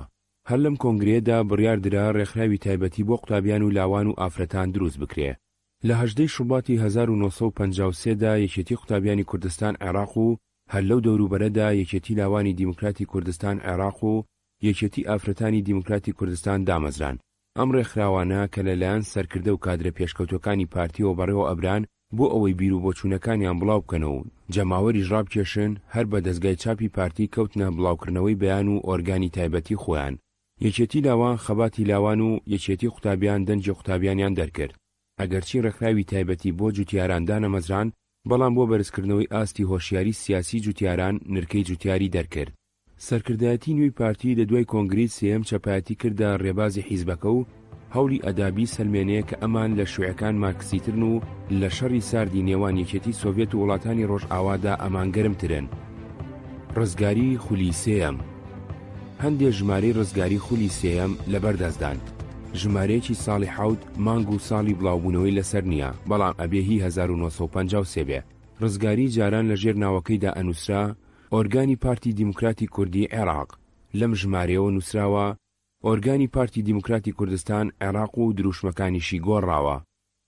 لە لای ڕاستیدا نووسراوە ئەی کۆمەڵانی خەڵکی نەبەردی کوردستان، خەباتکردنتان لە ڕێگەی پاراستنی ئاشتیدا، خەباتکردنە لە ڕێگەی ڕزگاری و سەربەستی کوردستاندا، پایدار و سەرکەوتوو بێ خەباتی گەلان لە ڕێگەی پاراستنی ئاشتیدا، بڕوخێ پیلانی شەڕهەڵگیرسێنەری ئیمپریالیستە پیاوخۆرەکان. لە لای چەپی دانووسراوە ئەی کۆمەڵانی خەڵکی عێراق، خەبات بکەن بۆ ئەوەی ڕۆژێک زووتر لە بینی هەموو دوژمنەکانی ئیمپریالیزمدا، لە بینی کرێکاران و جوتیاران و بیڕووناکان و کەسەبە و سنعەتکاران و سەرمایەدارانی نیشتیمانیدا بەرەیەکی یەکگرتو و پێک بهێنرێ. سەروتارەکەی بریتیە لە وێنەی ئەو پرسەنامەی پارتی دیموکراتی کوردستان عێراق بۆ کۆمیتەی ناوەندی پارتی کۆمۆنیستی سۆڤێتی ناردووە. هەروەها پرسەی ئەندامان بۆ کۆمیتەی ناوەندی پارتی دیموکراتی کوردستان بە بۆنەی کۆچی دوای سەرکردەی مەزنی مرۆڤایەتی پێشکەوت و ستالینی مەزنەوە. لە لاپەڕی سێ تەرخان کراوە بۆ بەیاننامەی پارتی بە بۆنەی نەورۆزەوە کە لە 21 سی 1953دا دەرچووە. ژمارە 6 ساڵی 7 ئاغۆستۆسی 1953 کڵێشەکەی گۆڕاوە بۆ تەمۆر و جوانتر بۆ لە جاران. لەسەری لاپەڕەکە نووسراوە ئاشتی، دێمۆکراسی، سەربەخۆیی.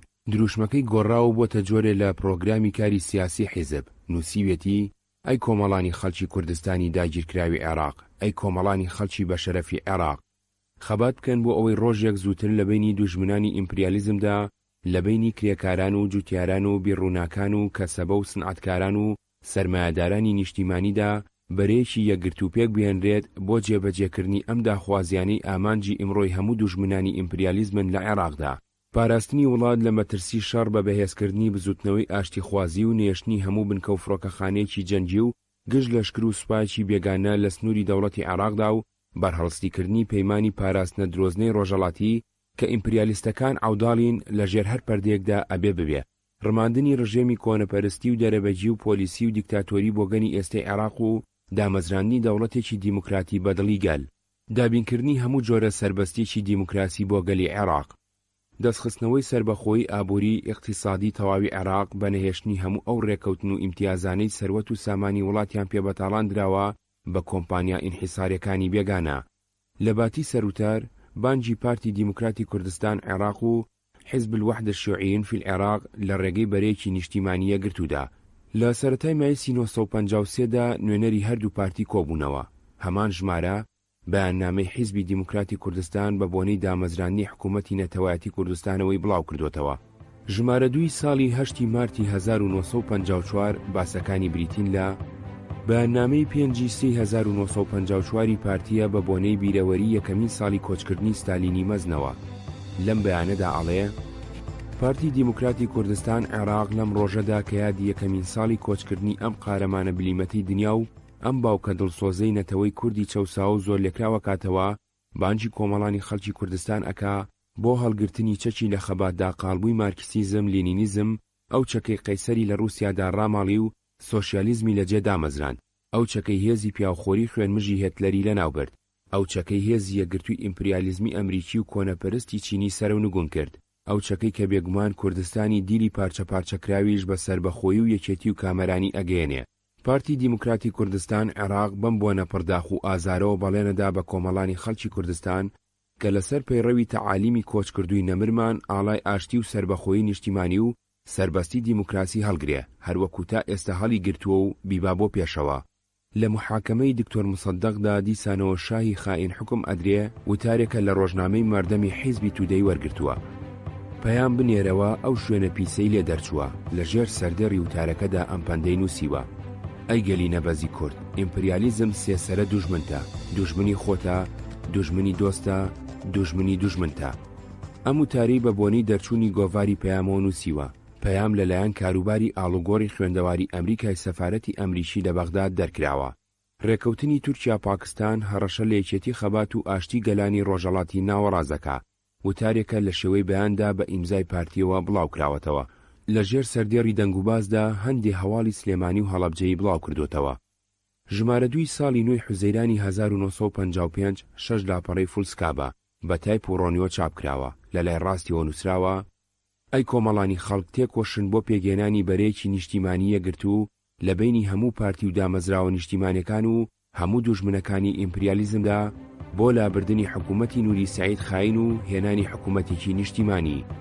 لە لای چەپیەوە نووسراوە: ئەی کۆمەڵانی خەڵک، خەبات بکەن بۆ هەڵوەشاندنەوەی مەجلیسی داتاشرا و لابردنی مەرسوم و قانونە فاشستیەکان، بەرەڵاکردنی هەموو سربەستی دیموکراسیەکان، سربەستی نووسین و بڵاوکردنەوەی بیر و باوەڕ، سربەستی کۆبوونەوە خۆنواندن، سربەستی پارتی و کۆمەڵ و نەقابەدانان.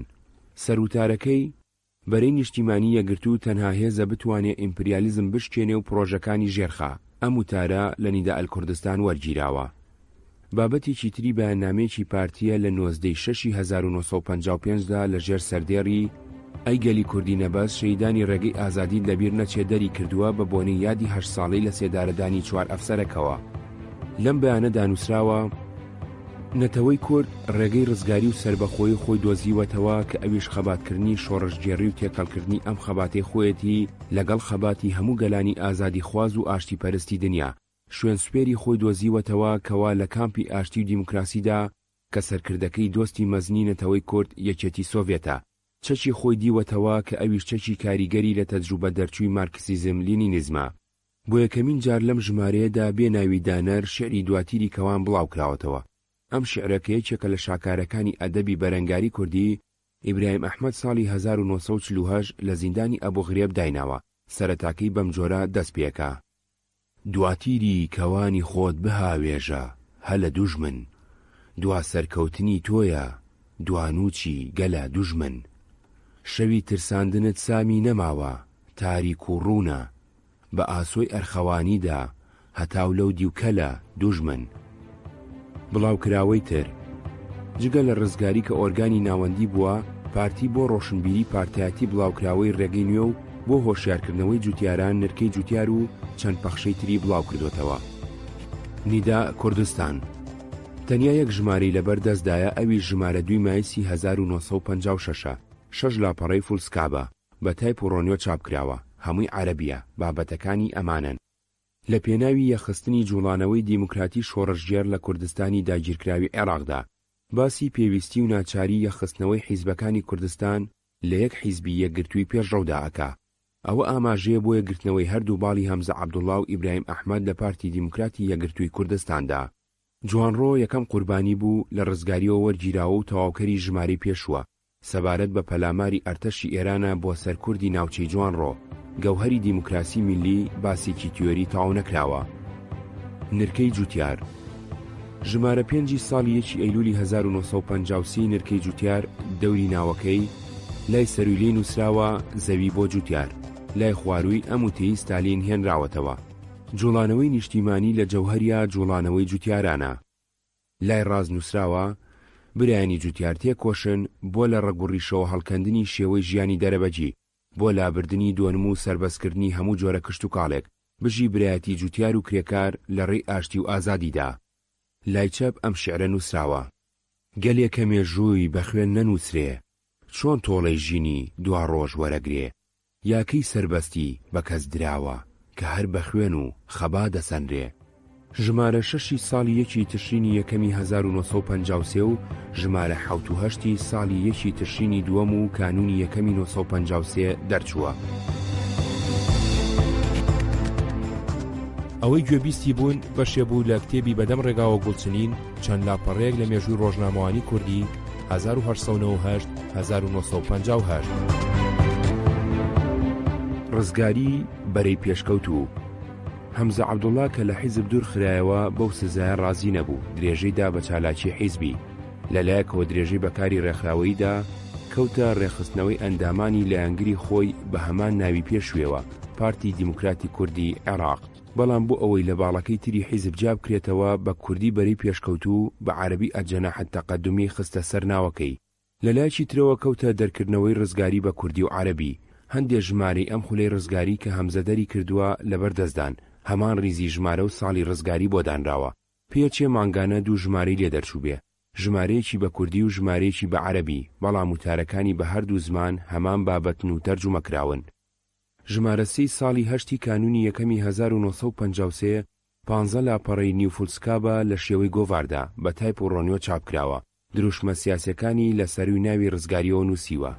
لە پێشڕەوی گەلی کووردا خەبات ئەکەین: 1. بۆ ڕزگارکردنی عێراق ڕزگاریەکی سیاسی و ئابووری و ئایدۆلۆجی لە ئیمپریالیزمی ئەنگلۆ ئەمریکا و چینی کۆنەپەرستان. 2. بۆ ڕزگارکردنی چینی جوتیاران لە دەرەباک بە نابودکردنی سیستەمی فیۆدالی لە زەویە و دابەشکردنی زەوی بەسەر جوتیاران. 3. بۆ پێگەێنانی حکمێکی زاتی لە کوردستانی عێراقدا. 4. لە پێناوی ئاشتی و دیموکراتیدا. سەروتار: بەری پارتی و دەستە دیموکراتی نیشتیمانیەکان پێویستیەکی زۆر بەپەلەیە. ئەم وتارە پرۆگرامی پێشنیارکراوی بەرەی پێشکەوتووە بۆ هەموو هێزەکانی عێراق کە لە بەرەیەکی یەکگرتوودا کۆ ببنەوە. لە پایینی دوالاپەڕی دانووسیوێتی لەلایەن بەرەی پێشکەوتووی پارتی دیموکراتی کورد عێراقەوە دەرەچێت. ژمارە 3 بە عەرەبی هەمان بابەت و بە هەمان قەوارە و شێوە چاپکراوە. لە پایینی دوالاپەڕی عەرەبیەکەی دانووسراوە: صادر عن الجناح التقدمي للبارتي الديمقراطي كورد عراق. ژمارە 4 ساڵی 8 کانونی دووەمی 1954 12 لاپەڕەی هەمان قەبارەیە لە بابەتەکانی نامەی شێخێت، پرۆژێ قەلاچۆکردنی مێشولەی لەرزووتا لە سلێمانی، یادی لینین، بێریای خائین، یادی ڕاپەڕینەکەی کانونی دووەمی 1948 کە بەیاننامەیەکی 27/1954 ئەو باڵی پارتیە. ئەم دوو ژمارەی دوایی بە هەمان بابەت و مێژووەوە بە عەرەبی دەرکراون. ژمارە 5 ساڵی 8 مارتی 1954 16 لاپەڕێ و ئەمە لەسەر بەرگەکەی زیاد کراوە. تێکۆشن بۆ پوچەڵکردنەوەی پرۆژەی هاوپەیمانی لەگەڵ پاکستان تورکیادا و دژی خۆبەستنەوە بە ئیستیعماری ئەمریکی و بریتانی. ناوەڕۆکەکەی ئاوایە: لە نێوان پەیمانی سەعداباد و ئیتیحادی عەرەبی و پەیمانی ئاسکەری تورکیا پاکستاندا. یادی ستالین بەیاننامەیەکی 5/1954 بەری پێشکەوتووی پارتیە و لەو بارەیەوە نووسراوە: ئەی ڕۆڵە ئازادی خوازەکانی میلەتەکەمان، بۆ پیرۆز ڕاگرتنی یادی ستالینی نەمرو بە جێهێنانی ڕێنوێنیە شۆڕژگێڕیە بەزەبرەکانی داواتان لێ ئەکەین پەیوەندیتان بە حیزبەکەمانەوە کە بە ڕێگەی لینین ستالیندا ئەڕوات پتە بکەن و زیاتر و زیاتر لە دەوری جەنەڕاڵ مستەفا بارزانی پێشەوامان و قوتابیەکی ستالین خڕبنەوە. مەبەستی خۆپشاندانە جەماوەریەکان لە سلێمانی و هەندێ هەواڵ.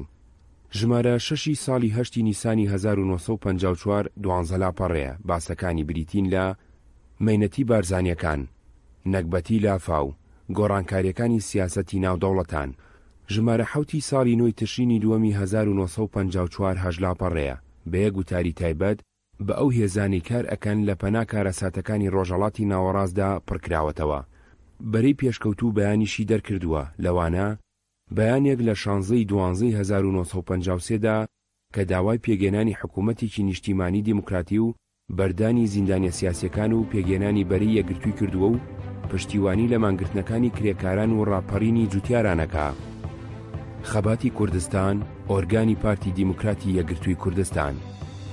لە هاوینی 1956دا هەردوو باڵەکەی پارتی دیموکراتی کورد بەرەی پێشکەوتوو بە سەرکردایەتی ئەمزە عەبدوڵڵا و پارتی دیموکراتی کوردستان بە سەرکردایەتی ئیبراهیم ئەحمەد یەکیان گرتەوە.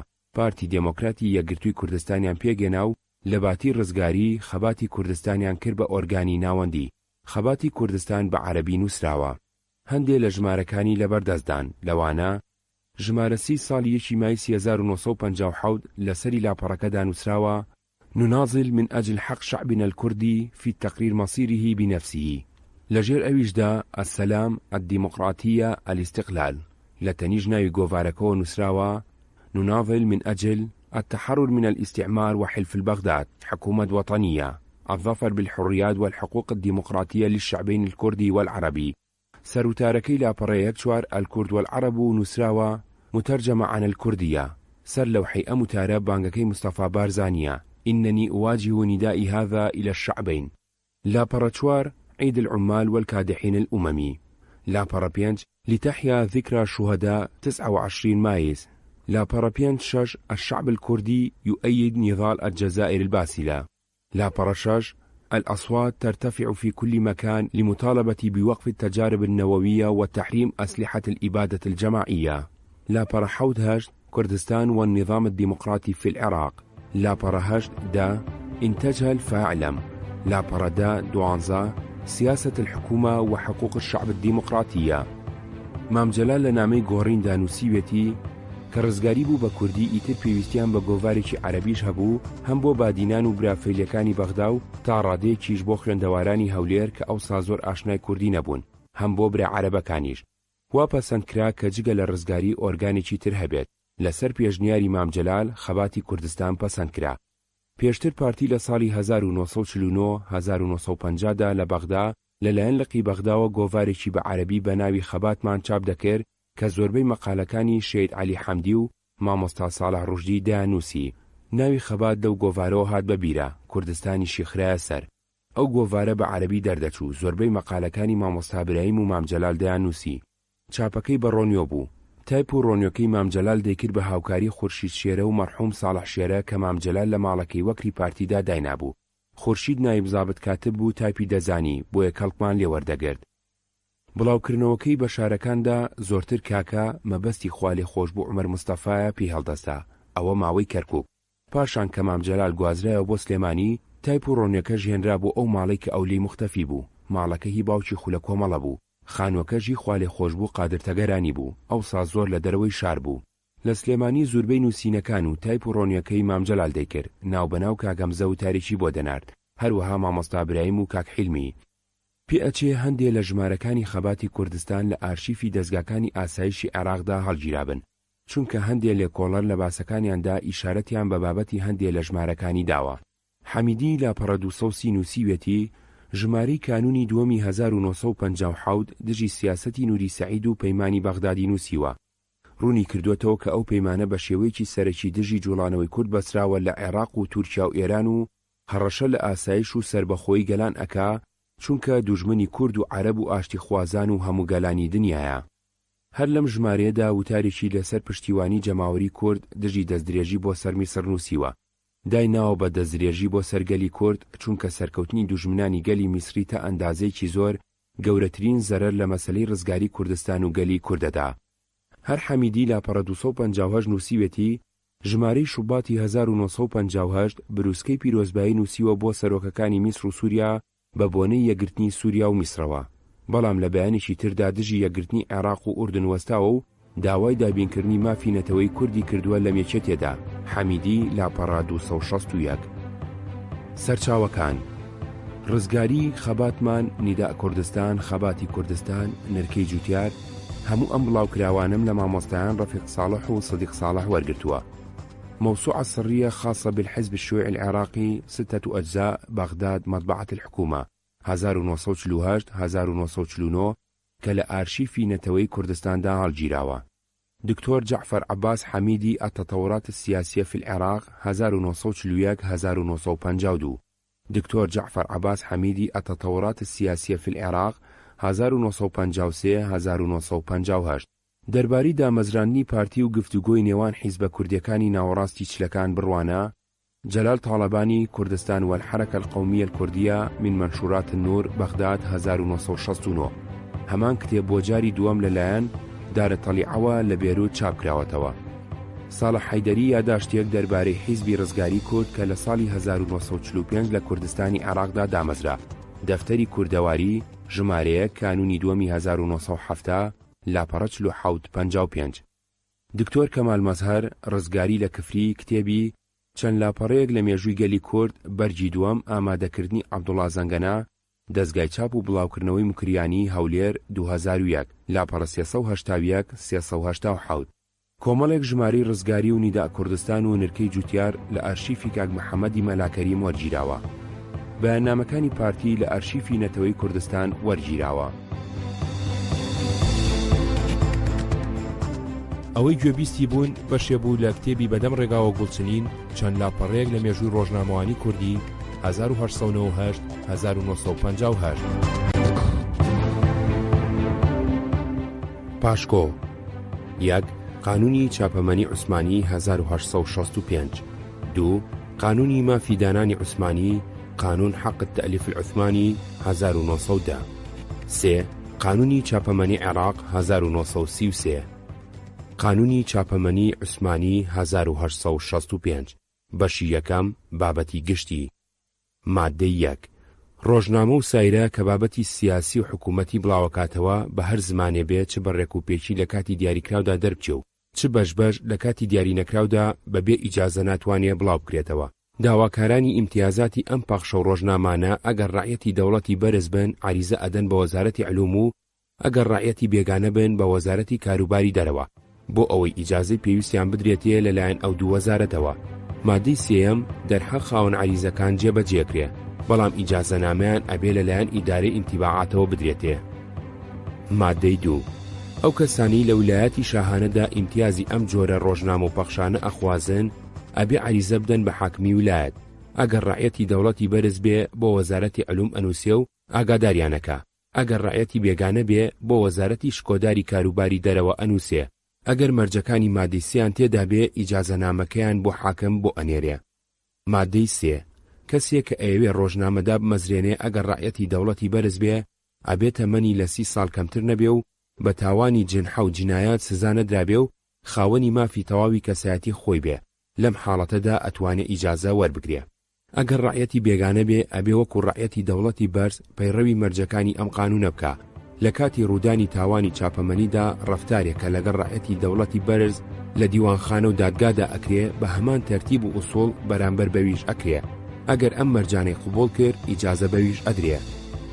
مادەی چوار لەگەڵ عریزەیەکدا کە لە مادەی یەکدا باس کرا تۆغراسەنە دێ بە مۆر و ئیمزاکراوی باسی ناوی ڕۆژنامە و ناوی چاپخانە و بەڕێوەبەری بەرپرسی و ڕۆژانی چاپی کە چەند ڕۆژ لە مانجێکدا چابەکرێ ئەبێ پێشکەش بکە. بەڕێوەبەری ڕۆژنامە بە قەڵەمی خۆی دانێک ئیمزاکا و ئەینێرێ بۆ ئینتیباعات دوای ئەوە نوسخەکانی تر بە ئیمزای خۆی چابەکە لە ویلایەتەکاندا پێشکەش بە حاکمی ویلایەتیەکە. مادەی 5 کاتێک کە خاوەن و بەڕێوەبەری ڕۆژنامە و بڵاوکراوە ئیجازەکەی خۆیان بدەن بە کەسێکی تر ئەبێ ئاگاداری مەرجع بکەن. هەمان کەس ئەبێ بەپێی مادەکانی 1 و 2 3 ئیجازە وەربگرێ. ئەگەر ڕۆژنامەکە و چاپخانەکەش بگۆڕێن ئەبێ ئاگاداری مەرجع بکەن. مادەی 6 ڕۆژنامەی سیاسی کە ئێستا لە ئەستەمۆڵ و مەمالیکی شاهانەدا دەرەچن لەم ئیجازە ڕەسمیە بەخشراون و حکمی اختیار و ئیعلان دەربارەیان هەڵوەشێنراوەتەوە بەڵام دوای ئەوە ئەبێ هەمویان پەیڕەوی ڕێنمایەکانی ئەم قانونە بکەن. مادەی 7 لە پایینی هەر وتارەیە باسێکە کە لەلایەن یەکێکی ترەوە لە ڕۆژنامەکەدا بڵاو ئەکرێتەوە ئیمزا نەکرابێ ئۆباڵی ئەوە لە ئەستۆی هەمان ڕۆژنامەنووسدایە کە ئیمزای کردووە. ئەگەر ئیمزای نووسراو بە پێچەوانی ئەم قانونەوە بێ خاوەنی ڕۆژنامە و نووسەری وتار هەردوو لە بەرپرسیارەتیدا بەشدارن.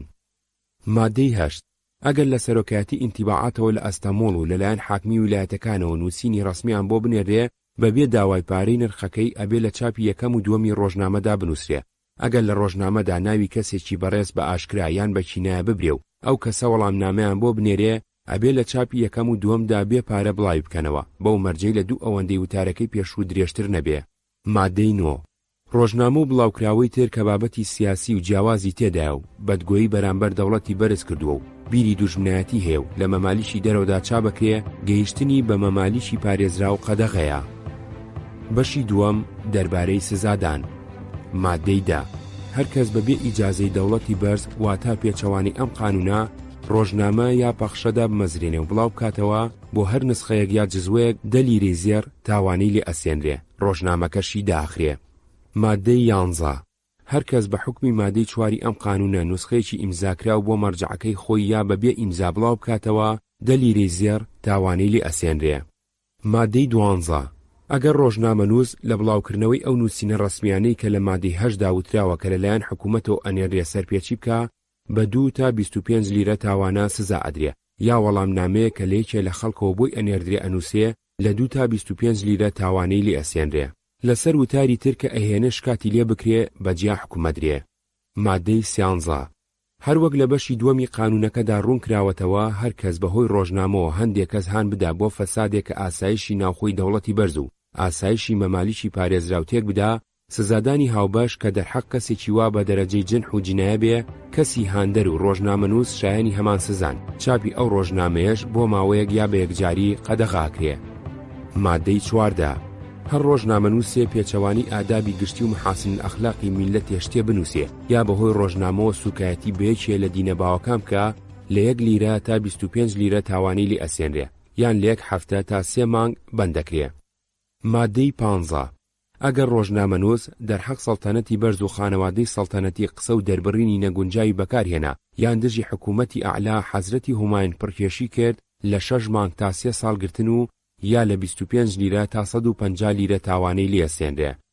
مادەی 16 ئەگەر نووسینێ ئابڕووی وەزیرەکانی دەوڵەت و سەرۆکەکانی ویلایەتە سەربەخۆکان و ممتازەکان بشکێنێ نووسەر لە 1 مانگ تا 1 ساڵ گرتن یا 5 لیرە تا 100 لیرە تاوانە سزا ئەدرێ.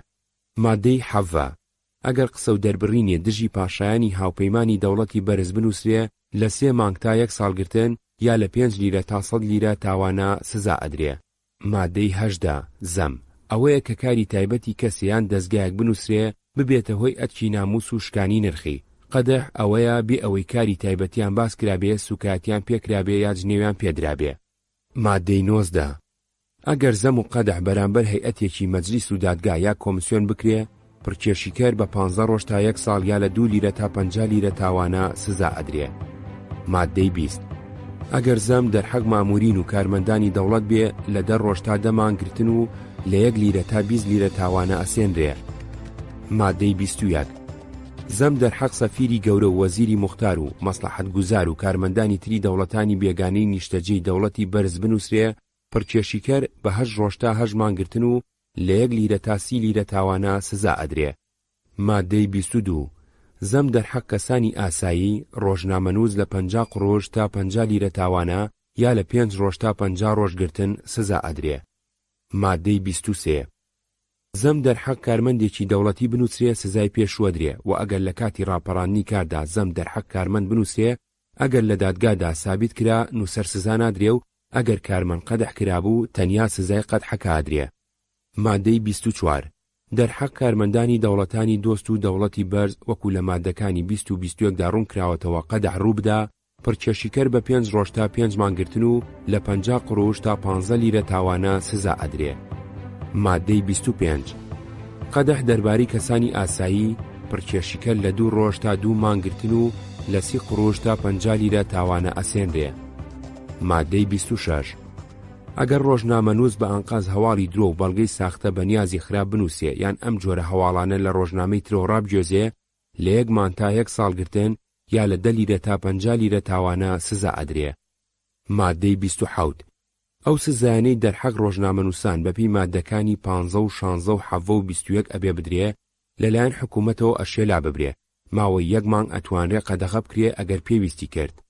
مادەی 28 وێنەی حکومێ دەربارەی چاپی قەدەغەی ڕۆژنامە کە دەرەچێ ڕۆژنامەنووس ئەبێ لە یەکێ لە ژمارەکانی ڕۆژنامەکەیدا کە تا 1 مانگ چاپ ئەکرێ بڵاو بکاتەوە. پارەی چاپی ئەم بڕیارە بە ئەستۆی سزادراو ئەبێ ئەتوانێ حکم بدا لە چەند ڕۆژنامەی تریشدا بڵاو بکرێتەوە. مادەی 29 ئەگەر لە ماوەی 2 ساڵدا بەپی ئەم قانونە ڕۆژنامەیە پەخشە 3 جار حکم درا حکوومەت ئەتوانێ بە یەکجاری یان بۆ ماوەیە قەدەغەی بکات. مادەی 30 ئەگەر بەڕێوەبەر یا خاوەنی بەرپرسی ڕۆژنامە بە جنحەیە جینایەت بند کرا، ڕۆژنامەکەی بەهۆی بەڕێوەبەرێکی کاتیەوە ئەتوانێت چاپکرێ، بەڵام ئەبێ پەیڕەوی ئەم قانونە بکە. مادەی 31 ئەگەر لە ڕۆژنامەکەدا جنحەیەک ڕوویدا هەر کەس بگرێتەوە دادگایی ناکرێ، بەڵام بەدنووسی کرا بەرامبەر سەڵتەنەتی هوماین و خانەوادەی سەڵتەنەت و حکوومەتی ئاعلا حەزرەتی هوماینی و وەزیرانی دەوڵەتی بەرز یا پێچەوانی ئادابی گشتی و مەحاسن ئەخلاقی میلەتێ بێ، حکوومەت مدعی ئەبێ. ئەگەر بە دینی باوە و مەزەبە باوەکان سوکایەتی کرا تا کارمەندانی ئەو دین و مەزەبە داوا نەکەن لەلایەن حکوومەتەوە دەعوا نابیندرێ.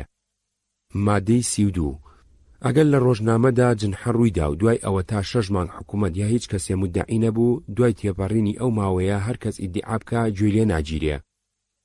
مادەی 33 لە کاتی دووبارەبوونەوەی جنحە و جینایەتدا ئەگەر لەلایەن حکوومەتەوە بڕیار درابێ یان لەلایەن دادگاوە بڕیار درابێ، سزا ئەبێتە دوو بەرامبەر.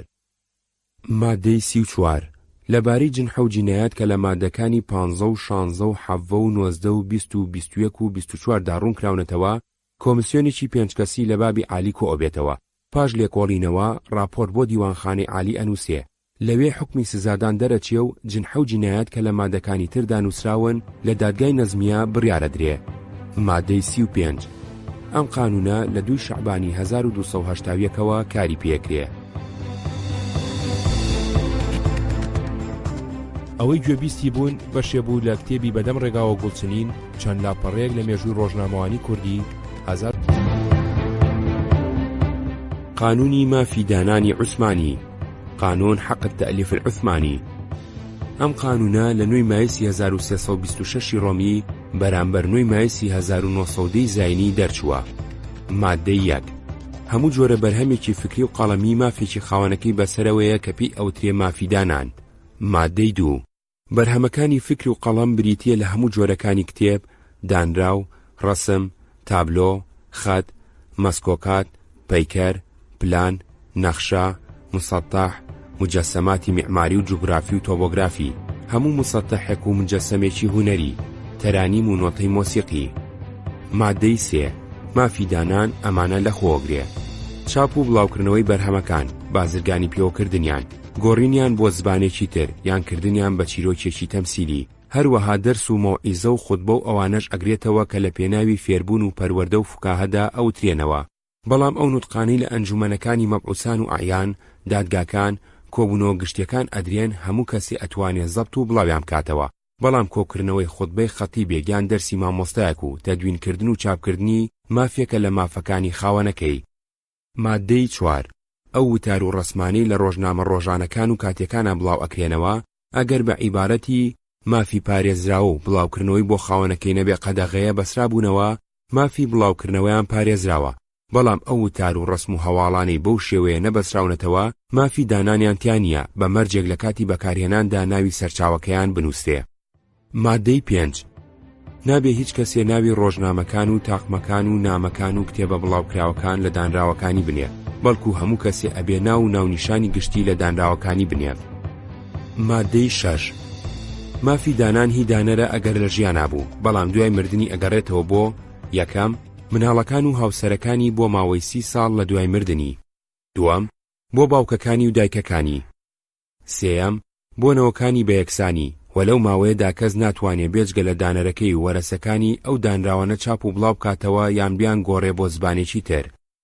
مادەی 7 مافی دانانی تابلۆ، خەت، نەقەش، ڕەسم، شکل، نەخشە و هەموو جۆرە مجەسەماتێکی معماری و جوگرافی و تۆبۆگرافی دوای مردن 18 ساڵە، بەڵام مافی دانانی تەرانیم و نۆتەی مۆسیقی وەکو کتێب و دانراوەکان 30 ساڵە. مادەی 8 قانونەکان و نیزامەکان و فەرمانەکان و تعلیماتی ڕسمی و ئیعلاناتی بازرگانی و پیشەسازی مافی دانانیان تیانە، بەڵام ئەوانەی تعلیقیان لێ ئەدەن و شەرحیانەکەن مافیان لە تعلیق و شەرحەکانە پارێزراوە. مادەی 9 مافی دانان بۆ بەرهەمێک کە دوای مردنی خاوەنەکەی بڵاو ئەبێتەوە لە مێژووی بڵاوکردنەوەیەوە دەست پێەکە. مادەی 10 تەمسیلکردنی ڕۆمانێکی پەخشان سیفەت یان منزۆم یاخود تەمسیلکردنی بەشێکی بەبێ ئیزنی دانەرەکەی نابێ و مافی چاپکردن و بڵاوکردنەوەی ئەم بەرهەمانە خۆ بەخۆ مافی تەسلیمکردنیشیان ناگرێتەوە. مادەی 11 تەمسیلکردنی ڕۆمانی پەخشان سیفەت و مەنزومیش لەو جێگایانەدا کە مەکاتیب و کۆمەڵە تایبەتەکان بەبێ مەبەستی دەستکەوتنی قازانجێکان مافی دانان نایگرێتەوە. مادەی 12 ئەشێ هەندێک پارچە لە هەر بەرهەمێ وەربگیرێ بۆ پێویستی یان سوودی بەرهەمی ئەدەبی و علمی و کتێبی تایبەت بە قوتابخانە و بۆ ڕەخنەش بە مەرجێ ناوی دانەرەکەی بهێنرێ. مادەی 13 نووسراوەکان بەبێ ئیزنی خاوەنەکانیان ئەگەر زیندوو بوون یان وەرەسەکانیان ئەگەر مردبوون بڵاو ناکرێنەوە.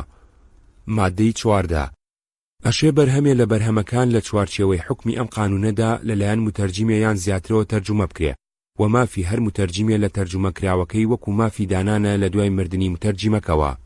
مادەی 15 مافی دانانی ئەو بەرهەمانەی فەرمانگە ڕەسمیەکان و کۆمەڵە ڕەسمی و ناسراوەکانی لای حکومەت بڵاویان ئەکەنەوە ئەگەڕێتەوە بۆ ئەو فەرمانگە و کۆمەڵانە.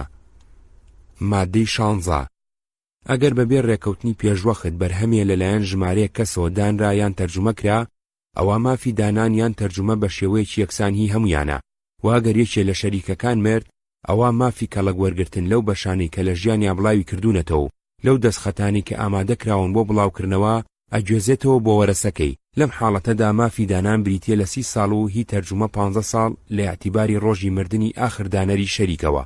خۆ ئەگەر ڕێکەوتنێک لە نێوان شەریکەکانە هەبوو بێ ئەوە بە حکمی ئەو ڕێکەوتنە ئەکرێ و ئەگەر خلافکەوتە نێوانیان پەنا بۆ دادگا ئەبرێ.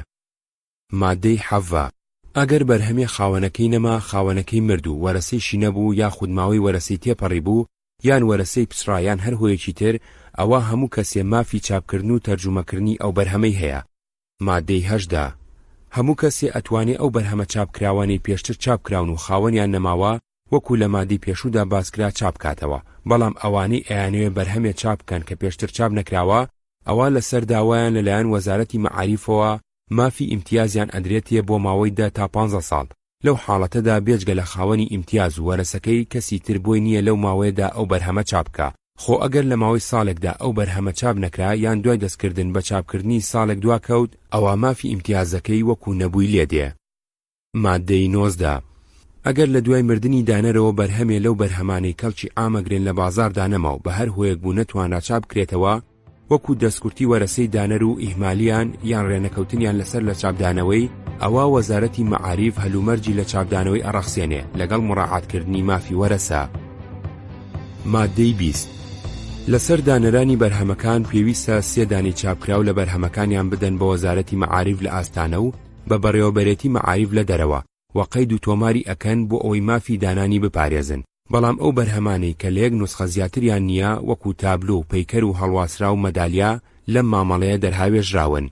مادەی 21 لەو دەفتەرە تایبەتیانەدا کە لە وەزارەتی مەعاریف و بەڕێوەبەرێتیەکانیدا بۆ مافی دانان ڕێگەخرێن ماهیەتی دانەر و ناوی بەرهەمەکە و بابەتەکەی و مێژوەکەی و شوێنی چاپکردنی و ژمارەی لاپەڕەکانی قەید ئەکرێن و ژمارەیەکیشی بەڕیز ئەدرێتێ دوایی لەلایەن خاوەنی بەرهەمەکە یان وەکیلەکەیەوە ئیمزا ئەکرێ. مادەی 22 لە فەرمانگەکانی محاسەباتی مەعاریف تەنیا چارەکە لیرەیەک وەکو خەرجی قەید و تۆمار وەرەگیرێ لە بەرامبەرە وەزارەتی مەعاریف یان بەڕێوەبەرێتیەکانی عیلم و خەبەرێک ئەدەن کە جێگەی سەنەد ئەگرێتەوە و کاری پێ ئەکرێت تا لە دادگاییەکە پێچەوانەی نەسەلمێنرێ.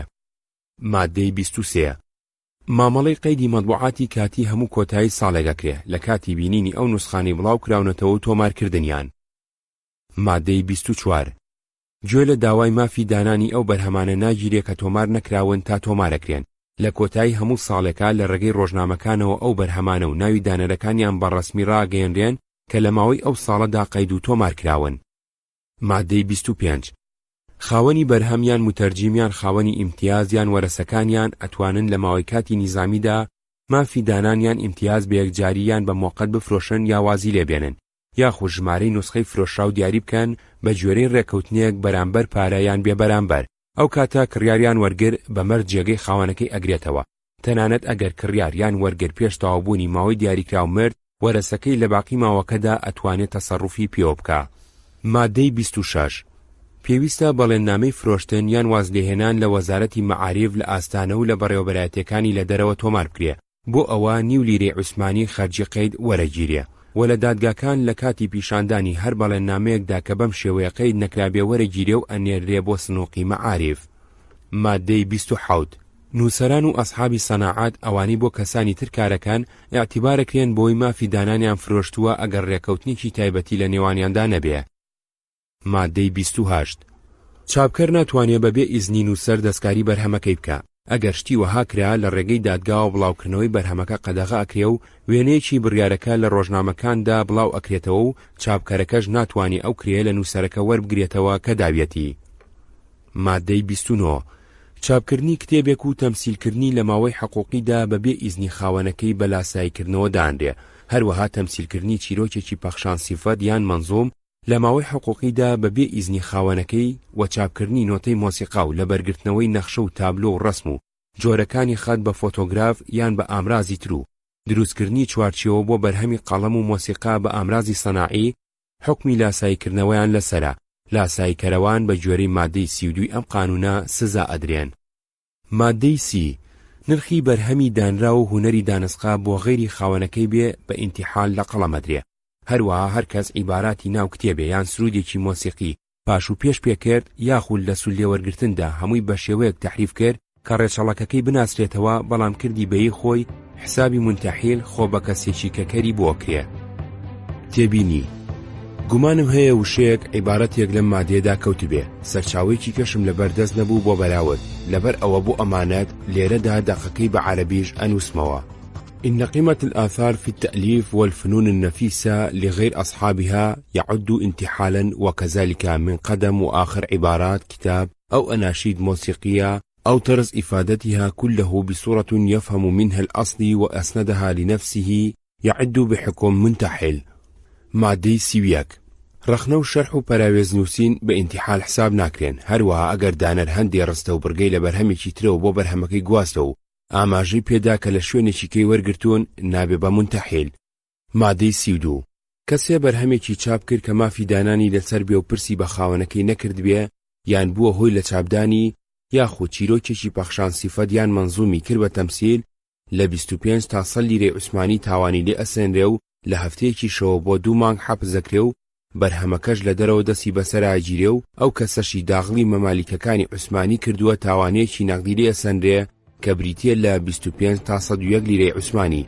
ئەوانەشی ئەم چاپکراوانە ئەفرۆشن و چیرۆکەکەی ئەزانن یاخود دای ئەنێن بۆ فرۆشتن لە 5 تا 25 لیرەی عوسمانی تاوانی نەقدیان لێ ئەسێنرێ.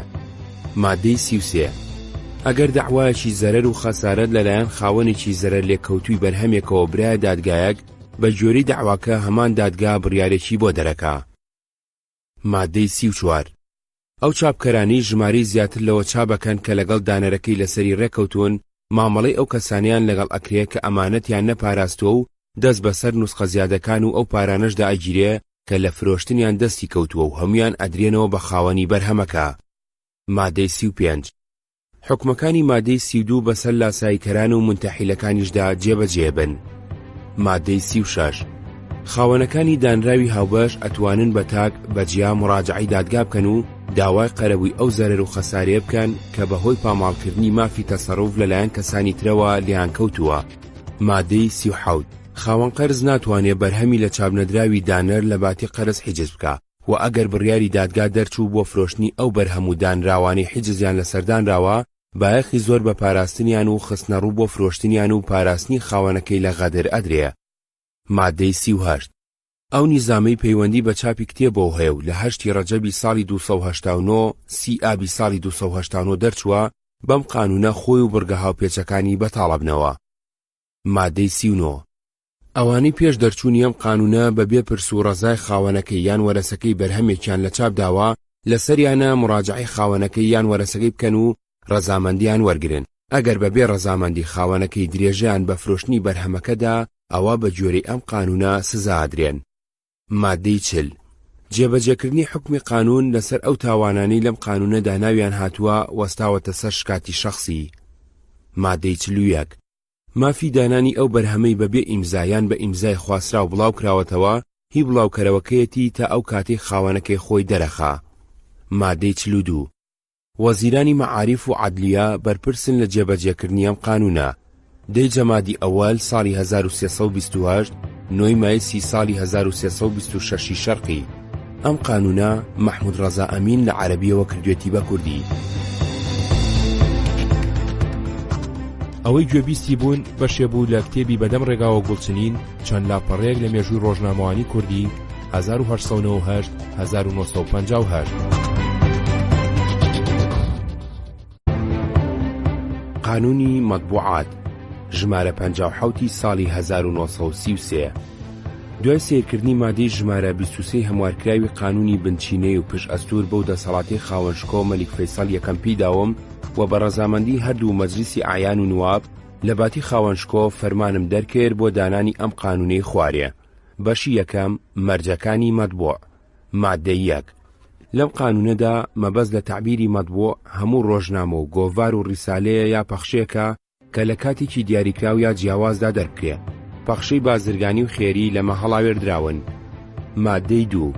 هەموو مەطبوعێ ئەبێ بەڕێوەبەری بەرپرسی هەبێ و مەرجە ئەبێ: یەک عێراقی بێ، دوو 25 ساڵی تەمەنی تەواو کرد بێ، سێ حکم نەدرابێ بە گوناهێکی نەسیاسی کە شەرەف لە کەدار بکە یا بە گوناهێ لەکە لە شەرەفی بدا، چوار لە خوێندنگەیەکی بەرز دەرچوو بێ، ناوبانجی باش بێ، بۆ مەطبوعی دینی ئیسلامی ئیجازەی دەرسی هەبێ، پێنج کارمەند نەبێ و ئەندامی ئەنجومەنی گەل نەبێ، شەش شوێنی دانیشتنی لەو شوێنە بێ کە مەطبوعەکەی لێ چاپەکرێ، حەوت خاوەن مەطبوع ئەتوانێ بەڕێوەبەری بەرپرسی مەطبوعەکەی بێ ئەگەر ئەو مەرجانەی تێدا بێ کە لەم مادەیەدا نووسراون.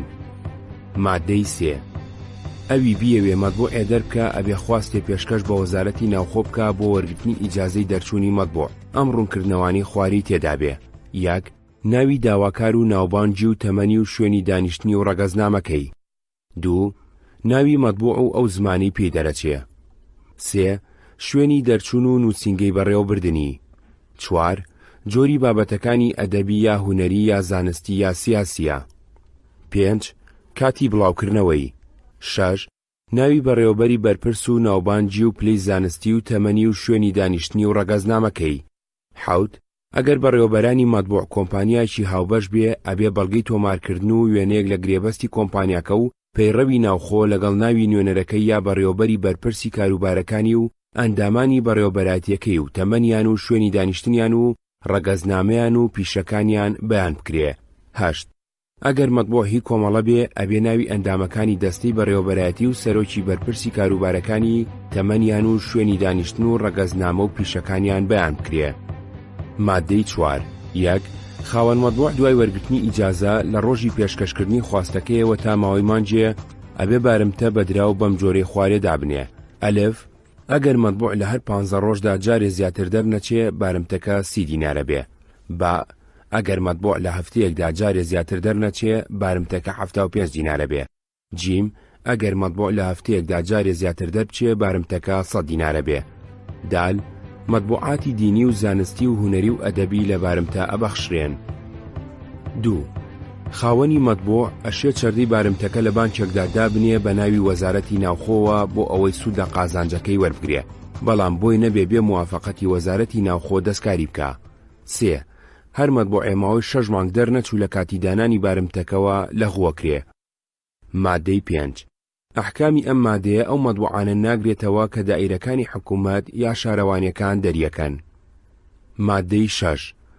یەک مەطبوع موڵکی خاوەنەکەیەتی ئەشێ ببێ بە موڵکی یەکێکی تر بەو مەرجەی وەزیری ناوخۆی لێ ئاگادار بکرێ. دوو ئەگەر خاوەن مەطبوع مرد مەطبوع ئەبێتە موڵکی وەرەسەکەی بە پێی قانونی پەیڕەوی کراو.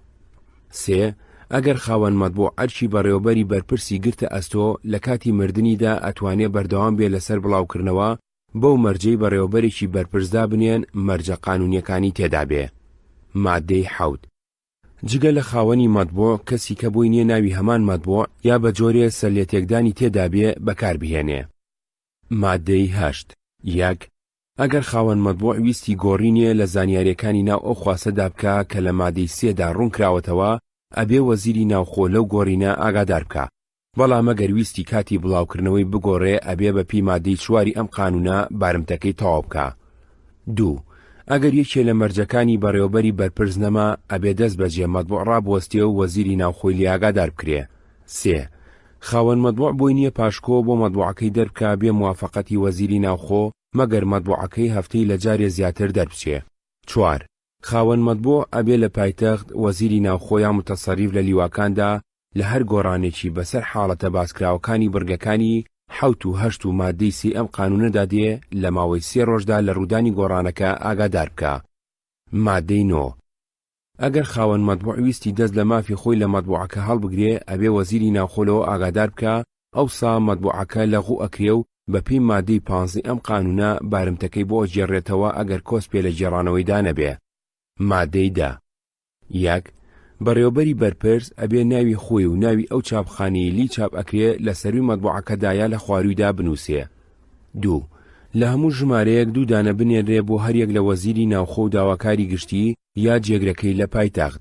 وەزیری ناوخۆ بۆی هەیە بڕیار بدا کە لە 5 دانە زیاتر نەبێ بۆ ئەو فەرمانبەرانەی دانراون بۆ چاودێری مەطبوعەکان. مادەی 11 فرۆشیاری مەطبوع ئەبێ بەڕێوەبەری پۆلیسی ناوچەکە لە شوێنی و نازنامە و شوێنی دانیشتنی ئاگادار بکە بۆ ئەوەی لە دەفتەری تایبەتیدا تۆماری بکە و بەیانێکی دەربارەی بەخۆڕایی بداتێ. فرۆشیار بۆی نییە جگە لە ناوی ئەو مەطبوعەی ئەیفرۆشێ هاواری تر بکە. بەشی دووەم ڕاگرتن و ئیلغا. مادەی 12 وەزیری ناوخۆ بۆی هەیە هۆشیاری بدا بە بەڕێوەبەری بەرپرس ئەگەر مەطبوعەکەی شتێ بڵاو بکاتەوە 1 ئاسایشی ناوەکی یا دەرەکی دەوڵەت تێک بدا. 2 ببێتە هۆی ڕق و چینە لە ناو ڕیزەکانی گەل و چینەکانیدا بە جۆری ئاسایش بشێوێنێ.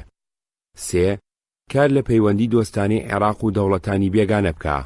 4 ئاداب و ڕەوشتی گشتی بشێوێنێ. 5 ڕاستی بشێوێنێ بە نیازی وروژاندنی ڕایگشتی. مادەی 13 ئەلف ئەگەر بەپێی مادەی پێشوو بەڕێوەبەری بەرپرس بۆ یەکەم جار هۆشیار کرایەوە بەڵام بۆ جاری دووەم هەمان شتی بڵاو کردەوە کە لە مادەی ناوبراودا ڕوون کراوەتەوە لە ماوەی 30 ڕۆژدا لە ڕۆژی ئاگاداریکردنی هۆشیارێکەوە وەزیری ناوخۆ بۆی هەیە بڕیاری ڕاگرتنی تعتیل بدا بۆ ماوەیەک لە 10 ڕۆژ زیاتر نەبێ. با ئەگەر لە مەطبوعدا شتێ بڵاو کرایەوە کەرامەتی کەسانێ بگرێتەوە یان ناوبانجیان بێ ئەوەی سەرپێچێکی قانونیان درابێتە پاڵ یا بێ ئەوەی ڕەخنی لە کارێکی دیاریکراویان گرتی بێ یا ئەگەر کارمەند بوون بێ ئەوەی لە مەطبوعەکەدا شتێ نووسرابێ پەیوەندی بە ڕەفتاریان یا ئیشەکانیان لە دەوڵەتدا هەبێ وەزیری ناوخۆ بۆی هەیە مەطبوع بۆ ماوەی 10 ڕۆژ ڕابگرێ بێ هۆشیارکردنەوەی پێشەکی. جیم ئەگەر مەطبوع بەپێی بڕگەی ئەلف ڕاگیرە دیسان شتی بڵاو کردەوە وەکو لە مادەی پێشوودا باس کراوە پاش تەواوبوونی ماوەی ڕاگرتنی بە ماوەی کەمتر لە ساڵێ وەزیری ناوخۆ بۆی هەیە پرسەکە بخاتە بەردەم ئەنجومەنی وەزیران. ئەنجومەن بۆی هەیە بڕیاری ڕاگرتنی بدا بۆ ماوەیەک لە 1 مانگ تێنەپەڕێ. مادەی 14 ئەگەر مەطبوع بە بڕیاری ئەنجومەنی وەزیران ڕاگیرە دوای تەواوبوونی ڕاگیرانەکەی شتی بڵاو کردەوە کە لە مادە 12دا باس کراوە وەزیری ناوخۆ بۆی هەیە پرسەکە بە دادگا بسپێرێ. دادگا بۆی هەیە بڕیاری ڕاگرتنی بدا بۆ ماوەیەکی کاتیان هەمیشەیی. مادەی 15 1 ئەگەر مەطبوعێ بۆ ماوەیەکی کاتی ڕاگیرە خاوەنەکەی بۆی نییە داوای جێڕانەوەی بارمتەکەی یا حەواڵەکردنی بۆ کەسێکی کە بکە لە ماوەی ڕاگیرانیدا. 2 ئەگەر مەطبوعێ بە بڕیاری دادگا لەغوو کرا خاوەنەکەی بۆی نییە داوای جێڕانەوەی بارمتەکەی یا حەواڵەکردنی بۆ کەسێکی کە بکە مەگەر پاش تێپەڕینی مانجێ بەسەر ڕۆژی لەغووکردنیدا. 3 ئەگەر لەسەر ناوەڕۆکی مەطبوعەکە دەعوا لەسەر بەڕێوەبەری بەرپرس کرا دادگا بۆی هەیە فەرمانی حیزی بارمتەی مەطبوعەکە بدا. بەشی سێەم بەخشینی ئیجازە بە بێگانە. مادەی 16 بێگانە ئەتوانێت خاوەنی مەطبوع بێ بە بڕیاری ئەنجومەنی وەزیران بەو مەرجەی هاوڵاتی یەکێ لە دەوڵەتانی دۆستی عێراق بێ و لەوەدا پەیڕەوی ڕەفتاری بەرامبەری ناودەوڵەتانی تێدا بکرێ. ئەحکامی ئەم قانونە و ئەوەی لەم فەسڵەدا دێ بەسەریدا جێبەجێکرێ. مادەی 17 بێگانەی خاوەن مەطبوع ئەبێ 1 لەسەر ژیاننامەی و ڕەفتاری بەڵگە لەلایەن نوێنەری سیاسی حکوومەتەکەی یا کۆنسوڵی حکوومەتەکەیەوە بهێنێ. 2 مەطبوعەکەی نەکا بە زمانی حاڵی یەکێ لە حیزبە سیاسیەکانی عێراق. 3 بەڕێوەبەرێکی بەرپرسی عێراقی دابنێ مەرجەکانی مادەی 2 ئەم قانونەی تێدا بێ. 4 بارمتە بەدراو لە لای وەزارەتی ناوخۆ دابنێ کە 75 دینارە.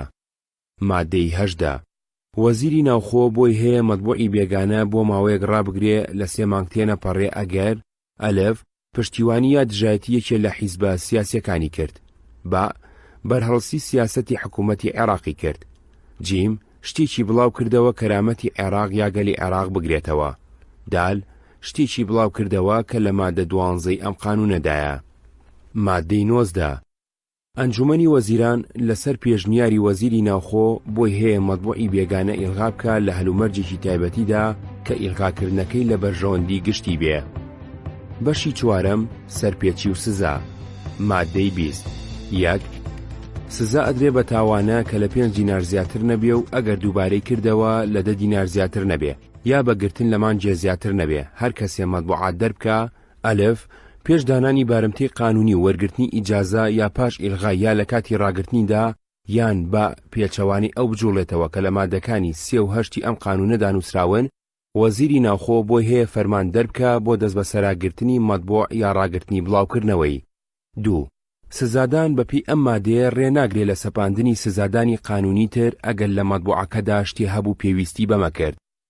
مادەی 21. بە تاوانەیەک سزا ئەدرێ لە 3 دینار زیاتر نەبێ. 1. بەڕێوەبەری بەرپرس ئەگەر سەرپێچی لە ئەحکامی مادەی دەی ئەم قانونە کرد. 2.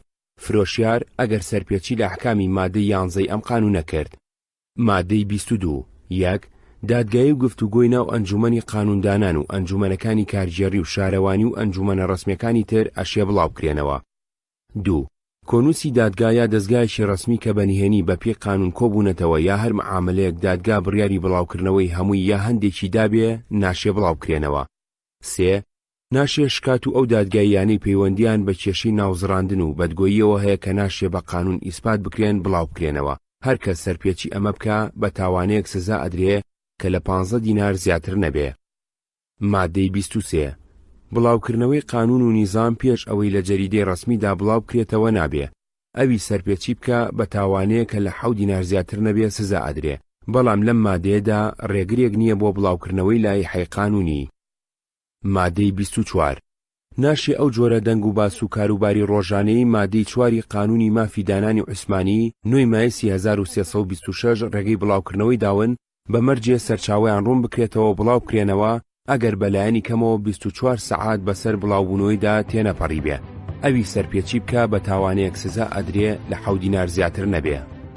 تێبینی مادەی 4 قانونی دانانی عوسمانی قانون تەئلیف العوسمانی ئەو وتار و ڕسمانەی لە ڕۆژنامە ڕۆژانەکان و کاتیەکانە بڵاو ئەکرێنەوە ئەگەر بە عیبارەتی مافی پارێزراوە و بڵاوکردنەوەی بۆ خاوەنەکەی نەبێ قەدەغەیە بەسرابوونەوە مافی بڵاوکردنەوەیان پارێزراوە. بەڵام ئەو وتار و ڕسم و هەواڵانی بەم شێوەیە نەبەسرابنەوە مافی دانانیان تیانە بە مەرجێ لە کاتی بەکارهێنانیاندا ناوی سەرچاوەکەیان بنووسرێ. مادەی 25. 1. سزا ئەدرێ بە بەندی بۆ ماوەیەک لە 3 ساڵ تێنەپەڕێ یا بە تاوانەیەک لە 200 دینار زیاتر نەبێ یان بە هەردووکیان هەر کەسێ لە مەطبوعێک کاشتێ بڵاو بکاتەوە هەستی نادڵسۆزی بۆ شا بهروژێنێ یان سوکایەتی تێدا بێ بۆ زاتی شاهانە یا شاژن یا وەلیعەهد یا نائیبی شا. 2. بەڵام ئەگەر سوکایەتی بە ئەندامێکی بنەماڵی شاهانە کرابوو کە لە قانوندا دیاری کرابێ یا بەیەکێ لە شاکانی دەوڵەتانی دۆستی عێراق یا سەرۆکی حکوومەتەکەی بە بەندی بۆ ماوەیە کە لە 1 ساڵ تێنەپەڕێ یا بە تاوانەیە کە لە 75 دینار زیاتر نەبێ سزا ئەدرێ. مادەی 26.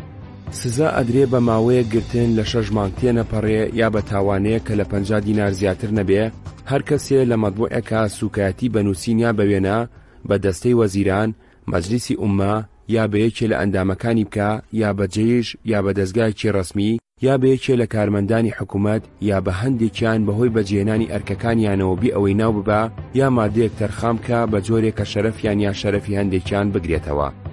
مادەی 27. سزا ئەدرێ بە ماوەیە کە لە 3 مانگ زیاتر نەبێ یا بە تاوانەیە کە لە 25 دینار زیاتر نەبێ هەر کەسێ شتێ لە مەطبوعێکا بڵاو بکاتەوە ئیهانە بێ بۆ کەسێ یانی هێنێک بدرچێنێ بە بڵاوکراوە تەعەڕوز بێ بۆ کەرامەتی کەسێ یا شەرەفی یا زەرەر بدا لە ناوبانجی یا سامانەکەی یا بە جۆرێکی تر شتێکی بڵاو کردەوە تەعەڕوز بە شەرەفی یا ناوبانجی بێ یا بە نیازی هەڕەشە لێکردنی بۆ کێشانەوەی پارە یا کری ئیعلانی بڵاوکراوە لە مەطبوعەکەیدا پێچەوانی کری بڕیاردراو یا ئەوەندەی ئەو یا دەستکەوتی لەم بابەتە بۆ خۆی یا بۆ یەکێکی تر بەڵام قەسب و سەب بڵاوکەرەوەکانیان بە پێی قانونی عقوبات سزا ئەدرێن. مادەی 28. سزا ئەدرێ بەگرتن بۆ ماوەیەک لە 1 ساڵ زیاتر نەبێ یا بە تاوانەیە کە لە 75 دینار زیاتر نەبێ هەر کەسێ لە مەطبوعێکە شتێکی ڕسمی بڵاو بکاتەوە پەیوەندی بە لەشکرکێشی جێیش یا هەر کارێکی سەربازی یا مەدەنیەوە هەبێ کە بزانێ ئاگاداربوونی لەوانە بە جۆرێکی ناڕەوا بووە یا بەهۆی درکاندنیەوە بووە لە کەسێکی تر بە جۆرێکی ناقانونی یا سوکایەتی بەجێیش و ئەگەر بزانێ بڵاوکردنەوەی زەرەر بە بەرژەوەندی دەوڵەت ئەگەێنێ یا ئەبێ بەهۆی ئەوە سزا ئەدرێ بە بەندی بۆ ماوەیەک لە 3 ساڵ تێنەپەڕێ یا بە تاوانەیەک لە 200 دینار زیاتر نەبێ. مادەی 29 یەک لەسەر خاوەن مەطبوع پێویستە بە خۆڕایی لە هەمان شوێنە کە قەزف یا ئیهانی بەرامبەر کەسێ تێدا نووسراوە ئەو وەڵامە بڵاو بکاتەوە کە لە هەمان کەسەوە یا لە وەکیلەکەیەوە یا لە یەکێ لە کوڕونەوەکانیەوە ئەگەر بڵاوکراوەکە قەسفی مردوو بوو بڵاو بکاتەوە. بەو مەرجەی وەڵامەکە بە قەوارە گونجاو بێ لەگەڵ بڵاوکراوەکە. 2 ئەبێ وەڵامدانەوەکانی کە حکوومەت ئەیانێرێ لە وەڵامی ئەو بڵاوکراوانەدا کە بە پێچەوانەی ڕاستیان ئەزانێ بڵاو بکرێنەوە. 3 خاوەنی مەطبوعێ کە دادگایی تایبەت بە یەکێکی بڵاو کردەوە ئەبێ ئەو بڕیارەش بڵاو بکاتەوە کە لە ئەنجامی دادگاکەدا دەرچووە ئەگەر ئەو کەسە داوای کرد. 4 خاوەن مەطبوع ئەبێ ئەوەی لە بڕگەکانی 1 و 2 سی ئەم مادەیەدا باس کران بڵاو بکاتەوە بە هەمان تیپ و لە هەمان سوودا لە یەکەم ژمارەی مەطبوعەکەیدا. ئەوی سەرپێچی ئەمە بکە سزا ئەدرێ بە تاوانەیەک لە 20 دینار زیاتر نەبێ. مادەی 30 یەک هەر یەکێ لەو کەسانی لە خوارێ ناوبراون بەپی ئەم قانونە بە ناشردا ئەنرێن. بەڕێوەبەری بەرپرس لە هەموو حاڵەتێکا و خاوەنی وتاری شایانی سزادان ئەگەر ئیمزای هەبوو خاوەن چاپخانە و فرۆشیار لە کاتی نەناسین یان نەدۆزینەوەی بەڕێوەبەری بەرپرس و خاوەنی وتاردا. 2 بەڵام دابینکردنی زەرەری ئەدەبی و مادی ئەکەوێتە سەر خاوەن وتار ئەگەر هەبوو و سەر بەڕێوەبەری بەرپرس و خاوەن مەطبوع پێکەوە. مادەی 31 داواکاری گشتیە و داوایانە بەرزەکاتەوە کە پێک دێ لە سەرپێچی مادەکانی ئەم قانونە و داواکانی ئیهانە بەپی مادەکانی 25 و 26 و بەپی مادەی 29 ئەگەر ئیهانە یا قەسف و سەبی سەفیر یا نوێنەری یەکێ لە دەوڵەتانی مەوجود لە عێراق کرابوو بەڵام ئیهانە و قەسف و سەب یەکێکی تر مدعی شەخصی یا وەرەسەکەی ئەیکا ئەگەر مردبوو.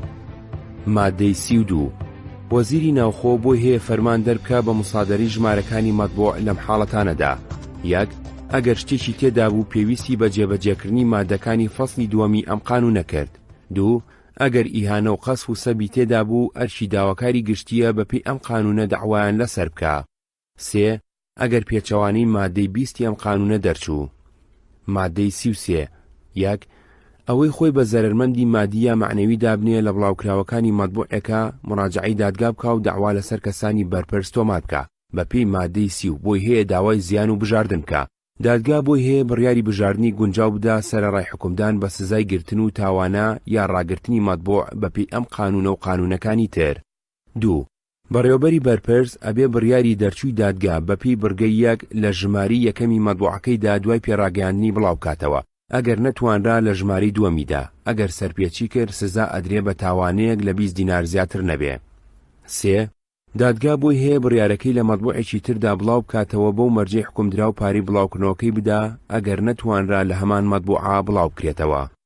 مادەی 34 1 گوێ لە داوای تاوانی مەطبوعات ناگیرێ ئەگەر لە ماوەی 3 مانگدا لە ڕۆژی بڵاوکردنەوەیە بەرز نەکرێتەوە بێ گوێدانە ڕۆژی ئاگادار بوون. 2 داواکە پوجە بێتەوە ئەگەر 3 مانگ پاش بەرزکردنەوەی وازی لێهێنرا. مادەی 35 هەموو ئینزار و مخابراتێک کە لە دائیرەکانی حکوومەتەوە بە جۆرەی ئوسوڵ ئەنێردرێن بۆ تەبلیغی نووسینگەی بەڕێوەبردنی مەطبوع وادا ئەنرێ کە بە شێوەیەکی قانونی تەبلیغ کراوە. مادەی 36 حکوومەت بۆی هەیە نیزام دەربکە بۆ چۆنێتی دامەزرانی نەقابەی مەطبوعات. مادەی 37 قانونی مەطبوعاتی ژمارە 82 ساڵی 1931 و تعدیلی ژمارە 56 ساڵی 1932 لەغوەکرێت. مادەی 38 ئەم قانونە لە ڕۆژی بڵاوکردنەوەیەوە لە جەریدەی ڕەسمیدا جێبەجێکرێ. مادەی 39 وەزیری ناوخۆداد پێویستە ئەم قانونە جێبەجێ بکەن. لە ڕۆژی 16 ڕەبیع الئەوەلی ساڵی 1356 بەرامبەر 9 تەمووزی 1933 لە بەغدا نووسرا. غازی نائیبی مەلیک، محەممەد زەکی وەزیری عەدلیە، حکمەت سلێمان وەزیری ناوخۆ، ڕەشید عالی سەروەزیر. لە وەقایعی عێراقی ژمارە 1280 لە 3 1933 دا بڵاوکراوەتەوە. ئەوەی گوێبیستی بوون بەشێبوو لە کتێبی بەدەم ڕێگاوە گوڵچنین چەند لاپەڕەیەک لە مێژووی ڕۆژنامەوانی کوردی 1898 1950.